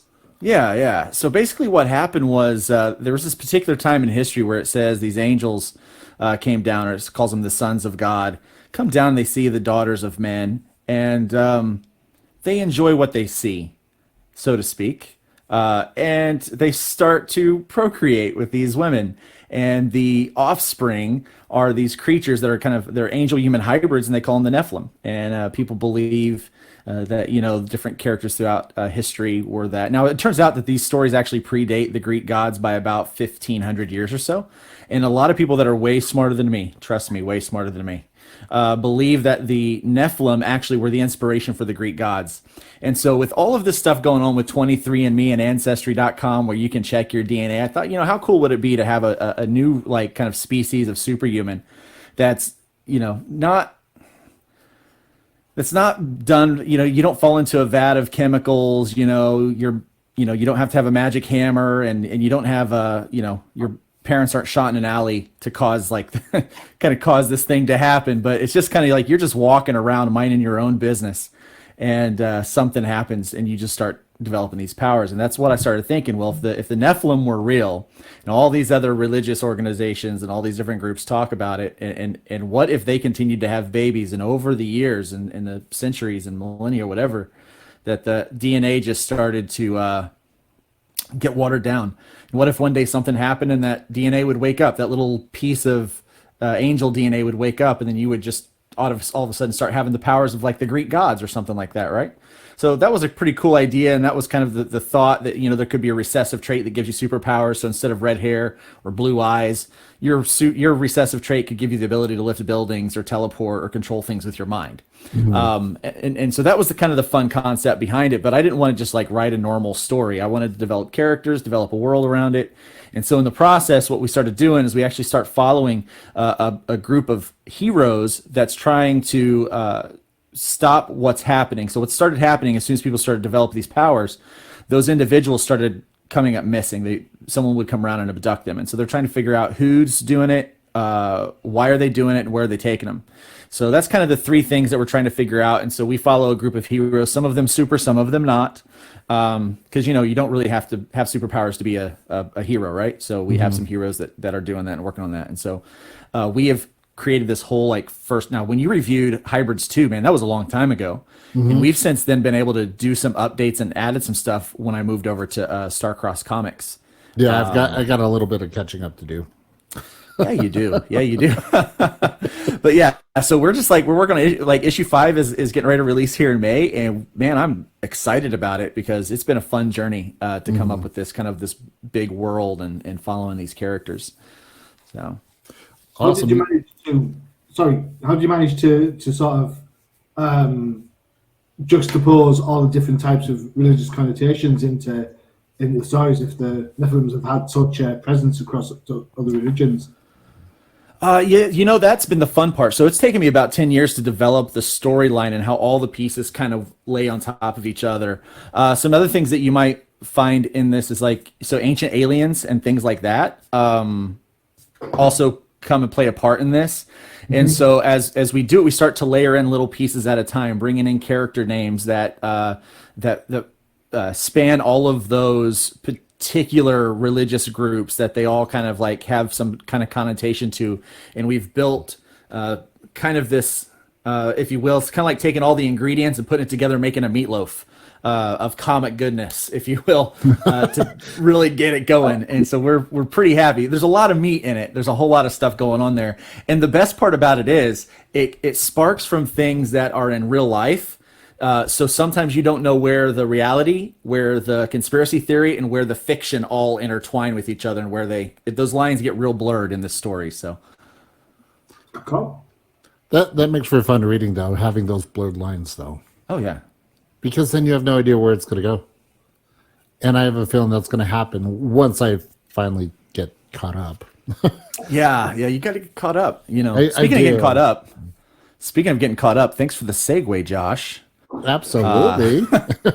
I'm actually running a Kickstarter right now where you can get all 5 of the issues for like $25 plus $4 shipping to the US. So it's pretty cool. I was just looking at that, and I was going to bring that up next. That you've got the Kickstarter wrapping up your first arc, currently, you know, at $890 out of a $200 goal. So I mean, that's awesome. The project's already fully funded, which for anyone watching, jumping in on it now means you're going to get the book. Actually, you should just get the $25 one, get all the books. Yeah. Let's be honest.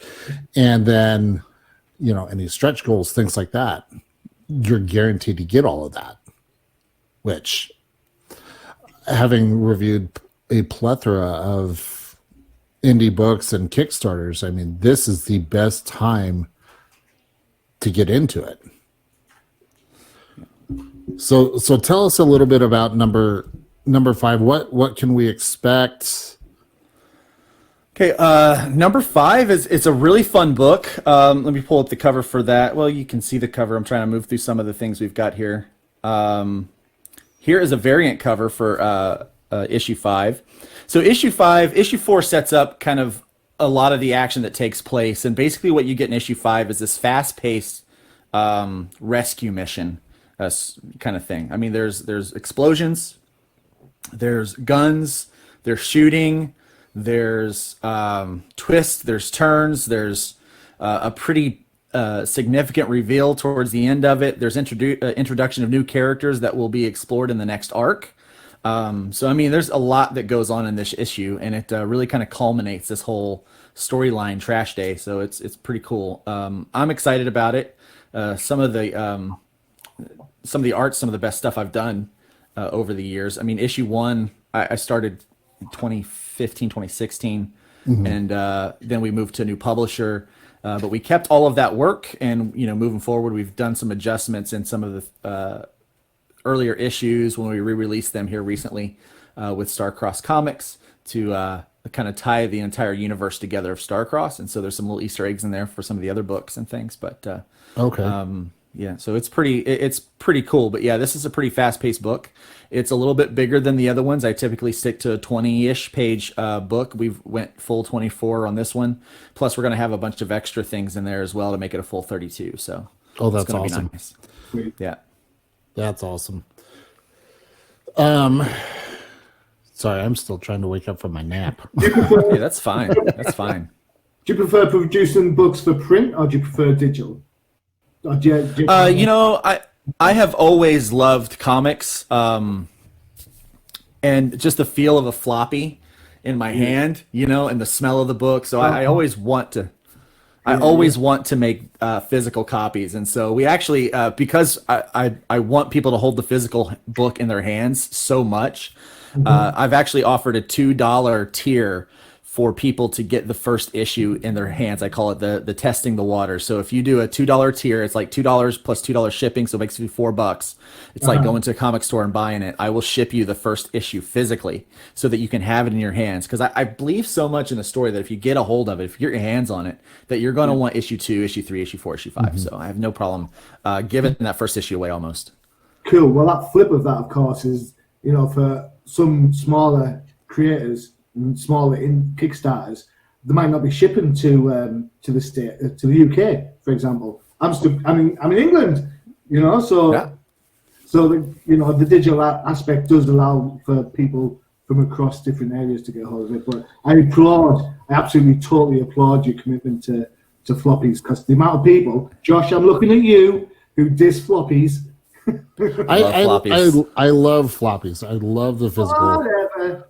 Oh, come on. We've said multiple times on various podcasts, there's nothing more intoxicating than opening a brand new book and going, ooh, that smell. That smell. Granted, on the newsprint, like comics from the 90s, that newsprint. I'm writing a book that's going to go on newsprint. I'm so excited about it. It's just one of those things where we got. Now, one of the cool things about the Kickstarter is we also have a bunch of extra things going in. Like we've got this special cover that we had made up of issue 1. Cool. Isn't that neat? Look at that. And so we've got that going. That's that's old school Marvel style, that man. Exactly. Yeah. That's the type of book specifically for those who suffer from ADOS. Now, do you guys know what ADOS is? I don't know, but I can see Lucas looking at a shiny cover like he wants. Right. Yeah. So could you pop that back up for me? Absolutely. This is a prime example of ADOS. It's attention deficit. Ooh, shiny. Yeah. Isn't that nice? And then you get the first full issue inside, just like the normal. But so we actually have a tier for these out there. We're only doing 15 of these. So these are very super limited. And so they're going to be signed and numbered on the inside. Then as you can see over on the screen, there's this other mini issue that we're only doing 50 of those. But it's kind of talks about one of the characters that's introduced at the end of this first arc, so issue 5, and so this kind of explores her story a little bit more before we go into the next arc, and so that's a cool story, a little mini comic that we add in with it. Right now, everyone who does a digital will get a free digital version of it because we hit a stretch goal. We have a hard times value pack with the 20. That's for the 25, but we boop it. We boop it up. We bump it up.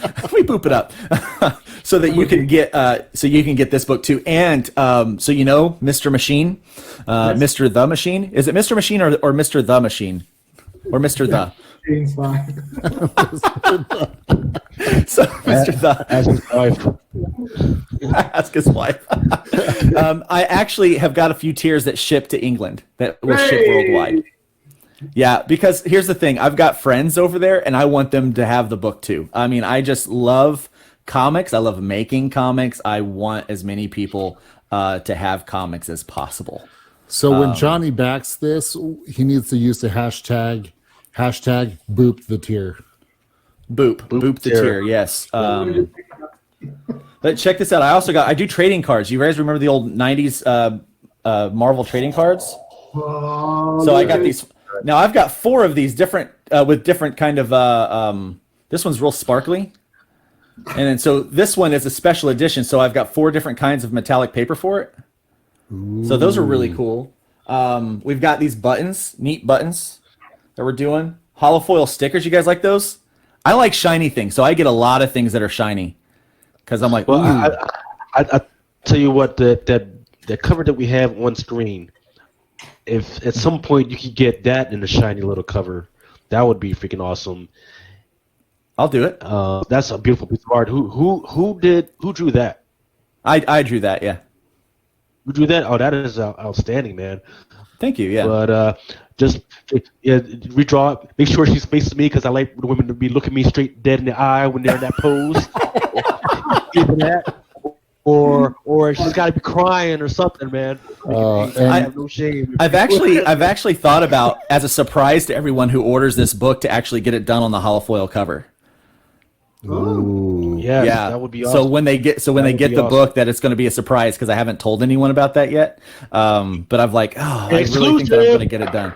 Well, I'm only getting 50 of them made to start with, so I mean, might as well go all out with it. Might as well. And Lucas actually confirmed exactly how the Nephilim were created based on his comment. Yeah, just let that. I'm just gonna step away from that one. Hey, we all got wings when the lights go out, right? We're all part of God's process. Right? Lights ain't ever going out with those. Something else I'm adding in with all of the physical orders is I've got 10 other trading cards with all characters' information on it. So I'll be adding these in with physical orders as well. So especially if we hit 1,000, I'm $110 away from hitting $1,000, and I'll be like kind of like a big milestone. But I'm going to make another special edition card that everyone will be able to get once we hit that. That everyone that does a physical tier will be able to get those as well. So, and it's going to be one of her. I've got this really cool pinup that we've worked on with her. So that's awesome. All right. So currently the Kickstarter's got 14 days. 14 days left. So yes. 2 weeks. I guess just final question here to kind of mention the elephant in the room. How has the pandemic and everything going on kind of affected your efforts? Have you seen either an increase in, say, backers for the Kickstarter or a decrease? I mean, depending on the news, it depends. Depending on what the news is that day, whether or not I get backers or not. But the people that are supporting are really awesome in their support, and so they have been able to do things that they've been able to help regardless of really what the news is. And so, but kind of to help that along, we've also created things like the hard time pack, the value pack, and some other things. So if they are able to still support it, you can get a digital copy for $1 of the first issue. I'm giving pretty much anyone that backs it, I'm giving them away the first issue for free in digital form so if they can see it. So I've been able to get a lot of support in that sense with it, but really depends on the news that day on whether or not people are backing or not. So yeah. From what I've seen though, and maybe this is just me, is the indie comics world has really kind of stepped up as far as I don't want to say capitalizing on the events, but kind of encouraging people to say, hey, check this out. It's going to help kind of cheer things up, give you a little positive note throughout the day. And so, well, here's the thing. We all want life to get back to some form of normal, and we all kind of understand, I think, that our new normal coming out of this is not going to be like our old normal. Oh, It's yeah. going to be I something agree. new. And we still want to give people the sense of like, life is still going on. Things are carrying on with the comic stores having to close. And several of them have found new ways to be able to keep their doors open and do business, whether it be curbside or delivery or things like that. Mhm. And then, with some of the big creators have all stopped their productions, well, the indies were kind of created for this. And so we're like, hey, here's some of our work. All my books retail for the same price as the big guys. I'm $3.99 for a book. So we were able to do those kind of things. Our printers are still working and all those things. I'm still paying for the extra pieces that come along Mhm. with the like paying for colorist and all that kind of stuff. I'm still working on all that to try to keep those guys with money in their Keep pockets looking forward. because they need it as well. Yeah. And so we're just carrying on because there's kind of a tenacious spirit among indie creators, and we just want to make sure that people have entertainment. We want to give people hope, and we want to give some feeling of normalcy, I think. Yeah, no, and you're doing great. I mean, I follow you on Twitter and stuff like that, so I see what you're doing there, and you're definitely stepping up as far as promoting that positive. Stay positive, stay optimistic, and not letting the news get people down. Yeah, but this is a kind of weird time in our life. This is the first time in my life that I can honestly say that everyone around the world is feeling the exact same thing right now. Yeah.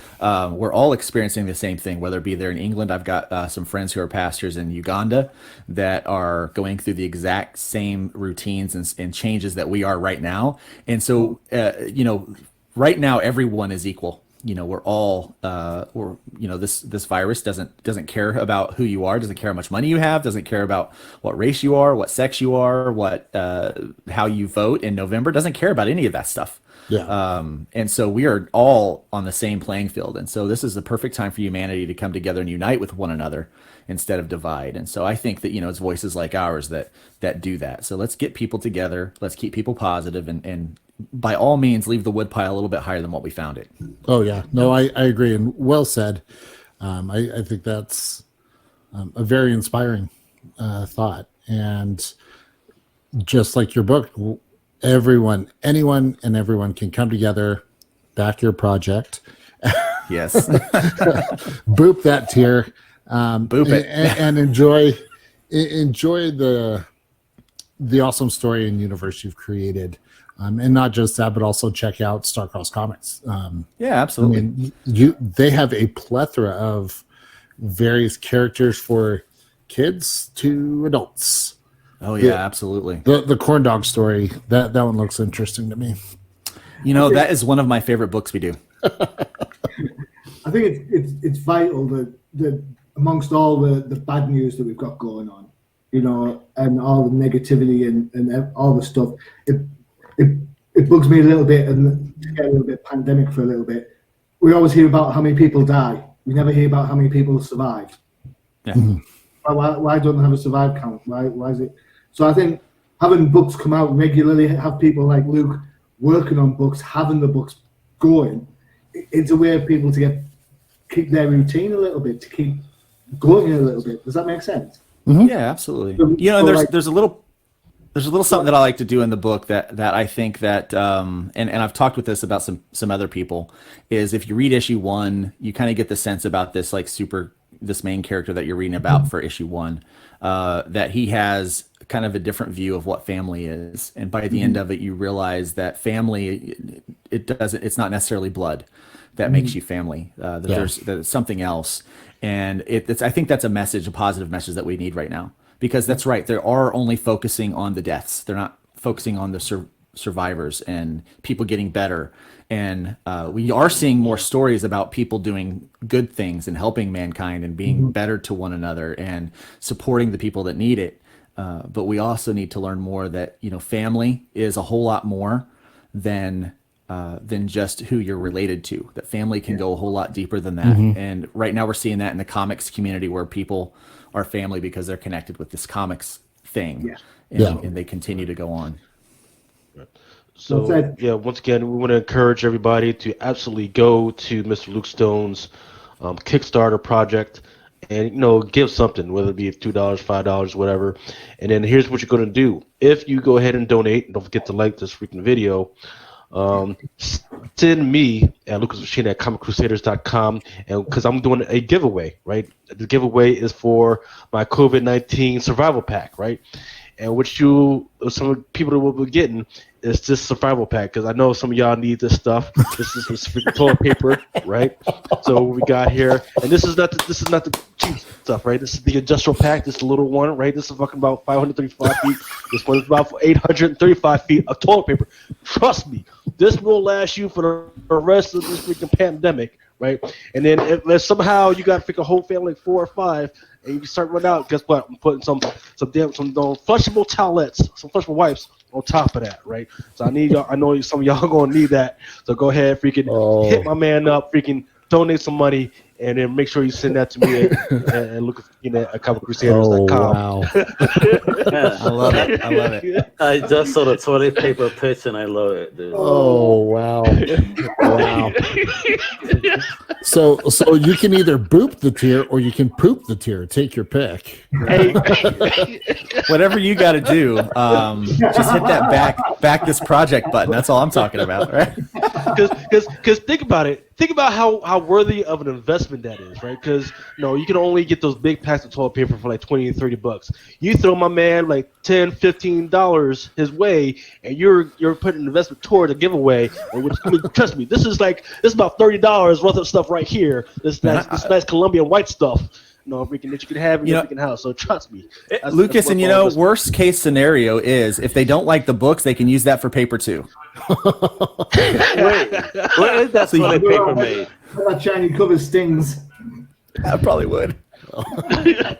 Where is that toilet paper made? You say it's Colombian, is it? That Colombian, yeah. It's this is Marcal, right? They have stuff. It's actually Venezuelan, right? So they have a factory down in Venezuela, and down in South America. That's where some of this stuff came from.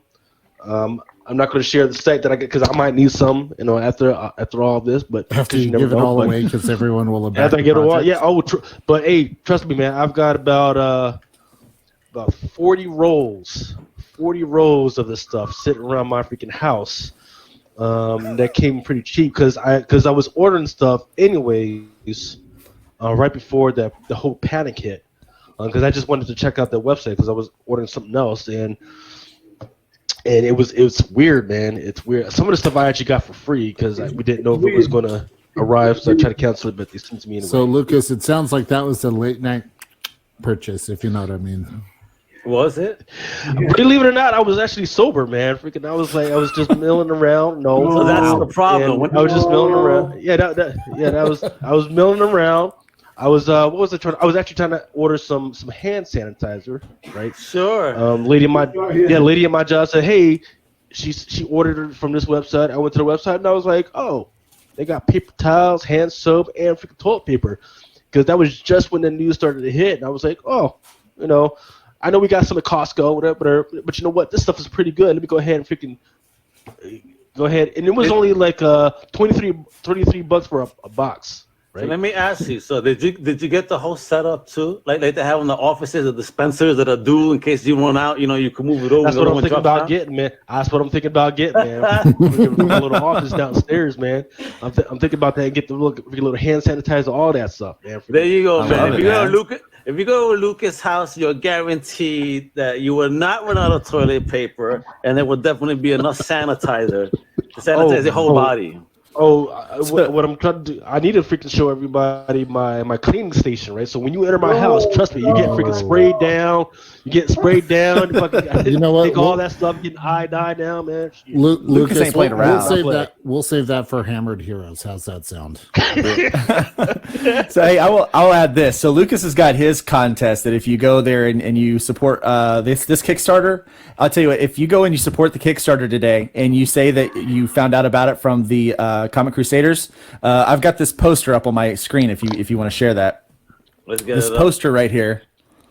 This poster right here is a special edition that we just had made, and I will send you, like, anyone who backs from Comic Crusaders and message me and lets me know that they will get a print version of that poster there, a mini print. Ooh. So, oops, I'm saving the wrong thing. Hold on. So a boop the. There you go. Look at that. boop any physical tier, and you say that you're that you found out about us from Comic Crusaders, and you will get that extra thing in your package. Look at that. Look at that. Plus a chance to win Lucas's toilet paper. Well, there you go. Right? There you go. You know, some ass wipes for a couple of months right there. Well, Luke, thank you so much for joining us today. This was a blast. Yeah, man. I Thank thoroughly you. enjoyed it. I hope you did as well. Yeah, So of course. Thanks It's always again. fun. Yeah, brother, you rock, man. Have a fantastic day. Do enjoy. All right, you too. Have a good one, guys. Later, All guys. right, later. Bye-bye.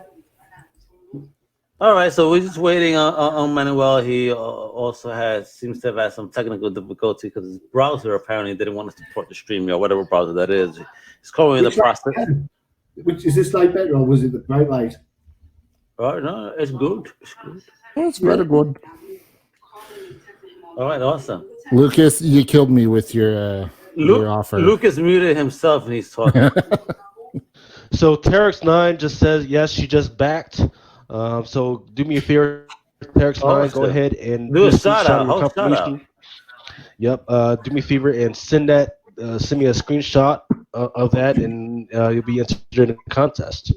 All right. You know what, guys? Make sure.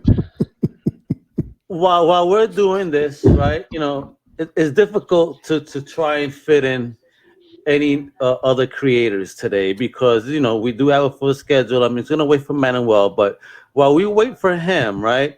Ryan Palmer sent us a message. He's watching and is fully supporting what we're doing today. And he says he sent me the trailer to his newest comic book.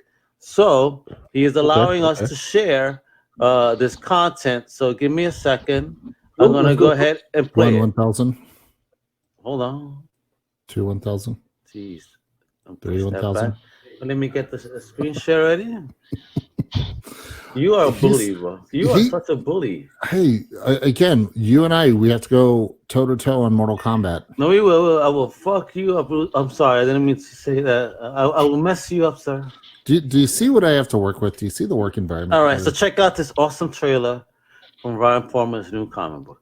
FOR agents apprehended 8 people today following the investigation of an event anomaly. Responsible party has been held at the FOR U.S. compound for questioning. Inside sources say they claim to be divine appointed heroes sent by angels to prevent the apocalypse that they witnessed 500 years from now. 500 years from now, in the year 2525.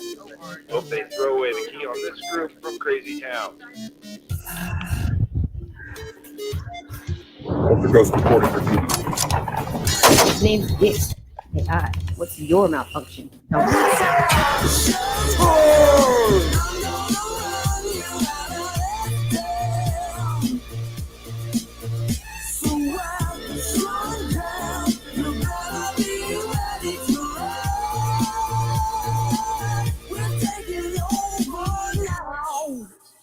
This is Ultra Ghost. I need some muscle down here. I will not fail you, Master Gigaru.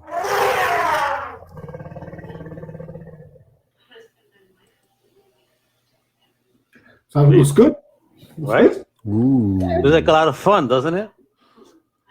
That looked amazing. That looks like a Flipside Focus or an OTP. Well, a Flipside Focus review with an OTP interview. There we go. That's how we team up, kiddo. I like it. I like it a lot. Let's see. I'm gonna check on Manuel's status. Actually, let me let Ryan know that we just played it. And let me check his status. Oh. So how are you guys enjoying the con? What do you guys think thus far? You know, it's fun, hasn't it? This has been awesome. That music mix was fire too. Oh, I was almost ready to be like, okay, nap time. Here we go. Here you go. It was good. Oh wait, no, update. We're gonna get an update. Let's see. Ooh, Oh, I Power like Girl, Spider-Man. Spider-Man, Santana, and Batman on the right hand side. All right. So what's going on in the last few? What's going on? Yeah, speaks volumes. Yes. Yeah. He's gonna join Al Mega in the last panel. Thank you, guys. Thank you. No. Sorry, Al, but you just got machined. Right. Is that like he got it. That'd be class. I need a new verb. You've just been machined. Yeah, Machine Hughes. Okay, we could work on getting your birth certificate and everything changed for Machine Hughes. What? You want that? Get my what changed? All right, check this out. So Manuel has fixed his technical issue. This is an awesome independent creator as well. He's also a part of an awesome project that Flipside Focus has spoken about many times. It's Indie Comics Day, right? By Indie Comics Day, yep, of which, funny enough, I'm also involved with them too. So check this out. Let's bring him in. And absolute welcome to Manuel Carmona. What's up, brother? What's going on, man? Oh, hey, long time no talk. What's up, brother? So thanks for joining us today, brother. And just chit-chatting for a moment. Thank you for resolving the technical issues. Oh, man, yeah. Thank you for having me. Absolutely. Just quickly update because we have other people going to come on. So let's talk about Indie Comics Day, bro. What's going on this year? What are the plans? What are the intentions? What are the dates? What's popping? Talk about the projects that people know and support this amazing thing you're doing. Well, the main idea was to do it like we always do it on the first Saturday of August, but because of this coronavirus thing, that's obviously not going to happen. I don't believe it's going to happen. So because of this whole conversation of the virtual con, Josh and I and the other guys involved, we started discussing it. Maybe this could be an option, having to do something like that virtual. And I would love that. From what I see, what you guys have been doing all day, man, this is awesome. This is the way to go, I think. Machine Hughes.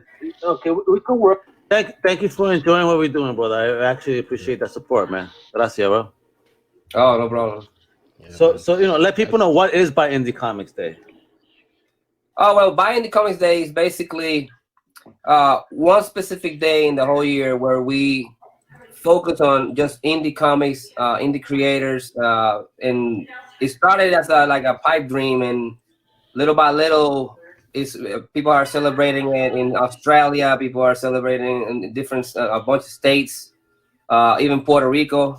But it as big as it's getting, I still feel like it could be so much more. But that like this online convention, I think that would be the way to go, where we can reach thousands of people.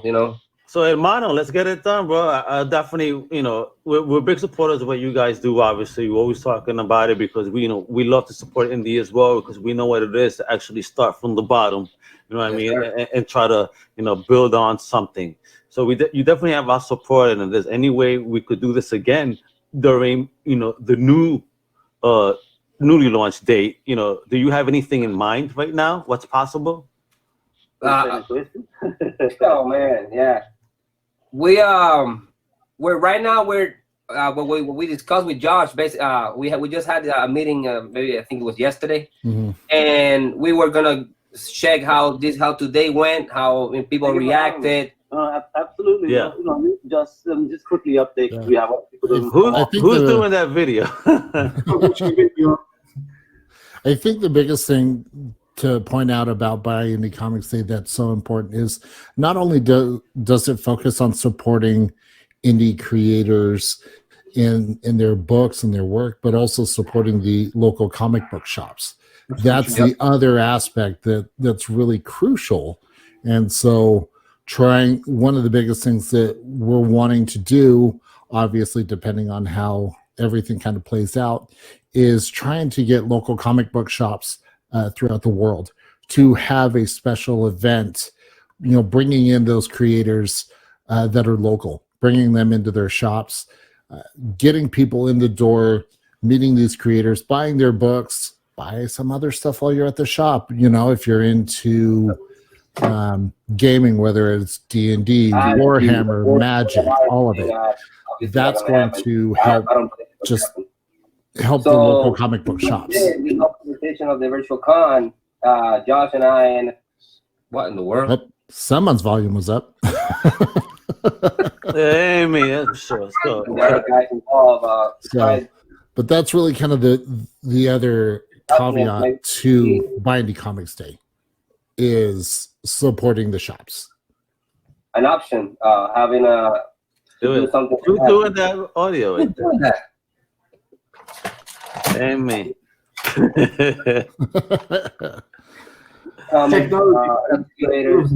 Hold on. Yeah. Oh, yeah.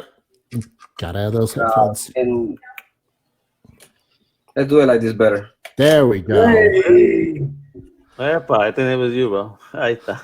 So, but that's really the biggest aspects of Buy Indie Comics Days, supporting the indie books, the creators, and then the shops. Absolutely. So, Manuel, do you have any, advice for independent creators now? First, and how they could assist Buy Indie Comics Day now, and help begin spreading word for the next possible date. And just you también, just a personal opinion. Just what should independent creators be up to right now while we have the opportunity to sit down and create? Well, I think the best way to do it would be just take a hold of this. Like it's funny because for some reason there's indie creators are not taking they're not taking this seriously, or they're not taking advantage of it. I don't understand it. I mean, a bunch of them have, but not enough for me to, I don't understand it. So I would say we have to start reaching more people through maybe local comic shops, and hopefully indie creators just grab a hold of this and run with it. Would it help if some of those indie creators that recently kind of jumped ship and moved on to mainstream books to get back involved with the indie market itself? Because there's a whole host of people who've worked on various DC books, like not to drop any name, Ram V, for example. He's started off as an indie guy at Vault. Now he's writing Justice League Dark. Try and make sure that there's that correlation between you can do both. You can work independently and you can work for a big two or a big publisher like Dark Horse or Dynamite. I mean, just look at earlier today we saw Stephanie Phillips. Look how well she's managed when she's covering those different aspects totally separately.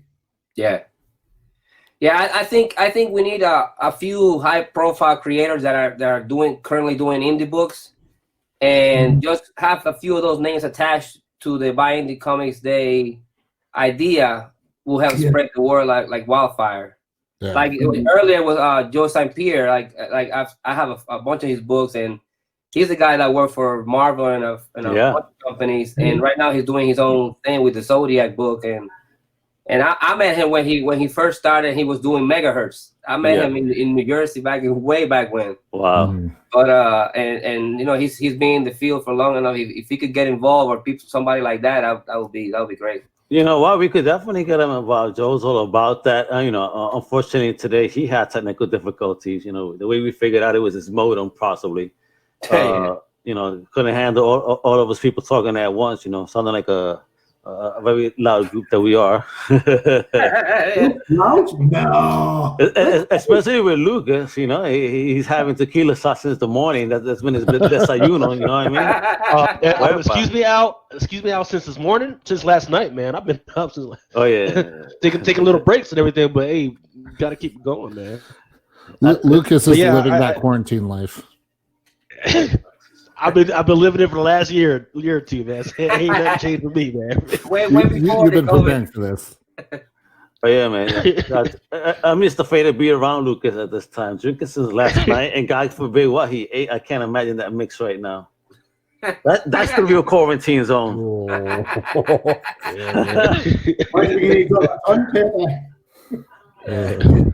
Hey, I'm just trying to make sure I kill all the germs that are inside my body right now. Make sure we can just try to get it out of this pickle. Oh man! So folks, you see the bottom of the screen right here? It says visit Facebook/Buy Indie Comics Day. So learn about what they're doing right here. It's a very interesting project for independent comic creators. I think every single independent comic creator should get behind what this project is. You know, it's a day of celebration. There is Free Comic Book Day, but we all know what gets celebrated the most on those days. You know, the big two, the premiere, the indie, far and few in between that actually get any notice at all, if you're lucky, on those days. But to have something dedicated just to independent comics, I mean, that's just what amazing as well. Yep. And then we're also on Twitter at Indie Comics Day. So if you guys are on Twitter, make sure to give that a follow as well. Yeah, man. Yes, sir. Boy, this is kind of a weird role reversal. I'm not sure. Am I Team CC right now, or am I Team by Indie Comics Day? Yeah, fucking both. Oh shit! Look at this guy. Exactly. That's what you gotta do. We're all on the same team. Yeah, exactly. We're one team. We're out there. Crusaders started when all we used to do was review indie books. We still have a huge indie review section. We probably review more indie books than we do big two. You know, and whilst you're going to get, I mean, don't get me wrong, it's dead easy. If you do a review in a big two book, you know you're going to get clickbait because people are going to always click to see what's happening with, I know, Spider-Man or whatever. We don't do that at Comic Crusaders. DC and Marvel have enough money to spend on their own advertising. We still do more than our fair share of indie creators. I talk more indie creators on outside the panels than I do DC or Marvel guys. You know, and some of those have been absolutely huge when you look at like the downloads and people that are listening to them. So I think there's an absolute huge market, and I agree with Manuel that there's absolutely no one. There's some people not taking advantage of that. They can, you know, get out there and get your book out there. Absolutely. So let's do this, guys. I'm sorry we have the next guest on because we're going to have to do a live podcast real soon. So I want to get my next guest on, Manuel, right? So everybody could just find you and the project at Buy Indie Comics Day, right? Yep. So there we go. You know, please follow Manuel a little bit, an awesome creator. Check out the stuff that he has worked on, the stuff that he's working on now. And please be aware that we will be working together. It ain't about, you know, how, it's about when, Papo. We got this, Yes, all right? sir. Let's do it. So with that, thank you, Manuel, for giving us your time today. And next up, we're going to have some GeekFest, FilmFest. Thank you, Manuel. Talk to you later, guys. Thank you, guys. Bye. Catch y'all later. All right, so first up, let me bring up my awesome fellow comic crusader here, Lance Lucero, because he wanted to talk to this man over here. So let me bring up the one and only man behind the GeekFest, FilmFest extraordinaire, a good friend of Comic Crusaders, Mr. Bill Ostroff. Whoa! Welcome. Check that out. Hey, what's going on, Bill? How's life treating you over there on your side of the country? I can't hear you right now. You're a little low. Pick up your mic.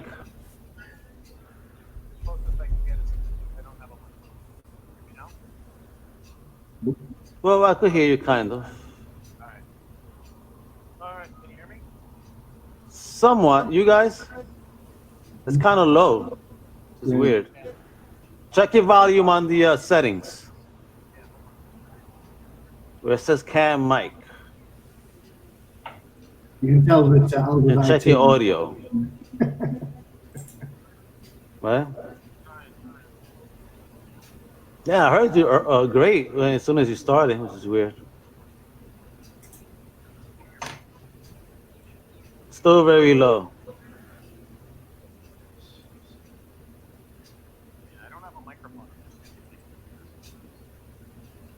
That's strange, because I was hearing you before. I heard you well. Is that headphones you're wearing? Maybe unplug the headphones and let the computer pick it up. Try now. Can you hear me now? Oh, Whoa. David. Oh, Johnny was the IT today, baby. Ah, all right. That's why. All Johnny right. and pesky wired me to hell. Hey, I don't know. So, yeah. So fantastic. So, Bill, thanks for joining us today. Just want everybody to know the gospel of what GeekFest, FilmFest is all about. I have one of my fellow comic crusaders here that has an award-winning independent film out in The Last Resort that we streamed earlier today. So he also wanted to join in and say hello, and also understand what GeekFest, FilmFest is all about. So, Bill, I leave the floor to you right now in our limited time. So go ahead. Yeah. Spread the gospel. Yeah. Well, GeekFest is a traveling film festival. We program into Comic-Cons throughout the country when they're actually physical. Over the 7 years that we've been producing the event, we've programmed into over 50 conventions. Our upcoming conventions, hopefully, our next one is at MegaCon in June. Yeah, man. And we'll be there with Comic Crusaders. And then we'll be at Comic-Con Revolution in Ontario, California. And then we'll be at Fan Expo Canada in August. September, we have Long Beach Comic-Con in Long Beach, California. Los Angeles Comic-Con in Los Angeles. And we're still negotiating with a couple others. Unfortunately, this whole Corona thing has sort of taken the air out of most of the balloons at the moment. Doesn't that stink that when you're on kind of a good upward motion, boom, something's got to happen? Yeah, well, I think, look, the conventions will all come back. People are going to, people are going to want to go out. They're going to want to be around the community. There might be a whole lot of, Batman face masks going on in the next coming months, but I definitely think they'll resurge. And we've been talking with a lot of conventions that are rescheduling, and we've talked to a couple of them about doing some stuff online. We'll see if that actually happens. We prefer to have the Film Fest at the convention because it's a better feel. People get to actually come into a room and experience all these great films. See, that's the cinema experience that Lance should definitely take a part of. So, what are your thoughts then? What are your negatives then on the type of a digital streaming? Besides the cinematic experience. I would say that digital screening you're doing on your own, so there is no community to it. Even if you're doing a tweet-a-thon or the quarantine watch parties and stuff like that, you're still sitting on your couch or your bed by yourself. So it's different. I don't think that there's an opportunity to network like there is when we do GeekFest at the Comic-Cons. Because in most cases we have the room, we also have the booth, and the booth space is for filmmakers to come out and chat with us and meet other filmmakers and throw their stuff down to market. And there's nothing like a tactile experience to actually be at an event. True. I imagine distraction can have a huge impact, because I know, trying to watch a movie with my wife's a pain in the ass, because she's always going to pick up that phone. She's always going to do something, with these films. Right. I thank God it's not only me. I get annoyed by that too. Well, I also feel like being able to show stuff at the con also gets you on a bigger screen. It gets you in front of people that really want to go see your stuff.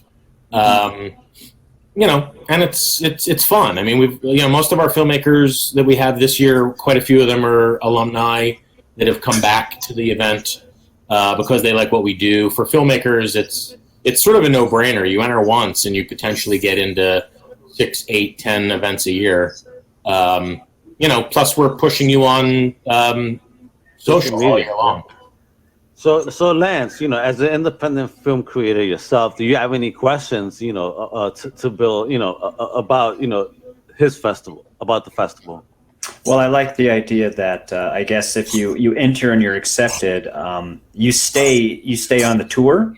That's a pretty cool thing. And the con situation, I've never even been to a film festival at a con. It's usually a film festival. So this is the first con festival I've been involved with today. And I guess the platform is usually the same as a regular fest. It sounds like you got a booth, a theater, a bigger screen.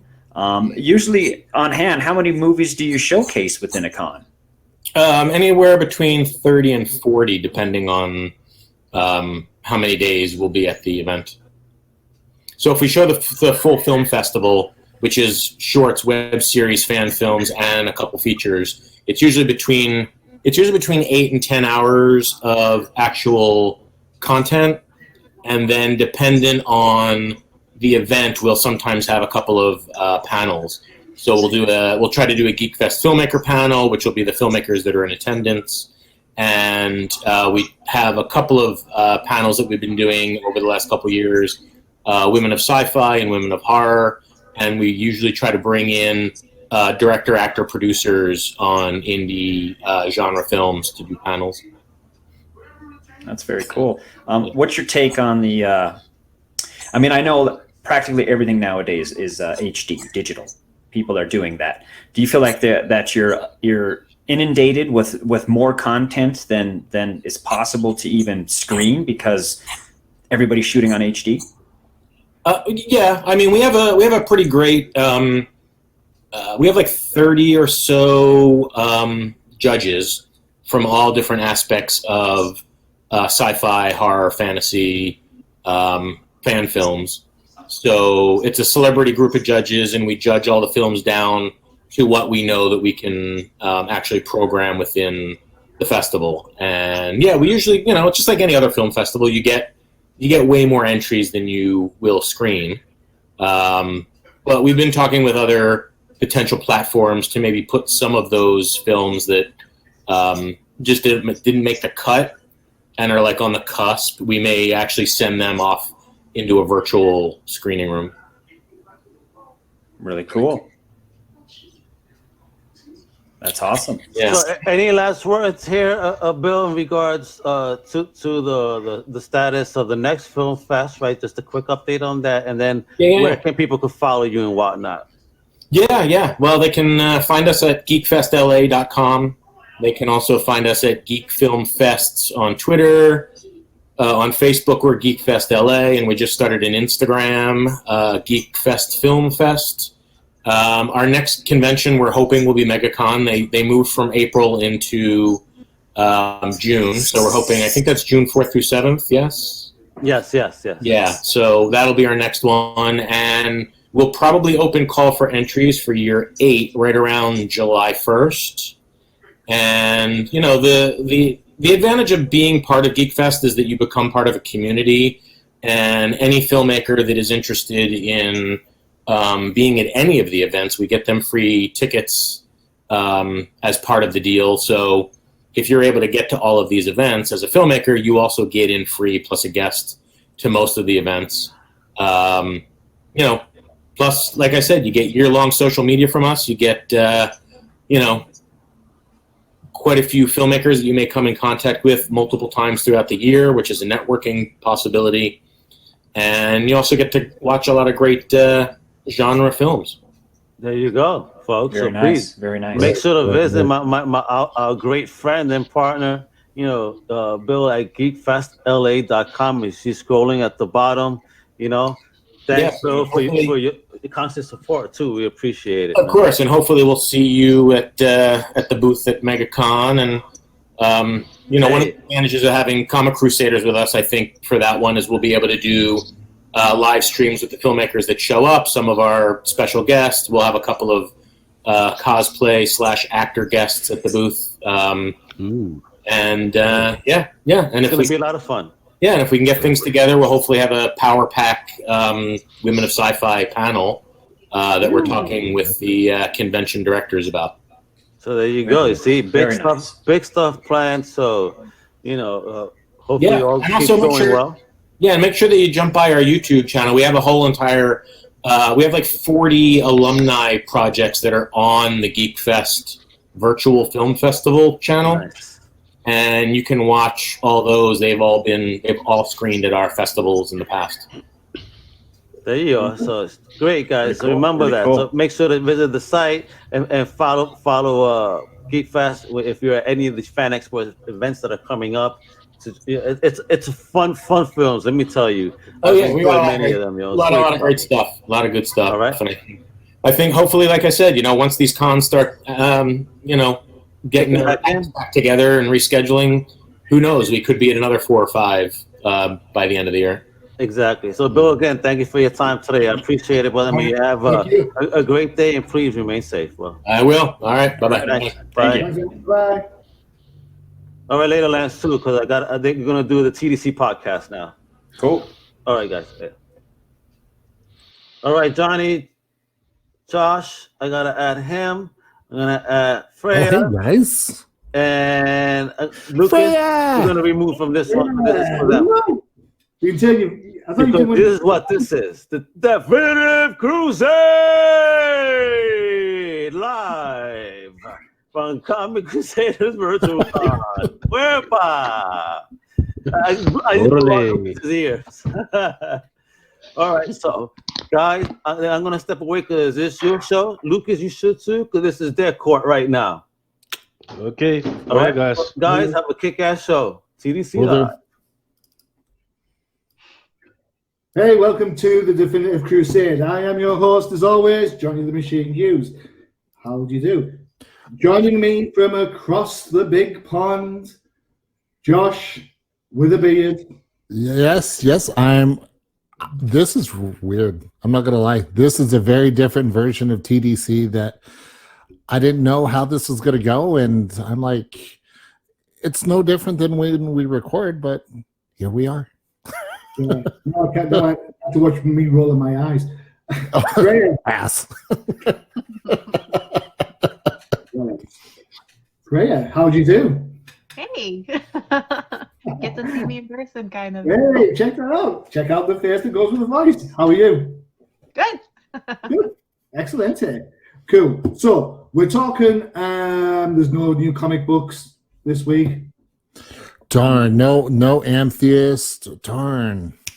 Shucks. Yeah, man. No Wonder Woman. Yeah. No Supergirl. Yeah, that last Supergirl book. Woo. So instead of talking about the comics that normally get us through these types of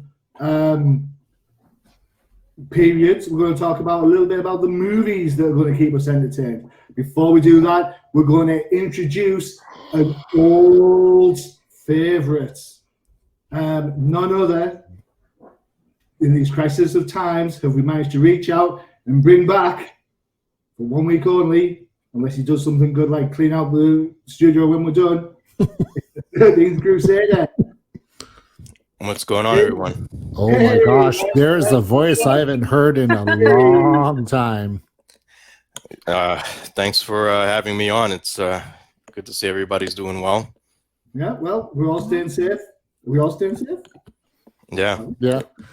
13, I have to admit, I very much appreciate the choice of image that you have selected, the Battlewang image. Yes, that's just me taking a leisurely stroll. Living that quarantine life. And proving that the thermostat is up pretty high. I always said you're a bit of a dick. Now we can see it. I gotta jump in now. I'm sorry. This is Mike living his normal everyday life. This is why he just put on the camera. All right, I'm out. Whatever it takes to make Alex's dream come true, right? That was not the order. Right, so back to the program. We're going to talk about the DC animated movies. These are the types of movies that we kick Marvel's ass from one side of the TV screen to the other. We've all got our favorites. There's a bit of a snag with them, generally speaking, but who would like to go first? Freya. We'll set you. Wait, sorry, you're there. So, Freya, your favorite DC animated movie? Honestly, it was really difficult for me to decide because I love almost all of them. The DC animated movies are like the best superhero movies. But I have been liking Batman Bad Blood recently, mostly because I like the Damian Dick Grayson as Batman combo, and because Bruce isn't really in it. Like, he's been kidnapped. And so it's mostly a story about the Bat family. Yeah. And yeah, I loved it. I like the art style and I love the voice acting. So yeah, that's I like the way that Batwoman is really featured a lot in that. And we don't shy away from who she is. It's ironically that's the best version of Batwoman we've ever had for quite some time. No comic book there. And I like how they did Batwing I like his whole story arc. It didn't feel like forced at all. It was really just the Bat family, except for Batgirl wasn't in it, and Jason Todd, thankfully, and Tim Drake were in it. But I liked it a lot. I like seeing all these not so well known, I guess, Bat family members are the ones who are kind of like cast off to the side. So, and once again, Damien and Dick, because they have the best chemistry. Josh, Bad Blood. On your I mean, I enjoyed it. It wasn't my favorite, but it's still better than any Green Lantern movie. Whoa. Do not be getting Emerald Knights. Emerald Knights is classic. Sure. Okay, I can see it on your eyes. I know. I did it. No, it was good. The voice acting for all of the DC animated movies is fantastic. So, I mean, if anything, you're getting a great performance out of that, no matter what. Okay. 13th, Bad Blood. Your wheelhouse? I'm sorry. Are we live? Yes, we are. Oh, yes, we are, sir. That was a joke. I know how much you guys missed those. Yeah, cool. Yeah. Just so you know, that's a mark against you coming back. If you're going to tell cut jokes like that. I'm gonna agree with Josh. I don't have many qualms with any DC movies. Really, none. See, Maybe one or two, but definitely not Bad Blood. I'm okay with that. Okay. Bad Blood is good. There you go. Makes sense. Bad Blood is good blood. Yes. I like it. Oh my God. Oh boy. Josh. All right, so my pick is one that nobody should honestly be surprised that I picked this. Batman Under the Red Hood. But it's got Jason Todd in it. Yeah, but you've got Jensen Ackles as Jason Todd. So you've got Dean Winchester as Jason Todd or Red Hood. I mean, just his performance as Red Hood was spot on, amazing. You really can't go wrong there. It was a great story, and Bruce Greenwood as Batman did a fantastic job. Yeah. And we've got Neil Patrick Harris as Nightwing in it too. I mean, there it is. Yeah. Yeah, that's the one Freya want. Well, I love Jensen Ackles too, but yeah, he's the perfect Nightwing for me. I'm sorry, I love him. I'm going to say that that's Nightwing ever. You know, it was just very well done, and John DiMaggio as Joker. I mean, you look back at the scene when he's beating the hell out of Robin with the crowbar, and just that line of, "I think you may have a collapsed lung," that always impedes the oratory. I mean, just the way he pulled off Joker was different than what we had ever seen in any other animated movie. And so he brings this very sort of a darker, raspier version of Joker that just worked. Okay. All right. 13th, I know Red Hood was a favorite of yours. It definitely was, for all the reasons that Josh mentioned. And for those of you that don't like Jason Todd, then reread the comic books from back in the day over and over again. You can relive it. I've reread those comic books. I still don't like Jason Todd. I don't care. Were you the first person that called the hotline back in the day? No, because back in the day I was a poor British person and didn't have a telephone in the house. Okay. Wasn't okay. No, Under the Hood is an awesome movie. Absolutely awesome. Just the relationship with Batman, the Joker is spot on. Again, awesome movie. Couldn't recommend it anymore. Cool. Freya? So, but before we continue, 13, if you can make a little mark in my profile that's the second movie you've agreed with me on, I'd appreciate it. Please and thank you. Already did. Cool. Thank you. I got to keep things consistent here. Please join me in the Red Hood hate. Please. No, I'm leaving you. Because even though I hate Jason Todd as a character, the cast that they got for the voice acting was just solid in my opinion. I loved all of the voice actors. You know, I loved Jensen Ackles, Neil Patrick Harris, you know, Bruce Greenwood is Batman. Everyone was really good. I also really liked the art style. So, I mean, and I got to see Jason Todd get beaten to death at the beginning. So, you know. How many times did you watch that scene over and over again? A lot. So, like, I like the movie a lot, even though Jason Todd's in it. He's the main, you know. I like it. So. Okay, good. 13th. Save me from all the bad stuff. Is there another quality movie out there that isn't Batman? Let's see. What does Marvel have going on right now?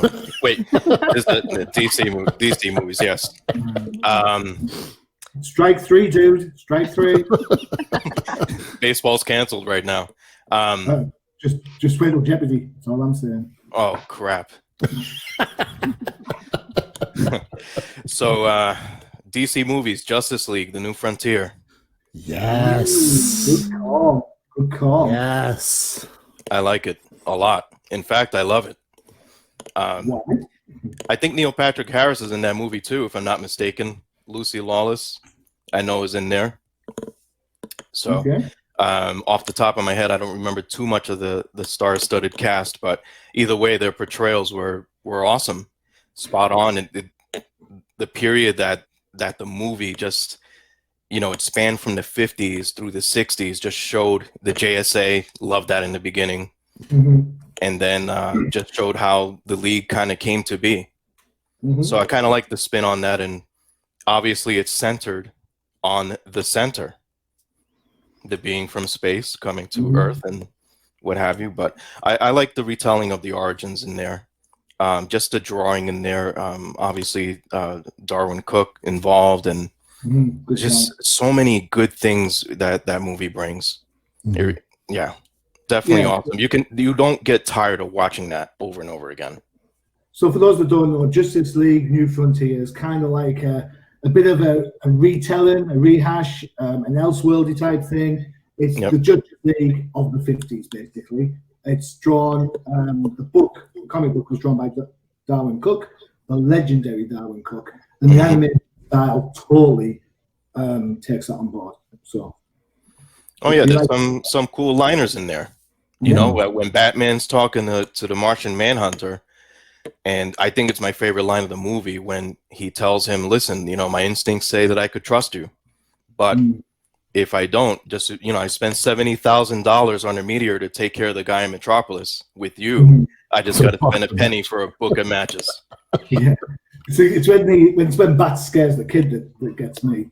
That's kind of like, whoa. New Frontier, Josh, Freya, up there. I love it. I did get a kick as I was just looking through the cast. Neil Patrick Harris has done a lot as far as DC. Freya, what have you done this week? Freya's camera just went boop. Yeah. Sorry, let me fix my camera. Are you in the upside down? Yeah, apparently. Damn it, Barry. It's all Barry Allen's fault. Which is funny I mentioned Barry Allen because Neil Patrick Harris voices Barry Allen in this. But I got a kick out of the voice of Superman. Yeah. Is the same actor who plays Cliff Vandercave in the Flintstones movie. Random thought, I know. Tumbleweed is just formed by. I know. But lion rats. I have to agree with 13. That line of Batman telling Martian Manhunter that all he needs to take him out is a box of matches was absolutely classic. And this is probably the only Green Lantern story I'm okay with. Because the focus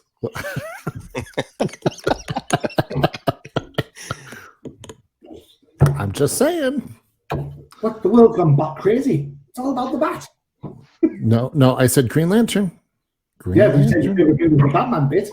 Well, yeah, because it's an amazing bit. Even you have to agree with that. Yeah. If Green Lantern could do it, you'd be like, oh yeah, Green Lantern. I mean, this movie had Abin Sur in there. It had the Guardians in there. It showed him how he got the ring. It showed his relationship, how it developed with Carol Ferris. Not that I'm disputing any of that, but Green Lantern First Flight also had Abin Sur in it, and how he got his ring. Freya, save me, please. You Justice League New Frontier, yay, nay? Yeah, kind of.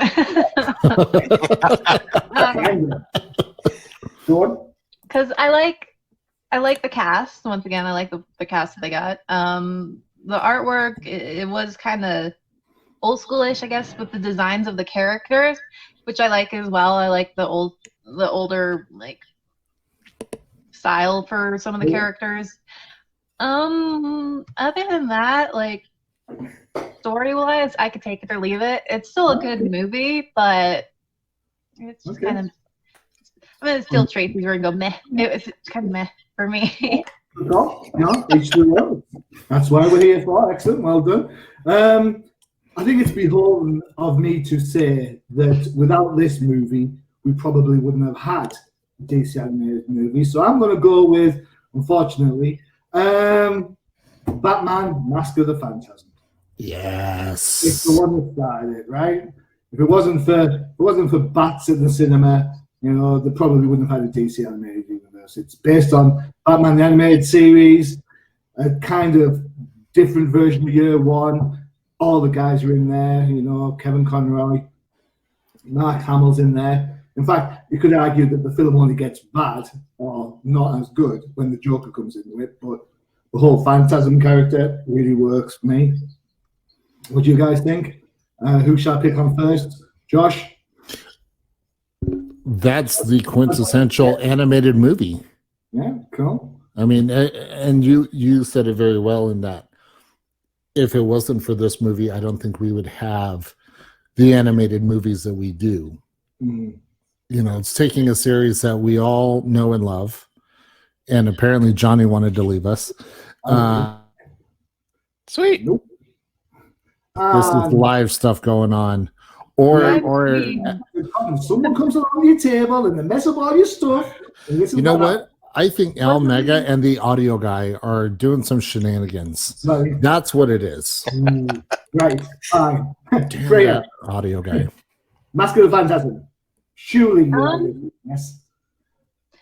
I like it. Like, of course, I'm Mark Hamill fan. I just love Batman as well. So any Bat movie, I like it. Hey, look, the thing is, and I think we'll touch on this in a little bit. If it wasn't for the success of the Bat movies, we wouldn't have the things like Justice League and things like Throne of Atlantis and the Apocalypse War and all those other things going on. We wouldn't have had the Wonder Woman cartoon. We wouldn't have had, there's a whole rake of them out there. Mm-hmm. Do we have any honorable mentions? We'll start.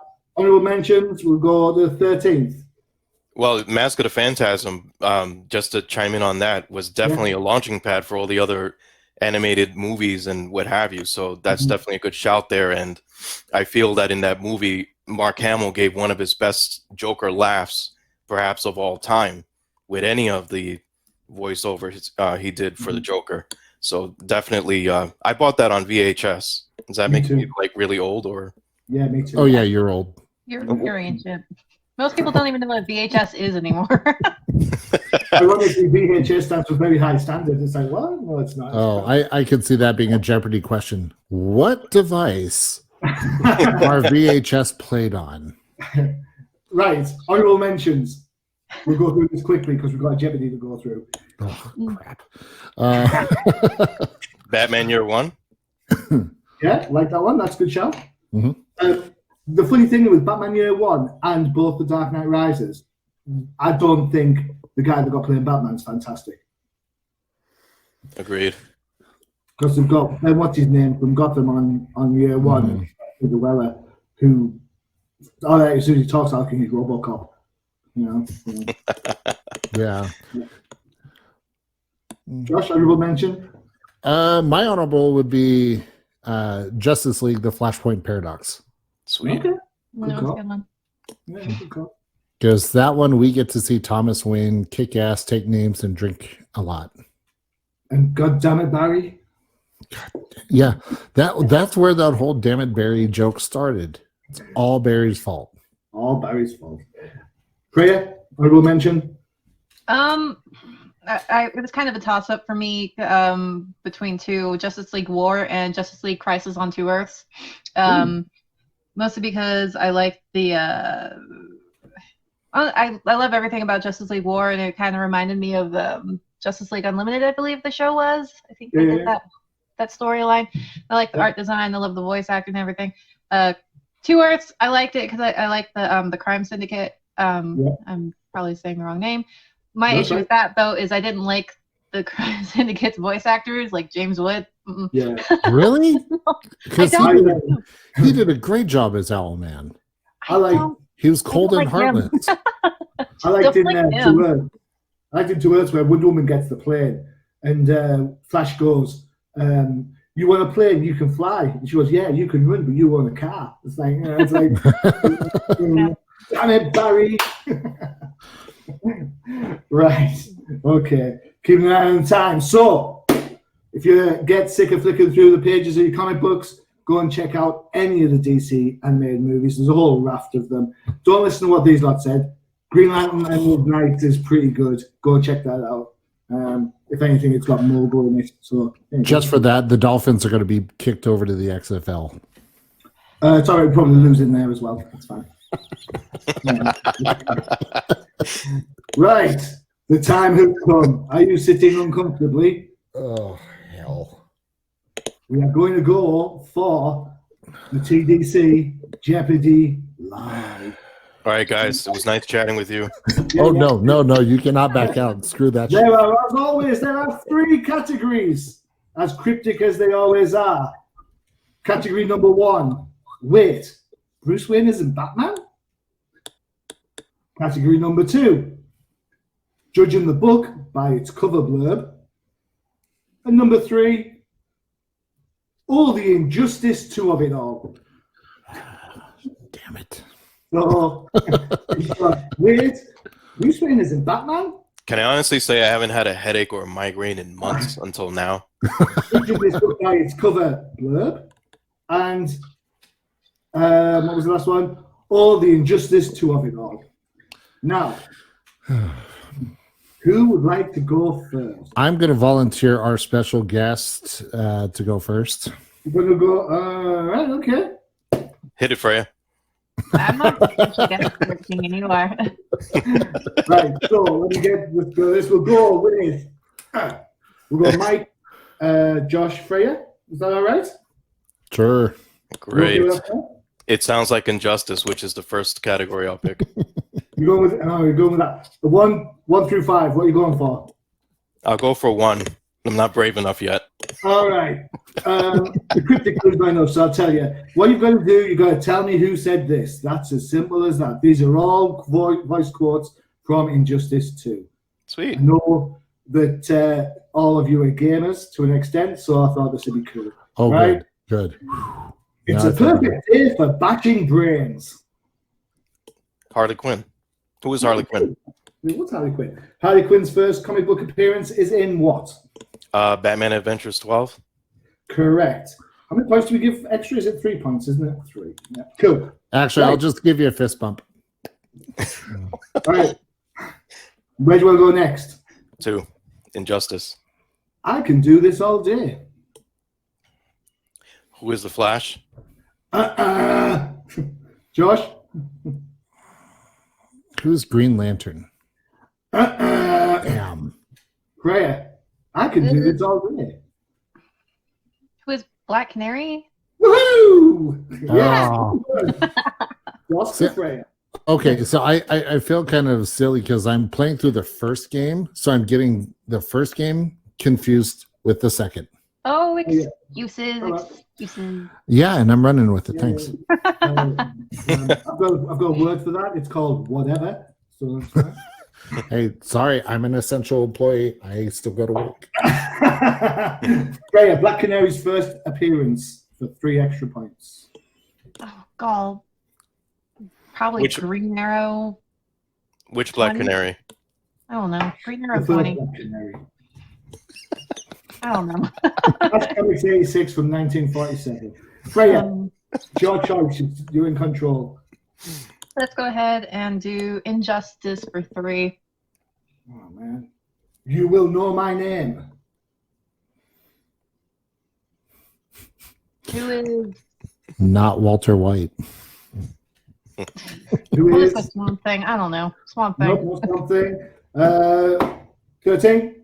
Who is Black Adam? Nope. Is Black Adam in number 2? Yeah.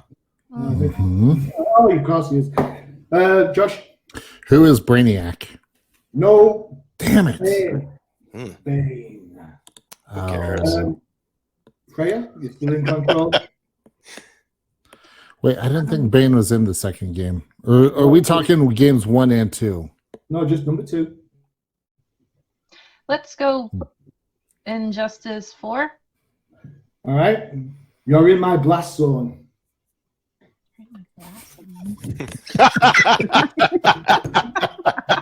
Stand 2 meters back at all times. Wash your hands afterwards. I'll just say Captain Cold. I don't know. Now, wait a minute now. That doesn't make sense. You're in my blast zone. How many times do you say that to Mrs. Hughes? No, no comment. All right, Mike. Go on. You're in my blast zone. You're in my blast zone.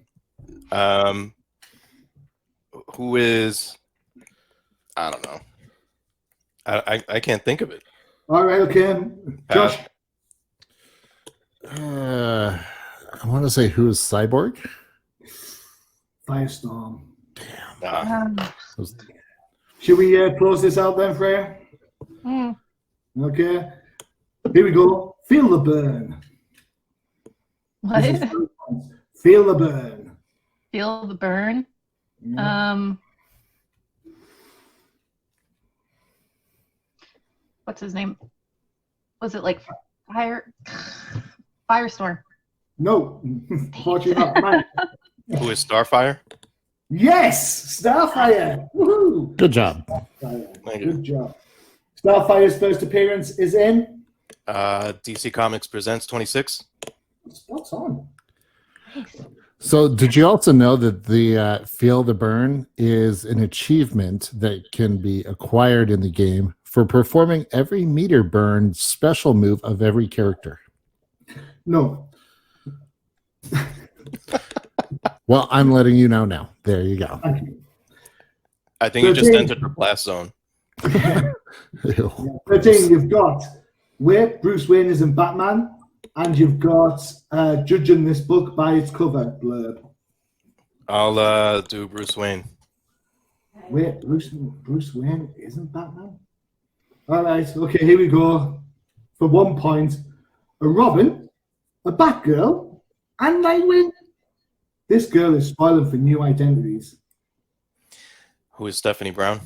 Yes. Spoiler. That's a dead easy one. Oh, we should have seen that coming. Yeah. Johnny loves Stephanie. It's not. Hey, it's true. I know. Don't lie. Steph's first appearance. That's a good one. It's Detective. Is it? No. Detective 657? I can't remember. I said 57 before I looked this up. It's 47, 647. Is it? Yeah. Sweet. Right. Where do you want to go? I'll go for number 2. I am vengeance. I am the night. I'm having a killer time at this masquerade ball. Who is Alfred? Nope. Josh, I am vengeance. I am the night. I'm having a killer time at this masquerade ball.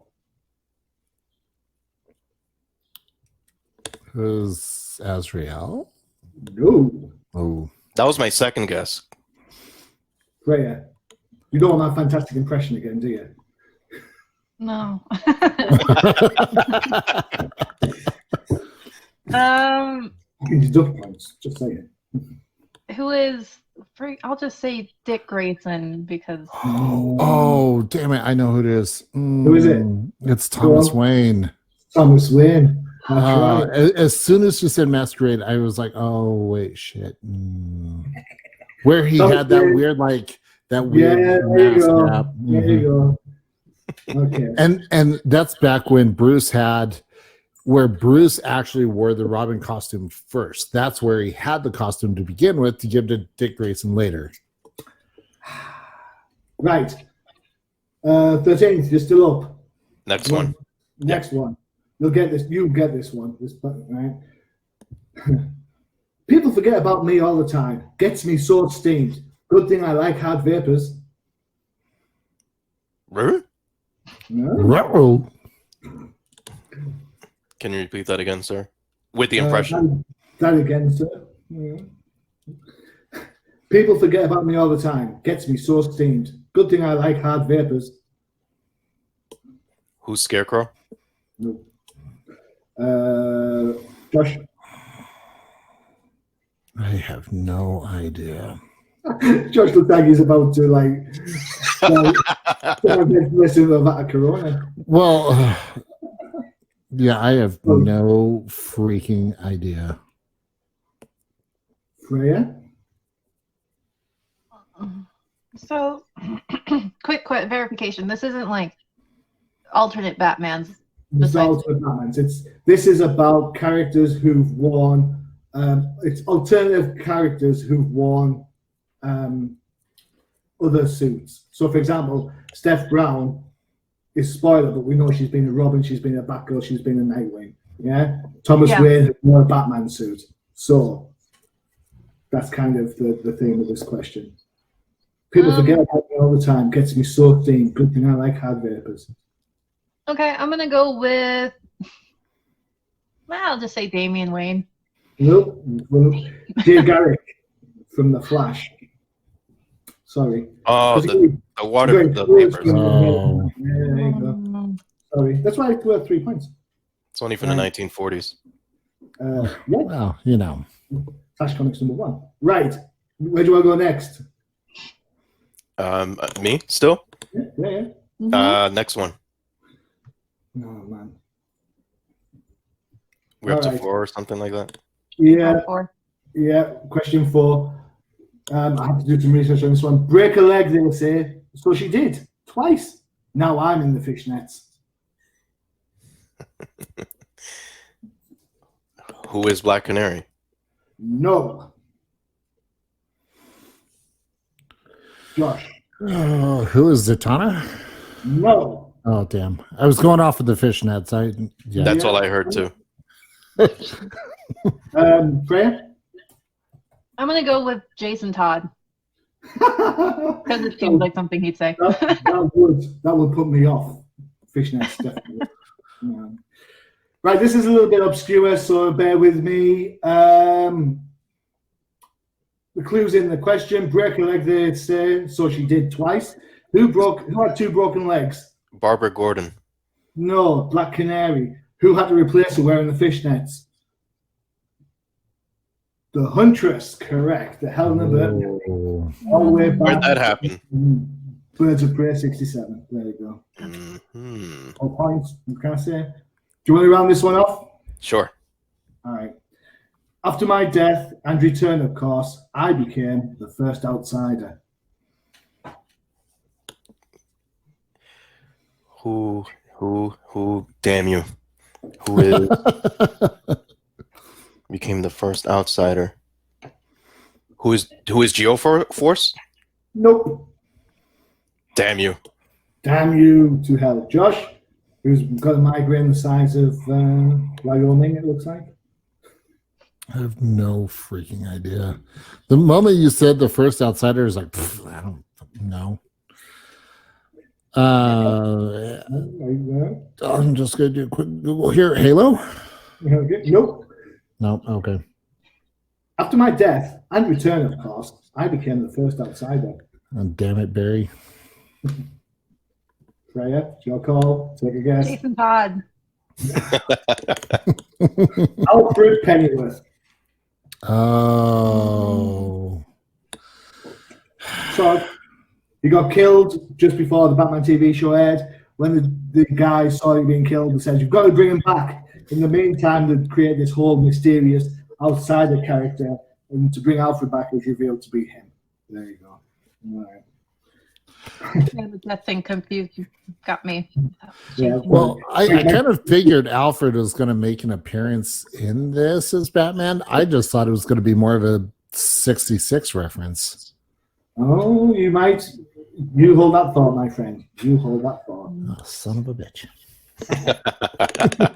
Right. Scores on the door, leading into the final 5 questions. 4. What's that? 4, 5, 10, 13. Is on 13. Josh. All right. Well, judging by cover, but for 1. Yeah. No. Let's go for 5. Let's make it painful. Let's go for 5. It's Mike's calls. It's Mike's calls. Well, then why did you say my name? I'm giving you the scores on the doors. Oh, well, of course I suck at this game. I could have told you that. Hey, Josh, if it'll make you feel better, what he said. Okay, thanks. So 13's on 13. Josh, you're batting 0. Freya, second with 2. All right. You've got this. All right. Mike, where do you want to start us off? Number 5. What? No, it's on the screen, Johnny. Yeah. All right, what you got to do is tell me who said it. These are all blurbs that have appeared on comic book covers. Give me 2 seconds, please. 2 moments while you consider these. While we're waiting for our sponsor or torture or Trigon. Number 5, right? Okay. Yes. That's right. The Ladies with Me. Shit. Nope. Who is Green Arrow?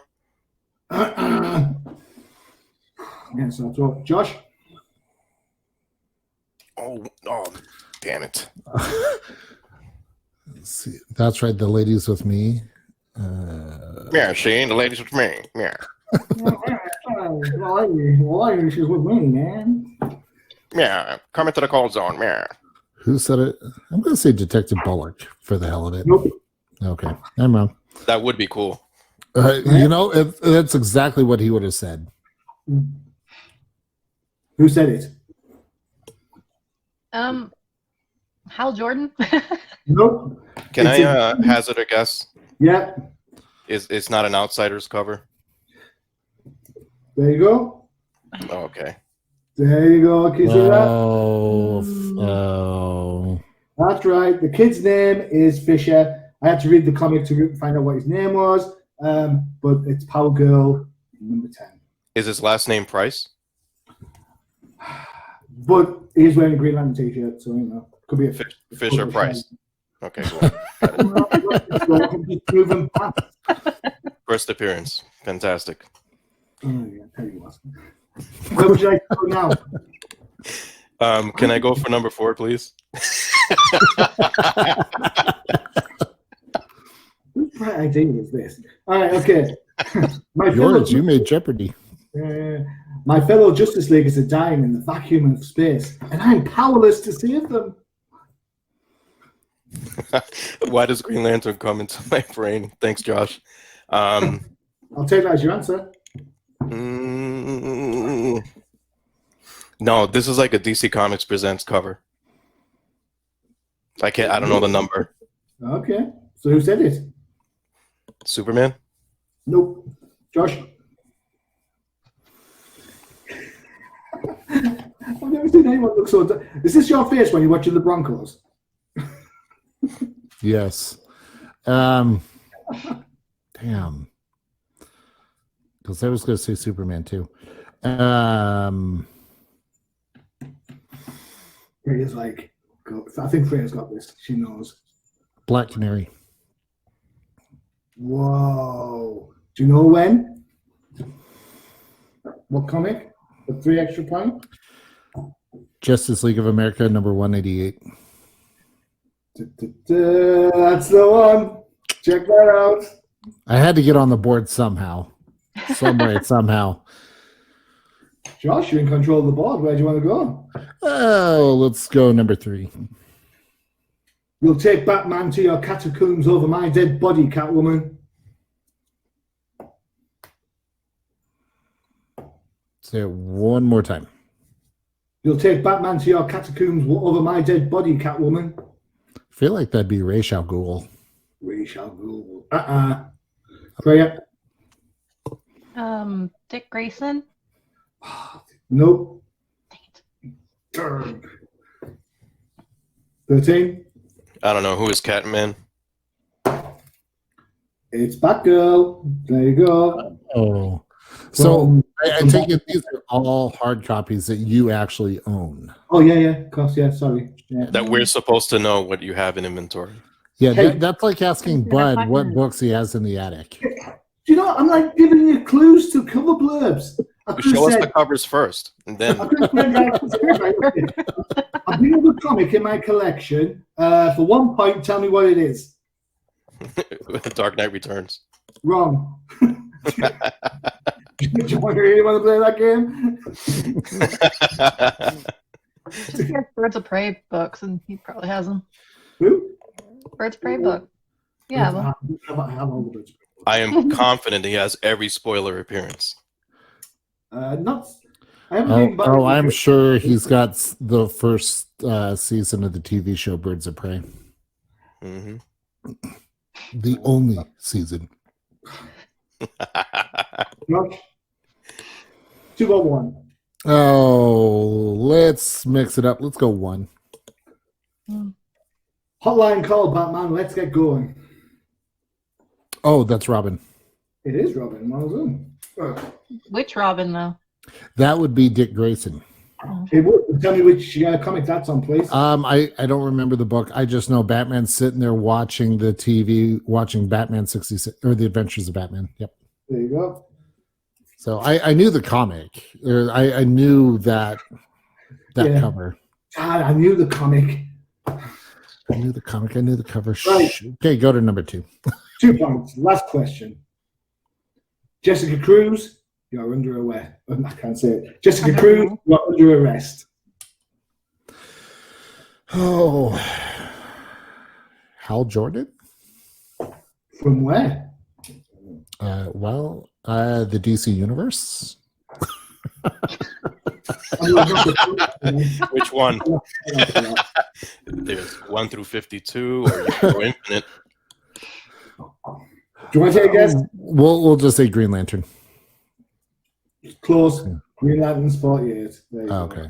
There you go. Hey, I actually got points on the board. I'm proud of myself.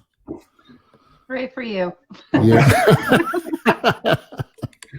All right, okay, get your Twitters open. Scores on the doors at the moment are 13 has remained on 13. Amazing. Is that right?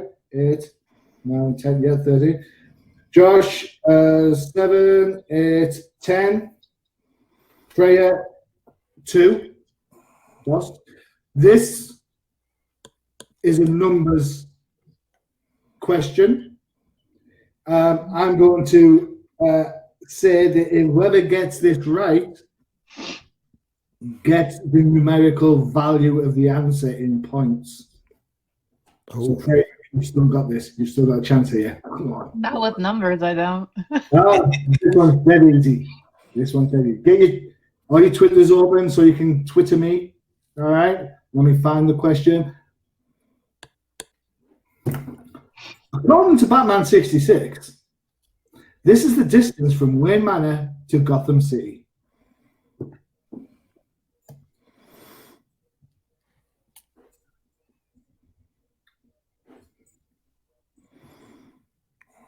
Let me open up my little Twitter.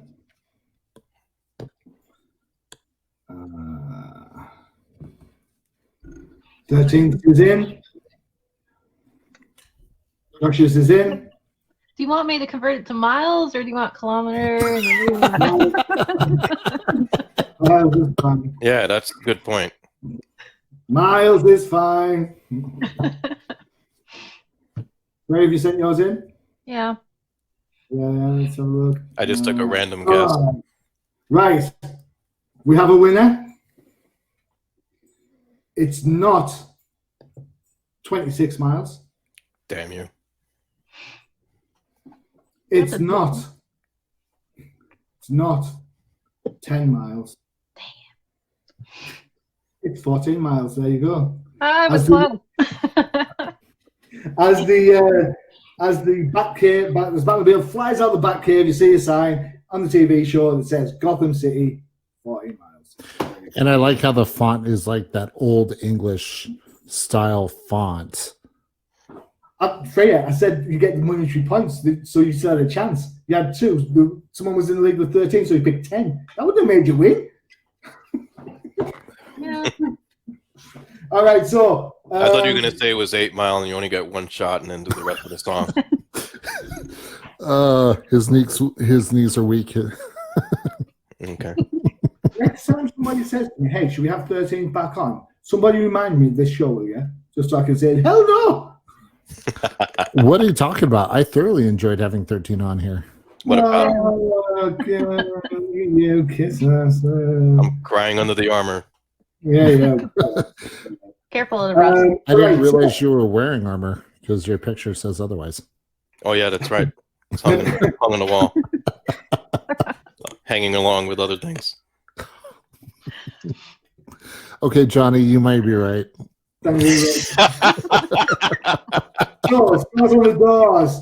Freya has 2 points. 13th has 13 points. And Josh, the winner, with 24 points. Check you out. I think this is the first time in the whole time I've been with Undercover Capes, I've legitimately won a game of Jeopardy. I will take it. Congratulations. Very good. Coming up in the next few weeks, Josh, do you have the date? I'm not quite sure. We have our 100th podcast. Yes. So it will be the week of May 17th. So it'll actually be on Wednesday, May 20th. The 100th episode of the Definitive Crusade will be out. We are going to have a huge cast of hosts for that.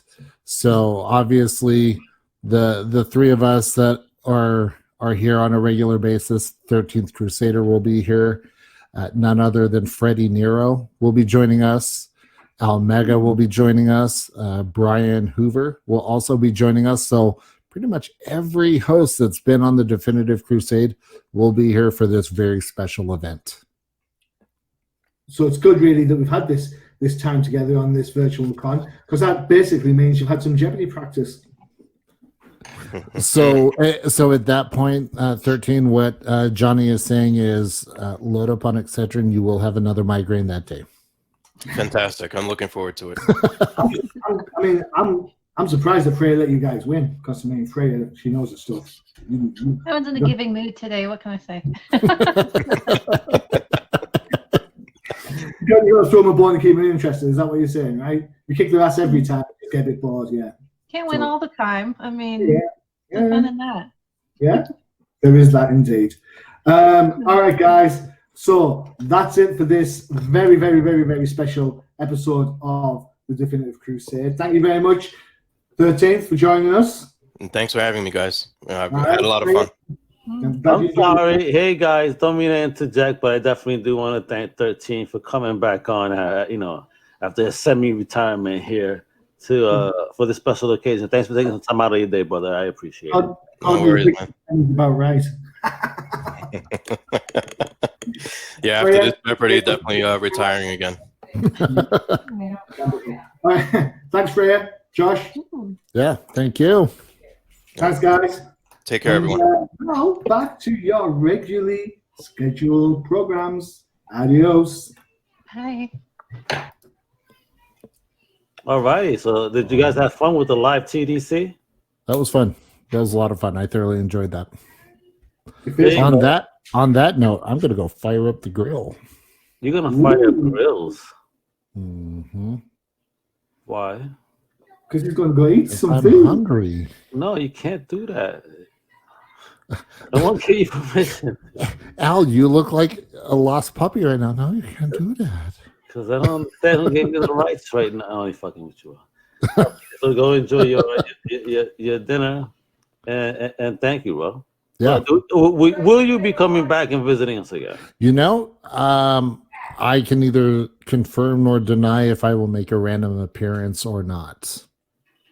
Of course, that is the shenanigans we deal with. These random shenanigans.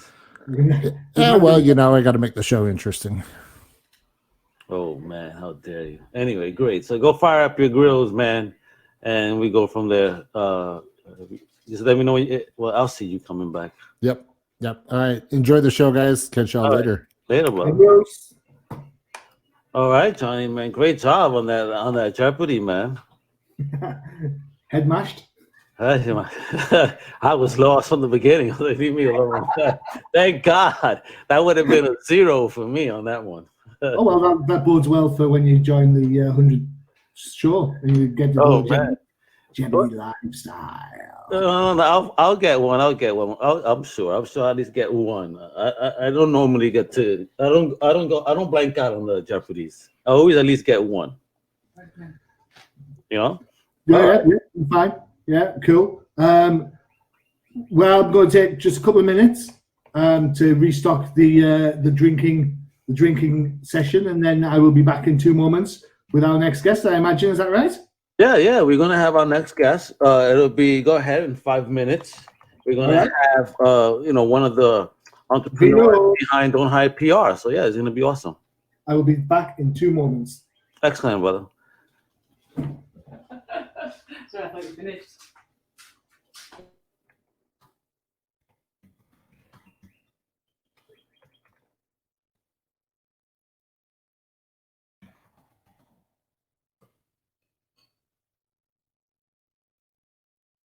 All right, so ladies and gentlemen, I hope you're having a good time with the Comic Crusaders WinterCon 2020, our first ever event here, trying to do something to help the independent comic book community amongst all the types of creators. So I hope you're having a good time.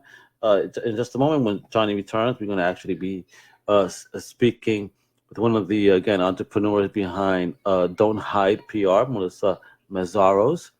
So this is going to be a lot of fun. Along with her, she's actually hooked up with some of her creators. Oh, it's wine time. So she's also hooked up with some of her creators. She actually manages in Frank Gogol, David Boer, Drew Zucker, and Rich Duick. I hope I pronounced most of those right because I'm the name butcher. Hey, that's normally my game. I am aces at getting the names wrong. I think you know what? I think that sounds like a perfect game for Hamlet Heroes. Give us some perplexing names while we're trying to try and pronounce them. I'm going to say a big shout out. Well, not really a big shout out, I suppose.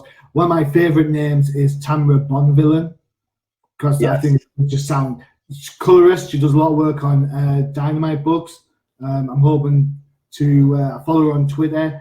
Really, really strong advocate of lots of different things, colorists, trans rights. I think as a talent, she's great, and I really like the way her name sounds. Yeah, the name does sound cool. It does sound like something out of a Bond movie. Yeah.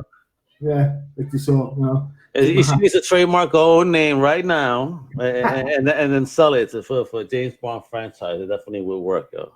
Or even a comic book character really has that ring to it. Yeah, I don't know. I don't know if I want to be immortalized as a comic book character. It's like, you know, which comic book character would want to be stuck with this hair? You know what I'm saying? It's just like, you know. Well, we've seen those comic book characters. You know, look at Magneto. He has white hair like that. No? It's about the style, not the color, numbnuts. The style. That's all right, brother. You still have hair, which is good. All right, so check this out, folks. We're ready here, man. I'm gonna go ahead and bring on early from Don't Hide PR.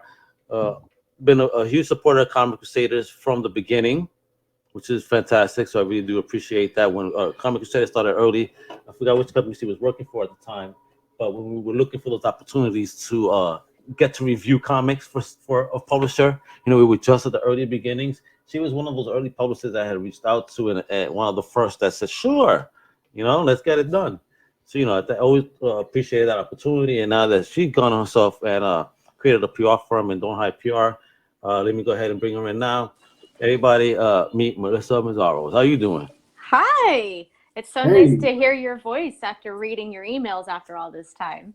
Emails, texts, right? A nice virtual meeting. So an absolute pleasure. Thank you for being a believer in the CC brand from the get. It's always close to me with people like that's been with me from the get. So thank you, first and foremost. Well, no, thank you for all the work that you have. And I saw you're up to over 20,000 followers on Twitter now, something like that. Yeah. And we keep pushing forward. Fantastic. I mean, you guys do fantastic work, and that's why I love working with you. No, and the love back. You're definitely doing your thing here. So I want people to know what's going on here. You've been a publisher for a minute in the comic community. Tell us a story from there. How you got into comics and how that, how your journey has led, from there to what it is now. Don't Hide PR. Oh wow. Well, I was initially a music publicist, and then I moved into film. And I was working with Seattle International Film Festival on a short-term contract. I think it was like a 3-month contract. And then I was out of work, and I decided that I would start writing a graphic novel. Yeah, writing and drawing. And I have 58 pages of it done. Of course, it went kaput because I just stopped caring. But around that time, Dark Horse was hiring for a publicist. And I actually went and I interviewed for the associate position, and they didn't hire me. But then their manager left, and when he left, their marketing director, their director of marketing, whatever, hi Matt Parkinson, he remembered, and he just came back and he said, "Hey, we have a job for you. Since you are into comics and you're drawing comics and you're a publicist, just please come and join us." And I'm like, fantastic. So that's basically how I moved into it. But that was 20 years in the making. And that was back in 2016. Sorry for the long-winded answer. No, it's great. No, I asked a deep question here because, no journey is going to be a short story. That's true. That is very true. So with the Don't Hide PR, let people know, because, I've definitely been sending people your way, creative folks that I know. Because I know you definitely do good work, so let them know what Don't Hide is, though. Thank you, I appreciate that. Absolutely. Don't Hide is just a brainchild because I'm no longer with publishers. I was working with people independently last year because I was kind of not sure if I wanted to stay in comics, but it's such a great community, such a fantastic community, that something just kind of moved me forward to want to say, hey, you know what, I'm actually just going to do this independently. I like working with creators directly and working alongside other publicists at publishers. So it's like, let's not have the in-house thing anymore. I don't like to sit in an office. Who does? And I started taking on clients, and I said, I'm going to do this with a brand. I'm going to do this my way, and I'm going to take on the clients that I believe in the work that they're doing. Absolutely, especially your upcoming guests like Rich Dueck and David Boer and Franco Gold. It's just fantastic. Andrew Zucker, he's a fantastic artist. But I've been very fortunate to be gifted this, and actually. Stephen Scott who was the previous publicist at IDW, was the one that kind of liaised me into this, as he became New York Times bestseller alongside George Takei, bless his heart. He started giving me projects, and ever since then I'm like, wow, I can pick and choose, and I can go across the board, and I don't have to limit myself to one genre or to one writing style or to one artist. And it's so freeing, and getting to put their work forward is the absolute best adrenaline I could possibly get. And I get to work amongst the community, and that's how great the community is. It's absolutely, it's just this strong, effervescent, lovely friendship that everybody has, this camaraderie, and it's just fantastic. But yeah, Don't Hide. That's what I do. I take people on that I believe in, and I share their work with the world, and that's the greatest possible job I could ever have. So what do you think is the? I'm sorry. Go ahead, Johnny. Go ahead. Sorry, man. Do you find there's much difference between sort of publicizing comic books and that sort of thing rather than music? Is it because I imagine the skills are quite transferable, but the markets are quite different, or is there some sort of correlation between the two? Every single one has its own peccadillos, pretty much. You know, the nice thing with a comic book artist is they're not going to show up drunk to an interview. We hope not. You say that whilst I'm drinking a glass of wine, talking to you. So, well, hey, that's a-okay. But you know, running into situations with music where you would have to wait for hours and hours and hours, and are they going to make their call times? And it's the same thing working in film. Like you have the first-time director that's really anxious, or you have the overbearing producer, and then you have the actor. And I have a really funny story about one of the actors. And I'm not going to name names because publicists don't do that. Yeah, you don't do that. I'm only going to troll. Not unless you're promoting.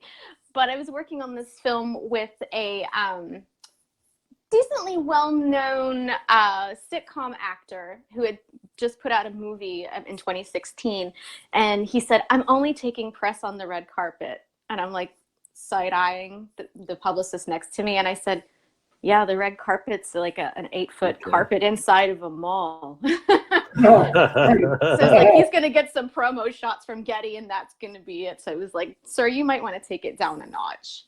But the nice thing is you never get that with comics. Everybody has the same interest in mind. Everybody is supportive and, you know, colloquial and honest, and they're just there to share their work, you know, and that's the greatest thing. There's no bias to it. Good. That's good. I get that from like the different reviews that we do on the site. You know, people appreciate the reviews that they get. There's very little pushback. If someone's, so for example, if I turn around and say, well, this book wasn't quite for me and these are the reasons, I would have liked to see such and such, I don't get any feedback from that because I'm actually putting an idea forward. I'm not just saying this book sucks, you know? It's constructive. Yes, it's very constructive. Yeah, Absolutely. So the idea is that, you know, I truly believe that nobody, no matter what their job is, nobody wakes up one day and thinks, you know what, I'm going to be terrible at what I do today. I just can't be, you know. If you're getting the dollars or the pounds where I'm from, then chances are you're going to be putting the effort in, right? So and that goes for everything. So, you know, I think the community itself is very supportive. I don't like how the reference sounds. Getting them pounds, you know, it's not like I'm gaining weight, not money.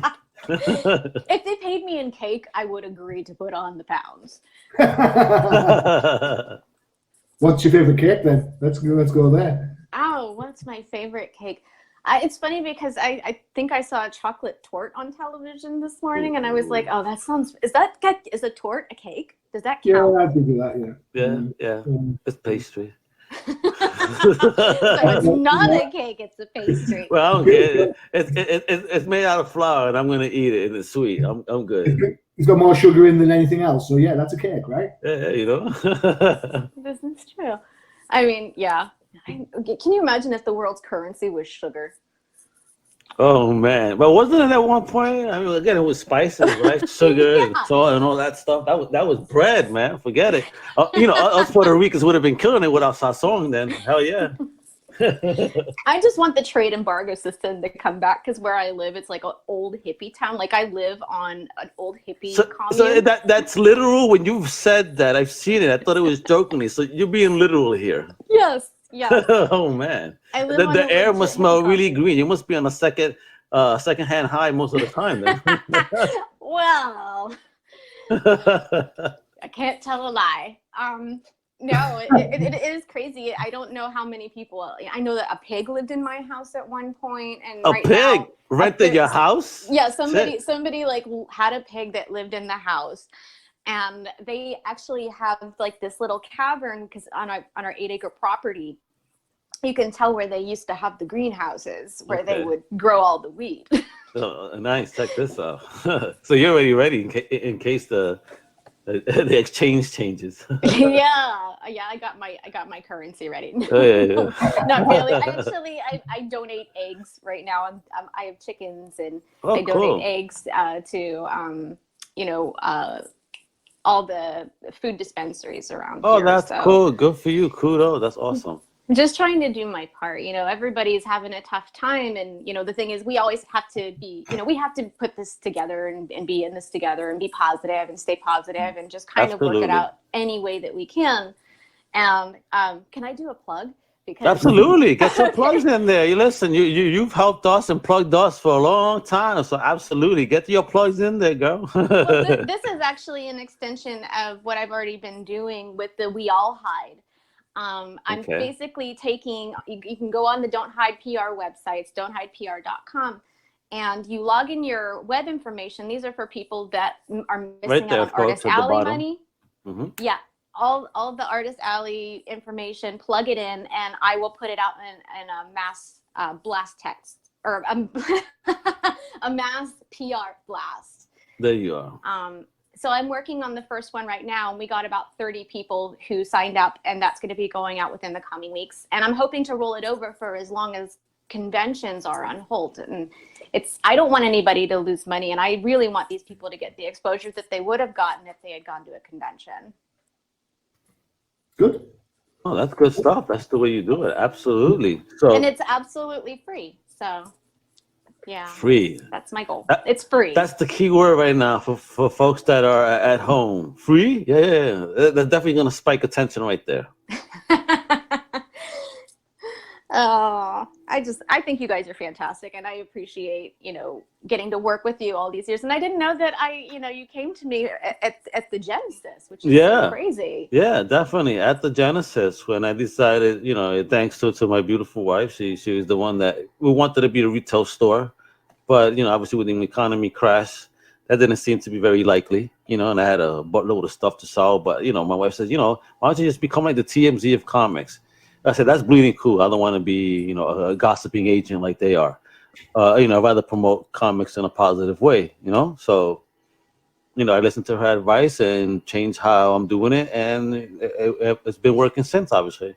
I've met tons of great people, great creators and entrepreneurs. So I'm really proud of that, So yeah, you should be. You're doing a fantastic job. Yeah, man, because I've met people like Johnny, from across the pond. He's been the longest with me thus far, right? What is it, 5 years now, Johnny?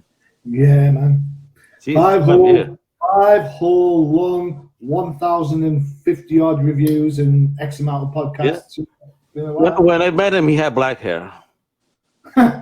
Oh. When I met you were funny.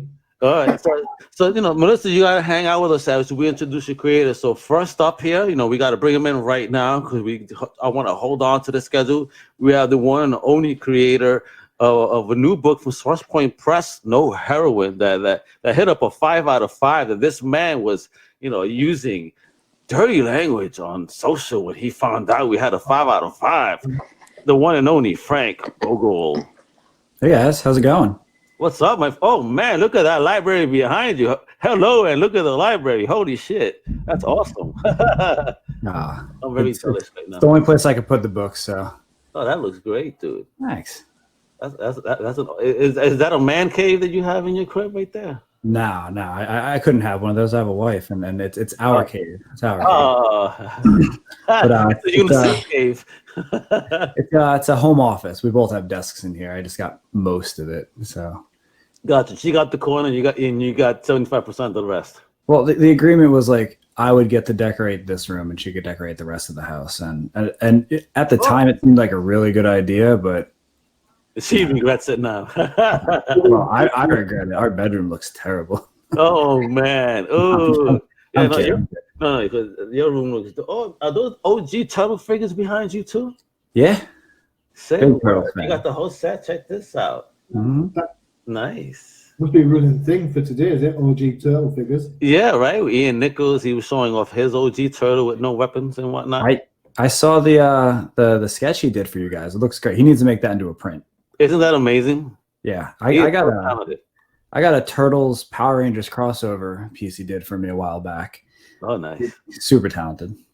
So Frank, let's get into your latest creation here. My boy that reviewed it loved it, obviously. That's good. I like to hear that. So let us know. Let our fans that are listening right now, what is No Heroin? The high level pitch, the high level pitch, and you can honestly thank Melissa for this. Is it's Buffy the Vampire Slayer meets Tank Girl. It's a young woman who fights monsters, and she's just punk rock as hell, and it's got a real sort of hardcore vibe to it. You guys have read it, but like at its core, it's really the story about a young woman struggling with like addiction and recovery, and sort of just trying to make up for all the terrible shit she's done in her life, and kind of making things worse as she goes. So it's sort of, if you read Dead End Kids or you read my other book Grief, kind of what the tone is. It's more focused on the real life stuff than the monsters and the crime and all that. But it's still a lot of fun. It's very action heavy, which is like not something I've done a lot of in the past. So I had a lot of fun writing it. I read. We spoke before when I was at Pals. We spoke about Dead End. Absolutely loved that book. That was an absolute gem of a book. Thanks. How much I enjoyed it. So hats off. Thanks. And I heard Melissa plugging stuff. The trade just came out. So there you go. There's your heroine. Oh yeah. Check it out. Very good. I see the mix that you saw in here. Sorry, guys. So this I want to show off the screen to our fans here of your latest project, The No Heroine. I mean, when you say a mix of Tanker, look at that. And Buffy, hell yeah, I absolutely see it 100. Yeah, and the cover art is done by a UK-based artist, Ahmed Rafit. So check that out, Johnny. Look at that. Shout out to UK for you. Yeah, man. Check out the other cover. Who did this cover right here? Ben Templesmith. Templesmith. How you get Templesmith too? Wow, nice. He's a buddy. A retailer had him do a cover for Dead End Kids last year, and I hit him up at a convention that we were both at to thank him, and like we ended up going out for drinks, and he's just a really good guy. And when I was doing a vampire book, I was like, there's no way I'm not going to at least try and ask him. And I sent him an email, and I didn't hear back from him for like 2 weeks, and I was like, all right, he's out. And then one day I got an email of like some roughs. Like he didn't even send me an email to say he was going to do it. He just started doing it. So he was pretty excited about it. Nice. How awesome is that? You see, folks, this goes back to another theme. People just ask. I mean, what's the worst anyone can say is no, right? Exactly. And then you're in the same position you were in. Exactly. It don't matter. You know what I mean? You leave off as friends. It's okay. No harm, no foul. No is no. But look at this. Again, you never know if you don't ask, bro. You know what I mean? And how has been your creative journey thus far in comics? I would just, especially now during this crisis too. Has that affected it at all? I'll answer those in order, I guess. So today officially is the 4-year anniversary of when I sent my first script off to be drawn by an artist. So like, woo, congrats! Yeah. Grandpa. Thank you, Facebook Memories, for reminding me. Thank God for those, right? But it's kind of wild to think that it was only 4 years ago. It feels like, it's like that meme from Titanic. It's been 84 years. Like, and then this last month has felt like 84 more years. Now I pictured you as Kate Winslet in the front, all the boat. Like, yes, I'm not that good looking, but I kind of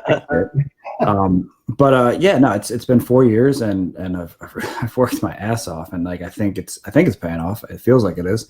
In terms of like the last month, it's been like a real mixed bag, having a book in previews and not knowing if it's gonna necessarily come out, because Diamond hasn't said anything. So we'll see. I'm hopeful. I'm optimistic. But I've been trying not to pay attention to it, not think about it too much, and like just focus on what I can do to help other people. Like I'm comfortable and healthy, and I'm doing okay at home, and my family's fine. So like I'd rather focus the energy on like reaching out to retailers, checking in there, and like seeing how they're doing. And But I do have a question for you though, as an indie creator with books, coming out of Diamond and their current pause. Do you have a backup plan in case Diamond doesn't come back for a while, or doesn't come back at all based on industry gossip that's been going around? It's kind of like a day-by-day conversation with the publisher, Source Point Press. Most of the time, it's just nothing's changed. Let's just keep acting as if this book's going to come out on time, and when we know more, we'll adjust. They can distribute on their own if they needed to, but like that would be like a really huge undertaking and not ideal. So we're hoping we don't have to go that way. But if this book can't come out through Diamond, it'll come out one way or the other. The crux on that, when we talk about like if it comes through Diamond or through another way, the back end of that, there's the retailer, isn't there? There's the kind of the store. I mean, my local comic book store is closed. I can't, even if we're supplying comics, I can't go there because it's and I suppose how the retailer is going to cope with that kind of, because if everyone goes digital, for example, or an alternative method, are there inroads from other ways for retailers to get the books, or is Diamond the only way you can get a comic book? Well, SourcePoint does. SourcePoint doesn't have an exclusive contract with Diamond like a lot of the other publishers do. So they do a lot of direct sales. Nice. I wouldn't say like most of their sales are direct, but they have shops that don't order through Diamond who do order through them. So it's not something that they can't do. It's something that like it would take a big boost in infrastructure to pull off. Yeah. Essentially, like what it would, the difference would be like the number of copies made, right? Like if shops aren't ordering the books and Diamond can't, and people are exclusive with Diamond, like it's going to severely reduce the number of copies that get ordered, which on the one hand would make it easier for SourcePoint to fulfill, but on the other hand would probably tank the book. So I'm hopeful that Diamond will say something really positive in the next couple of weeks, and like we don't have to worry about it. Cool. Me too. I think we've got to hit that peak, haven't we, in this pandemic? We've got to hit the peak and then kind of see what the exit strategy is. I don't hear anything about exit strategies anywhere, whether it's from the States or whether it's from the UK. All I keep hearing is, and I said this earlier on today, all I keep hearing is the number of people who died. I never hear about the number of people who survived. Yeah, those numbers are definitely not widely publicized. There's of course not. Negative energy, negative news sells better. Fear mongering sells better, and this is what they keep trying to sell to keep us in check. Oh, I've started the political rant. I don't disagree, but I try to in public not engage in the politics. No, I'm not doing the politics, but this is just what I'm seeing. This is just for me, just an observation. I'm not even trying to be political, but just an observation on what I'm seeing. This is why I try to turn off the news. I don't need that nonsense. This is what I'm doing this today. No news. Get away from me, news. This is VirtualCon, baby. I'm pretty clean cut as a guy, like the way I look and dress. But I did like for a very long time, like just live a very dirty punk rock life, and I have an extreme distrust of the government. So you're preaching to the choir. Now I picture you. I forgot that movie with the punk rock guy, but he was the type in the button-down shirt, khakis, and glasses. Nobody would ever think he was so punk rock. Yeah, well, I forgot that movie. That was so you reminded me of that. I would never think. At some point, I realized like it's not about the uniform; it's about the mentality. Like, man, I can listen to good music and not have to have a 40-pound bullet belt. So. Yeah, man. You gotta see me. God forbid me and my brother.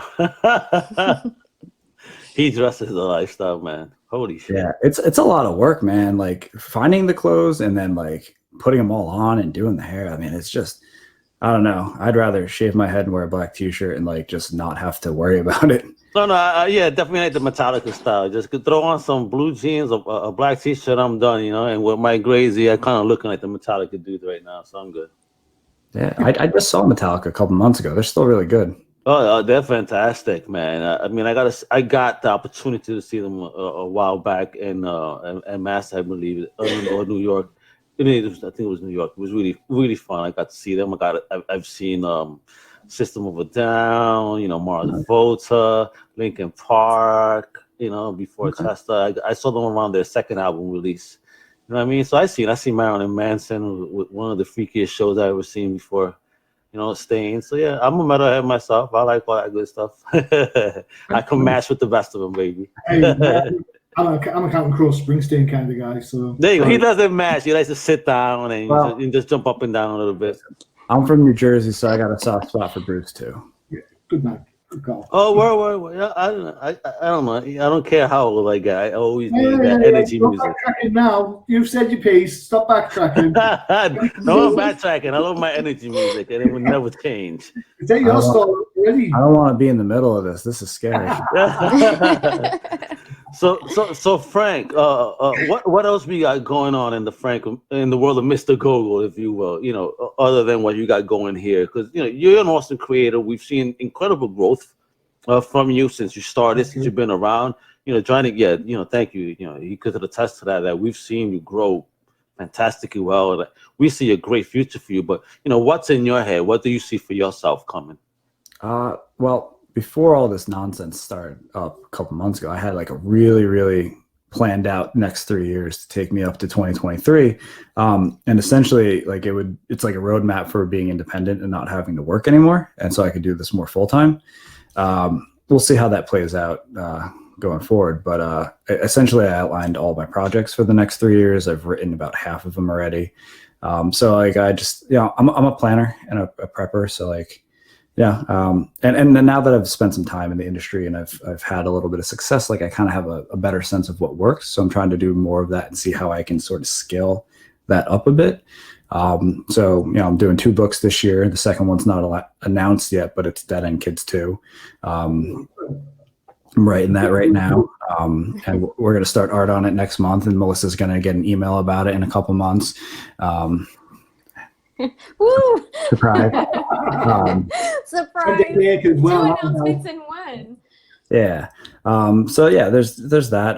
And then just kind of figuring out what freelance is like. I took a class last year with Paul Aller, who's doing G.I. Joe over at IDW, about the really, really hard, terrible reality of what it's like to be a freelancer, and sort of getting ready for that and connecting with editors and stuff like that. Cause that's what I want to do. I want to write my creator-owned shit. And I also want to, leave my mark on the characters that I care about.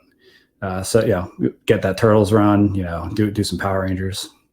So is that your ideal characters to do? Get them Turtles going? Or what is your ideal character to do, from the mainstream, if you will? If I could do 5, it'd be in no order in particular. Definitely Turtles, Power Rangers, Iron Fist, Black Panther, and Hawkeye. Hawkeye is by far my favorite character.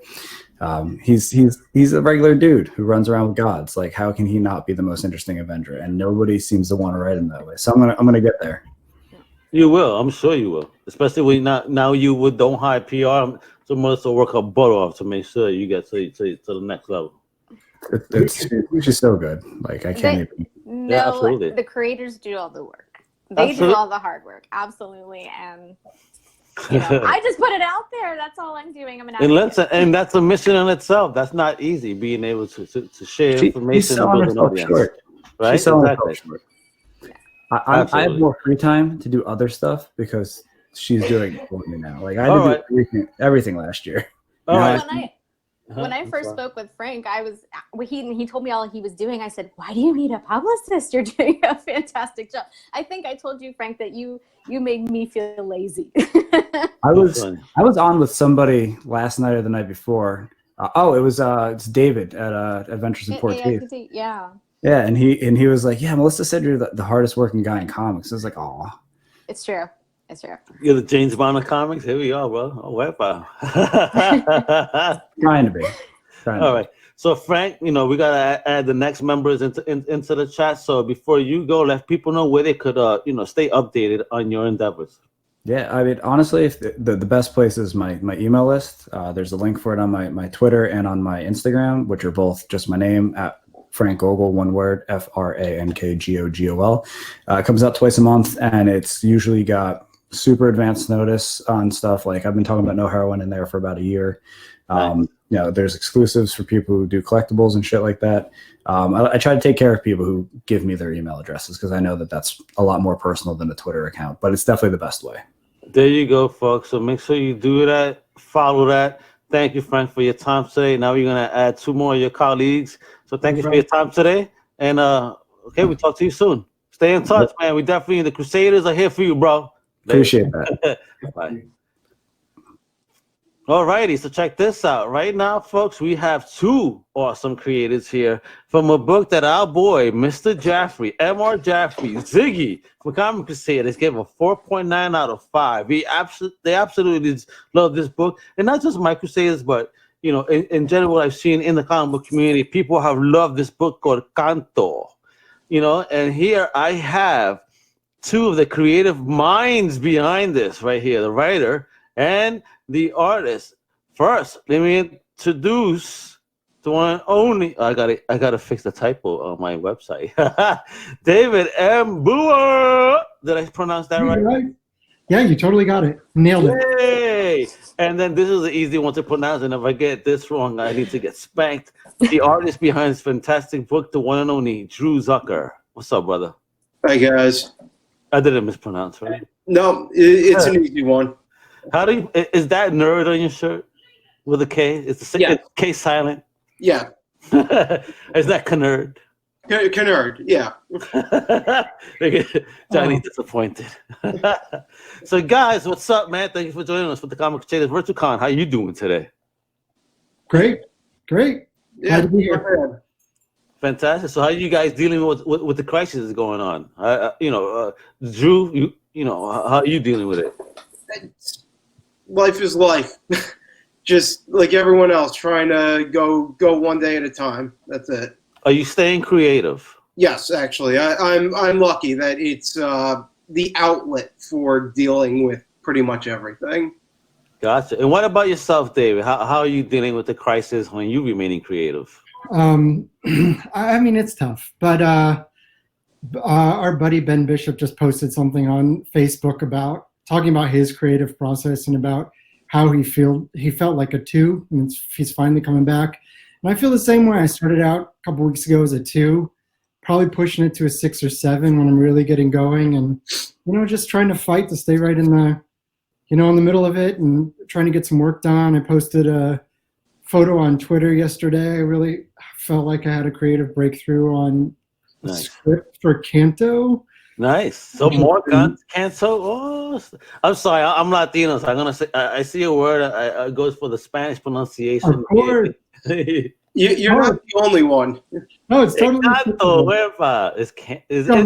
How do you prefer? Is it Canto or Canto? Honestly. Well, we both pronounce it Canto, but I have heard a number of people, including my local shop, they call it Canto. Gotcha. Okay. So I grew up in the Midwest. So for me, it's a hard A. So it's Canto all the way. So is it Han Solo or Han Solo? Han. No, it's not. And go away. Get out of here. Hey, Johnny is starting a whole elbow argument right now. For you. If you grew up around the Great Lakes, it's Han Solo. Oh, God. Han Solo. You guys in pop. UK, it's always Han Solo. You say it like it is in the movies. All right, so it's so dramatic, right? Yeah, I love it. I'm you, Chewie. All right, is it Chewie or Chewie? I'm sorry. Yeah, accent on the second part. Takes it too far. Lie, I don't know. He told me. I actually like Lie. Lie sounds so fancy, right? Lie. So, guys, put on the word here, because again, like I was saying, my reviewer on Comic Crusaders, Mr. Jaffrey, shout out, man. So he's one of my newest Crusaders on the team. When I gave him this book, his storyline it is rare to have a book so wonderful that you immediately think of all the other people you want to buy a copy for. I mean, look at that. Look at what a beautiful book. So, guys, what's the concept? Go ahead. I started with Drew before. Let me start with David first. Now, David, what's the concept behind Canto? What's the story behind this? So it's like a modern fairy tale. So it's stars Canto. He's a little tin man who doesn't have a heart.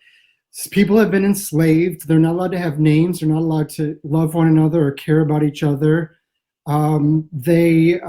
When they're taken, their hearts are removed and replaced with clocks. And so when their time is up, that's it. They go into the furnaces. So our hero is named Canto, and he loves a little tin girl. And when her clock gets damaged beyond repair by the slavers, he has to go out on this great big fantastical adventure in the world to find her heart and bring it back to save her. Oh, What's that? It sounds so sweet.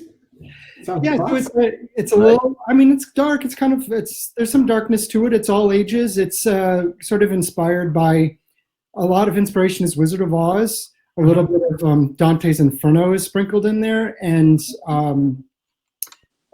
things like Dark Crystal, Neverending Story, Return to Oz, the film from the 80s. A lot of that we channeled to create this new twist on a fairy tale. I want this right here. This area right here, I want this as the poster. This is beautiful. What a great job, Drew. Thank you. It's gorgeous. Isn't it? Definitely. So what about you, Drew? You know, where did you, Drew, where do you draw your inspiration for this book? It's from so many different sources. The initial idea behind Canto, it started off as a sketch and just sat in a drawer for about 7 years before David came along. You let this sit in a drawer for 7 years? And there was an idea, but I can only do one project at a time. Okay. And I kind of wait for people who are going to do the right thing with it. And David was the one that did the right thing with it. There were other writers involved at one point, and it didn't necessarily go anywhere, or they didn't connect with it the way that I had kind of hoped. So I waited on it, and David came along and connected immediately. But how you guys even connected? What's the origin story between you two guys here? He reached out to me just randomly, and I wasn't available to do. You reached out to me about doing a short story, right? Yeah, so there was a project that came along, and I knew about Drew's art, and I'd read The House, which is a previous one that he did with Philip CV, which I really loved, a horror book. And I really liked his art, so I reached out and said, would you want to do this short with me? And unfortunately, I think you were just finishing up The House, so you didn't have time to do it. And then after that, he said, I have some free time, and he sent me a little concept sketch that eventually became Canto. And I have to tell you, within about, half a second of me looking at it, I said, I don't know who this is, I don't know what the story is, but we're 100% telling it. And that's how it started, right from that moment. And kind of at a moment of the universe aligning, it was 2 years, I think, from that day that you sent me that sketch, that Canto #1 actually hit shelves. So. Wow. That's amazing. So you see, this is great. So there's a great origin story. You know, the story is amazing. I got to add the next interviewee. You know, because again, I just want to showcase the folks that Melissa actually has great access to. Such talented individuals. You guys need to keep on keeping on. I mean, so you know, we have. I'm gonna give you one more minute. You know, explain to us what's next for Canto. I mean, what are we waiting for? What are we gonna get? As soon as we know when release dates are coming, we already have announced a one-shot called Canto and the Clockwork Fairies, which is a sort of side quest in his world.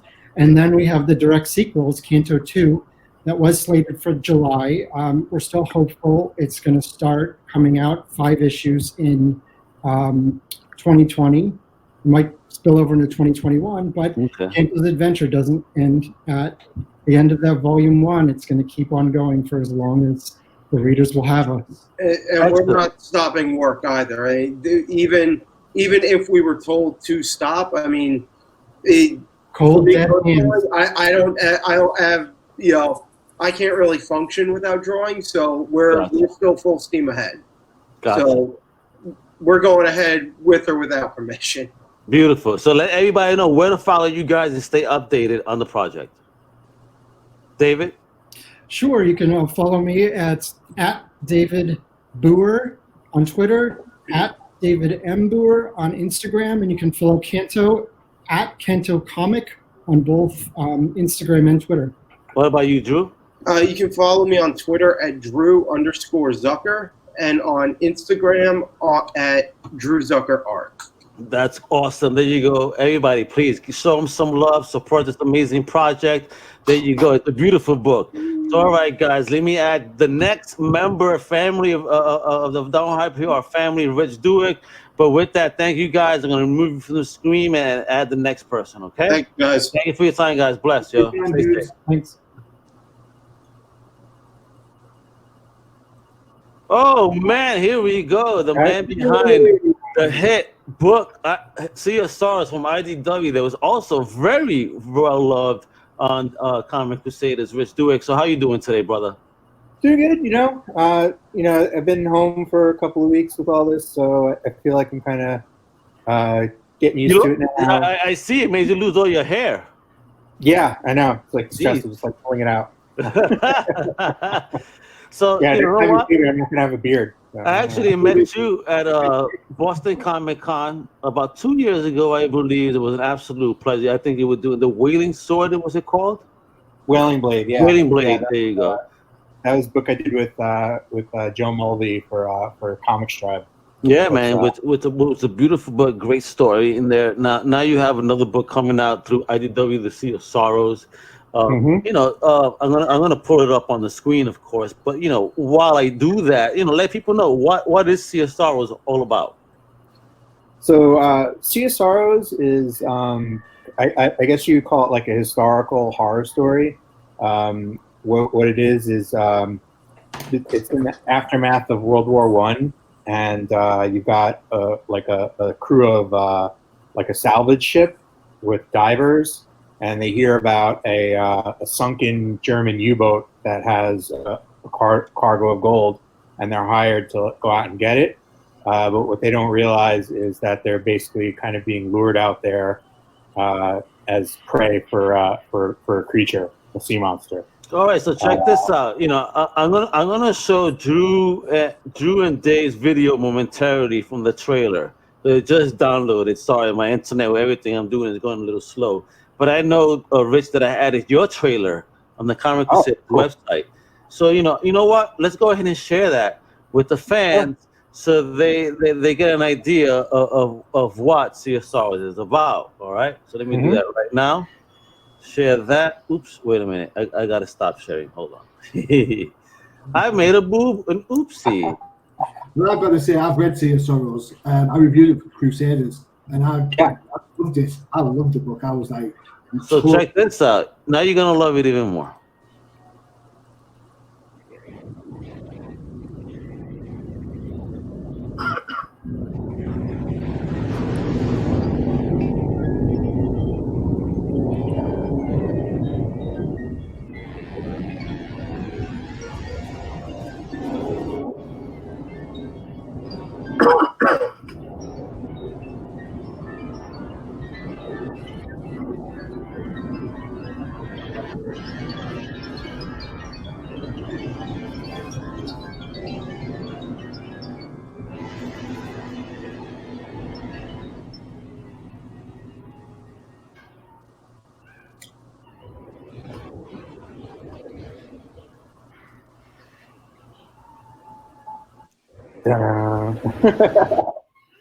I'm going to say, looking at it now, very nice. I didn't realize, when I'm looking at that now, I think to myself, the coloring was the.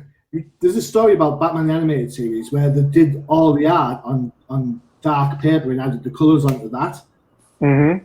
Is that you didn't use the same process for this, right? That is like black on white paper. It's not white drawn on black, is it? I mean, Alex is like the guy to talk about that, the artist. But I do believe he worked kind of traditionally where it's like white paper and just like fills in like a lot of the black. But I wouldn't be surprised if he's kind of like looking at it from his head as like coming up from black on all the underwater scenes, because he's thought a lot about how he wanted to sort of depict it. And what he's told me is like the way he approaches it is almost as if you're in like outer space or something. It's like an alien world, but it's like right on Earth. Yeah, I told you, flick through the book the first time. But I never straight away. I kind of read the book, digest, reflect, and then go for it. And I started flicking through this book. I was like, 2 pages in, I was like, is it outer space or is it the sea? I'm not getting it. What's going on? Physically sit down and like, right, I'm going to have to read it and find out what's going on. And it reminded me a lot like some of the Big Nola stuff. You know, some of the kind of like the not Hellboy, because Hellboy is I think a little bit commercial, but some of the more esoteric stuff that he does for Dark Horse, that kind of pervasive, like Baltimore and definitely, yeah. Is that where you find inspiration? I mean, what are the inspirations of Wall, especially for a story like Sea of Sorrows? Yeah, well, I mean, Mike Mignola he's one of my favorite like creators. Like, and mostly I got into him through Hellboy. Like, I just love Hellboy, so definitely like got inspired with that. I think with Sea of Sorrows, you know, Alex and I had such a great time working on Road of Bones, and we wanted to do something new, but we didn't want to like just sort of do the like direct sequel or something, because we really, really loved how it ended, and we didn't want to kind of do the, you know, thing in like a horror series where you over-explain everything and it winds up being lame. So we were just like what are some other things we could do? So we just started looking through like history for like other kind of areas where there was like an opportunity to mix historical kind of like horrible situations and like supernatural stuff. And, you know, I think, you know, he wanted to do something underwater, so that was like kind of we were looking for those, and I think that's like where we really found inspiration. But I get it from all over the place, you know, from comics I read, from shows and movies. It all just sort of like goes into the blender in my head. And all right, you mentioned movies, you know, and Nemesis is my host of Cinema Crusaders. What's your go-to movie, favorite movie of all time? Mine? Yeah. But I'd say like probably like if I had to pick one movie, I think like Blade Runner is my favorite, like the original one. That's like my number one. Like do you have a favorite cut? Yeah, I think it's weird. It's tough because I kind of disagree with Ridley Scott about Deckard being a replicant. So it's hard for me to say I like the final cut of the director's cut more, because that has kind of like that thing in it. But I think it's better without the voiceover and without the, you know, I think like a lot of the additions he made were really good. So probably the director's cut of the final cut. Great. But so sorry. I was gonna say, as far as horror movies go, and like you want to talk about one like kind of inspired Sea of Sorrows, I would say like The Thing was like a really big inspiration for me with this. Just sort of that idea of like a whole bunch of people, and you know, in The Thing they're in an ice station, but here they're on a boat, and it's like nobody knows who to trust, and just sort of like the psychological thing of like them all kind of being at each other is almost as bad as like the monster itself. So there we go. So Rich, man, no, we got to cut short because we got the next guest. You know, we want to show on time, and I want to show the video real quick. So Rich, let everybody know where to follow you. Okay, you can follow me on Twitter or Instagram. It's at rduek. It's just R and then DOUEK, my last name. And then on both of those, you'll see a link to my website. And on my website, I have a newsletter. You can just sign up right there, and I send it out pretty regularly. And that's got like, you know, all stuff about my projects coming up. And I try to talk about writing and freelancing and stuff like that. Excellent. Excellent. Yeah. Thank you so much, Rich, for your time today. I really do appreciate you guys. it. Melissa, hold tight for a second, all right? So thank you, Rich. I appreciate your time. Absolutely appreciate it. Everybody follow him. There's gonna, you know, you got some great stuff coming out. There's a fantastic book, so make sure to support it, all right? Talk to you soon, Rich. All right. Yeah. See you soon, guys. Thanks. Bye. Bye, Rich. Bye.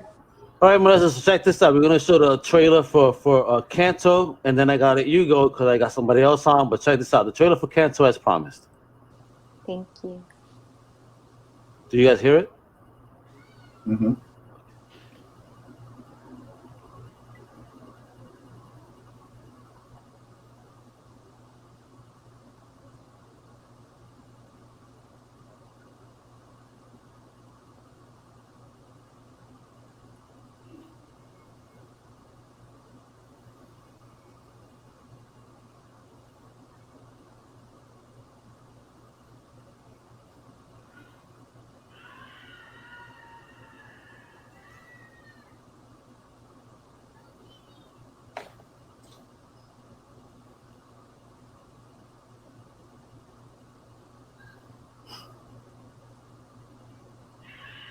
This looks so awesome.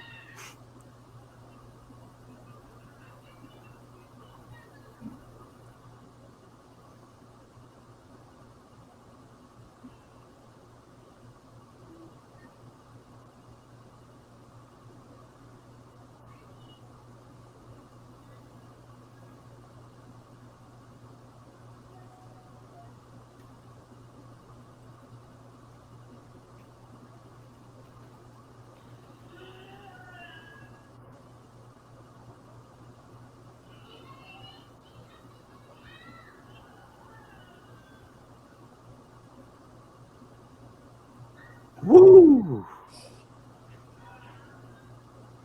That looks like fire. I mean, now I want to see this as a cartoon. So, Melissa, let me thank you once again for your time today and bringing aboard such amazing guests, that are part of the Don't Hide PR stable. And thank you again for the constant support of the CC brand. We appreciate it very much. I love you guys. You guys are fantastic. And thank you for putting on a virtual con. So great. I No, appreciate it. thank you, and you're welcome. And we're trying to do what we can to support the community. All right? Thank you.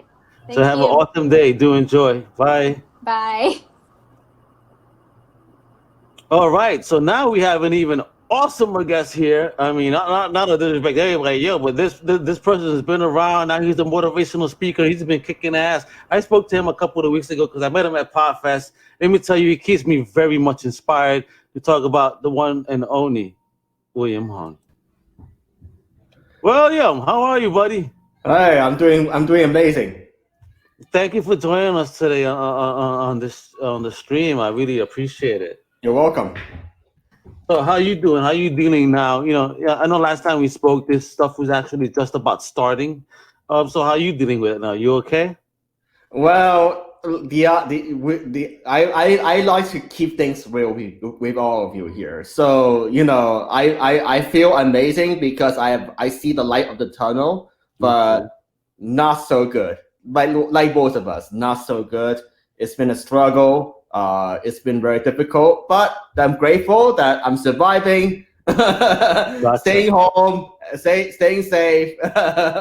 Yeah, man, absolutely, and definitely do stay safe, man. And I hope the rest of your family are remaining safe as well. Yeah. Are I'm they? be grateful for. Yeah, they are. They're doing just fine. Fantastic. So William, I want you to join us today because in these type of times, there's a lot of stuff going on, and many people may be feeling dragged down, and you're one of those folks that actually do put out a lot of positive energy. Look at that smile. Since you came on, you've been smiling, which is great. You know what I mean? Because with everything that's going on, you remain positive. So I want you to share some of that energy with the people that are watching today. Give them a little sample of the Will Hung experience. Sure. All right, so go ahead, brother. The floor is yours. All right. So when I was born in Hong Kong, I started singing karaoke with my parents since I was 10 years old. Then, throughout my childhood, I enjoyed math and science. So that's how I got into civil engineering.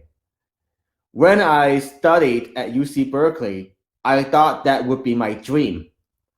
But I kept struggling and I felt depressed. So one day, I saw this poster for a school talent show at the Clark Kerr dormitories. I figured, why not? There's nothing to lose.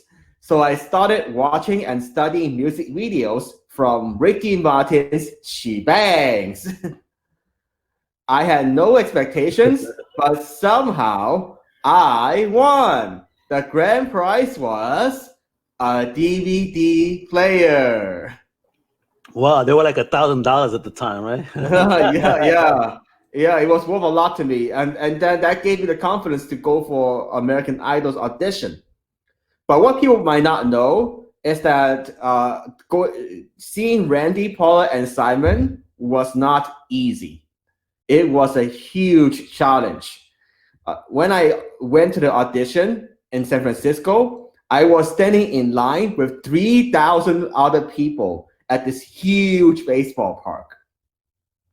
As I was waiting in line, I saw how hundreds of people only got a brief moment And I meant brief, like 15 seconds to sing before the staff members told them to go home. But somehow they let me sing over a minute and they let me through.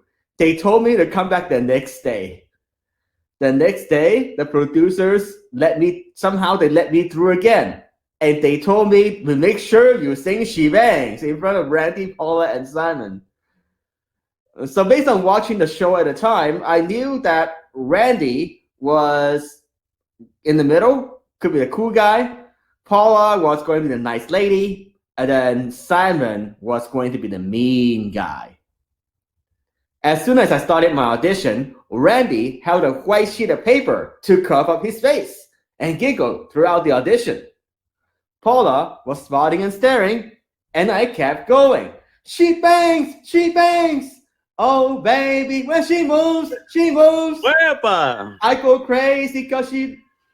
And then Simon said, thank you, thank you. You can't sing, you can't dance. So what do you want me to say? I said, I already gave my best. I have no regrets at all. Paula said, good for you. That's the best attitude yet. I said, I had no professional training. And Simon goes, no. Well, that was a surprise of the century.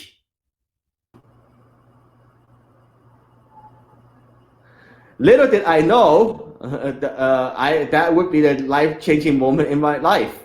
Who knew? I just thought I would go back to be a normal civil engineering student and nothing else would happen. Then, 4 months later, Fox broadcasted my audition. And somehow I got hundreds of emails, and some of them came from Entertainment Tonight and Ryan Seacrest show. The next day, I went back to school trying to pretend to be a normal student. Then, towards the end of one of my classes, my professor decided to show my audition in front of hundreds of students. As I was trying to get out of the room, the students blocked the exit and said, William, may I have a picture with you? Could I get an autograph from you? And that's how I know my life could never go back to normal again. After that, one of my fans created this website called WilliamHung.net. And it got over 8 million hits in less than a month. Next, I got this phone call from my record company. They said, William, I just heard about this on the news. We want to give you a chance. We want to give you $25,000 for a record contract. How does that sound? What do you think I would have said as a college student? Hell yeah! So that's how I started my entertainment career. And then I was living this dream life for about 4 years. I got invited to perform in some of the biggest stages around the world, like Rose Bowl in Los Angeles, over 60,000 people, or 10,000 people at the San Diego Mall. It's crazy. I couldn't believe it. It's like, wow, did all that just happen? So after about 4 years, my entertainment career slowed down. And then I had a choice. Do I want to keep going with showbiz or maybe get a stable job? I figured I made enough money at that point, so I went for a stable job. I finished school, I got my bachelor's in math and my master's in business.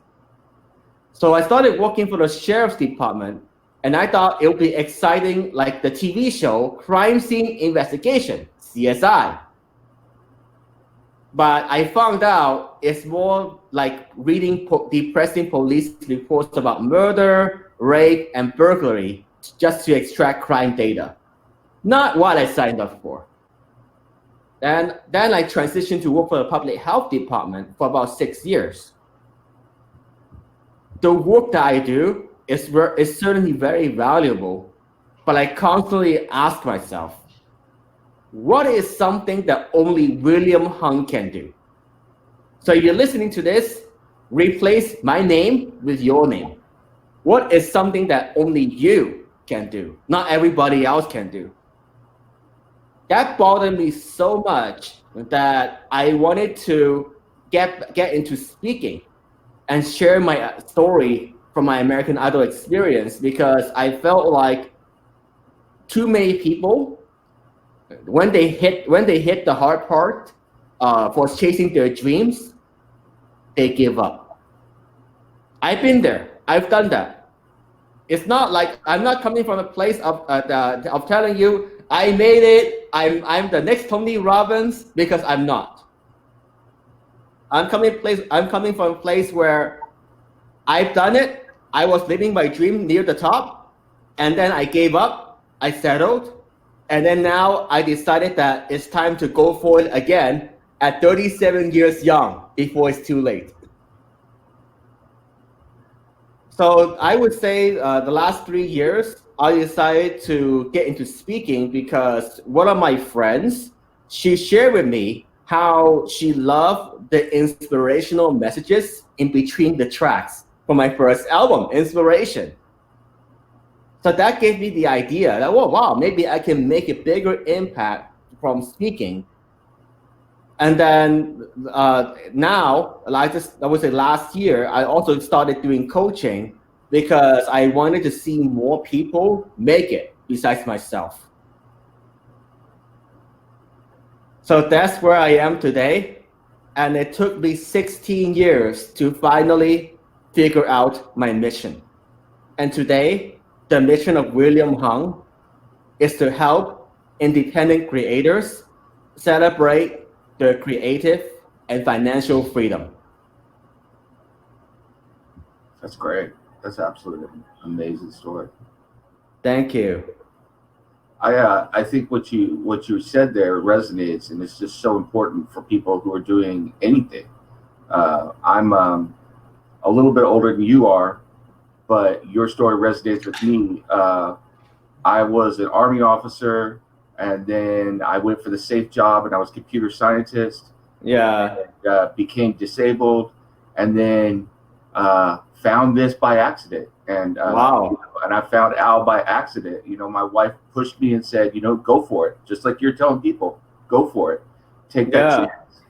And I found something that I love, and I'm 48 years young, pursuing you know, writing as a career and doing these comic book stuff because of this wonderful man up here, Almega, and all the other comic crusaders.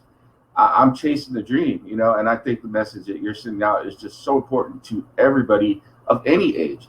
I used to say all the time, you know, I've got a wonderful wife who is not afraid to kick me in the butt when I need it. But, you know, I guess I was 47 when I first met the Comic Crusaders, and I was like, I'm too old and too far down the road to start something new. She said, that's ridiculous. And I met this man here, and I meet people like you. And, you know, as Al always says, the only thing they could do is say no, and then you move on, you know. And the same thing with criticism. It's like, it's criticism, you take it, you move on forward in life. And it's just such a great message. It's a really important message. I love to hear what you've done with that experience that you got from American Idol. It's just a really great story, a great message for anybody. It's absolutely amazing how you've turned it around too. You know, you did American Idol thing, you did your album, but now you even take it on a whole new different career. I mean, you know, just let folks know how tricky, if at all, was that kind of change from being a singer to now doing, okay, let me change how I do things and become a public speaker. It's always difficult to start something new. Because the way I got into speaking was when I joined Toastmasters about 8 years ago. And when I started the Toastmasters journey back then, I was just thinking about having fun, having a chance to perform in front of people. Because every time there's a phrase, you know, my favorite portion of every single one of those meetings is called table topics. And then you get this random question, and then you get the 2 minutes of speaking karaoke. So it gives me that fun performing platform. And then eventually I decided, well, maybe I could do something more than just sharing 5 to 7 minute speeches. Because apparently nobody will get impressed with your 5 to 7 minute speeches in the real world. Yeah. so yeah, so that's why I figured like, well, maybe speaking could be something that I'm doing, and I actually enjoy it. I enjoy expressing myself. I enjoy connecting with people from very diverse, from all walks of life. So, are there any speakers in specific maybe inspired you on this path? Wow. Well, definitely Tony Robbins. I love how he's very masterful, really, really good. I like Les Brown. I love Les Brown, Yeah. I also like a lot of the local heroes. I mean, it's too many to name, but it's not always the famous people. It's it's funny in terms of how we communicate and how we share our stories. The most powerful story is usually not about yourself. The most powerful story is someone that helped you along your journey. So it's probably your coach, your mentor, your best friend, someone that made a difference for you. There's somebody that believed in you, right? Exactly. That one person, definitely, man. Exactly. I mean, who's that person in your life? Do you want to shout them out? That said you could do anything. Oh, I have to say it's my current business coach, Louisa Jo. She's the creator for Employee to Entrepreneur. As the name suggests, that's what she helped me do and many people do. Nice. I love that. So where we could find that information if people were interested in looking at what they do. LouisaJo.com. Very, very easy. Oh, nice. You check this out. So, William, what have you been keeping yourself busy with during this downtime, with the COVID and all? Well, I still before I give you the answer to that one, I just want to give you a little bit of context how I get to this point. Okay. So he's on OnlyFans.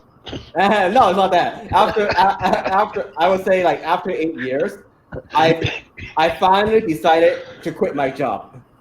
I decided to take my leap of faith again.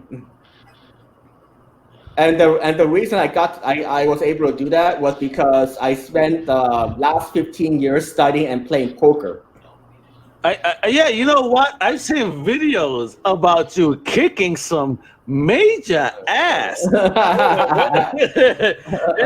We laughing here, but you are a major player, my brother. Now, you know what? You inspired me to want to learn, to be honest, because I'm like, yo, what I mean? I've always had a dabble. When I started seeing you kick some major ass, you were embarrassing dudes. I love it. I love that people underestimate you, William. They don't know who you know what I mean? They don't know who they're hanging with right here. You know what I mean? I love poker. Yeah, so I'll admit I'm one of those guys that watches on ESPN sometimes. So. you gotta watch William, bro. So William, where did that come from? What inspired you to start even playing poker and start doing it? Because again, I seen you dabbling, and it's like nobody could say it's poker face because you're always smiling. So it's like that. You have a hand or not, because you're always smiling regardless. Yeah. Well, I just thought I needed something different to do besides traveling and performing back then. So I play mostly online, but I wasn't too serious about it. I would say I only took it seriously for the last year and a half. Like I would literally put in over 1,000 hours as my side job. Crazy. Yeah. I like live casinos. But now I've been doing well, but now live casinos they all closed. Yeah. So now I'm transitioning to online. Again, it's not the same, right? What's better to you? What's better to you, playing live at a casino or online? I definitely prefer live. I'm a people person, so I like to play with real faces, have conversations with people. Of course, egg them on and make them throw their money down so you can take what you up to. He likes to play live because he likes to stare him down and play the player. He's psyching everybody out. Does he stay now? Have you not noticed? I don't know why. I do have a tendency to stare people. Yeah. He stares, but he stays smiling, so you just never know, like, what is he up to? Yep. I don't know. Because I'll tell you what's happening, man. He's up there thinking, all right, I got this straight, I got this flush, I'm about to get these dudes. And they're over there thinking, man, is that William Hung? Is that the dude from American Idol? I can't even concentrate. Forget about it. You know what, William? I think that's what you're doing. You're star-striking these people into submission. So, William, so, again, I know we're in the middle of the COVID, so you didn't get into, what are you doing in the interim while you're in this, quarantine? Well, I am continuing to play poker online. I'm continuing to build my coaching business online, and the way I'm doing that is like I show up like for virtual summits like this one. I show up at a lot of podcast interviews, and most importantly, I just call people up that I haven't talked to in a while. Stay connected with people. Yeah, networking connection, absolutely. Yeah, and I shared all that because no matter what it is in your life, don't let one thing consume you. And right now, I would say one of the biggest challenges is not to let poker be my only thing, because then my life would not be good. So don't become obsessed with one thing then. Yeah, I mean, it's good to be focused, but you don't want to be disregard everything else but that. So you're saying all that time I spent playing Doom in the 90s probably wasn't time well spent. I don't know. Depends on how you approach it, Because the way I approach it is like I set like maybe like 25 hours aside a week for poker. And then the rest of the time, I do other important things like connecting with people, showing up for speaking, for virtual presentations. I still got 7 minutes with you here. So let me ask you, you just said I set aside 25 hours. Mm-hmm. So are you really that organized when it comes to your time? And if so, how important do you think that is then for somebody?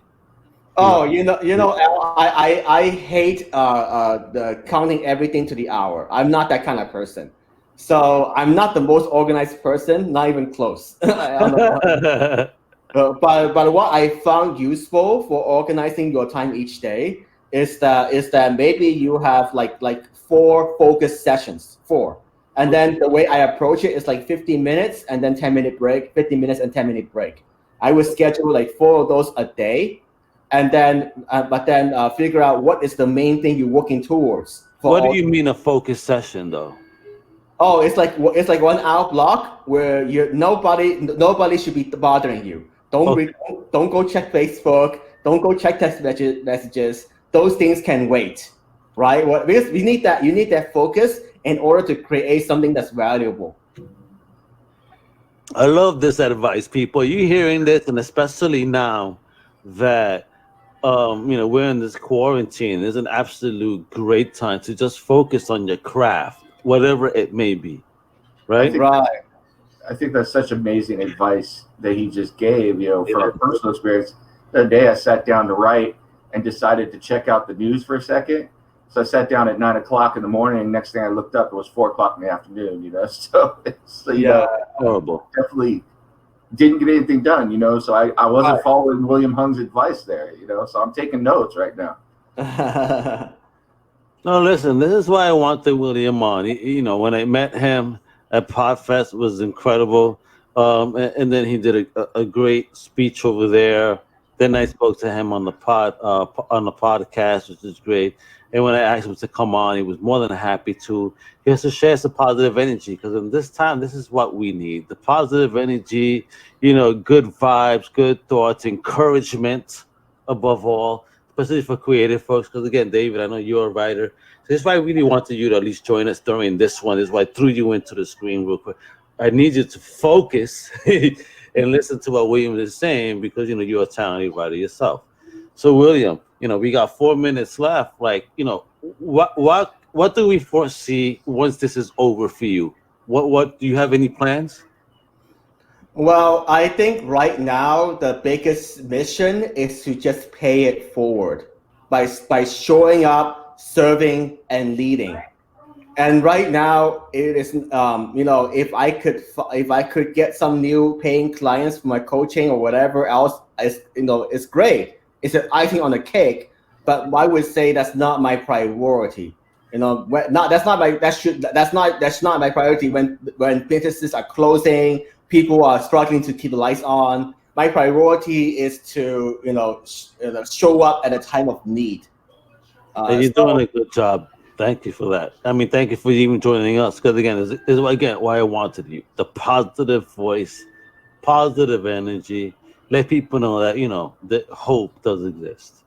Yeah, and that's and I would say that people that show up that way, coming from the right place, those are the people that will come out ahead when this is over. Because you could say whatever you want, but people will never forget how you make them feel. Agreed, 100. Again, this is why I felt connected with you, my brother, and I invited you once again because it's like, all right, you gave me good vibe, good energy. You made me feel quote unquote fired up. It's infectious. I mean, you could feel it coming through the screen right now. It's like I want to ditch out right now and go right. So I want to start here with your Martin songs, bro. Let's go. She bangs, bro. Let's do it. Yeah, man. And actually, before we go, we got 2 minutes left. David, I don't know if you know or you listen to our podcast, but he did get the chance to perform with Ricky, right? No, I didn't know that. Yeah. Yeah. I wasn't part of the podcast, but I did. Real quick before we go, let us know that story because I just love it, man. You did this very infamous thing on American Idol, and then years later, you get to meet the person that actually sang the song. So tell us that real quick. Well, I never expected to perform with Ricky Martin together on the same stage. That's been my secret dream all along. It's not a secret anymore. But the way I got there was he mentioned that he wanted to perform with me 4 or 5 times throughout all these years. And then in 2018, he was on the Los Angeles radio station talking about it. And then my friend called me up right away. It's like, wow, you gotta call the radio station, see what's going on with them. And then they eventually connected me with Ricky Martin's manager. And then finally it was a reality. Ricky Martin and I performed at the same stage at Monte Carlo, Las Vegas in June 2018. She bangs together. That's awesome. So that was a particular song you sang, and how was the energy of the crowd when you came on? Oh my God, so crazy. Yeah, man, I can't imagine. I'm a huge soccer fan, and I love his song Copa La Vida that he sang for the 98 World Cup. Oh, yeah, I love that one too, yeah. If I would make my day if you could do a cover for Copa La Vida.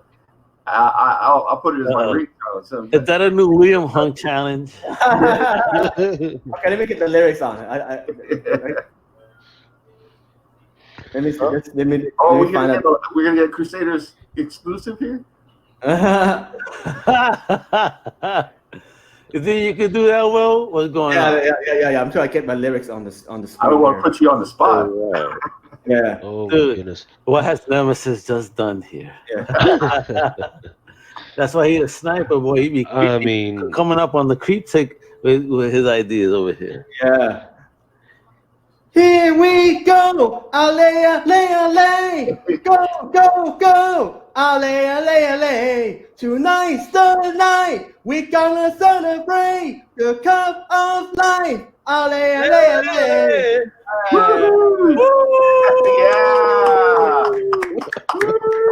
Thank you so much, William, for your time today, bro. That was awesome, bro. You know what? You're going to Hollywood, brother. Thank you. Man, that brother's already been to Hollywood and all around the place, man. I know, man. Many blessings, William. Thank you. Yo, William, again, many blessings. Thank you for your time today. You're always welcome to come back on Undercover Capes at any time, please, yo. You are now, for me, officially part of this family too, okay? Thank you. All right. Absolutely. Awesome. So you have a great day, many blessings, and I'll talk to you soon, and please stay safe. Yes, you too. Bye-bye. Bye. So guys, how awesome was that? We just had William Hung, and he actually, dude, Daemons just convinced him to sing a song. Amazing, man. Amazing. Awesome. How fire was that? Yo, I'll think about it. Like, you tell your kids that whatever they want to do, to go ahead and put their minds to the grind, man, if they can concentrate on whatever they're doing. This dude just rolled up on this freaking stage, and he did horribly guess what? With a positive attitude, he turned that horrible performance into a whole career. So yeah. I mean, and then 20 years later, he's still getting the blessings off of that. So that is, I mean, just with a positive attitude. So that is just amazing. See, that's why positivity goes a long way, Lucas. This is why I want to continue, being that force too, sharing that type of positivity. William is a force to be reckoned with, man, for real. He is awesome. He sends great vibes out there, great energy, always smiling. I mean, even during these horrid times right now, my man is just smiling, Yeah, man. So let's talk about somebody else, because there's another creator that has been awesomely supportive of the Comic Crusaders brand. When he saw what we were doing, he hit me up today. Hey, do you have a spot? Let me know, And I was just looking through the schedule, and I realized that after William, we have 15 minutes open. A couple, or right now 13. So let me bring on this awesome creator, the one and only, the inexorable Ryan Fulmer. What's going on, brother? Hey, Al, how's it going, bud? Yo, thank you for joining us, man. Thank you for reaching out. I'm happy that you did, because I realized that I had that gap. So look at you. Hey, if I saw an opportunity to be, hell yeah. If I see an opportunity to be on Comic Crusaders, I mean, I'm gonna jump on it. I was hoping you had a slot. I've been following you guys for a long time, Al. I love what you guys do. I loved not only the comic, the art that you put up, but supporting the art community and the comic community. It's a beautiful thing, man. And following is fun. I mean, to get quality artwork on your feed every day. I mean, that's fantastic. Yeah, I love everything you guys put up. It's great. I try to do what I can for the community, because there's an amazing community that has obviously, had me, put me through bad times. You know what I mean? I could always rely on my comics to take me out of this world. Again, this is why, I'm so adamant about books that don't reflect on reality, but rather take you on, this whole different type of world. You know what I mean? Absolutely. I know exactly what you mean. We recognize that too. And some of the stuff I wanted to show you guys, just because you mentioned it, is on the front here. This is the 8-decade legacy comic book. It's got a bunch of sample work from our studio. Okay, but in the front here, if you could see it, that logo says Heroic Fiction. And it's this is essentially our tribute to the genre and recognizing why people love superhero books. We love heroism in all of its form.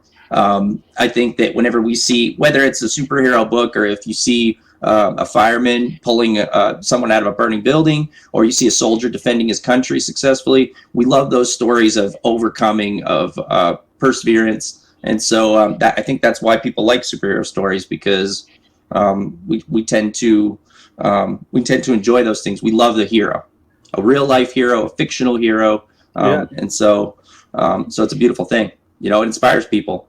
So, tell us about your most current project. Oh, my most current project. Well, right now I have Hayward Saints 8 that I'm working on. I'm building for crowdfund, so I'm actually building my YouTube channel for that. And so the Inexorable Word Nerd is actually my YouTube channel, and we have guests, and we're gonna have amazing guests. Like last week I had Jesse Blaze. You know who Jesse Blaze is? Yes.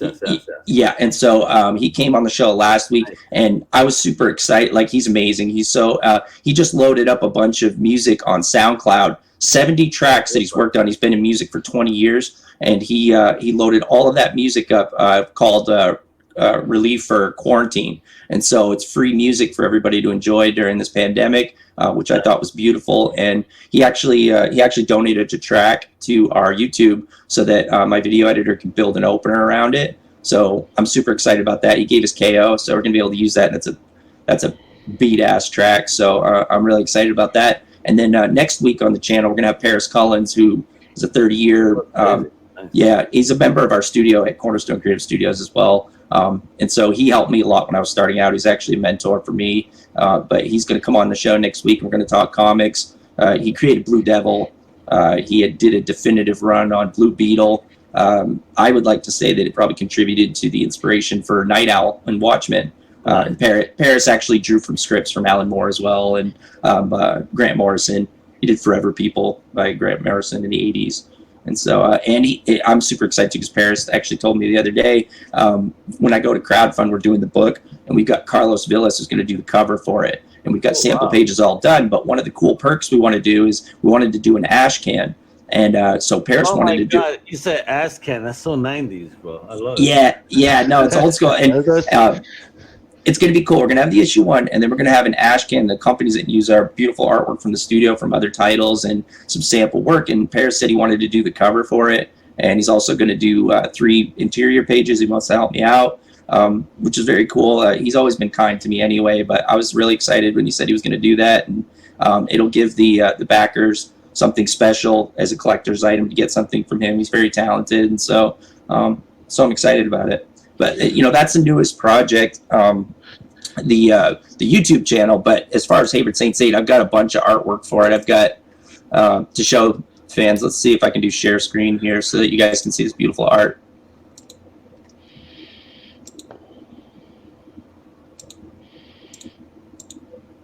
Okay, here we go. Yeah, and if you want to feature my screen, you can do that, Al, too, so we can give everybody a close-up of all of this. I'll go in. I'll try to keep it short because I know you have other guests. I don't want to hog up all the time. But, I am a little bit of a word nerd, so you may have to bring out the shepherd hook and pull me off. So this is what we've got here. I've got a group shot here done by Marvel, former Marvel cover artist Freddie Lopez did the colors, and my interior artist did the pencils for this. And it features some of the characters like Ultra Ghost here, the Awesome Angel, Intergalactic Knight, and we've got Mammoth Monk, and then the rest of the crew. And this is some artwork I did. Crazy. This is some artwork I actually did. I'm primarily a writer, but Paris and Jesse Hansen, who owns Cornerstone Creative Studios, and my artist, my friend Joseph Arnold, who's doing the interiors for the book, gave me pointers, and they got me in shape so I could do layouts and do my own concepts. And so I got this piece here that I penciled here. It's obviously...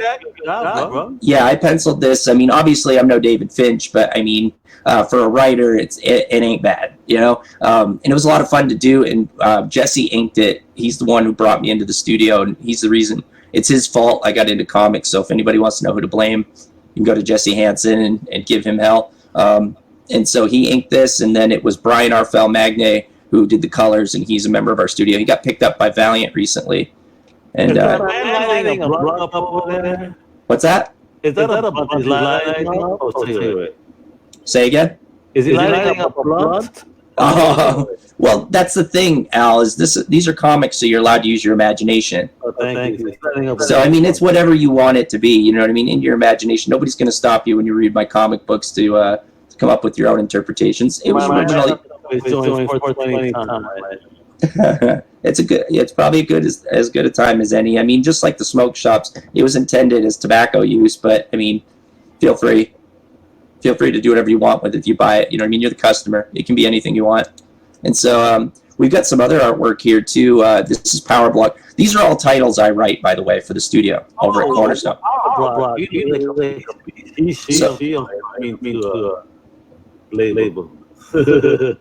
So our cover artist, what is it? William Allen Reyes, we call him War, did the pencil work for this, and Heather Baker colored it. Jesse inked. And that's going to be a beautiful story. That's a different title for Cornerstone. And then what do we got here? Kleber Souza Lima works over at Zenoscope. Nice. Full time, and he did the interiors for this, but this is the cover here. And I actually laid this out. And Jesse Hansen did the...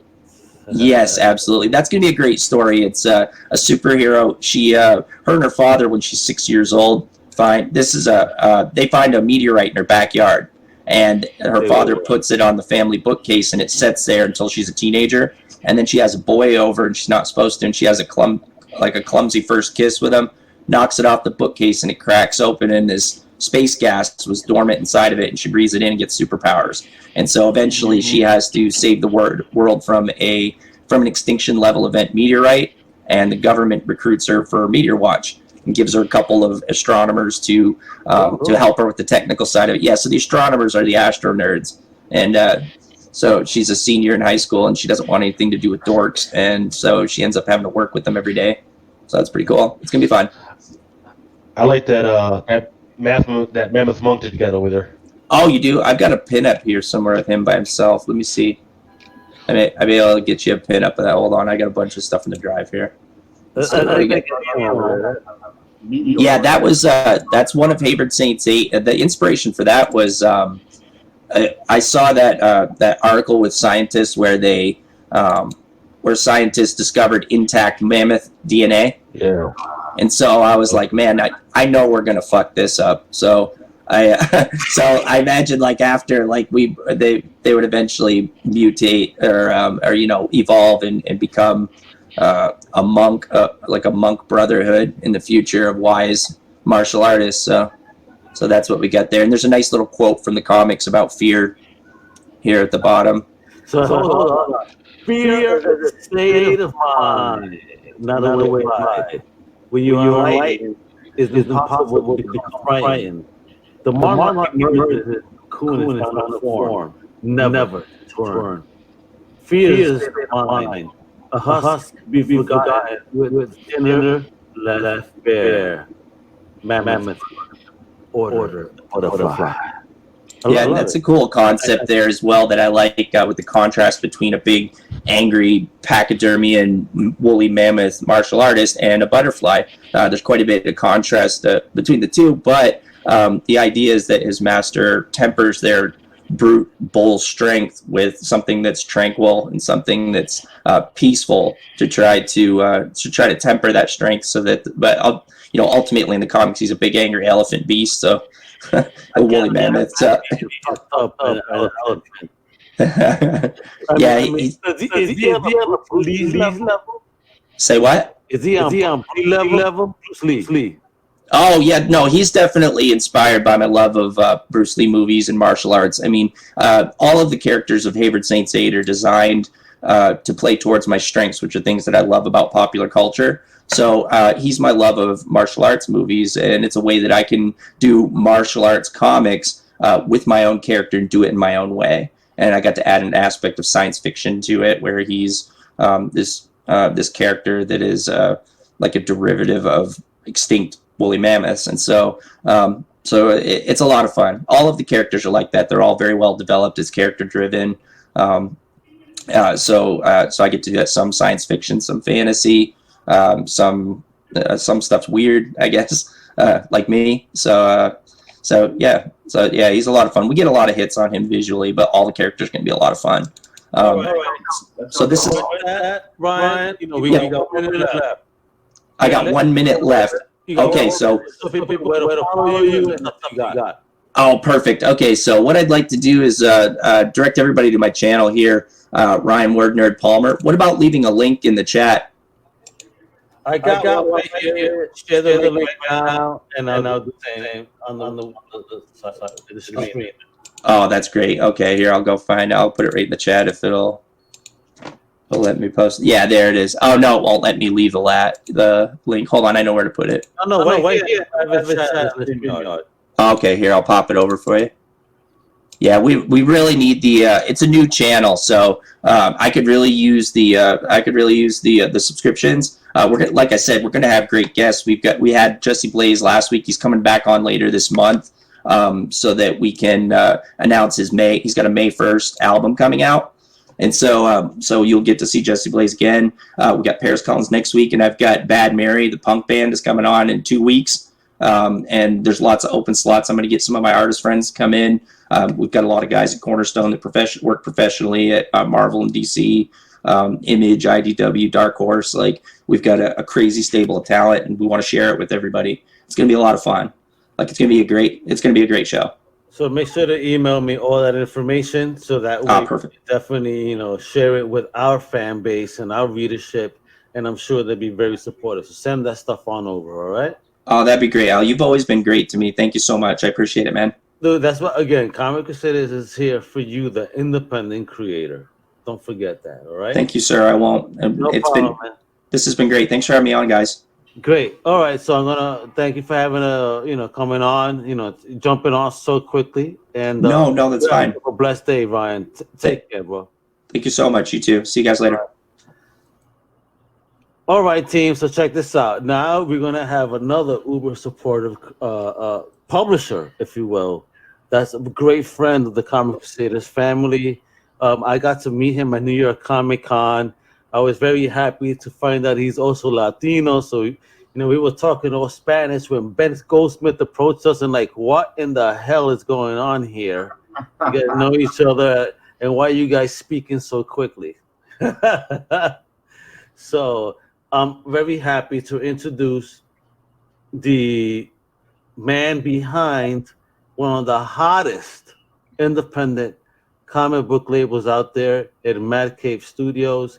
This is the CEO, a fellow Latino repa, the one and only Mark London. Whoa, Mark, what's up, my hermano? ¿Cómo está? Very, very good, guys. How about you? What's up, Nemesis? What's up, Lucas? What's up, The Machine? And Mr. Omega. How are you doing?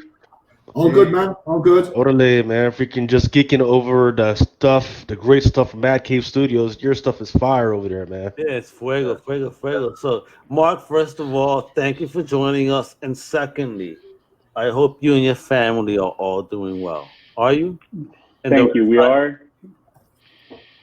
Thank you. Wepa, ahí estamos.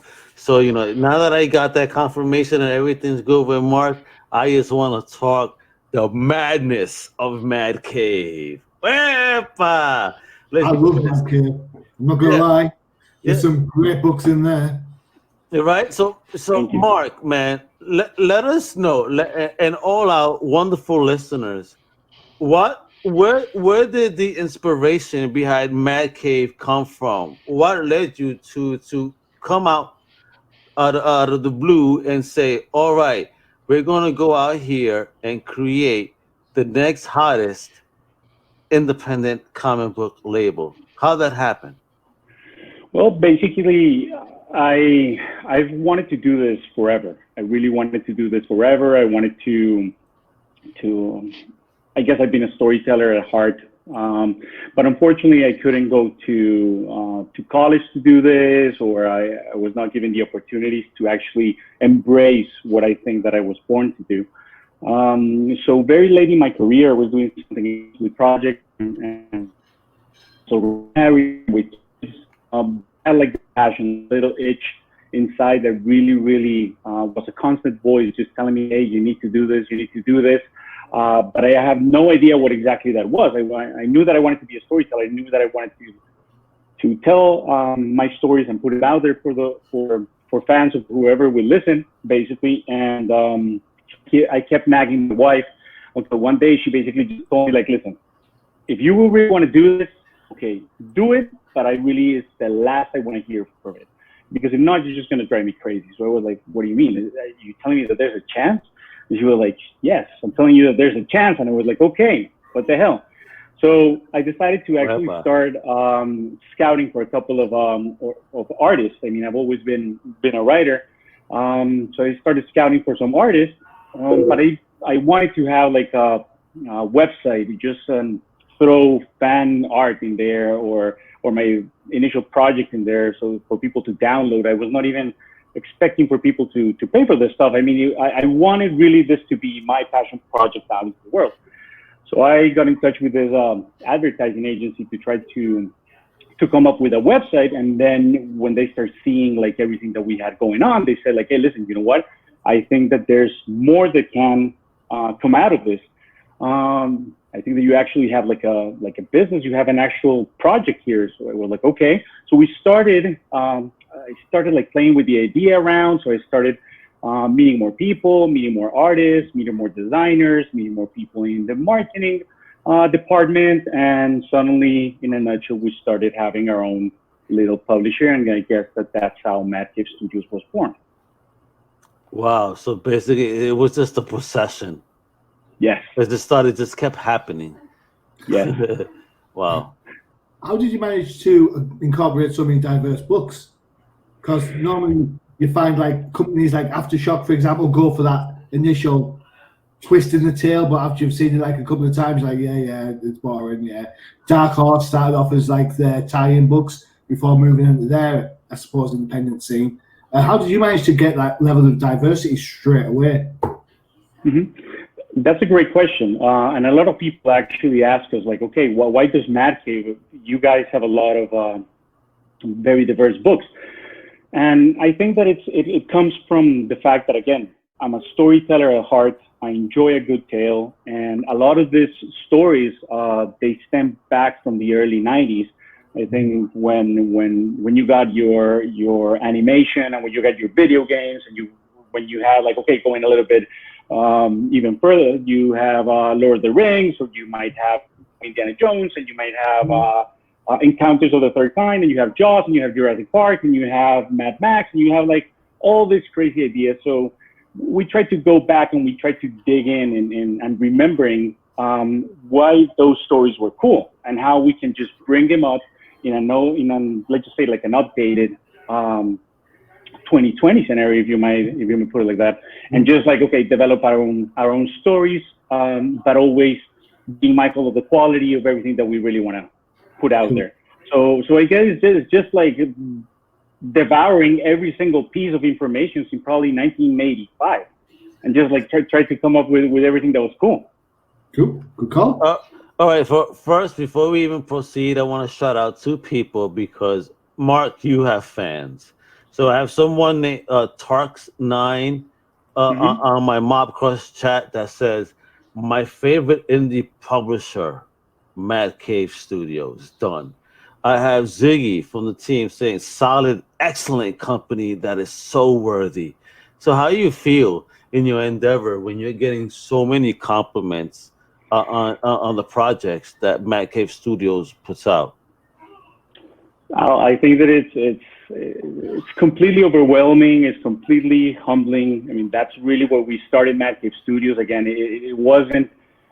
We really got farther than we were planned, to be honest. I mean, we've never actually grasped, and I think that's why we had so many problems in the early years, trying to figure out and fix a lot of the things that were not working. So it's completely overwhelming and humbling, and I still can't believe it. I still can't believe it. Believe it, man. I mean, you guys have wonderful projects, a wonderful line of titles. So, and you're involved, not just as a CEO, but you're very involved as well as a writer behind many titles. So, no disrespect just because he was a gambler, but you're like the Pete Rose of comics here. You're not just an owner, but you're a very active participant. I mean, Pete Rose just forget the cheating scandals. Stop it with that. But meaning that there was a time where Pete Rose was the manager and the player. That's what I'm saying. Don't turn around and say you like Pete Rose. Ignore the scandals. Yeah. I'm just saying because he was a manager and a player. That's what I'm saying at the time. You know what I mean? He's a person that took on two big roles. It's not easy to do that, and that's what Mark is doing. You know what I mean? He's taking big roles as a CEO and as a creator within his brand as well. And not as a scandal monger. No. I hope not. I know he's not gonna bet against Mad Cave. He know that he got Mad Cave. I've got to be honest. If I see a Mad Cave book in my review pull list, I've got like this stupid grin on my face because I know that I'm going to get quality storyteller. I know I'm going to get something that means something. It's not just another comic book. I had the pleasure of interviewing the writer for Savage Bastards, and you know what? He absolutely turned my head on this book. I looked at the book the first time around. It wasn't my cup of tea, and I was quite vocal about that. Interviewed the writer. The dude turned me around on it. I was like, I get it. I see what you were trying to do. It is that good. And you've got other books on there. I remember Shaw's End. Shaw's End, right? What a great book that is. I mean, yeah, fair enough. You're right about what you say about the 90s and stuff. You can see the influences in that book, massively. But then how it's like, it's odd because you know where the influences are, but you forget about it as you go through the book. And then, like, the climax of the first issue, you're like, oh, man, of course. How did I not see that coming? But how good it is because you get past that influence. It's not just paying, like, lip service to those that have gone before. It's kind of like immersing you in it before you get to that point. So, Just So a question that I have, and Machine just brought up one of those great titles that I think is deserving. Has any of the movie studios or Little Picture freaking screen studios approached you guys yet to try and get you guys on there? Because I mean, between Chosen, Savage Bastards, Honor and a Curse, the Midnight Task Force, you got a whole bunch of books that are deserving of getting on this freaking screen and freaking being put out there. Have they yet? And if they haven't, how can we get this done? Because I'm tired of all these other crappy ass titles freaking getting love, and your stuff, which is absolutely, it's not just, it's just not. I mean, and we're talking about, it's not just freaking this good stories. We're talking about good lettering, good freaking art, just absolutely on point. Had they, and if they haven't, how can we help? And wait, before he continues, what inspires me is Latino led. We don't have many Latinos out there in the industry that are leaders as well. So thank you, Mark, for that too, bro. All right, so do your thing. Go ahead. Answer Thank the you, question now. Well, Lucas, first of all, thank you so much. I mean, for those amazing words. I mean, that's really, again, when we started Active, that's really what we are doing this, and why we wake up every morning, even with this crazy situation that we're all facing right now. I can't confirm or deny anything that you're saying. Everybody buy all the number ones right now. Go ahead and buy them all. Hashtag there's a movie deal in the process.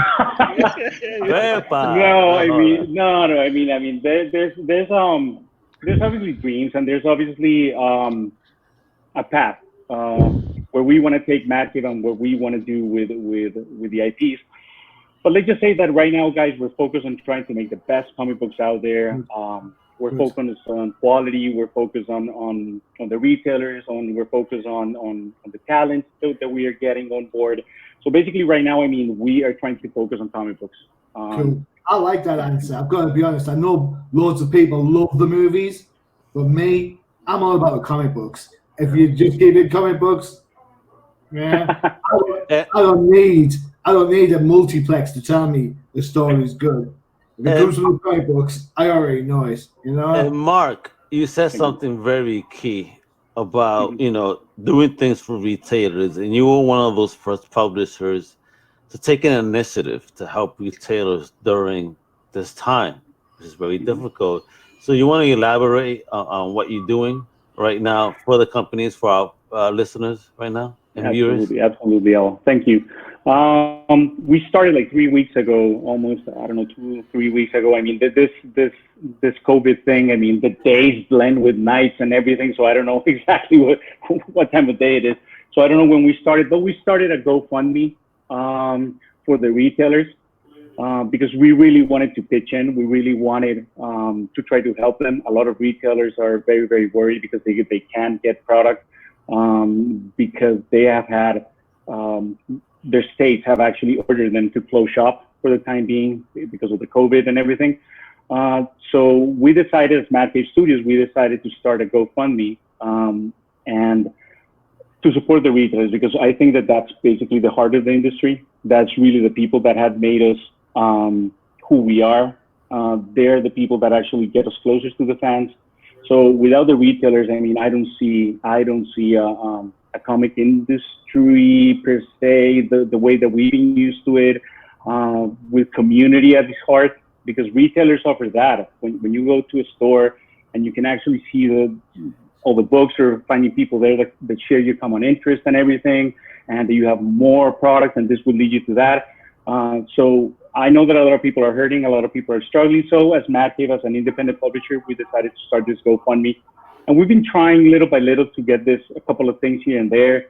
On the Mad Cave Studios website, there's a download section, which we've put all our number ones for free. So people can actually just go there and download every single one. We even told the people that were kind enough to support us at first, or the new people that are listening to this, if we try to reach, we're treating this GoFundMe as a Kickstarter. So let's just say that we hit 15K, then we're going to release our number 2s for people to keep on reading. And all it takes is probably just a couple of dollars. And I know that it's a lot to ask people right now because everybody's going through this crazy situation right now. But it's for the retailers. They really helped us. They help the community. Those are the places to get the comic books. So that's really what we're doing now. So, are there any projects that you working now that are new within Mad Cave that while you've been in house and locked up? I'm pretty sure with your mind that you've been like uber creative. Things probably have been rumbling in that mind that are just coming out of your hands. So, is there anything that you want to share with us that you've been working on that may have come out of all this, nonsense here? Yes. Let me show you. I'm telling you right now, how much longer? You're like, espera. No, it's actually well. Let me try to share the screen right here. Share the screen, and then I put it up, and then you could go ahead and scroll through it once you share it. It's right at the bottom. You should see share. Yeah, got it. Okay, share. Boom. Okay, good. Okay, hold on. You see it? There you go. Yeah. Wow. Ooh. All right. So this has been our check that out. Right here. Okay, so this has been a couple of series that this series has actually been around for a little bit, which is Woven Heart. We've been actually talking with the artist, and which is Alejandro Giraldo. He's actually the artist for Midnight Task Force. And we are actually going to start production on the second arc. So nice. I think that the quarantine effect has actually helped me to try to develop a little bit more of the story. These are the issues that we've released so far, with the exception of number 7, which actually, we can't ship any product out there, and we're kind of like what are you doing about that? Because you are a publisher as well. You're an amazing entrepreneur. So how are you tackling this right now? Are you in a waiting stage? Are you going to go digital? What are your thoughts on how you're going to try to, advance the Mad Cave cause? To be honest, though, right now we're just holding everything. We put everything to a hold until we can properly distribute comic books to retailers. Okay. So we are not doing anything. We're not even shipping digital. We're not doing anything like that. So a question that somebody brought up to me before, because you distributed through Diamond, right? Yes, correct. So now that they're kind of on a pause, not even paying pubs right now at this point, and somebody asked before, do you think this is the end of Diamond? How do you feel about that? Not really. I think that this is my take on it. I'm not, again, my take on it. Of course, it's all about opinions, but as a publisher, you could come from a different perspective that I want people to kind of hear, you know what I mean? Exactly, yeah.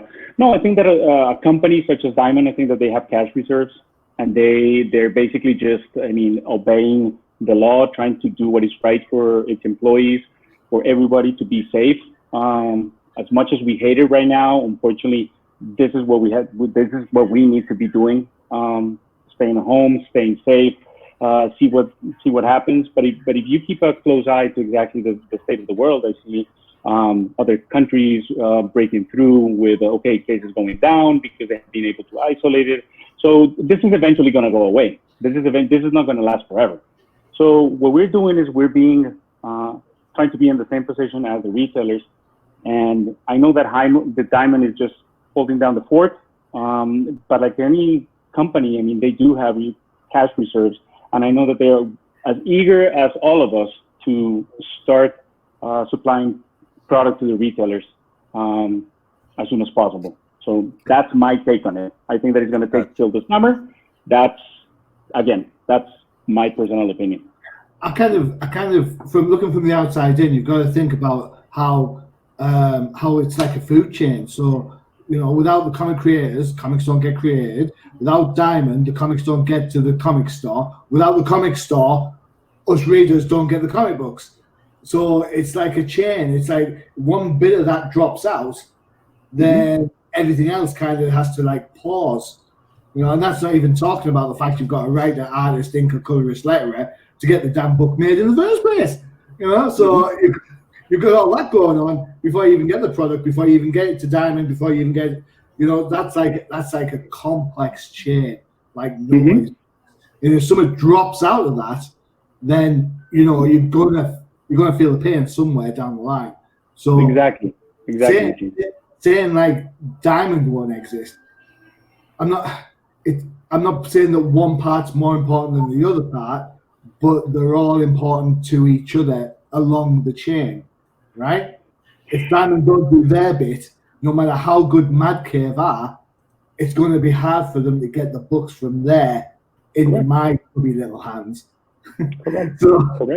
Exactly. Exactly. I think the support needs to be, as much as I totally agree with you that Diamond I think is pretty much safe. The support has to be across the whole thing. It can't, you know, you can support the retailers, of course you can, but you've got to also support the creators. And you know, Diamond have got to know that when business ships back up again, it's still going to be product to shift. That we don't have to wait 2 months for everything to get re-fulfilled. Exactly, Machine. And also to add a little bit to your question now, right now, Mad Cave Studios internally, it's business as usual. So we basically have like 25 titles planned for the next 2 years. We're still paying talent. We're still getting more people on board. Last week, we signed 2 creative teams. So we're still coming up. The thing is that right now, we only have 5 editors. We have Steens, we have Erica Schultz, we have Michael, we have Chris Sanchez, and we have Brian Hawkins. And we can't take more. We can't take more IPs right now because then the quality is going to start to suffer. But believe me, if we could have like 5 more editors, believe me, it would just be like hoarding product and be like, okay, let's push it and let's just give the talent out there a fair shot. But we're not stopping. We believe in this industry, and we're just going to be ready when this thing goes back online. No pun intended. When Diamond actually starts delivering product, I mean, we're just going to be ready to give you guys more Mad Cave. Cool. Well, 2 things. If you need an editor, give me a shout. And Lucas, don't you wish that Marvel with their X-Books thought like that? You know, with the X-Books have kind of like totally lost their credibility with the number of books they're just churning out. Don't you just wish the X-Books had turned around and said, you know what, let's stick to 2 and be done with it? But no, you get like X to the point where like, absolutely. And because what I've even been seeing, even with that Wovenheart book that you just had up there, you're talking about you're going on to the 2nd series, there just aren't that many freaking variants out there. There's the comic book convention variants, and those are freaking great, right? And even then, they're limited to just 50 total for some of those things, right? You're not talking about, hey, I have to print 300 to 500 to 1,000 to 3,000 to freaking get this one freaking book, right? Freaking, so just to stay small and not freaking rack up the depth on that's freaking awesome.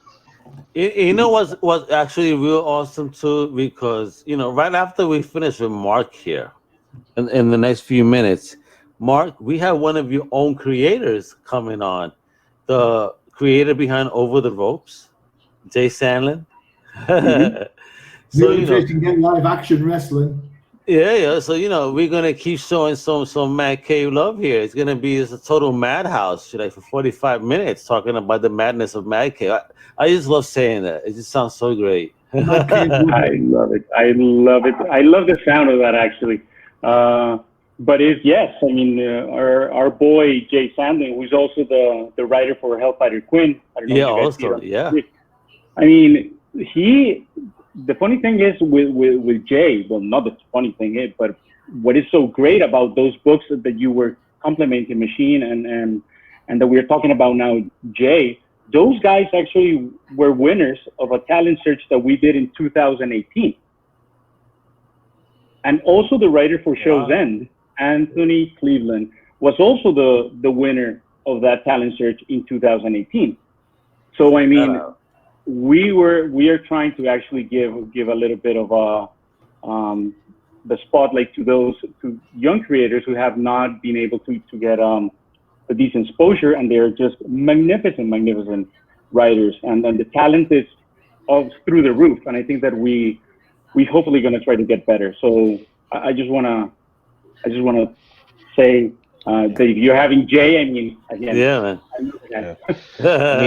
I mean that method of doing it is awesome, because here's what Marvel and DC do. They'll scrounge out some of the guys from some of the lower the indies, and then they'll, instead of saying, hey, freaking go ahead, freaking here's a book, freaking, or just take your own idea and freaking, nope, they'll say, all right, we're going to take it from here, and we're going to put you on the 4th or 5th freaking Spider-Man book this week.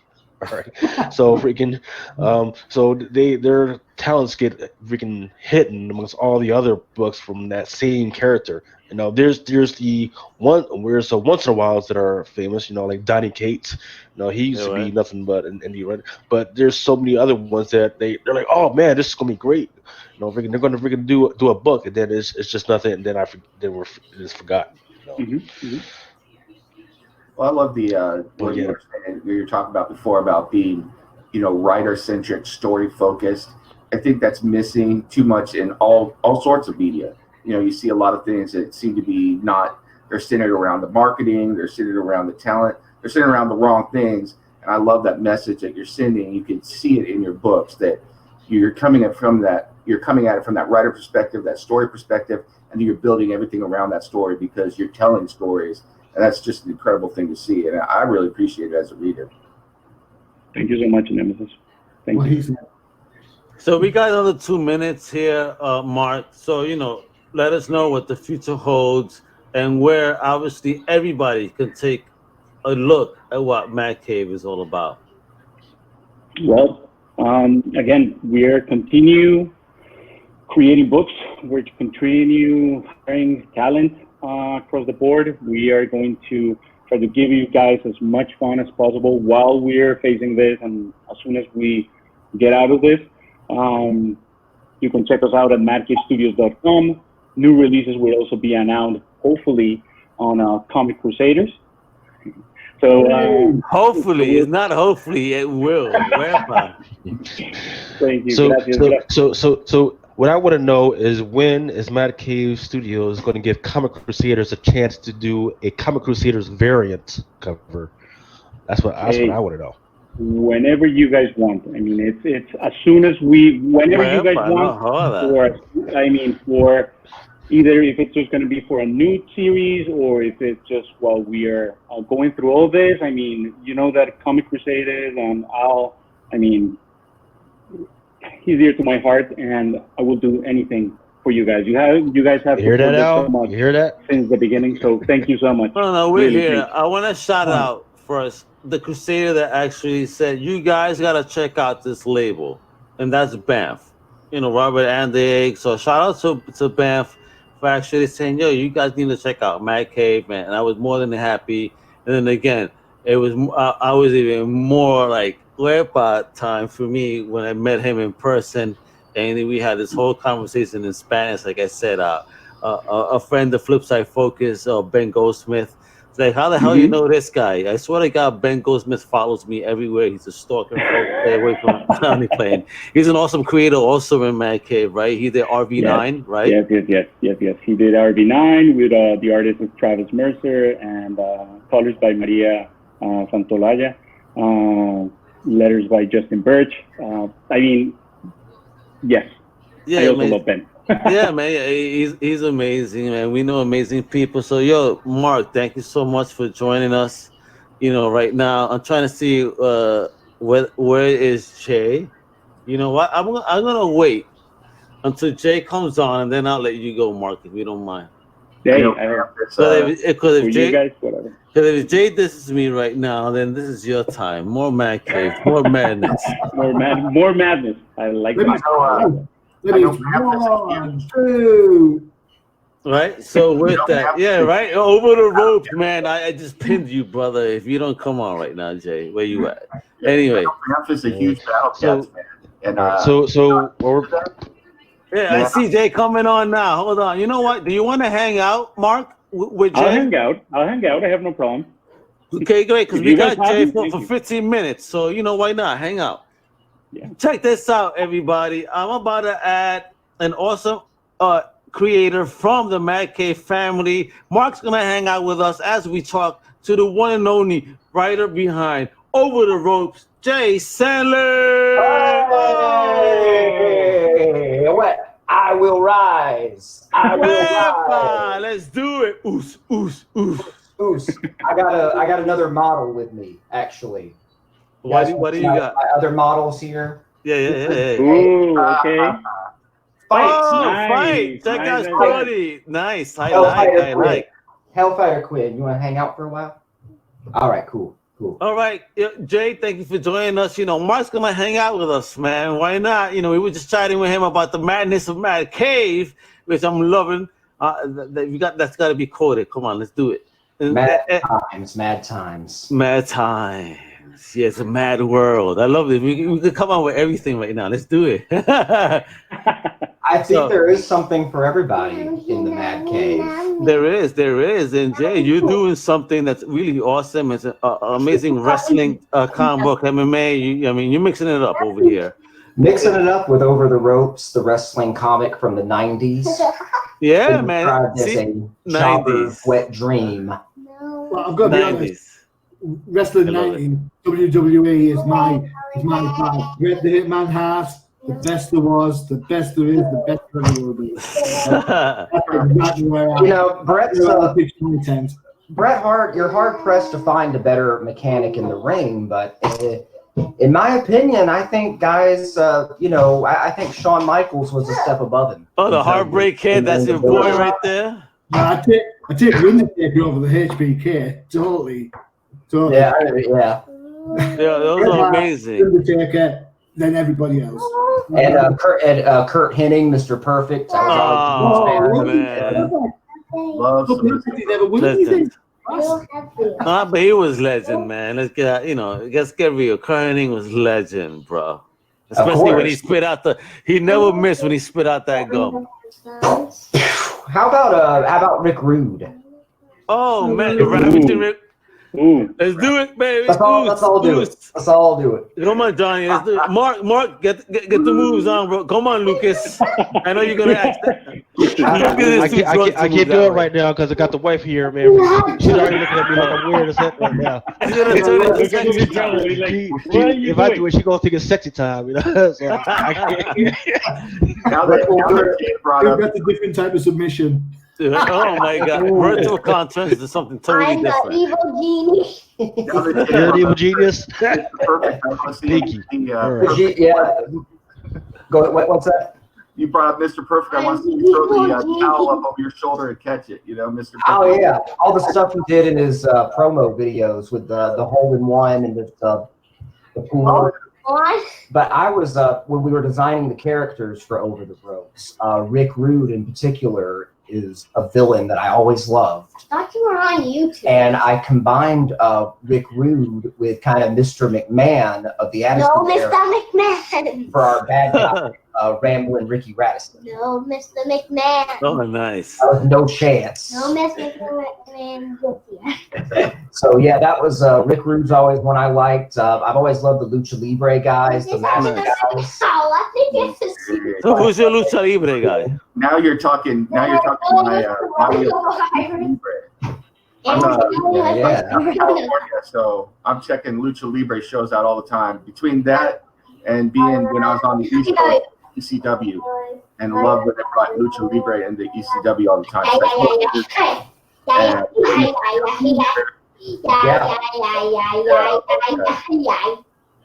That was the ECW shows where they really showcased a lot of those great, smaller, technically sound guys like Benoit, Guerrero, and Malenko. Super crazy. Malenko, Dean Malenko. Yeah. Iceman, yeah. And they were underdogs, which is when Mark had hired me for Over the Ropes. He said, we're looking for an underdog wrestling story.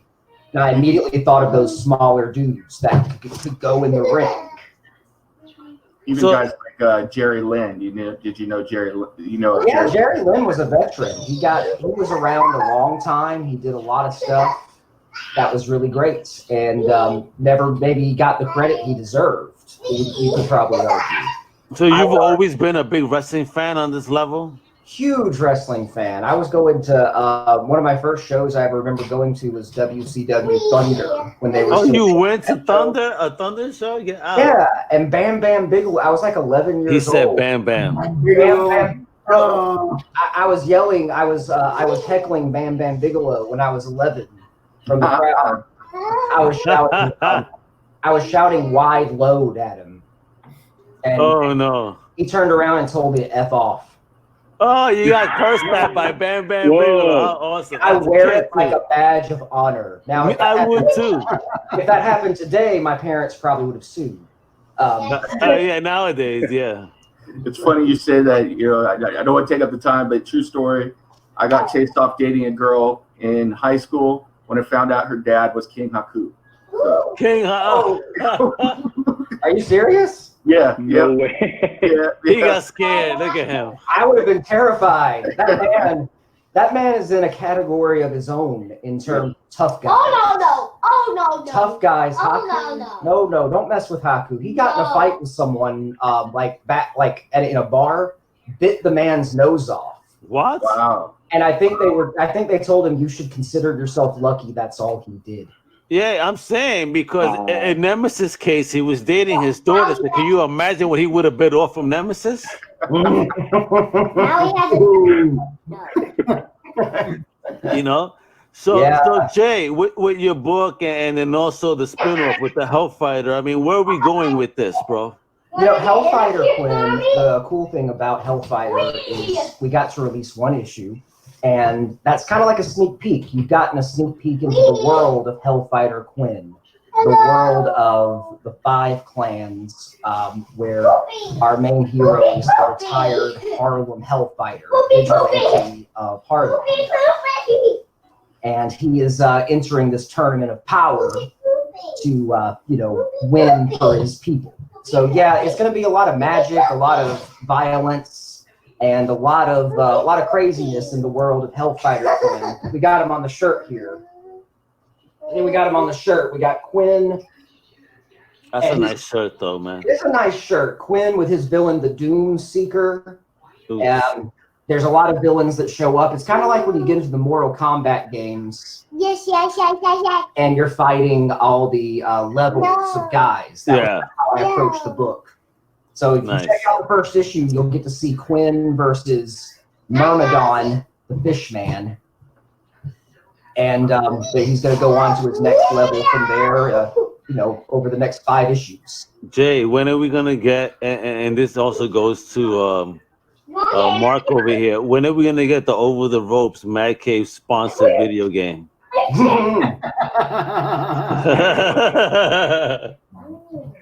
I mean, a fighter on that level would be amazing. A fighter on that level would be nuts. You know what we need? We need it as a DLC into Mortal Kombat. Yeah, add Hellfighter Quinn as that. Hell yeah, Papa, what? It would not be the first time Mortal Kombat crossed over with comic books. They've had exactly. They got Spawn right now. I just downloaded him. DC. Yeah. I used to have that game. It's terrible, but I hope. What? That Johnny. DC Mortal Kombat is a terrible game. No, I'm not talking DC Mortal Kombat. This is regular Mortal Kombat, the newest version, and they have a downloadable Spawn.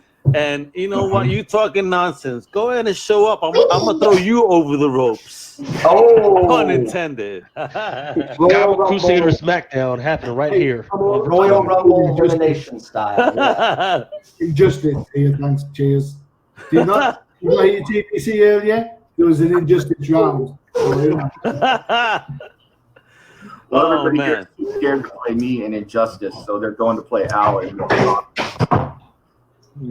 So Jay, man, what else are we gonna foresee again in the future with the ropes and all your other projects within Mac? You're doing some good stuff, man.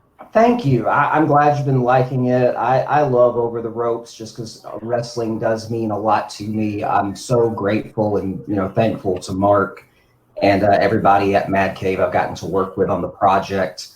What's next will be the 5th issue, which if you have caught up with Over the Ropes, we left off issue 4 where we set up, the finale. It's going to be, let me see, get my best Howard Finkel voice on. It's going to be a steel cage match for the SFW title with the Phoenix versus Roll Tide Billy Radisson.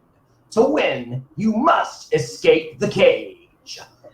And that's going to be in Atlanta, Georgia.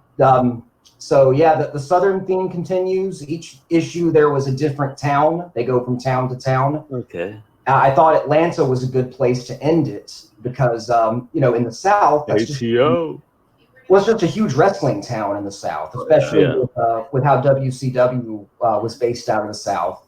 That was where Goldberg beat Hogan for the title. Oh my God! I mean, him and his damn spear. That's all he got. You know what? You know what? I want to throw up the Machine against Goldberg. I know the Machine got it on Goldberg.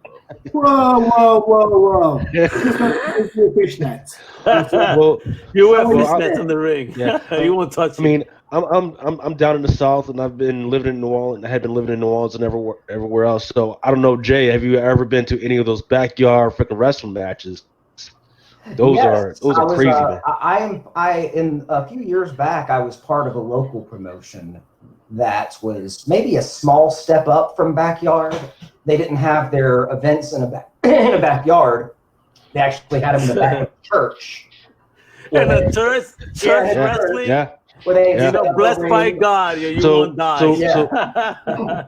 So what people don't know is Ted DiBiase, $1 Million Man. I don't know if you remember that wrestler. When I met him at Royal LA Comic Con, and I got very worried. I thought he ate a Virgil.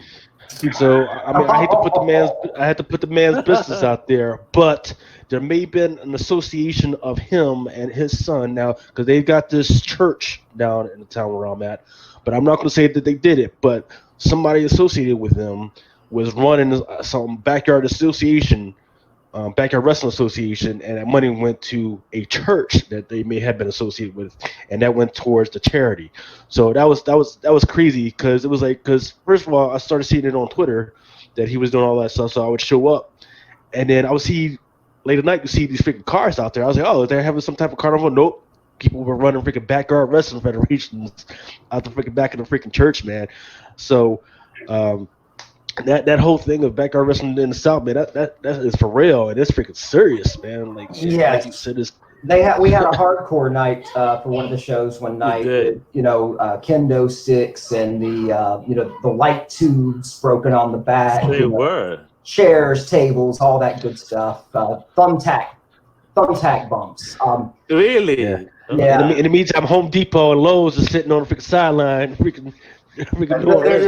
Go ahead. The amazing part, just like smaller comic publishers, some of those small wrestling shows, you get some of the best wrestling you'll ever see. I've been to wrestling shows that had 6 people there, and you see some of the best wrestling you've ever seen in your life. Besides, the stuff with the people doing crazy stuff with the lights and everything else. Nemesis, I'm glad you said that because when we started Over the Ropes, we had no idea, and nobody knew that the wrestling promotion AEW was going to come around. But when the two came out about the same time, it really felt serendipitous. It reminded me of a upstart independent comic company going up among the big guys, and AEW, an upstart group going up among the big guys. So yeah, I'm always rooting for both of those kind of things. That's definitely. why I love AEW lately. So I'm sorry, guys. Wait, right here. We have a schedule to keep here. So Jay, I'm sorry to cut this short. Mark, thank you both for your time. Jay, where can everybody find you and follow what Over the Ropes is all about? All right, you find me at jsandlin.com, social media at jsandlin_WHN. I have a podcast, and follow me for all the latest on what I'm doing with Mad Cave and otherwise. There you go. And Mark, again, thank you for your time. Where can we find Mad Cave Studios? You can find Mad Cave Studios at madcavestudios.com. Ahí estamos. Thank you, everybody, for your time, guys. I appreciate it. Many blessings. Thanks, And stay guys. safe, yo. You and your families, yo. Thank you. Thank you. You too, guys. Bless. Bye, Bye. guys. Stay safe. Love you. All right, that was awesome right there. You know, we just chatted with two amazing creators over here. So let's now add the one and only Mark McKenna, a legendary creator of right here, just chilling at home. Hey, Mark, Mr. McKenna, what's poppin', my friend? How are you today? Good. Can you hear me okay? Hear you perfectly, Am I loud? man. Good. Okay. Wonderful, wonderful. First and foremost, you know, the question that is being asked to every one of you wonderful creators, how are you keeping up during these times right now? You okay? You and your family? You know, it's funny, not funny, ironic that you asked me that today, because I got a call this morning at 10 o'clock this morning that my godmother is in critical condition. And it has nothing to do with corona. She has cancer and colitis, and she's 85 years old. She's in trouble. And then I got I know, she's in Florida, and 3 of her children are up here in Long Island, and they can't get to see her, which is ridiculous, you know. Horrible. Yeah, but my one cousin, I called him just to console him a little bit. And then one of my high school buddies who was at my wedding 30 years ago passed away on Friday night of heart failure. So it was been a rough day. Jesus, I'm so sorry, Mark. Yeah, it was, but you know what? We're all good. And, you know, it felt like a shitty world today, just, you know, with things like that happen. Can I say that even? No, absolutely. Listen, feel free to speak your mind. Don't even worry about none of that stuff. I mean, you know, it's only a momentary thing anyway. Who cares? You know, you got to speak your truth and how you're feeling, you know, and that's what it is. And, you know, condolences for those losses and those things that you're going through. I can't imagine. But on top of everything that's going on, you know, but hopefully, you know, in this time as well, you're taking a moment to maybe just, you know, get away and you know, jump into your endeavors and your creations, you know. Yeah. And hopefully joining us today, you could get away too, you know, by doing that. No, I appreciate that. I was listening intently to the end of the wrestling stories, and it made me think when I took my 6-year-old son, Kyle, to a local high school. You guys are talking, some of you guys are talking about seeing 6 people at these little high school shows or whatever, you know. And King Kong Bundy was there, you know. Oh my God, King Kong Bundy, legend. Yeah. He would go in the ring, throw a guy around for 5 minutes, and run right back to his table to sell 8x10s, you know. That was great. So after we saw that, my son, who was again about 6 or 7 years old at the time, wanted to be a wrestler. So I take him to a middle school so he could join a wrestling team. And the first thing he says to me, "Where are the chairs to hit the guy in the head with?" Violent. True story. Yeah, he didn't get it. You know, we quit wrestling after 3 weeks because there was no chairs, but it didn't last much more than that. That's class. Yeah. How was today going for you guys? You having a good day? Successful? Yeah, I think it's been fun. I think it's been great. I think a lot of people have been very receptive and positive about what we're doing, because it's not something that a lot of people are doing, at least not on this level. People have done things in segments, a very small portion, but we're doing something. I want you to have the con experience. So, for example, I'm this type of person that goes table by table and talks to creators like yourself. So this is how I wanted to set this up. Like, if we're visiting you table by table, let's chat real quick about what you're doing and how you feel. You know what I mean? Yeah. So, you know, and let's talk about what you're creating right now. You know, talk about your current projects. What are you up to right now during this crisis? What are you creating? What are you working on? Let our fans know. Right. So you're asking me that, or you're doing? I'm asking you that right now. I want you to talk and sell, Mark, because you are an amazing artist, amazing creator. You've been around for a minute. You know, many people have been blessed by your work and have grown up with your work. So yeah, let's do it. I'll be careful how you say you've been around for ages. Sometimes that's not the compliment. Don't worry, man. We're all gray haired here, with the exception of David that is losing his gray hairs. 35 years this year. I started at Marvel actually on staff in April of 1985, so I'm going on my 35th anniversary of 35. when John Romita Sr. Yeah, although I haven't worked for Marvel in over 5 years. Yeah, Marvel and DC don't pay the bills anymore, primarily because Marvel told me I was overpaid. What? They just they just said they weren't paying inkers. Sorry? That's a scandal. Right. You're my favorite. Oh, scandal. Yeah. No,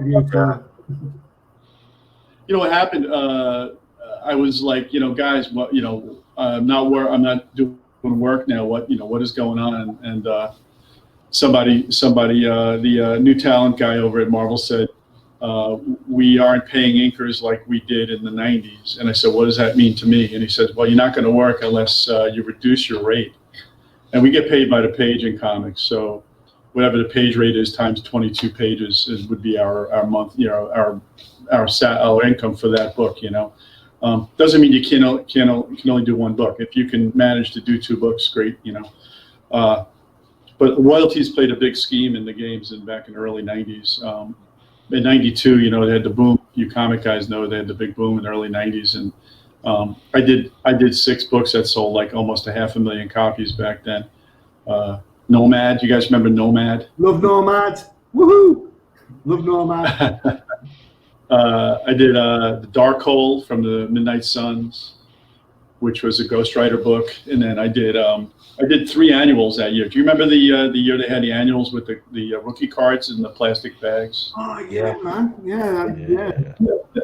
That year I did the Deathlock annual, the X Factor annual, and the Excalibur annual, and then I did backup stories in the Silver Surfer annual, and just a lot of stuff. I was very prolific back then.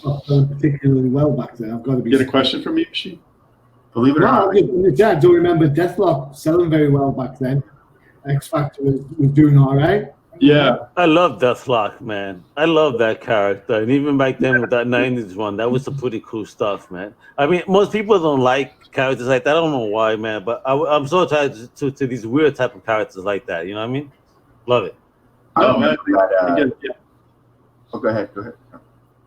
I was gonna say I remember that X Factor annual. I love that book. I loved everything about it. And I've told these guys this a couple times.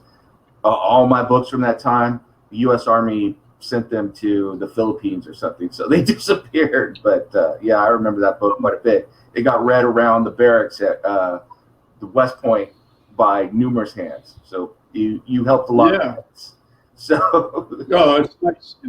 Peter David wrote that stuff. That was a fun book to do. So I mean, my career in the early 90s was very prolific. If you go on comics.org, I just did this the other day because I used to go to there was another website that did comic creators. I can't remember what the name of it was, but it had a very chronological list of everything I did, A to Z, and it was really easy. Comicvine.gamespot.com. That's a good one. And That's- it has all your that's stuff the- on there.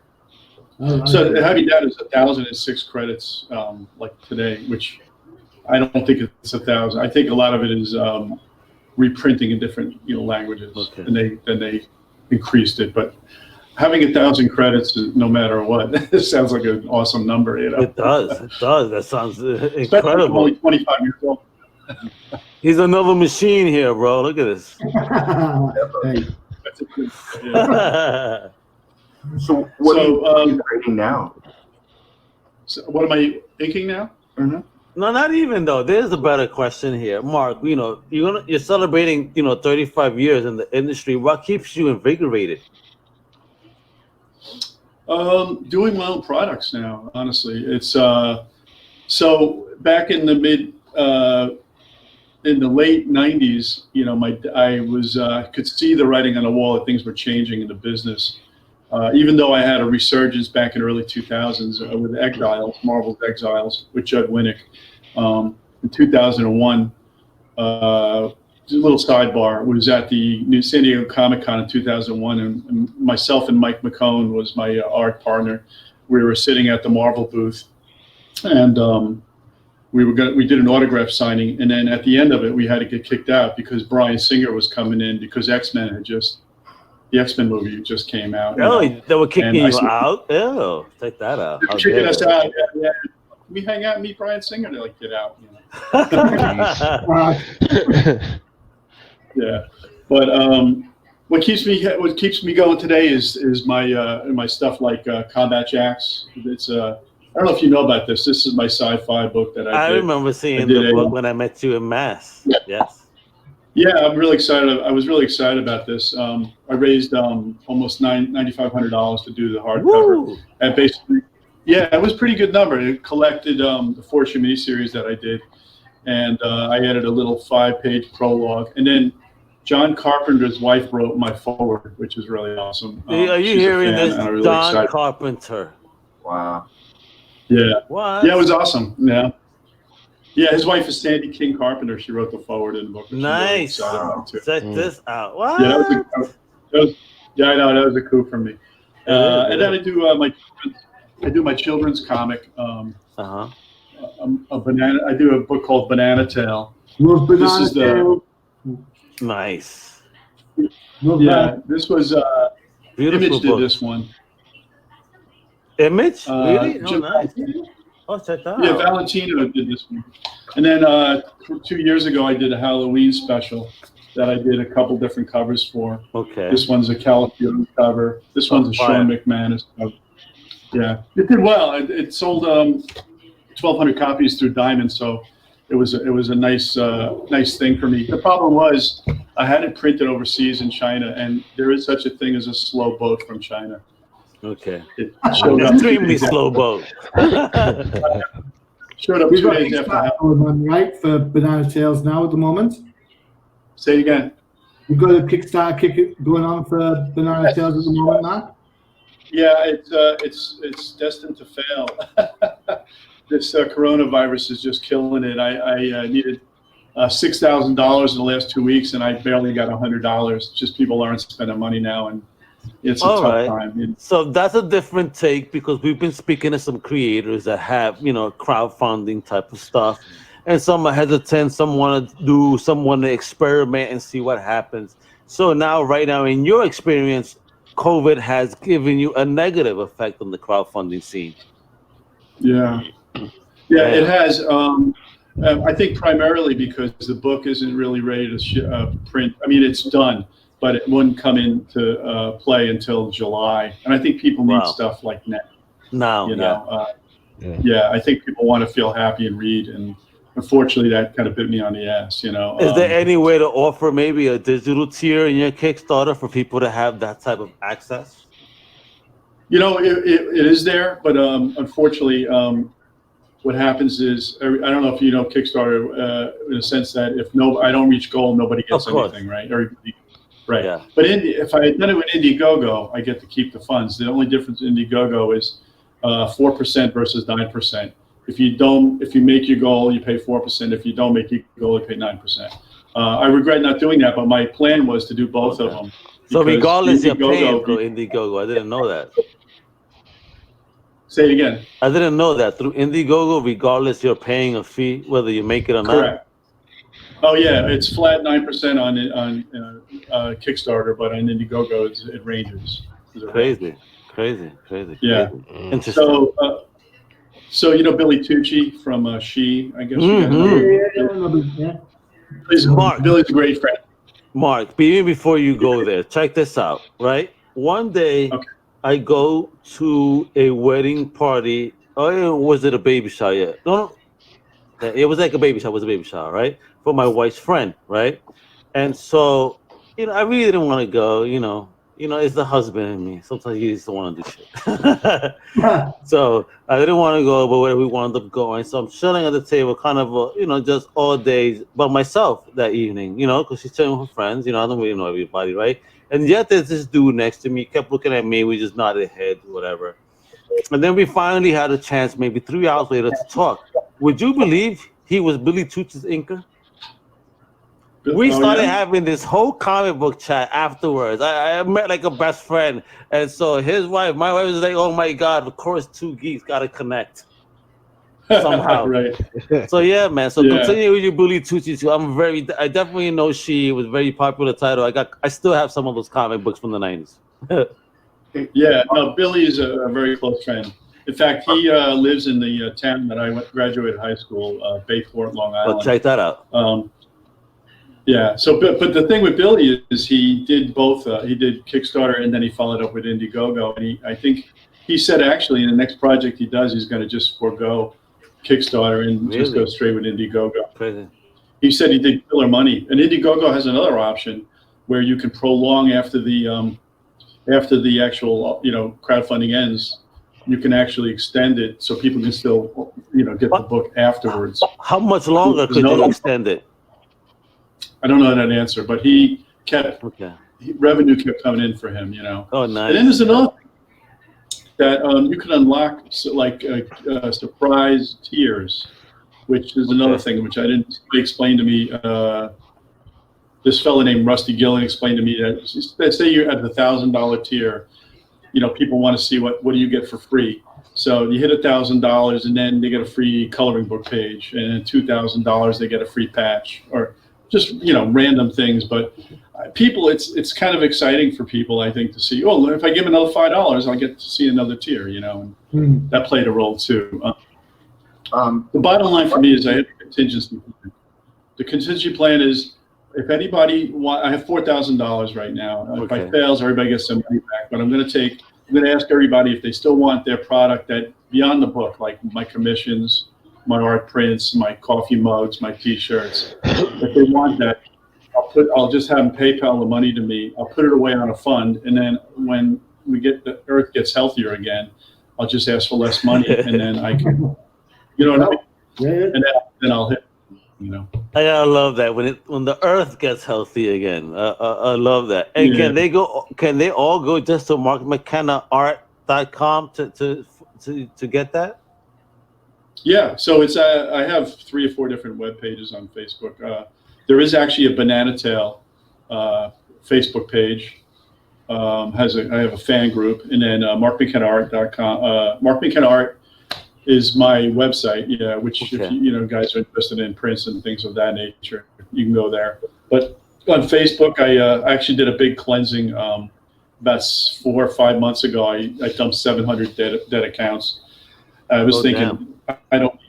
There was just way too many people that I hadn't ever heard of and had too many names. Listen, I do that all the time. I give my social media an enema at least once a day. I'm thrilled to have done it, and it opened up 700 spots of people that were waiting. I had a queue, literally. So I didn't just go down a queue and accept everybody.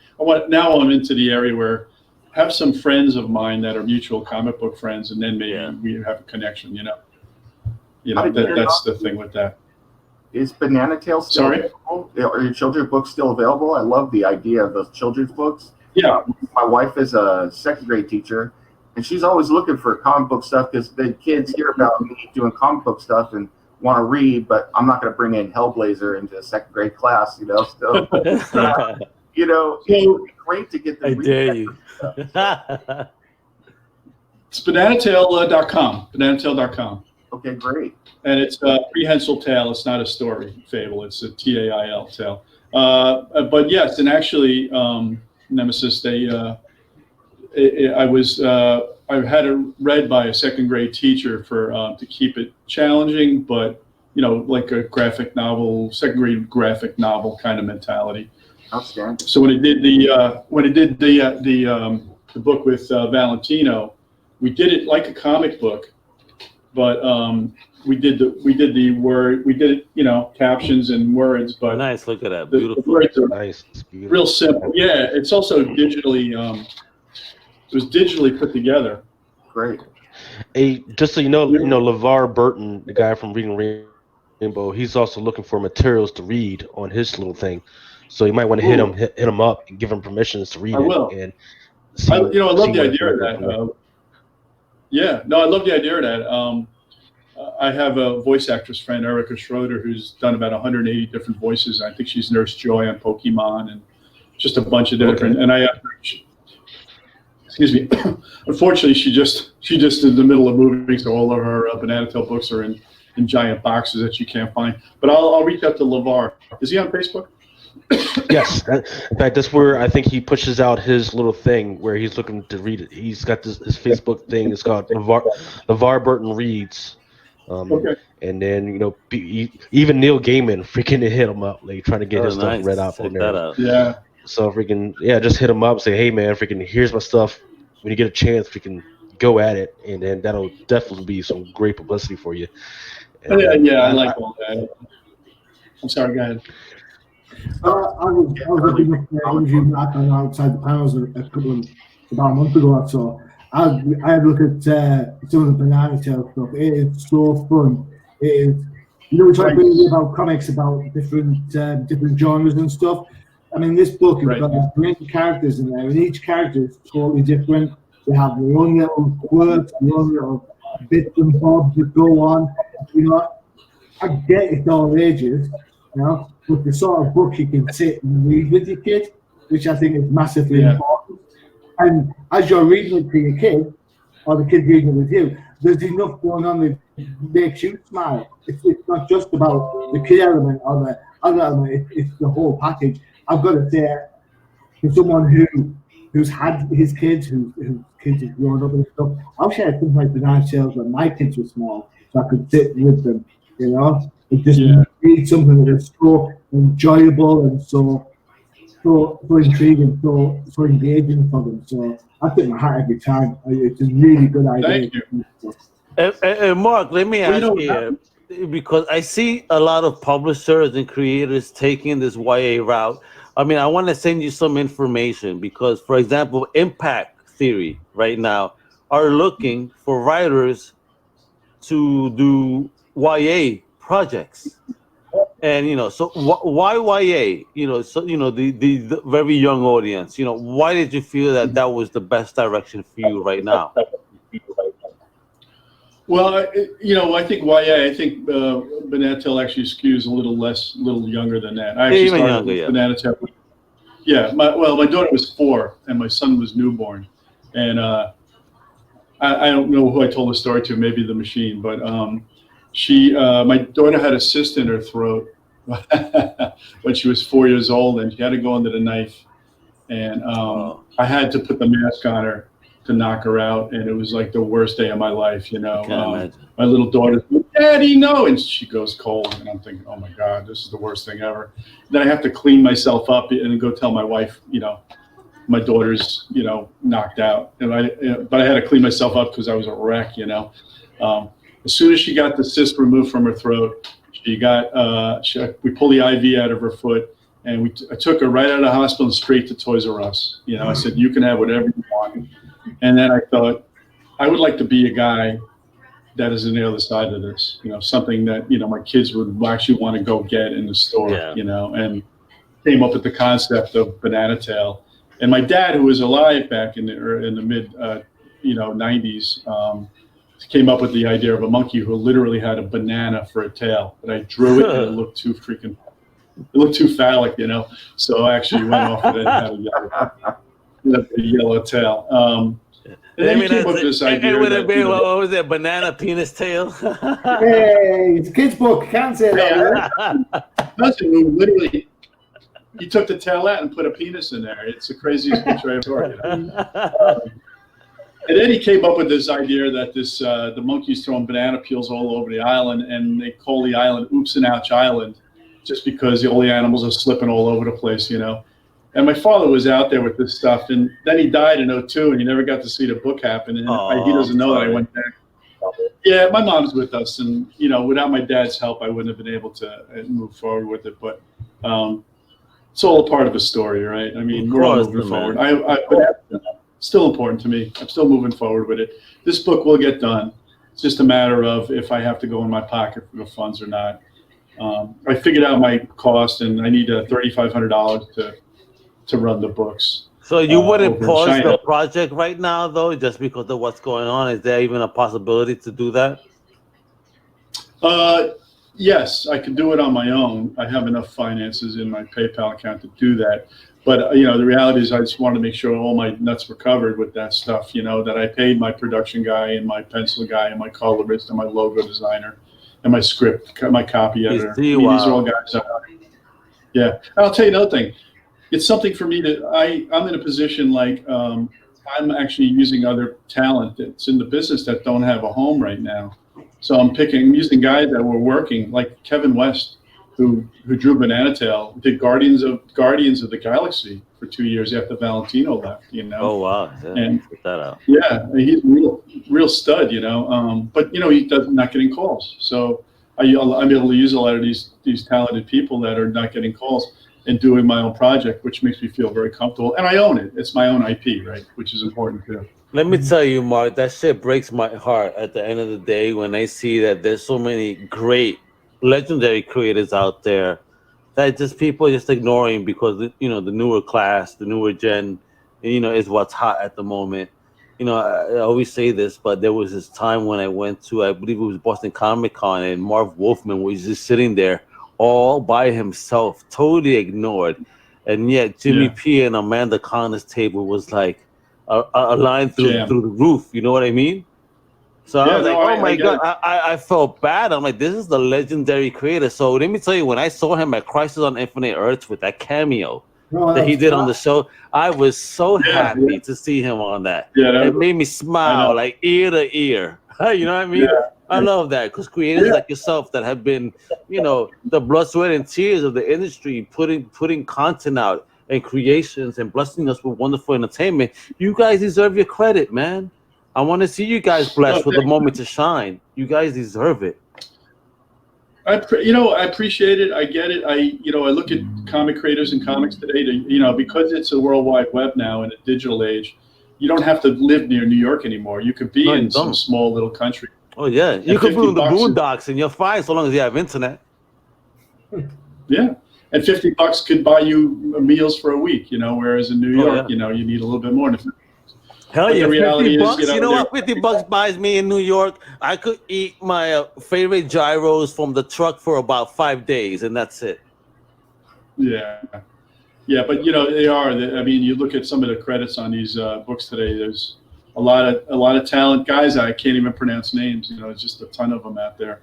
Yeah, it's just changed the whole spectrum of things. The world has changed. But Mark. Absolutely. Yeah. Yeah, I get it. I just didn't get into the business thinking there'd be a day I wouldn't be in it, or having to find my way. Blessed that I had enough credits and enough of a fan base that people will follow me on these other projects. Yeah, and not just that, Mark. Though we're blessed with being in an age where creators like you, even though these bigger companies think, oh, you surpassed your time. No, you haven't. You're too expensive. Bullshit. You're just too talented for them to take it. But we're within an age where you can actually take a hold of that and go ahead and create something new, and take the reins, if you will, like you're doing with the Banana Tail. Right. I applaud you for that, being an independent creator, taking charge of your craft. So kudos to you. So before we go, Mark, we got another minute. I want you to tell everybody where can they check out your work, your projects, and everything else. So. I'm on social media. I'm on Twitter and I'm on Instagram. I believe I'm McInks1 on Instagram. I think I'm Mark McKenna 419 on Twitter, and then good luck friending me on Facebook. You say good luck. If you have a lot of the same friends, I may or may not. My website's markmckennaart.com, which I believe you have scrolling on the bottom, which thank you very much. Absolutely. That's why I'm doing this. I want people to know where they can find you and your amazing work, and share and purchase, and support, especially now. Thanks, man. I appreciate it. Yeah. And then, Banana Tail is at bananatail.com. Nemesis, take a look at that. If we reach out to me, I'll send you a PDF file of one of the books so you can run it by your wife. Definitely, I definitely will. I know they're always looking for new things at their school and the district, and who knows what could happen. I think it'd be great. I do a 45-minute PowerPoint presentation too, where I go to schools and talk about, what it's the whole thing process too. I don't want to hold you guys up anymore. I'm running late. Yeah, no problem, brother. So here we go, Mark. Thank you so much, bro. Bless, stay safe, and we talk to you soon, man. Keep kicking ass, brother. All right. Saint all. All right. Cheers, bro. Bye. Wow. Bye. Awesome creator, man, isn't he? He's amazing, man. He's a class. To me, he's a legend in the industry, because when you see all the work that he's going through and all the stuff he's worked on, that's a legend. That's one of those silent legends, right? Absolutely. He's got all that stuff out there between Nomads, and he's worked on Deadpool and Thor and all this other stuff. Oh my goodness, man. Yeah. Let's talk about it. Go ahead. I want his favorite interview ever. I honestly, nice. He was when I spoke to him on outside the panels. He was talking about his Marvel stuff. He was talking about DC stuff. He was talking about his current stuff. Honestly, I have never spoke to a more genuine bloke in my life. Bloke. He used the word bloke. Honestly, I had this stupid grin on my face. My wife was like, "It sounds like you enjoyed it." I was like, "You know what? I was absolutely blown away by him. He's such a good guy." Excellent. He's actually, I feel so sorry for him. He is absolutely the real deal. He is up there for me. I felt that energy, Johnny. So here we go. You want to talk about another ill creator? I'm about to bring in another ill creator right here, the one and only David Avallone. How are you doing today, brother? I'm doing okay. How you guys Cheers, doing? my friend. There you go. He's in the wine house too. Got to start it off right, man. I love your background here. You have a wonderful looking collection, it looks like, back there. What's going on there? That's a quarter of the books, I think. Before we get into it here, I met David this January at Long Beach. That's right. He just spoke about everything with me. One of the greatest people I've met at a con ever, and I appreciate it so much. And I love that you're here with us on here, because I also love your books. So thank you, man. I'm happy to be here, and I see my books in the background there, which is very nice. Isn't that cool? You look at David getting all dressed up for you, Mr. David. We got two Davids here, so Nemesis and David A. All right. Do we leave you guys alone? Is that what we're saying? Yeah, right. The two Davids. Is that the green ring? So, Mr. Avallone, first and foremost, is the question I've been asking everybody, which I'm going to repeat once again. How are you dealing with the COVID crisis? Are you okay? Is your family well? And then how is your mind going? My mind hanging out.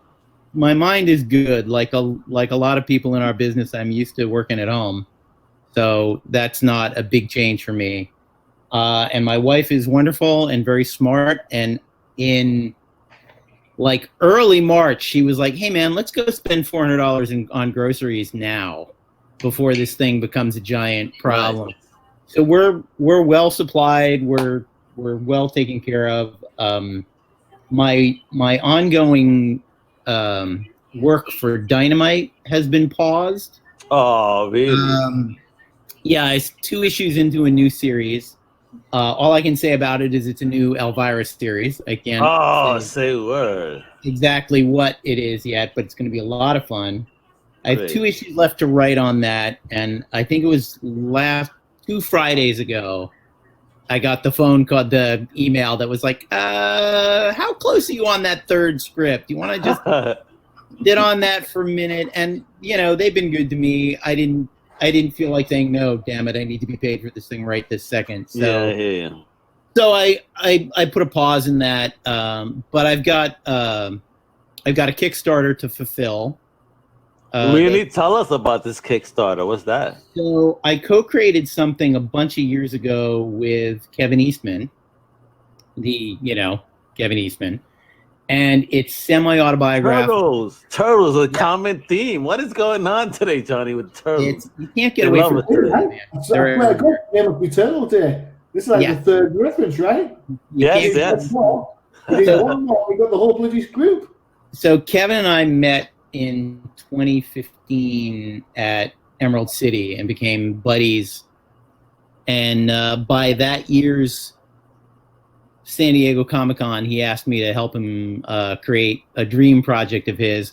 It's sort of based on his life. It's about a creator that, when he's too young to know what to do with a whole lot of money, creates $1 billion worldwide franchise, and just sort of the roller coaster of all of that. And it's, like I said, it's somewhat based on what Kevin's been through, but it is entirely fictional.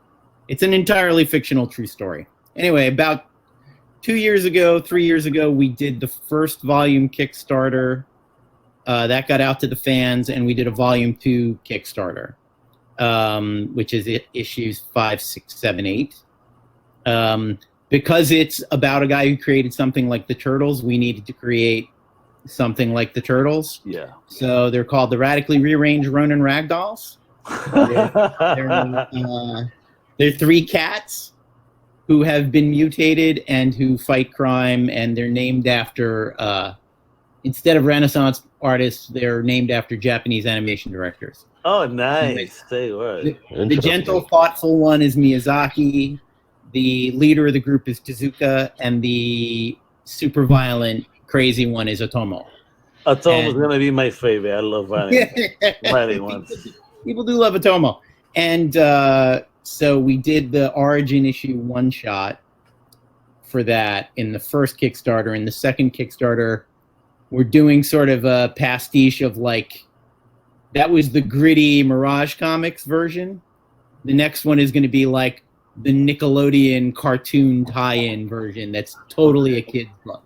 Cool. So we're calling it Ragdoll's Animated Adventures. I don't know if that's going to be what it's finally called, but it's a 2-part, 40-page story. It's really fun. So I think I owe Kevin one more script, and then I'll be done with that, but at least that's something.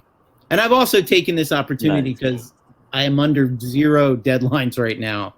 I've started working a little bit on any and every dream project I never had time to get started on. Nice. So you've maintained yourself in a creative mindset while this is going on, if you will. Mostly. There are definitely the days where I'm on the couch in my underwear watching old episodes of Star Trek for 5 hours. You know what? As I see you, thank you for looking so dapper with your jacket and your button-down shirt. And now that you say that, all I'm thinking is the worst now. Like, you only probably are dressed from the waist up. Oh, totally. No, it's a funny. I've always kind of been a snappy dresser, and now it's just sort of. I feel like if I'm making a public appearance, and this is a public appearance, I should look like the guy I look like everywhere else. So. No, that's awesome, brother. Shit, I was about to throw on the blazer, but I was like, no, let me not show off the rest of my fam over here. Hey, look at Johnny looking at me like, Al Mega in a blazer? Yeah, right. I've seen that blazer, and that's a crime on fashion.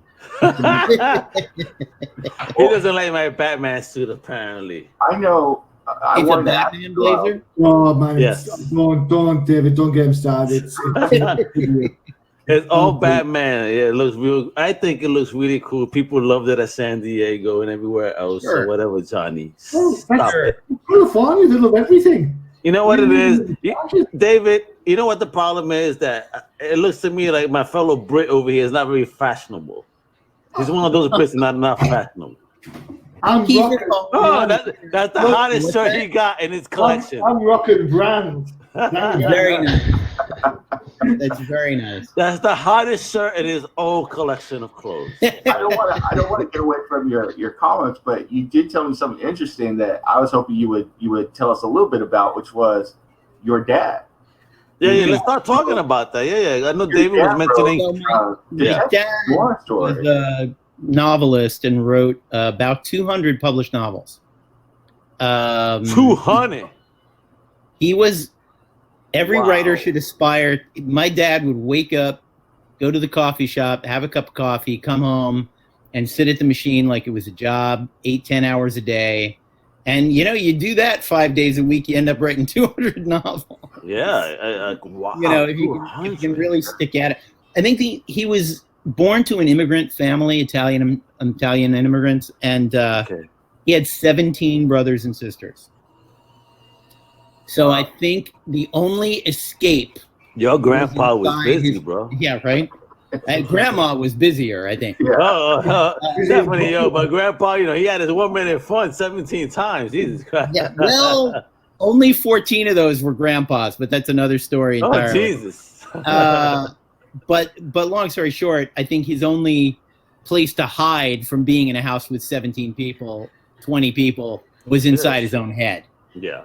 So he could sit in a corner and write, and everybody would kind of leave him alone. And he mostly wrote detective novels about a character named Ed Noon. All right. But he wrote TV tie-ins and movie novelizations and gothic romances and horror novels and all that. And actually, I'm going to start a thing just out of sheer boredom and to give myself a reason to look like a human being once a day. Starting tomorrow at 4 o'clock on Facebook Live, I'm going to do readings from his books and other pulp fictions every day, 5 days a week. You know, just like a couple of minutes, couple of pages. Cool. Just to, you know, I saw Sir Patrick doing the sonnets every day. I'm like, I'm gonna do the most ridiculous, most American version of Patrick Stewart reading. I'm gonna read hard-boiled detective fiction at 4 o'clock every day and see if anybody cares about that. It was a dark night. The rain lashed against the window. There you go, David. If you need a British voice for your voiceover, I can actually do one from the first paragraph of his very first book, which is called The Tall Dolores. I'll begin by telling you she was the tallest girl that ever walked in my office door. Dolores was more than just tall. Spotty as my education was, I can do better than that. She was statuesque, a glamazon, a regular Empire State Building of female feminine dame. Oh, that's awesome. Woman besides. That's the first paragraph. Wepa. So that's a teaser for tomorrow. That's outstanding. Nice. I'm gonna go to bed dreaming of Dolores now. Thanks. How much of that is inspired by that wine you're drinking right now? Oh no, that's all Dad. That's all. Nice. That's all the real thing. Awesome. The original bottle. That's amazing. So, are you able to utilize that stuff again for yourself? Maybe elaborate on it for future use. Maybe as an independent entity. I co-own the books, the copyrights. My father's long gone. I co-own the copyrights with my sisters, and my sister and we have not a great relationship, so I don't play with that stuff a lot. But there's a lot of references to my dad's work in my work. Gotcha. So, and it's, you know, he's an endless inspiration. There's a placard that he kept over his desk that I have over mine, which is it's almost an anti-inspirational quote, but it's really good to remember. He is anti-inspirational. Nobody asked you to be a writer. Gotcha. And if you take a moment and think about that, it's actually everything that you're doing, you asked for this. You signed up for this, you volunteered for it. Don't be mad at it. When I read other writers talk about how much they hate writing, I'm like, hey, stop. STFU right now. Everyone's cool with you stopping, man. Like, you don't have to kill yourself if you don't love this shit. I love it. I mean, there are times you get stuck or it doesn't come as easily as you want it to or whatever, and that's frustrating, but you gotta love ass in the chair, hands on the keyboard, man. If you don't. Absolutely. I mean, if you place yourself in these endeavors, I mean, you know, STFU, you know what I mean? Yeah. Don't complain about them. Just get it done. Yeah. Do it. This is the journey you chose. So roll with it and rock with it and blow it the F up right now. That's right. That's right. I think that's the only way to approach it. And everything else seems like way too much. It would be way too much work to spend this much time and energy on something I didn't like doing. Absolutely. You know, don't overthink. You know what I mean? Yeah. You know, if it's not your path, it's not your path. If it is, don't complain about it and just do what you got to do. Just, you know, it's very simple. And along those lines, I mean, the worst thing and the best thing about the comic book industry are the deadlines.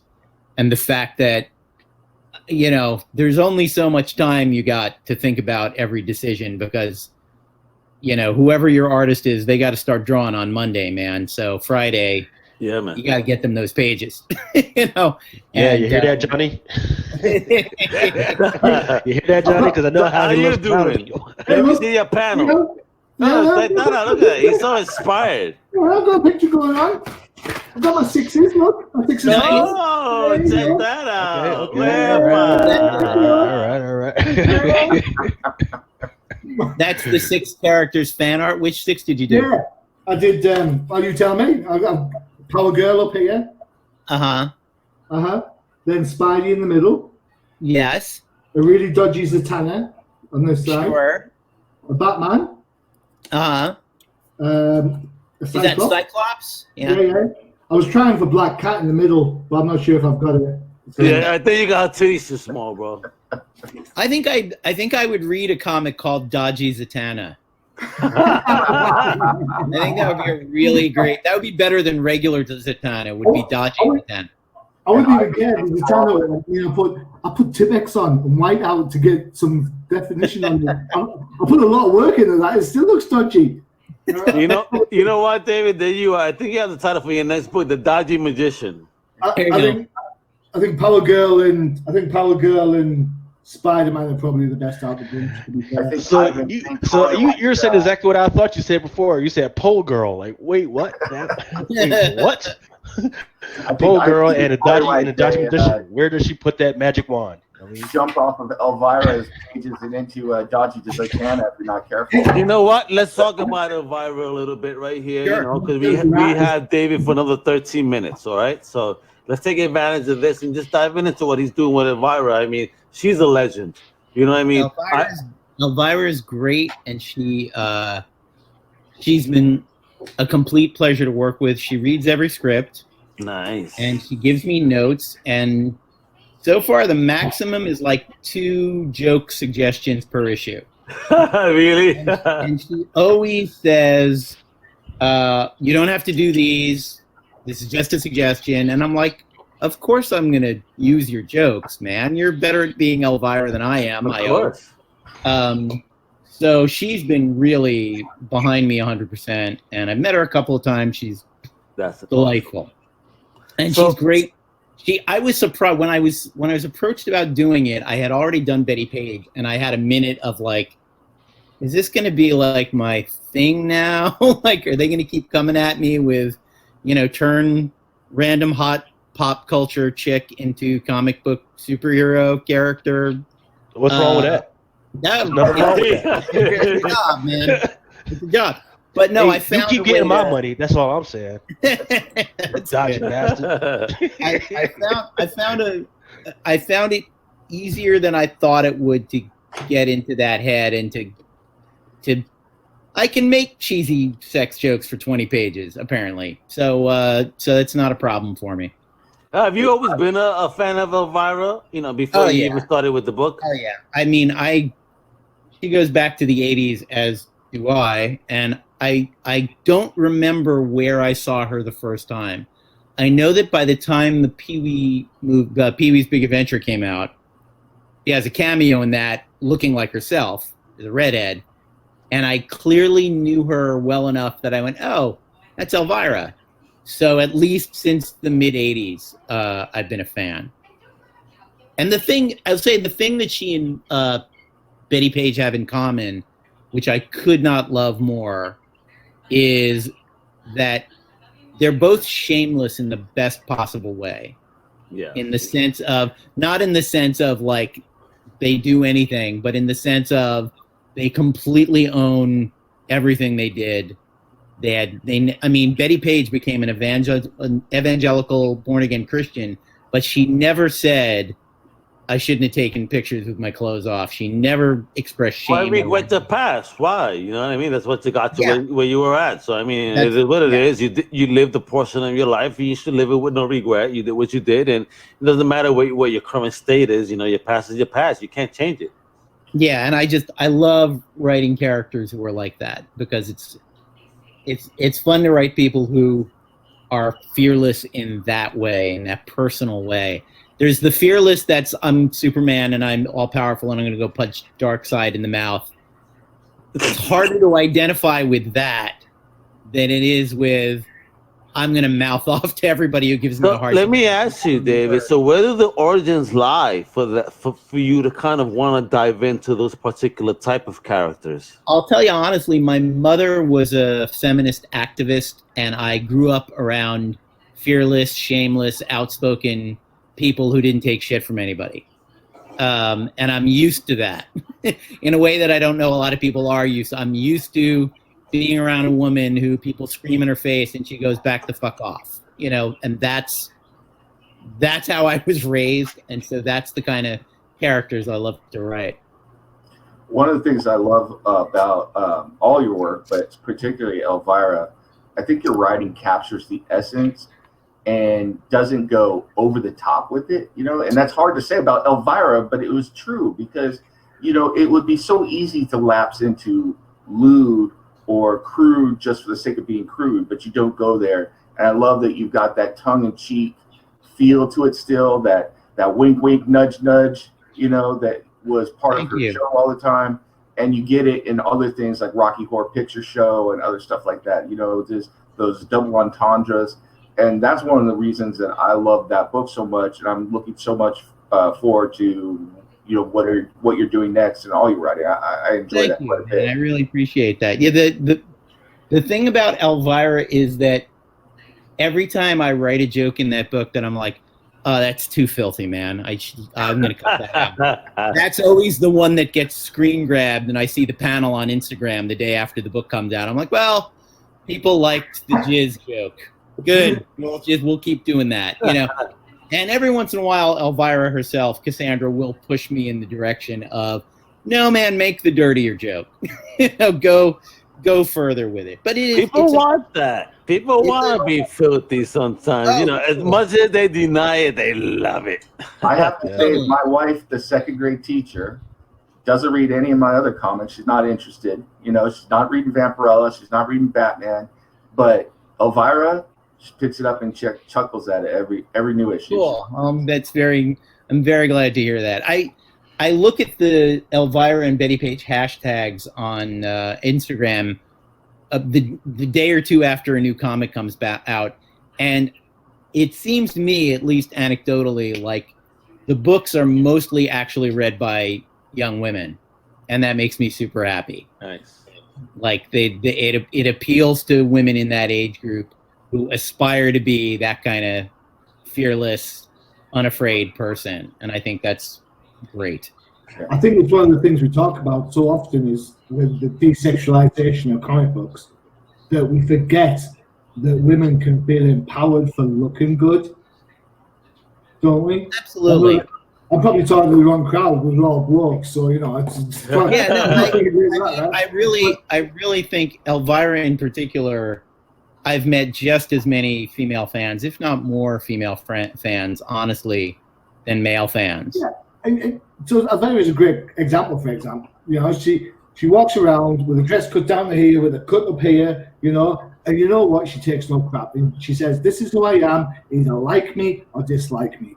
Whatever. You know? And I think sometimes when it comes to the whole how characters are portrayed on comic books, I sometimes think we need to get off our asses and just remember that women can be confident and sexy.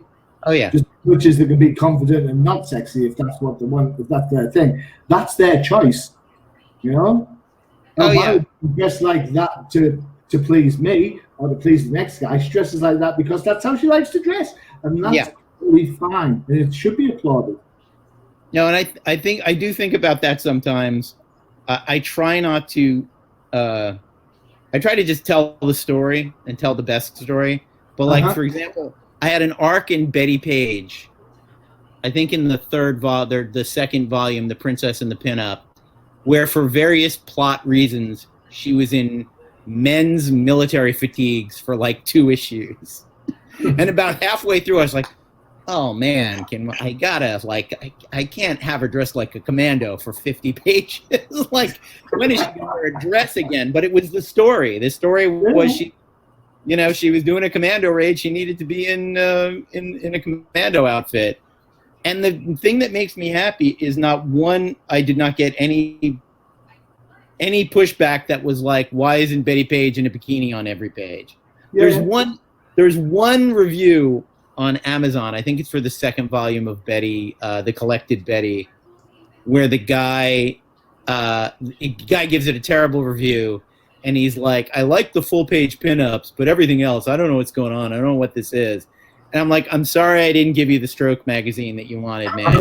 That's what you needed to bust a nut on every page. And I suppose that, and I think I mentioned it earlier on when someone mentioned Zenoscope earlier, and I Nemesis, was it you mentioned Zenoscope earlier? Yeah. And I went absolutely batshit crazy.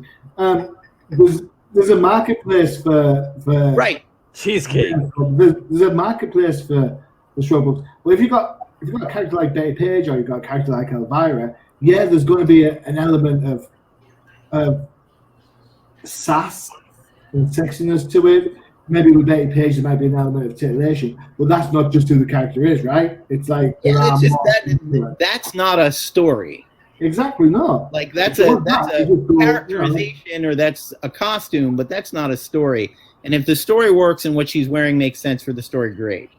Cool. You know, and that's generally what. I mean, I will admit, in the very first issue I wrote of Betty Page, I did have the bad guys tie her up because, like, I know the fans of Betty Page like a little bondage every now and again. I was like, I don't have to do this every issue, but just in the first issue as a joke, I'll have the bad guys, truss her up and tie up her hands and feet and all that.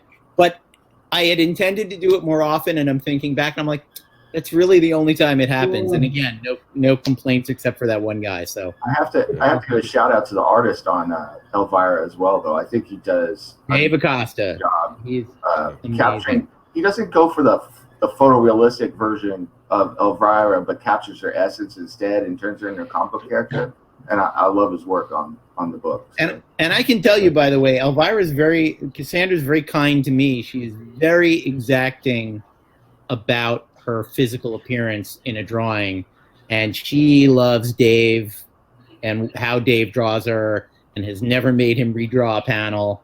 Whereas I will not name names, but some of the top cover artists in the world have drawn her, and she has gone, nope, you are not putting that on a comic book. Woo, seriously? Wow. She will turn a cover down. Like she has no trouble saying, nope, we're not printing that one. Protect your brand, absolutely. If it doesn't fit what you're about, why not?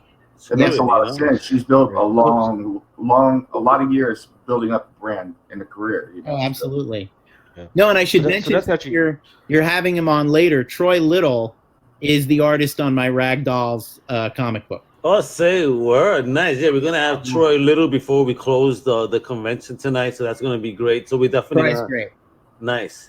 Yeah, so how long...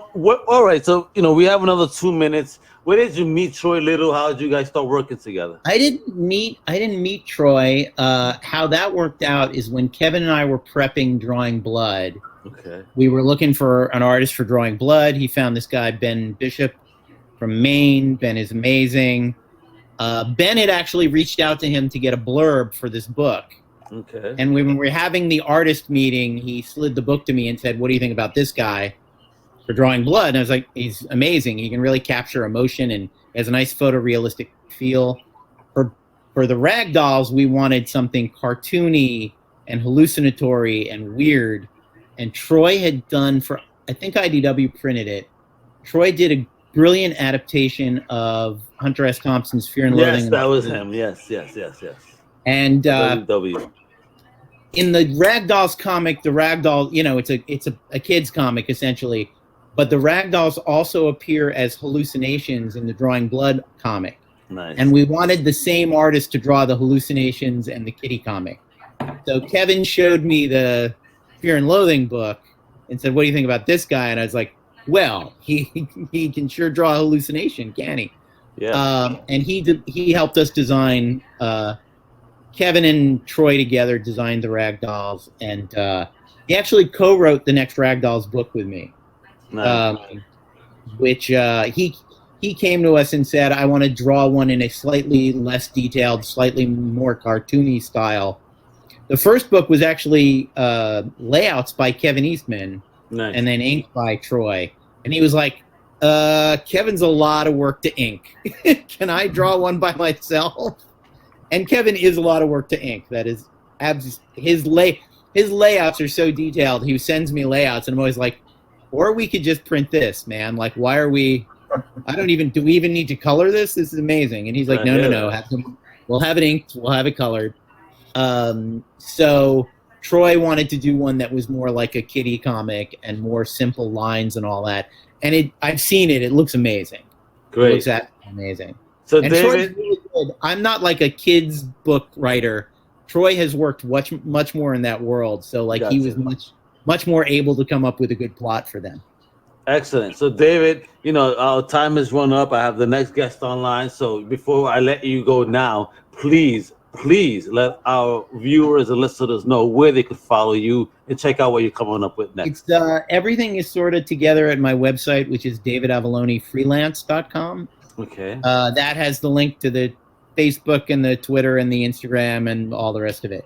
And that's where I keep news about what I'm doing next and what's coming up, and links to buy all the stuff on Amazon and all that.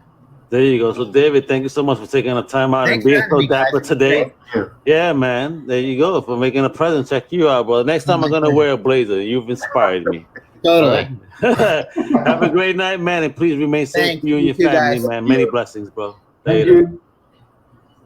Cheers. So check this out, guys. That was an awesome interview there with David Avallone. As he says, I've been saying it wrong all these years, apparently. Sorry. But he's an amazing creator behind Environment and many other books. But now we have another awesome creator.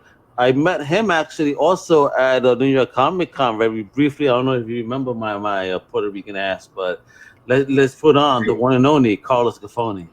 Hey, guys. Hey, Carlos. How are you? Good Carlos! to see you. Yeah, what's up? What's going on, brother? How are you doing today? Carlos, Good. how are the cats? The cats are great. There's one coming over. If they come over on my lap, I'll show them to you. But they're surviving. I think they are immune to the virus, so they're probably gonna be better than a lot of people. So you know what? I'm jealous. I saw Johnny's cat jump on him before, like gaining for attention. He's mentioning your cats, and then apparently they jump on you for attention. My cat just wants to, she wants my attention, but she will never jump on me. I mean, every cat is different. They all have different personalities. Oh, here's Lou. So yeah, you can see. Oh, cute. What type of cat is that again? So he's an Aussie cat, which is just a domestic breed. There's no wild cat in him at all. He just looks like that. But it's at some point in the 70s they crossed a Siamese and an Abyssinian. They got the spots and they just kind of made their own kind of cat that way. Yeah, ours is a calico here at the house. In the house, I don't know where she's going at now. Very, very friendly cat, very smart, very vocal. So it's just it's our first pet as a family. So it's been very entertaining to have her. My wife says, "Oh, I love dogs," but you know what? I'm feeling the cat now. Well, I mean, dogs are fine. I grew up with dogs, but they want attention constantly. So I think they're a lot more work. You got to take them out. And I don't know. I feel like when a cat comes up to you, they really mean it. They really. You have to earn that shit, bro. You got to earn it. Exactly. A dog, the first person that walks in the world, they just like sticking. Of course, they're kissing ass. Here we go. Give me a treat. My cat does something whack. So on the night, on the morning, I let her in because she goes out on the night. If I just put her food out for her, she won't eat it. You need to pick her up, give her some strokes, get her purring, get her all nice and comfy, and then when she's done that, you put her down and she eats. That's a princess. Look at the food and she'll be like, no, not that. Wait, so you let your cat out? Because I don't do that. We don't let our cat out. We don't do that. We can't do that.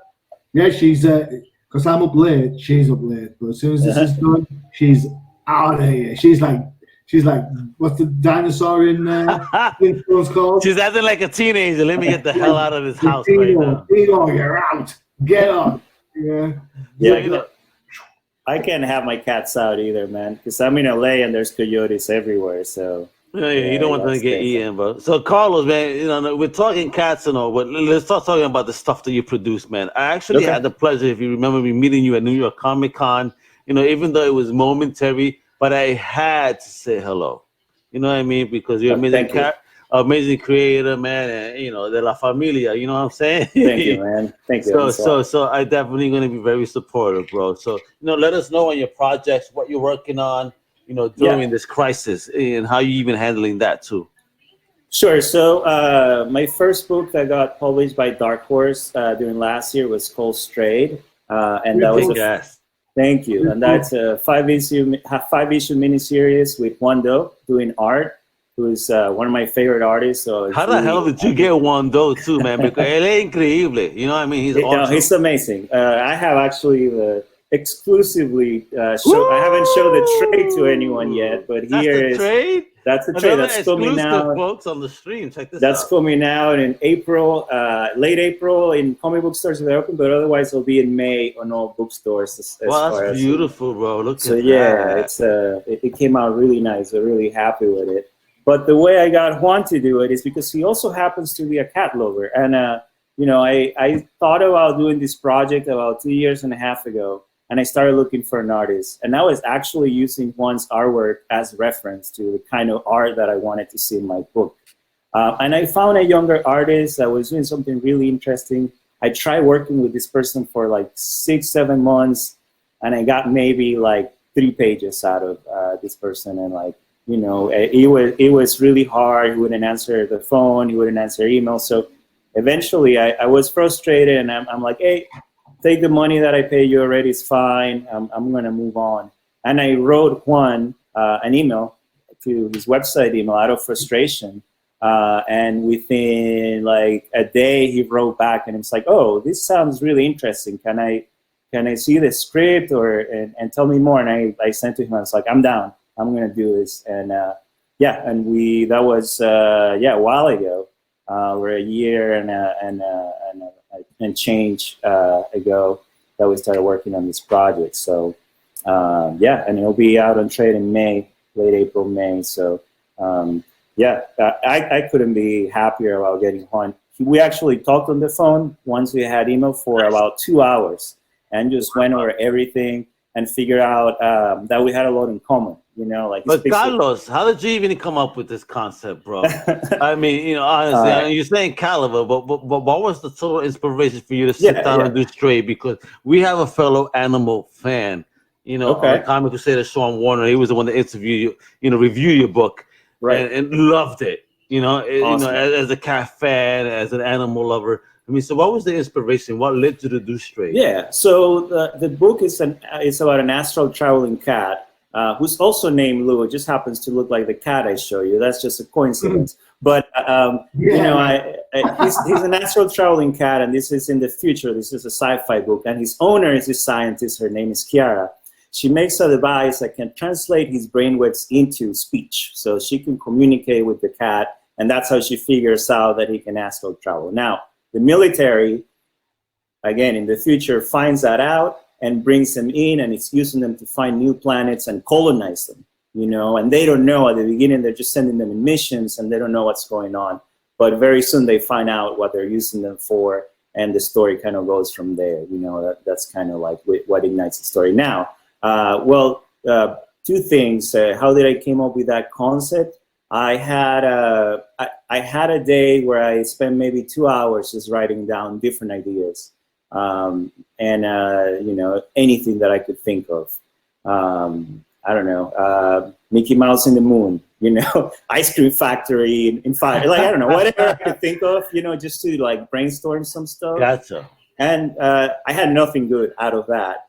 But I was looking at my cats, and I was staring at my cat, and I had just recently read an article on this thing called remote viewing, which is a program the CIA ran I think it started in the late 70s during the Cold War, and they were trying to create you know, psychic spies basically out of people.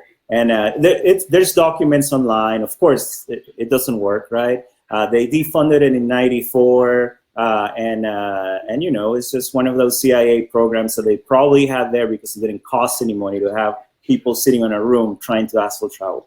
And then I looked at my cats, and they were, especially Louis, just staring into the distance, and that's when it hit me that, you know, okay, maybe not a human, but maybe a cat could do it, because, you know, they're better than humans. So. So that's how I came up with the concept, basically. You know what? You're making me laugh, Carlos, because my wife earlier mentioned the day how cats are psychic. And they could read, you know, like empaths and whatnot, you know, just reading into experiences that other people have had. So is that something you took into maybe play when you were doing Strayed? Oh yeah, for sure. Like if I'm having a bad day, that is the time when one of my cats will come over and sit with me. Like it's without, it doesn't fail, you know, or will try to play with me. So I think they know, you know, they can feel when you're down or like you're, you know, or your mood, or like if I'm gonna bring one of them to the pet, as soon as I come in the room, they start hiding because they know, you know, that I have that energy that I'm dreading having to take them to the vet because they're gonna scream and cry the whole time. And when I was writing the book, I wrote it here in my house, and I would you know, whenever I got kind of like I was writing a scene with a cat, I would just kind of look at them to see what they were doing, like take notes, try to get in their brain. He's actually behind the computer looking at me, and trying. They know you're talking about them. Yeah, they see what this dude is saying, yo. They know, and so yeah, that was kind of like definitely it helped to have. It's really weird, but it did help a lot to have cats here while I was writing the book. Definitely, I mean, yeah. Go ahead, sorry. Sorry, man. The dialogue that the cat goes through Strayed, it's so emotive. You know, it really plays on your heartstring. You know, where it's like the cat wants to see its owner, but it's like, no, you can't see me yet. And the cat's like, but why? And then it's like this whole sort of like, so that's a credit to yourself for that level of emotion, I guess. Yeah. Also, Juan, who does a great job of conveying that through the art. Because I mean, don't get me wrong, drawing faces is hard to start with, right? But then drawing cat faces to show emotion, that's got to be like up there. That's like double hard, right? I mean, the first thing he did, I sent him. He asked me to send him as many pictures of my cat as I could, so I sent him like 80 pictures, and he did a lot of sketches, you know, to like get it. So it wasn't like he went on the page right away and went for it. Definitely, he put the work into like trying to figure out how to properly, you know, draw the cat in his style. So I agree. I mean, I don't know if another artist would have worked, you know, the way Juan did. So I feel very lucky. And you know, the first thing he did that was like completed was that cover, you know, and when you see that cat, you're like, okay, I know what this book is about, or at least you can suspect it, you know, and it right away for me, it was like, okay, perfect. We're on the right path now. And we didn't stop from there. In fact, you know, the book wasn't picked up till 6 months after we started or so. And by the time it got picked up, we had 2 issues completely done, and we were working on the 3rd issue. And I just believed in the book. I knew it was going to get out there. Even if a publisher didn't get it, we were going to Kickstarter or something. So yeah, I just felt like for me, it was just a very special experience. What's her name? Nokia. Oh, Nokia, how cute. Nokia, like the phone, bro? Like a phone. Yeah.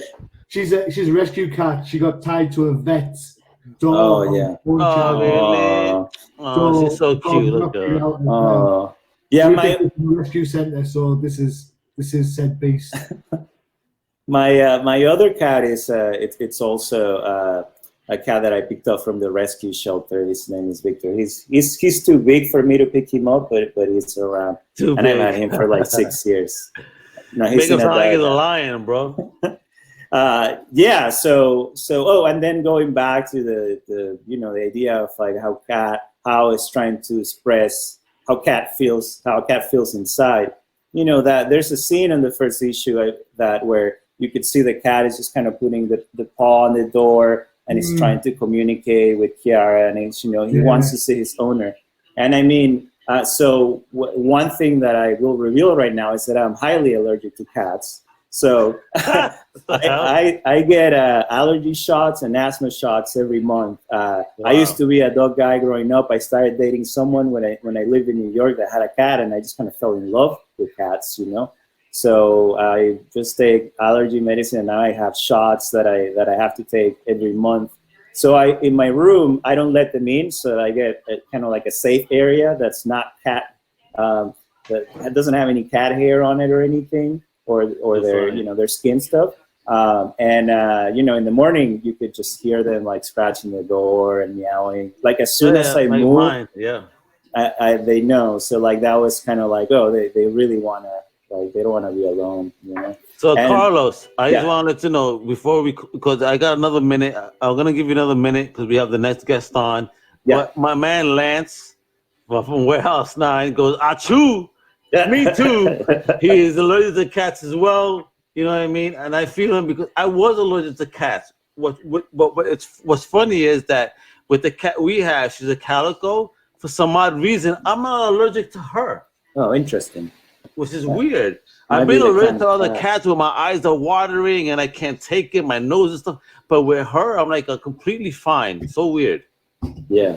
So Carlos, before I let you go, because I want to add the next guest before we close out today's virtual con, please let everybody know where to follow you. You can find me on Twitter. My handle is Carlos Giffoni. Also, if you go to carlosgiffoni.com, so like my name is down there. There's links to all my social media. Besides Straight, I'm working on Space Riders. I Vortex love of that book. Darkness. Right. So the That's new why I version- approached you. Yeah, that's what I for- definitely wanted to bring up. Space Riders is freaking awesome. Thank Even if you. you don't even want to freaking open up the book, the covers for Space Riders #1. Sick. That guy Alex Alex Zarret. Yeah. Alex Zarret, yeah, awesome cover, freaking trippy as balls, but absolutely collectible.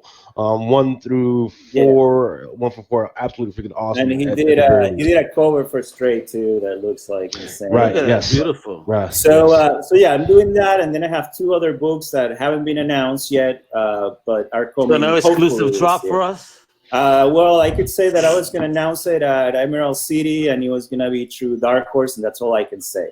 Okay, great. So you know what? As soon as you're able to announce it, we're gonna share it. Carlos, thank you so much for your time. Thank you, guys. This is awesome. And I love that damn book from Black Master you did. That's the shit that got me onto you. I'm like, yo, listen, I smoke weed. I admit it publicly. And I smoked the blunt. I live in LA, so yeah. Yeah, I sure. smoked the blunt and read that book. Let me tell you, it was trippy as heck. So thank you.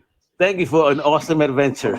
Thanks, guys. Thank you. Carlos, thank you. God bless, bro. Carlos. Stay safe, and I'll talk to you soon, my brother. Awesome. Bye. All right, now for our final interview of the night for the Comic Crusaders Virtual Con, we have an amazing creator that David Avallone mentioned before.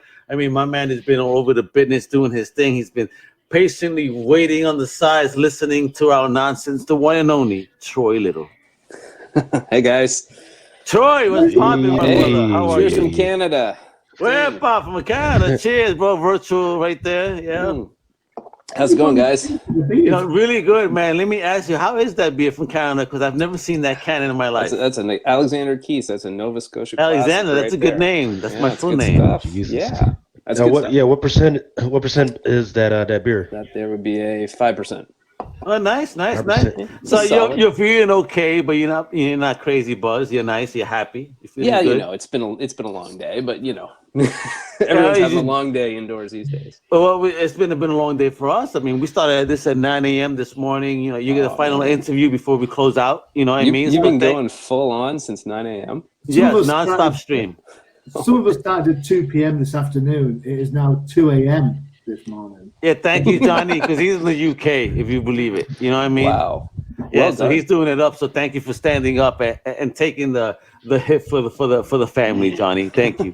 So, Troy, brother, what is going on in your world right now? Let's first start with how are you, your family, and how are you dealing with COVID as a creator? Been tricky. Both my wife and myself are comic creators. Brenda, my wife, works on My Little Pony and Agretzko. Oh, nice. And I've been working with IDW, Top Shelf, and stuff for a few years now. And all that stuff's kind of just come to a grinding halt. But we've always worked from home, so that's not a problem. Having 3 kids at home definitely affects your output. So we're tag teaming right now, switching from morning to evening, whoever gets to work half the day. So we get about 3 or 4 hours in a day at best, kind of thing. And it's very distracted. So other than that, we're just home. It's no problem. Business as usual, just kids running around. Yeah, I imagine, right? So what do we got going on in the world of Troy Little when it comes to creations? What are you currently working on? Okay, well, you had David on there a few minutes ago, so I was the artist on the Ragdolls comic. Check there. that out. He pulled that bad boy out real quick. Look Yeah. at that. That looks sexy, bro. So Very nice. David Avallone and myself worked on that with the new issue that's coming out. Kevin Eastman and the Drawing Blood series. I got a whole pile of stuff here. What am I working on? Yeah, show it off right now. Yeah. Yo, this is a Angora Comic Con. napkin. Show off. There we go. This is a big collected volume of books that I've done there for Oh, IDW. nice. I was going to be running a Kickstarter for that, but that whole thing got put to the side because of this COVID So you thing. two are not gonna try to delve into crowdfunding because of what's going on right now? Yeah, I don't want to be asking people for money, for comic books right now. I mean, people would probably like to have some comic books, so I'm a bit torn for that, but... You know what? Same Maybe time. you should gauge your project on your social media, see if people would try to pitch in, and if it comes out on a positive note, go for it, Yeah, I mean, maybe. So I'll run through some of the stuff I've done. If you're not familiar, I've worked on the Powerpuff Girls. Yeah, I'm familiar with that, yo. Nice. I did the adaptation of Fear and Loathing in Las Vegas. Yes, which is one of my Okay. favorite movies of all time. So I Good wanted book. to ask you about that, bro. Yeah, it is a good book, man. I Yeah. mean, did you watch the movie? I mean, when you started drawing, what were you taking? Were you looking directly at the movie, or were you thinking of your own stuff as you was, Straight from the doing book. it? Like when we got the license from the Hunter Thompson estate, the mandate was kind of this, like it's adapting the novel, not the movie. So I'd seen Right. the movie a lot of times, which is a great movie. I love it. I love that movie. What's your take on Ralph Steadman? I mean, how do you get that out of your mind to do that? I can't draw like Ralph Steadman for one, and nobody should without being Ralph Steadman, because you just look like a poor Right. imitator, Yeah, So and right it's off the bat, it was like no imitating Steadman for sure. cool. Alex Cox wrote that screenplay. Mr. Alex Cox Yeah. wrote that screenplay to Fear and Loathing. He loved The Last Resort, man. I got an email from him saying he loved The Last Resort. Wepa! Look at that. That's awesome. Yeah, no, it was really cool to just get to work on one of my favorite novels and try and adapt that into a comic book. So it was a good blend of stuff. This was a crowdfunding project my wife did and myself, Halls of the Turnip King. Oh wow, that looks like a beautiful book. Yeah, bro. it came out last October. We got that all fulfilled. And then the thing that I've been doing a lot of lately is Rick and Morty versus Dungeons and Dragons. Yeah. Oh wow. Yo, how in tune are you with the creators of Rick and Morty for you to do the books? Do you communicate with them at all for inspiration and kind of direction, or no? No, the writer for it, Jim Zub and Patrick Rothfuss on the first book. Okay. They're kind of working with Oni and IDW on that as far as the writing goes. I don't think there's actually a lot of interaction with the creators directly. It's more with the Cartoon Network because they hold the Okay. license for it. Gotcha. So do you have to kind of bypass whatever's created through Cartoon Network? Yeah, so I would do a lot of pencil drawings, like submit them for review, and they would more or less say if there was any notes to be had or not. And one of the weird things with Rick and Morty was they actually made us take out some of the stuff that they do on the show. Like Rick can't give you the finger in the comic books for some reason, but he does it on the show constantly. Little things like that they didn't want to have in the comic. That's the audience. So, for example, everyone, if you're watching Rick and Morty, it's assumed that you are older. Whereas comic books, anyone can read a comic book. Yeah, the thing? yeah, I guess so. So there was some weird little notes like that, but overall they kind of gave us carte blanche to go and just. And the interesting thing is, it went through two publishers. It went through Oni and IDW. IDW has the license for Dungeons and Dragons, so Wizards of the Coast had to approve it as well. Oh, really? So there was so many working parts to this thing. We're almost amazed that it actually happened, but it went great. We did a second volume called. How long Planescape. did it take for the pieces to fall together? Surprisingly quick. Which has really kind of floored me. I think when they pitched the idea, they originally thought, this is never going to fly. This is never going to happen. You're not going to get all these people on the same page working together. But when it happened, you just had the right people. Like Jim Zub knows his D&D so well. He does a D&D series. Oh, yeah. Right? Like he lives and breathes this stuff. So there was no better kind of spokesman for that side of things. And he's an excellent writer. And he just got right into the head of Rick and Morty characters, and you could really hear their voice on the page. So they were the best guys, him and Patrick Rothfuss, to bring the story out. And I was lucky to get to be part of that with the art side of it. Yeah, I love Rick and Morty just because, you know, Rick Sanchez, bro. Ahí está. Awesome. You know what I'm saying? Jesus Christ, bro. The nonsense. And there goes. We had an throwing incident. the boat with the camera. Ooh, there we go now. That's a party. Talking about Rick and Morty, boy. Wepa. Yeah, sorry, I got my iPad up here because I couldn't get my computer to. Am I the only one seeing him upside down? Is that Am I upside down? You've been upside down this whole time. That Canadian beer is really good. Let me telling you, man, 5%. Yeah. Am I upside down? Am I good? No. You're upside down. You're good. Hey, Joel, I got a question. So for the Rick and Morty comic book that you work on, do you have any creative freedom to just kind of insert some characters, some new characters that you might, or is that totally up to the Rick and Morty creators to do that stuff? I mean, you add characters as needed, but generally you stick to the main characters, the family. The one thing I got to do, because it was in the D&D world, was kind of give them all these like costumes and character versions. So Rick would be a gnome. I had to draw like a short little gnome Rick in his bard outfit, and halfling Morty and stuff like that. So they all had different costumes to stuff than you would see on the show. That was kind of the biggest thing I did with that. Every time someone says Dungeons and Dragons to me, all I think about is that cartoon show. Is what, sorry? Every time someone says Dungeons and Dragons to me, all I think of is that cartoon show. Oh yeah. Yeah, well, we put a cameo of the cartoon guys in there with the dungeon master and everything. Oh, nice. Oh yeah. Excellent. Yeah. I had to have a nod to the old 80s cartoons. That stuff was just too fun. Oh, yeah. Definitely. It's absolutely missing nowadays, brother. And are you working on any platforms that maybe we will see on the small screen or even the big screen? Is that something that you're working towards too? Not so much. Like with the comic stuff, Rick and Morty's been the most recent stuff I've been doing. That book that I showed you, Gore Napkin there, that was a creator-owned project of mine there from a few years ago. And I love I love the look of the book, though. I Go love on that. YouTube. cover. And you turned that into an animated thing, pilot. right? You were Yeah, trying we to made get an into animated pilot. So, yep. And what happened with Check it that? out on They YouTube. just okay. And so there's no further plan to give it into another animated series or do another issue or anything like that. I mean, not another issue, but another episode or anything like that right now.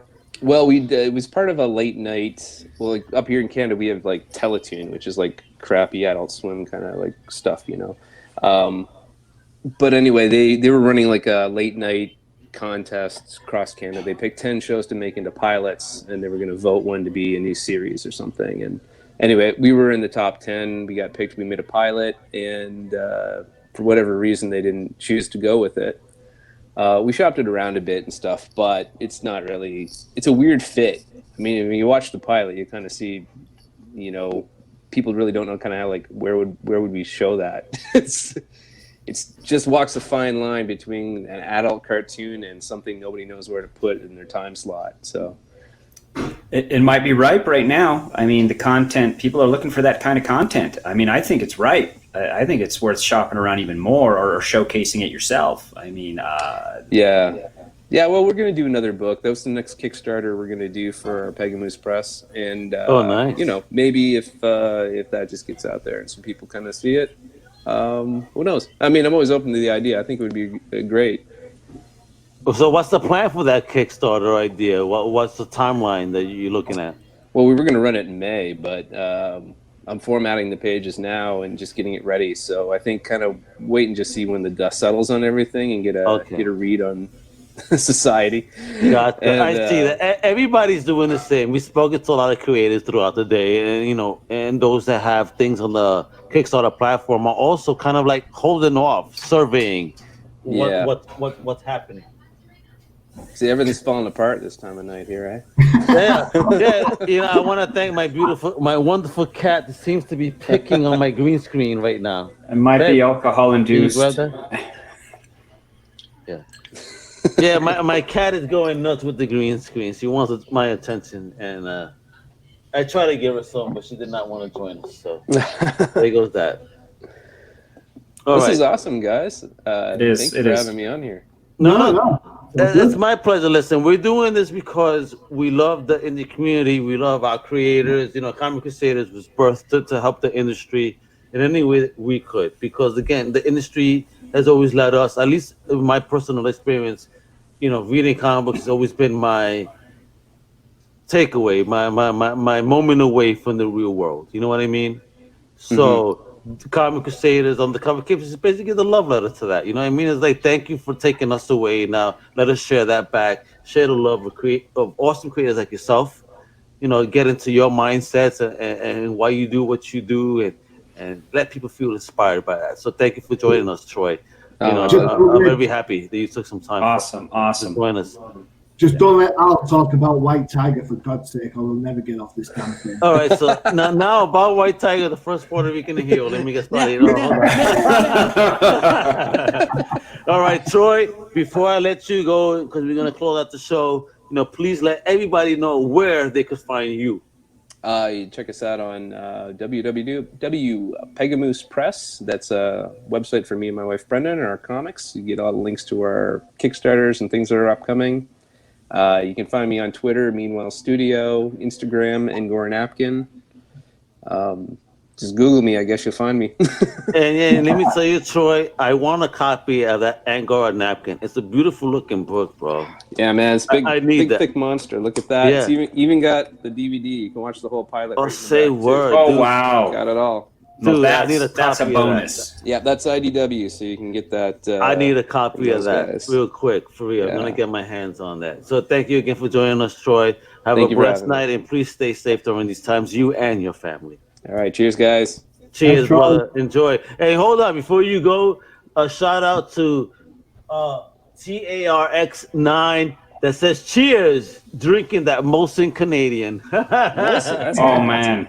Alexander Keith's, my friend. And then the keys. You were wrong, Tarks. How dare you? All right, so there you go, Troy. Thank you again, bro. All right, take Talk care. to you soon. Bye. Thank you. Bye. All right, guys, man. You know, we're about to close up the show. 13 minutes. Tonight. I think that today has been an amazing day. Let's bring in the random dude too. Hey, random guys, what do you think, man? How do you think that today went?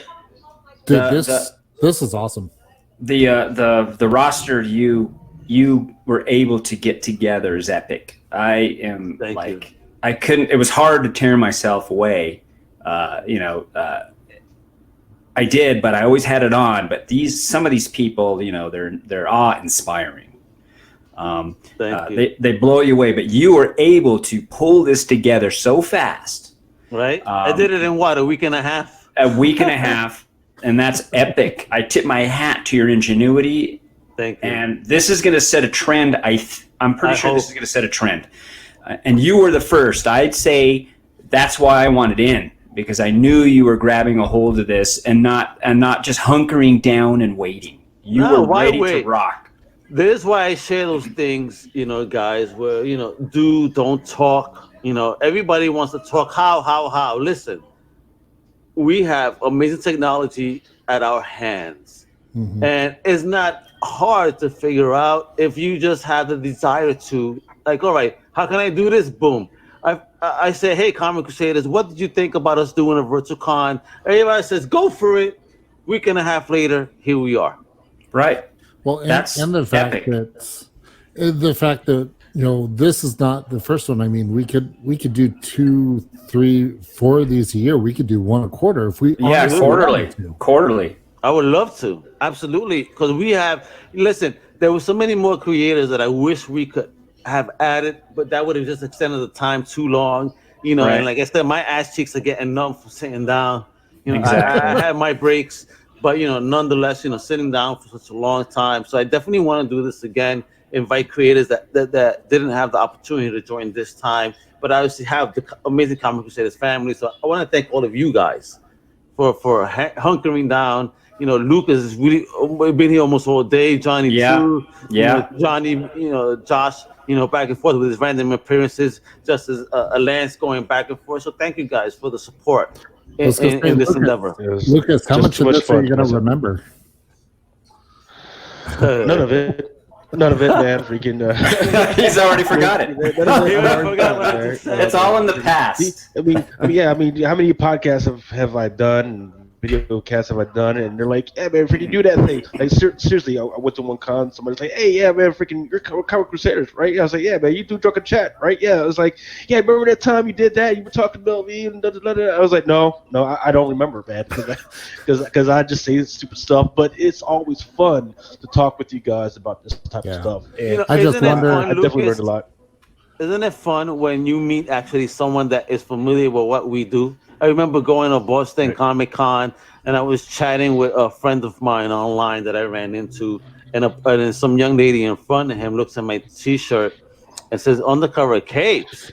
Are you down with Undercover Capes?" I'm like, "Well, yeah, I actually, am one of the partners within the Undercover Capes family." Oh my God, all this Undercover Capes, every show you guys are doing awesome. I mean, she felt starstruck. It made me feel so humbled and shy. Really? Like, oh my God, here's a listener that actually felt excited. Just like, oh man, you're one of the voices behind that. Like, yeah. So thank you guys for your hard work and diligence. It's actually really crazy for me. It's cool. It's cool, and the insight was really awesome from not only the extra Crusaders, the Crusaders themselves, but these people trying to formulate a plan. Yes. In this new era. And I like that attitude of, okay, what can we do next? We've seen the successes and we've seen the failures from big name people. That is like, whoa, that didn't even take off because this was bad timing. It's a bizarre situation, and just throwing yourself out there. I mean, my phone was blowing up right after the movie showed. My phone was blowing up. People were like, "Whoa, whoa, whoa!" Nice. I'm glad that people connected to this today. And showed love and support. And keep doing so in these times. A lot of these creators are just so amazing. But again, they depend on certain things that unfortunately are not available right now.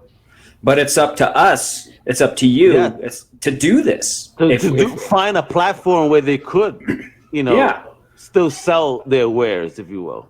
Otherwise, we're just like in limbo. And I've lived that life too much. And it's like, no more. Oh, no. There goes Riley. There goes Riley Crusader right there. I won't chew that.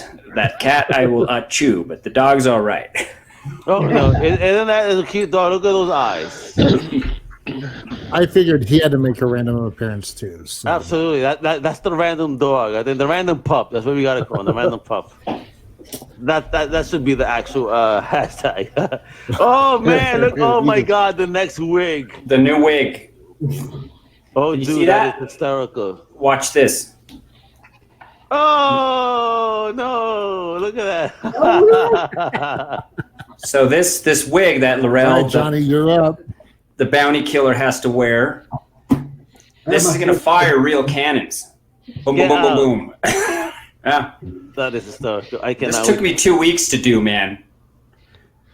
That came out good though, bro. Yeah, this is wig number 2. I'm working on the wig monster. Wait till you see this puppet I built, total Jim Henson style. Really? It's gonna be epic, and I got to build a whole bunch of miniatures for the actors. And Robert Swanson, right? Yeah. From what? From a Crisis Toyverse? Yes, I have. Oh, I like that guy. I was going to ask you about him. Did you make him or did you order him? Right here. Which one, Mr. Vaughn? Yeah. Yeah, I ordered him, and at first I was going to get a Latino joint, right? But then my wife was like, "How are you going to get a Latino joint?" Right? I was like, whatever. But then I saw this joint, right, and he looks just like my granddad, man. I mean, like perfectly. Every eyebrows, which has eyebrows. That's abuelo right there. Everything, yeah, that's abuelo. I mean, a la madre. I mean, so I had to freaking get him, and the only problem was freaking finding the name. Now I got Mr. Vaughn. And it's and on the TikTok ones, people freaking love them for so far. So I'm hoping to integrate them to some of the other podcasts that I will do. Please do. Yeah. So I can't say anything for his behavior while I've been drinking and doing podcasts. So you might He want looks to like watch a out for dirty that one. mofo right now. Look at him. Look at him. He's just staring at this camera. He looks like It's rather unsettling, I will say. He's staring into our soul here, and I don't know how I feel about this. I want to say something though. Now that Lance is making wigs, and I see that out of all of us, hold on, only one of us doesn't have too much hair. Do you think you can help Josh out with a very nice wig? I can actually. I have more wigs in this house. I mean, when he walks out with one of my wigs on, he's gonna get laid because. Oh shit! I don't think like that right now. I mean, well, even if it's the wife, it's okay because the point is hair sells. I'm sorry. Well, but see, with her, she likes the bald look. She likes the beard. I shaved my beard once. The kids avoided me like the plague. Actually, they avoided me like COVID-19. Oh. And her friends were like, "You made him hideous." So basically, you experience. I shaved the beard. You have experience what Johnny has been experiencing the last few days in his household. Yeah, but see, the difference between when I shaved and when Johnny shaved is I didn't have all of you to give me hell for. Johnny has all of us to. Oh, lucky you. I feel gratified by that level of support. As you should. That's awesome. And Lucas, when is he going to save his goatee so you could join in the world of Lance where he goes clean cut? Well, I'm gonna stay like this, man, until I actually have to go back like into work, right? Oh, gotcha. Yeah, because if I have to go back to work, I'm definitely wearing gas masks and freaking all that stuff. So it's gonna make it easier. But until that magical day happens, I'm freaking staying like this, man. I mean, even right now, this is a lot skinnier than I usually have it, and I walk down the stairs like this, and my wife was pissed because she likes it like nice and bushy. So bushy, look at that. And you know. What's funny is how you guys were sending out the pictures, the retro pictures, the kid pictures, the older pictures. I can't send mine out because I didn't get my first haircut till I was 1 year old. Oh damn! So you had long ass hair. My hair was like down to my back, and it was like red. It was like strawberry dark red. But my mom, whatever. She's a product of the 40s and all that, and I was the fourth kid. She didn't really care about my hair, so she would put a barrette in it. And I have a family picture with me and with a barrette in my hair. We need that. We need to see that. There's no we do. Yes, we do. Wow. Hey, I was like, and he was a ginger too. On top of it, oh my gosh! It was red, and then it turned like black, like after 10 years. How the hell that happened? I have no idea. Are you sure Just for Men didn't just happen to fall on your head? It was like it's that whole Native American thing. I was brewing. I was brewing somehow, and then my identity came into play, and it was like, okay, now I got the. But my older brother, he had the red hair, long hair. He's got the nose that looks like he should be on a penny. I mean, he's. So I'll dig that picture up, but I was hesitant. I was like, I got a barrette in my hair, man. That's just so uncool. Mommy, listen, you know what? I have in this one day and age, though. What's that? That could become a trend. You never know. Yeah, like the man bun, a barrette. Yeah. Let me tell you, man. My mom used to try to blow dry my hair, so I used to have this high set of hair, that 80s look. Holy shit! As a 12-year-old, I'm like, "What are you doing to me?" I was looking horrible, bro. I had a full-blown perm out. Oh man, Lucas had a perm. Holy shit! Oh wow. Yeah, man. See now I can't see. The image of Lucas is James Brown. Doesn't now. Oh yeah, James Brown. Oh yeah, and I'm an '80s kid, man. So Rick James. Yeah, we was freaking Jerry curls and all that shit, man. Freaking. Oh shit. We was keeping that. He just called you Rick James, right? And I'm thinking, have you ever gotten so drunk that have you ever gone to somebody's house and been like, "F your couch, dude, F your couch"? I've done that. We were moving a buddy of mine's couch one day, and it got stuck in the stairwell, and we couldn't get it out of the stairwell. And I just said, "Fuck your couch, man!" And I just walked away, and that thing was stuck for like 72 hours. People were getting mad. We couldn't get it out. I don't know. how we wedged it in there, but we couldn't unwedge it. And then, so that's funny. Yeah, I don't know if I should be disturbed. Mr. Vaughn is still staring at us. He's been there the whole time. He's surprised. That's a creepy old man. Is it a tie or an ascot? Move him up a little bit. It's a bow tie. Oh my God! Look at this guy. All right, guys. It's 9:00. I want to close out the show. First of all, thank you guys for your amazing support throughout the day and interviewing all these amazing creators. A shout out to all those amazing creators as well. I'm pretty sure that once I start recording, wait a couple of minutes, you can watch the whole replay on YouTube. But again, thank you guys for the support, for the chat, for just chatting and coming through and watching and So I really appreciate that, and I hope that this, in fact, does change the game and show people that yes, you could do this. You could do this quickly, if you really care to do it. So I'm living proof of it right now. Yes, great job, amazing job. Glad to be a part of it. No, thank you for being a part of it. Thank you for allowing us to stream the movie, Lucas. And your boy right there that keeps looking at me. Johnny, thank you for your amazing support. I know it's really late for you out there in the UK. It's like 2 a.m. So thank you. Many blessings, bro.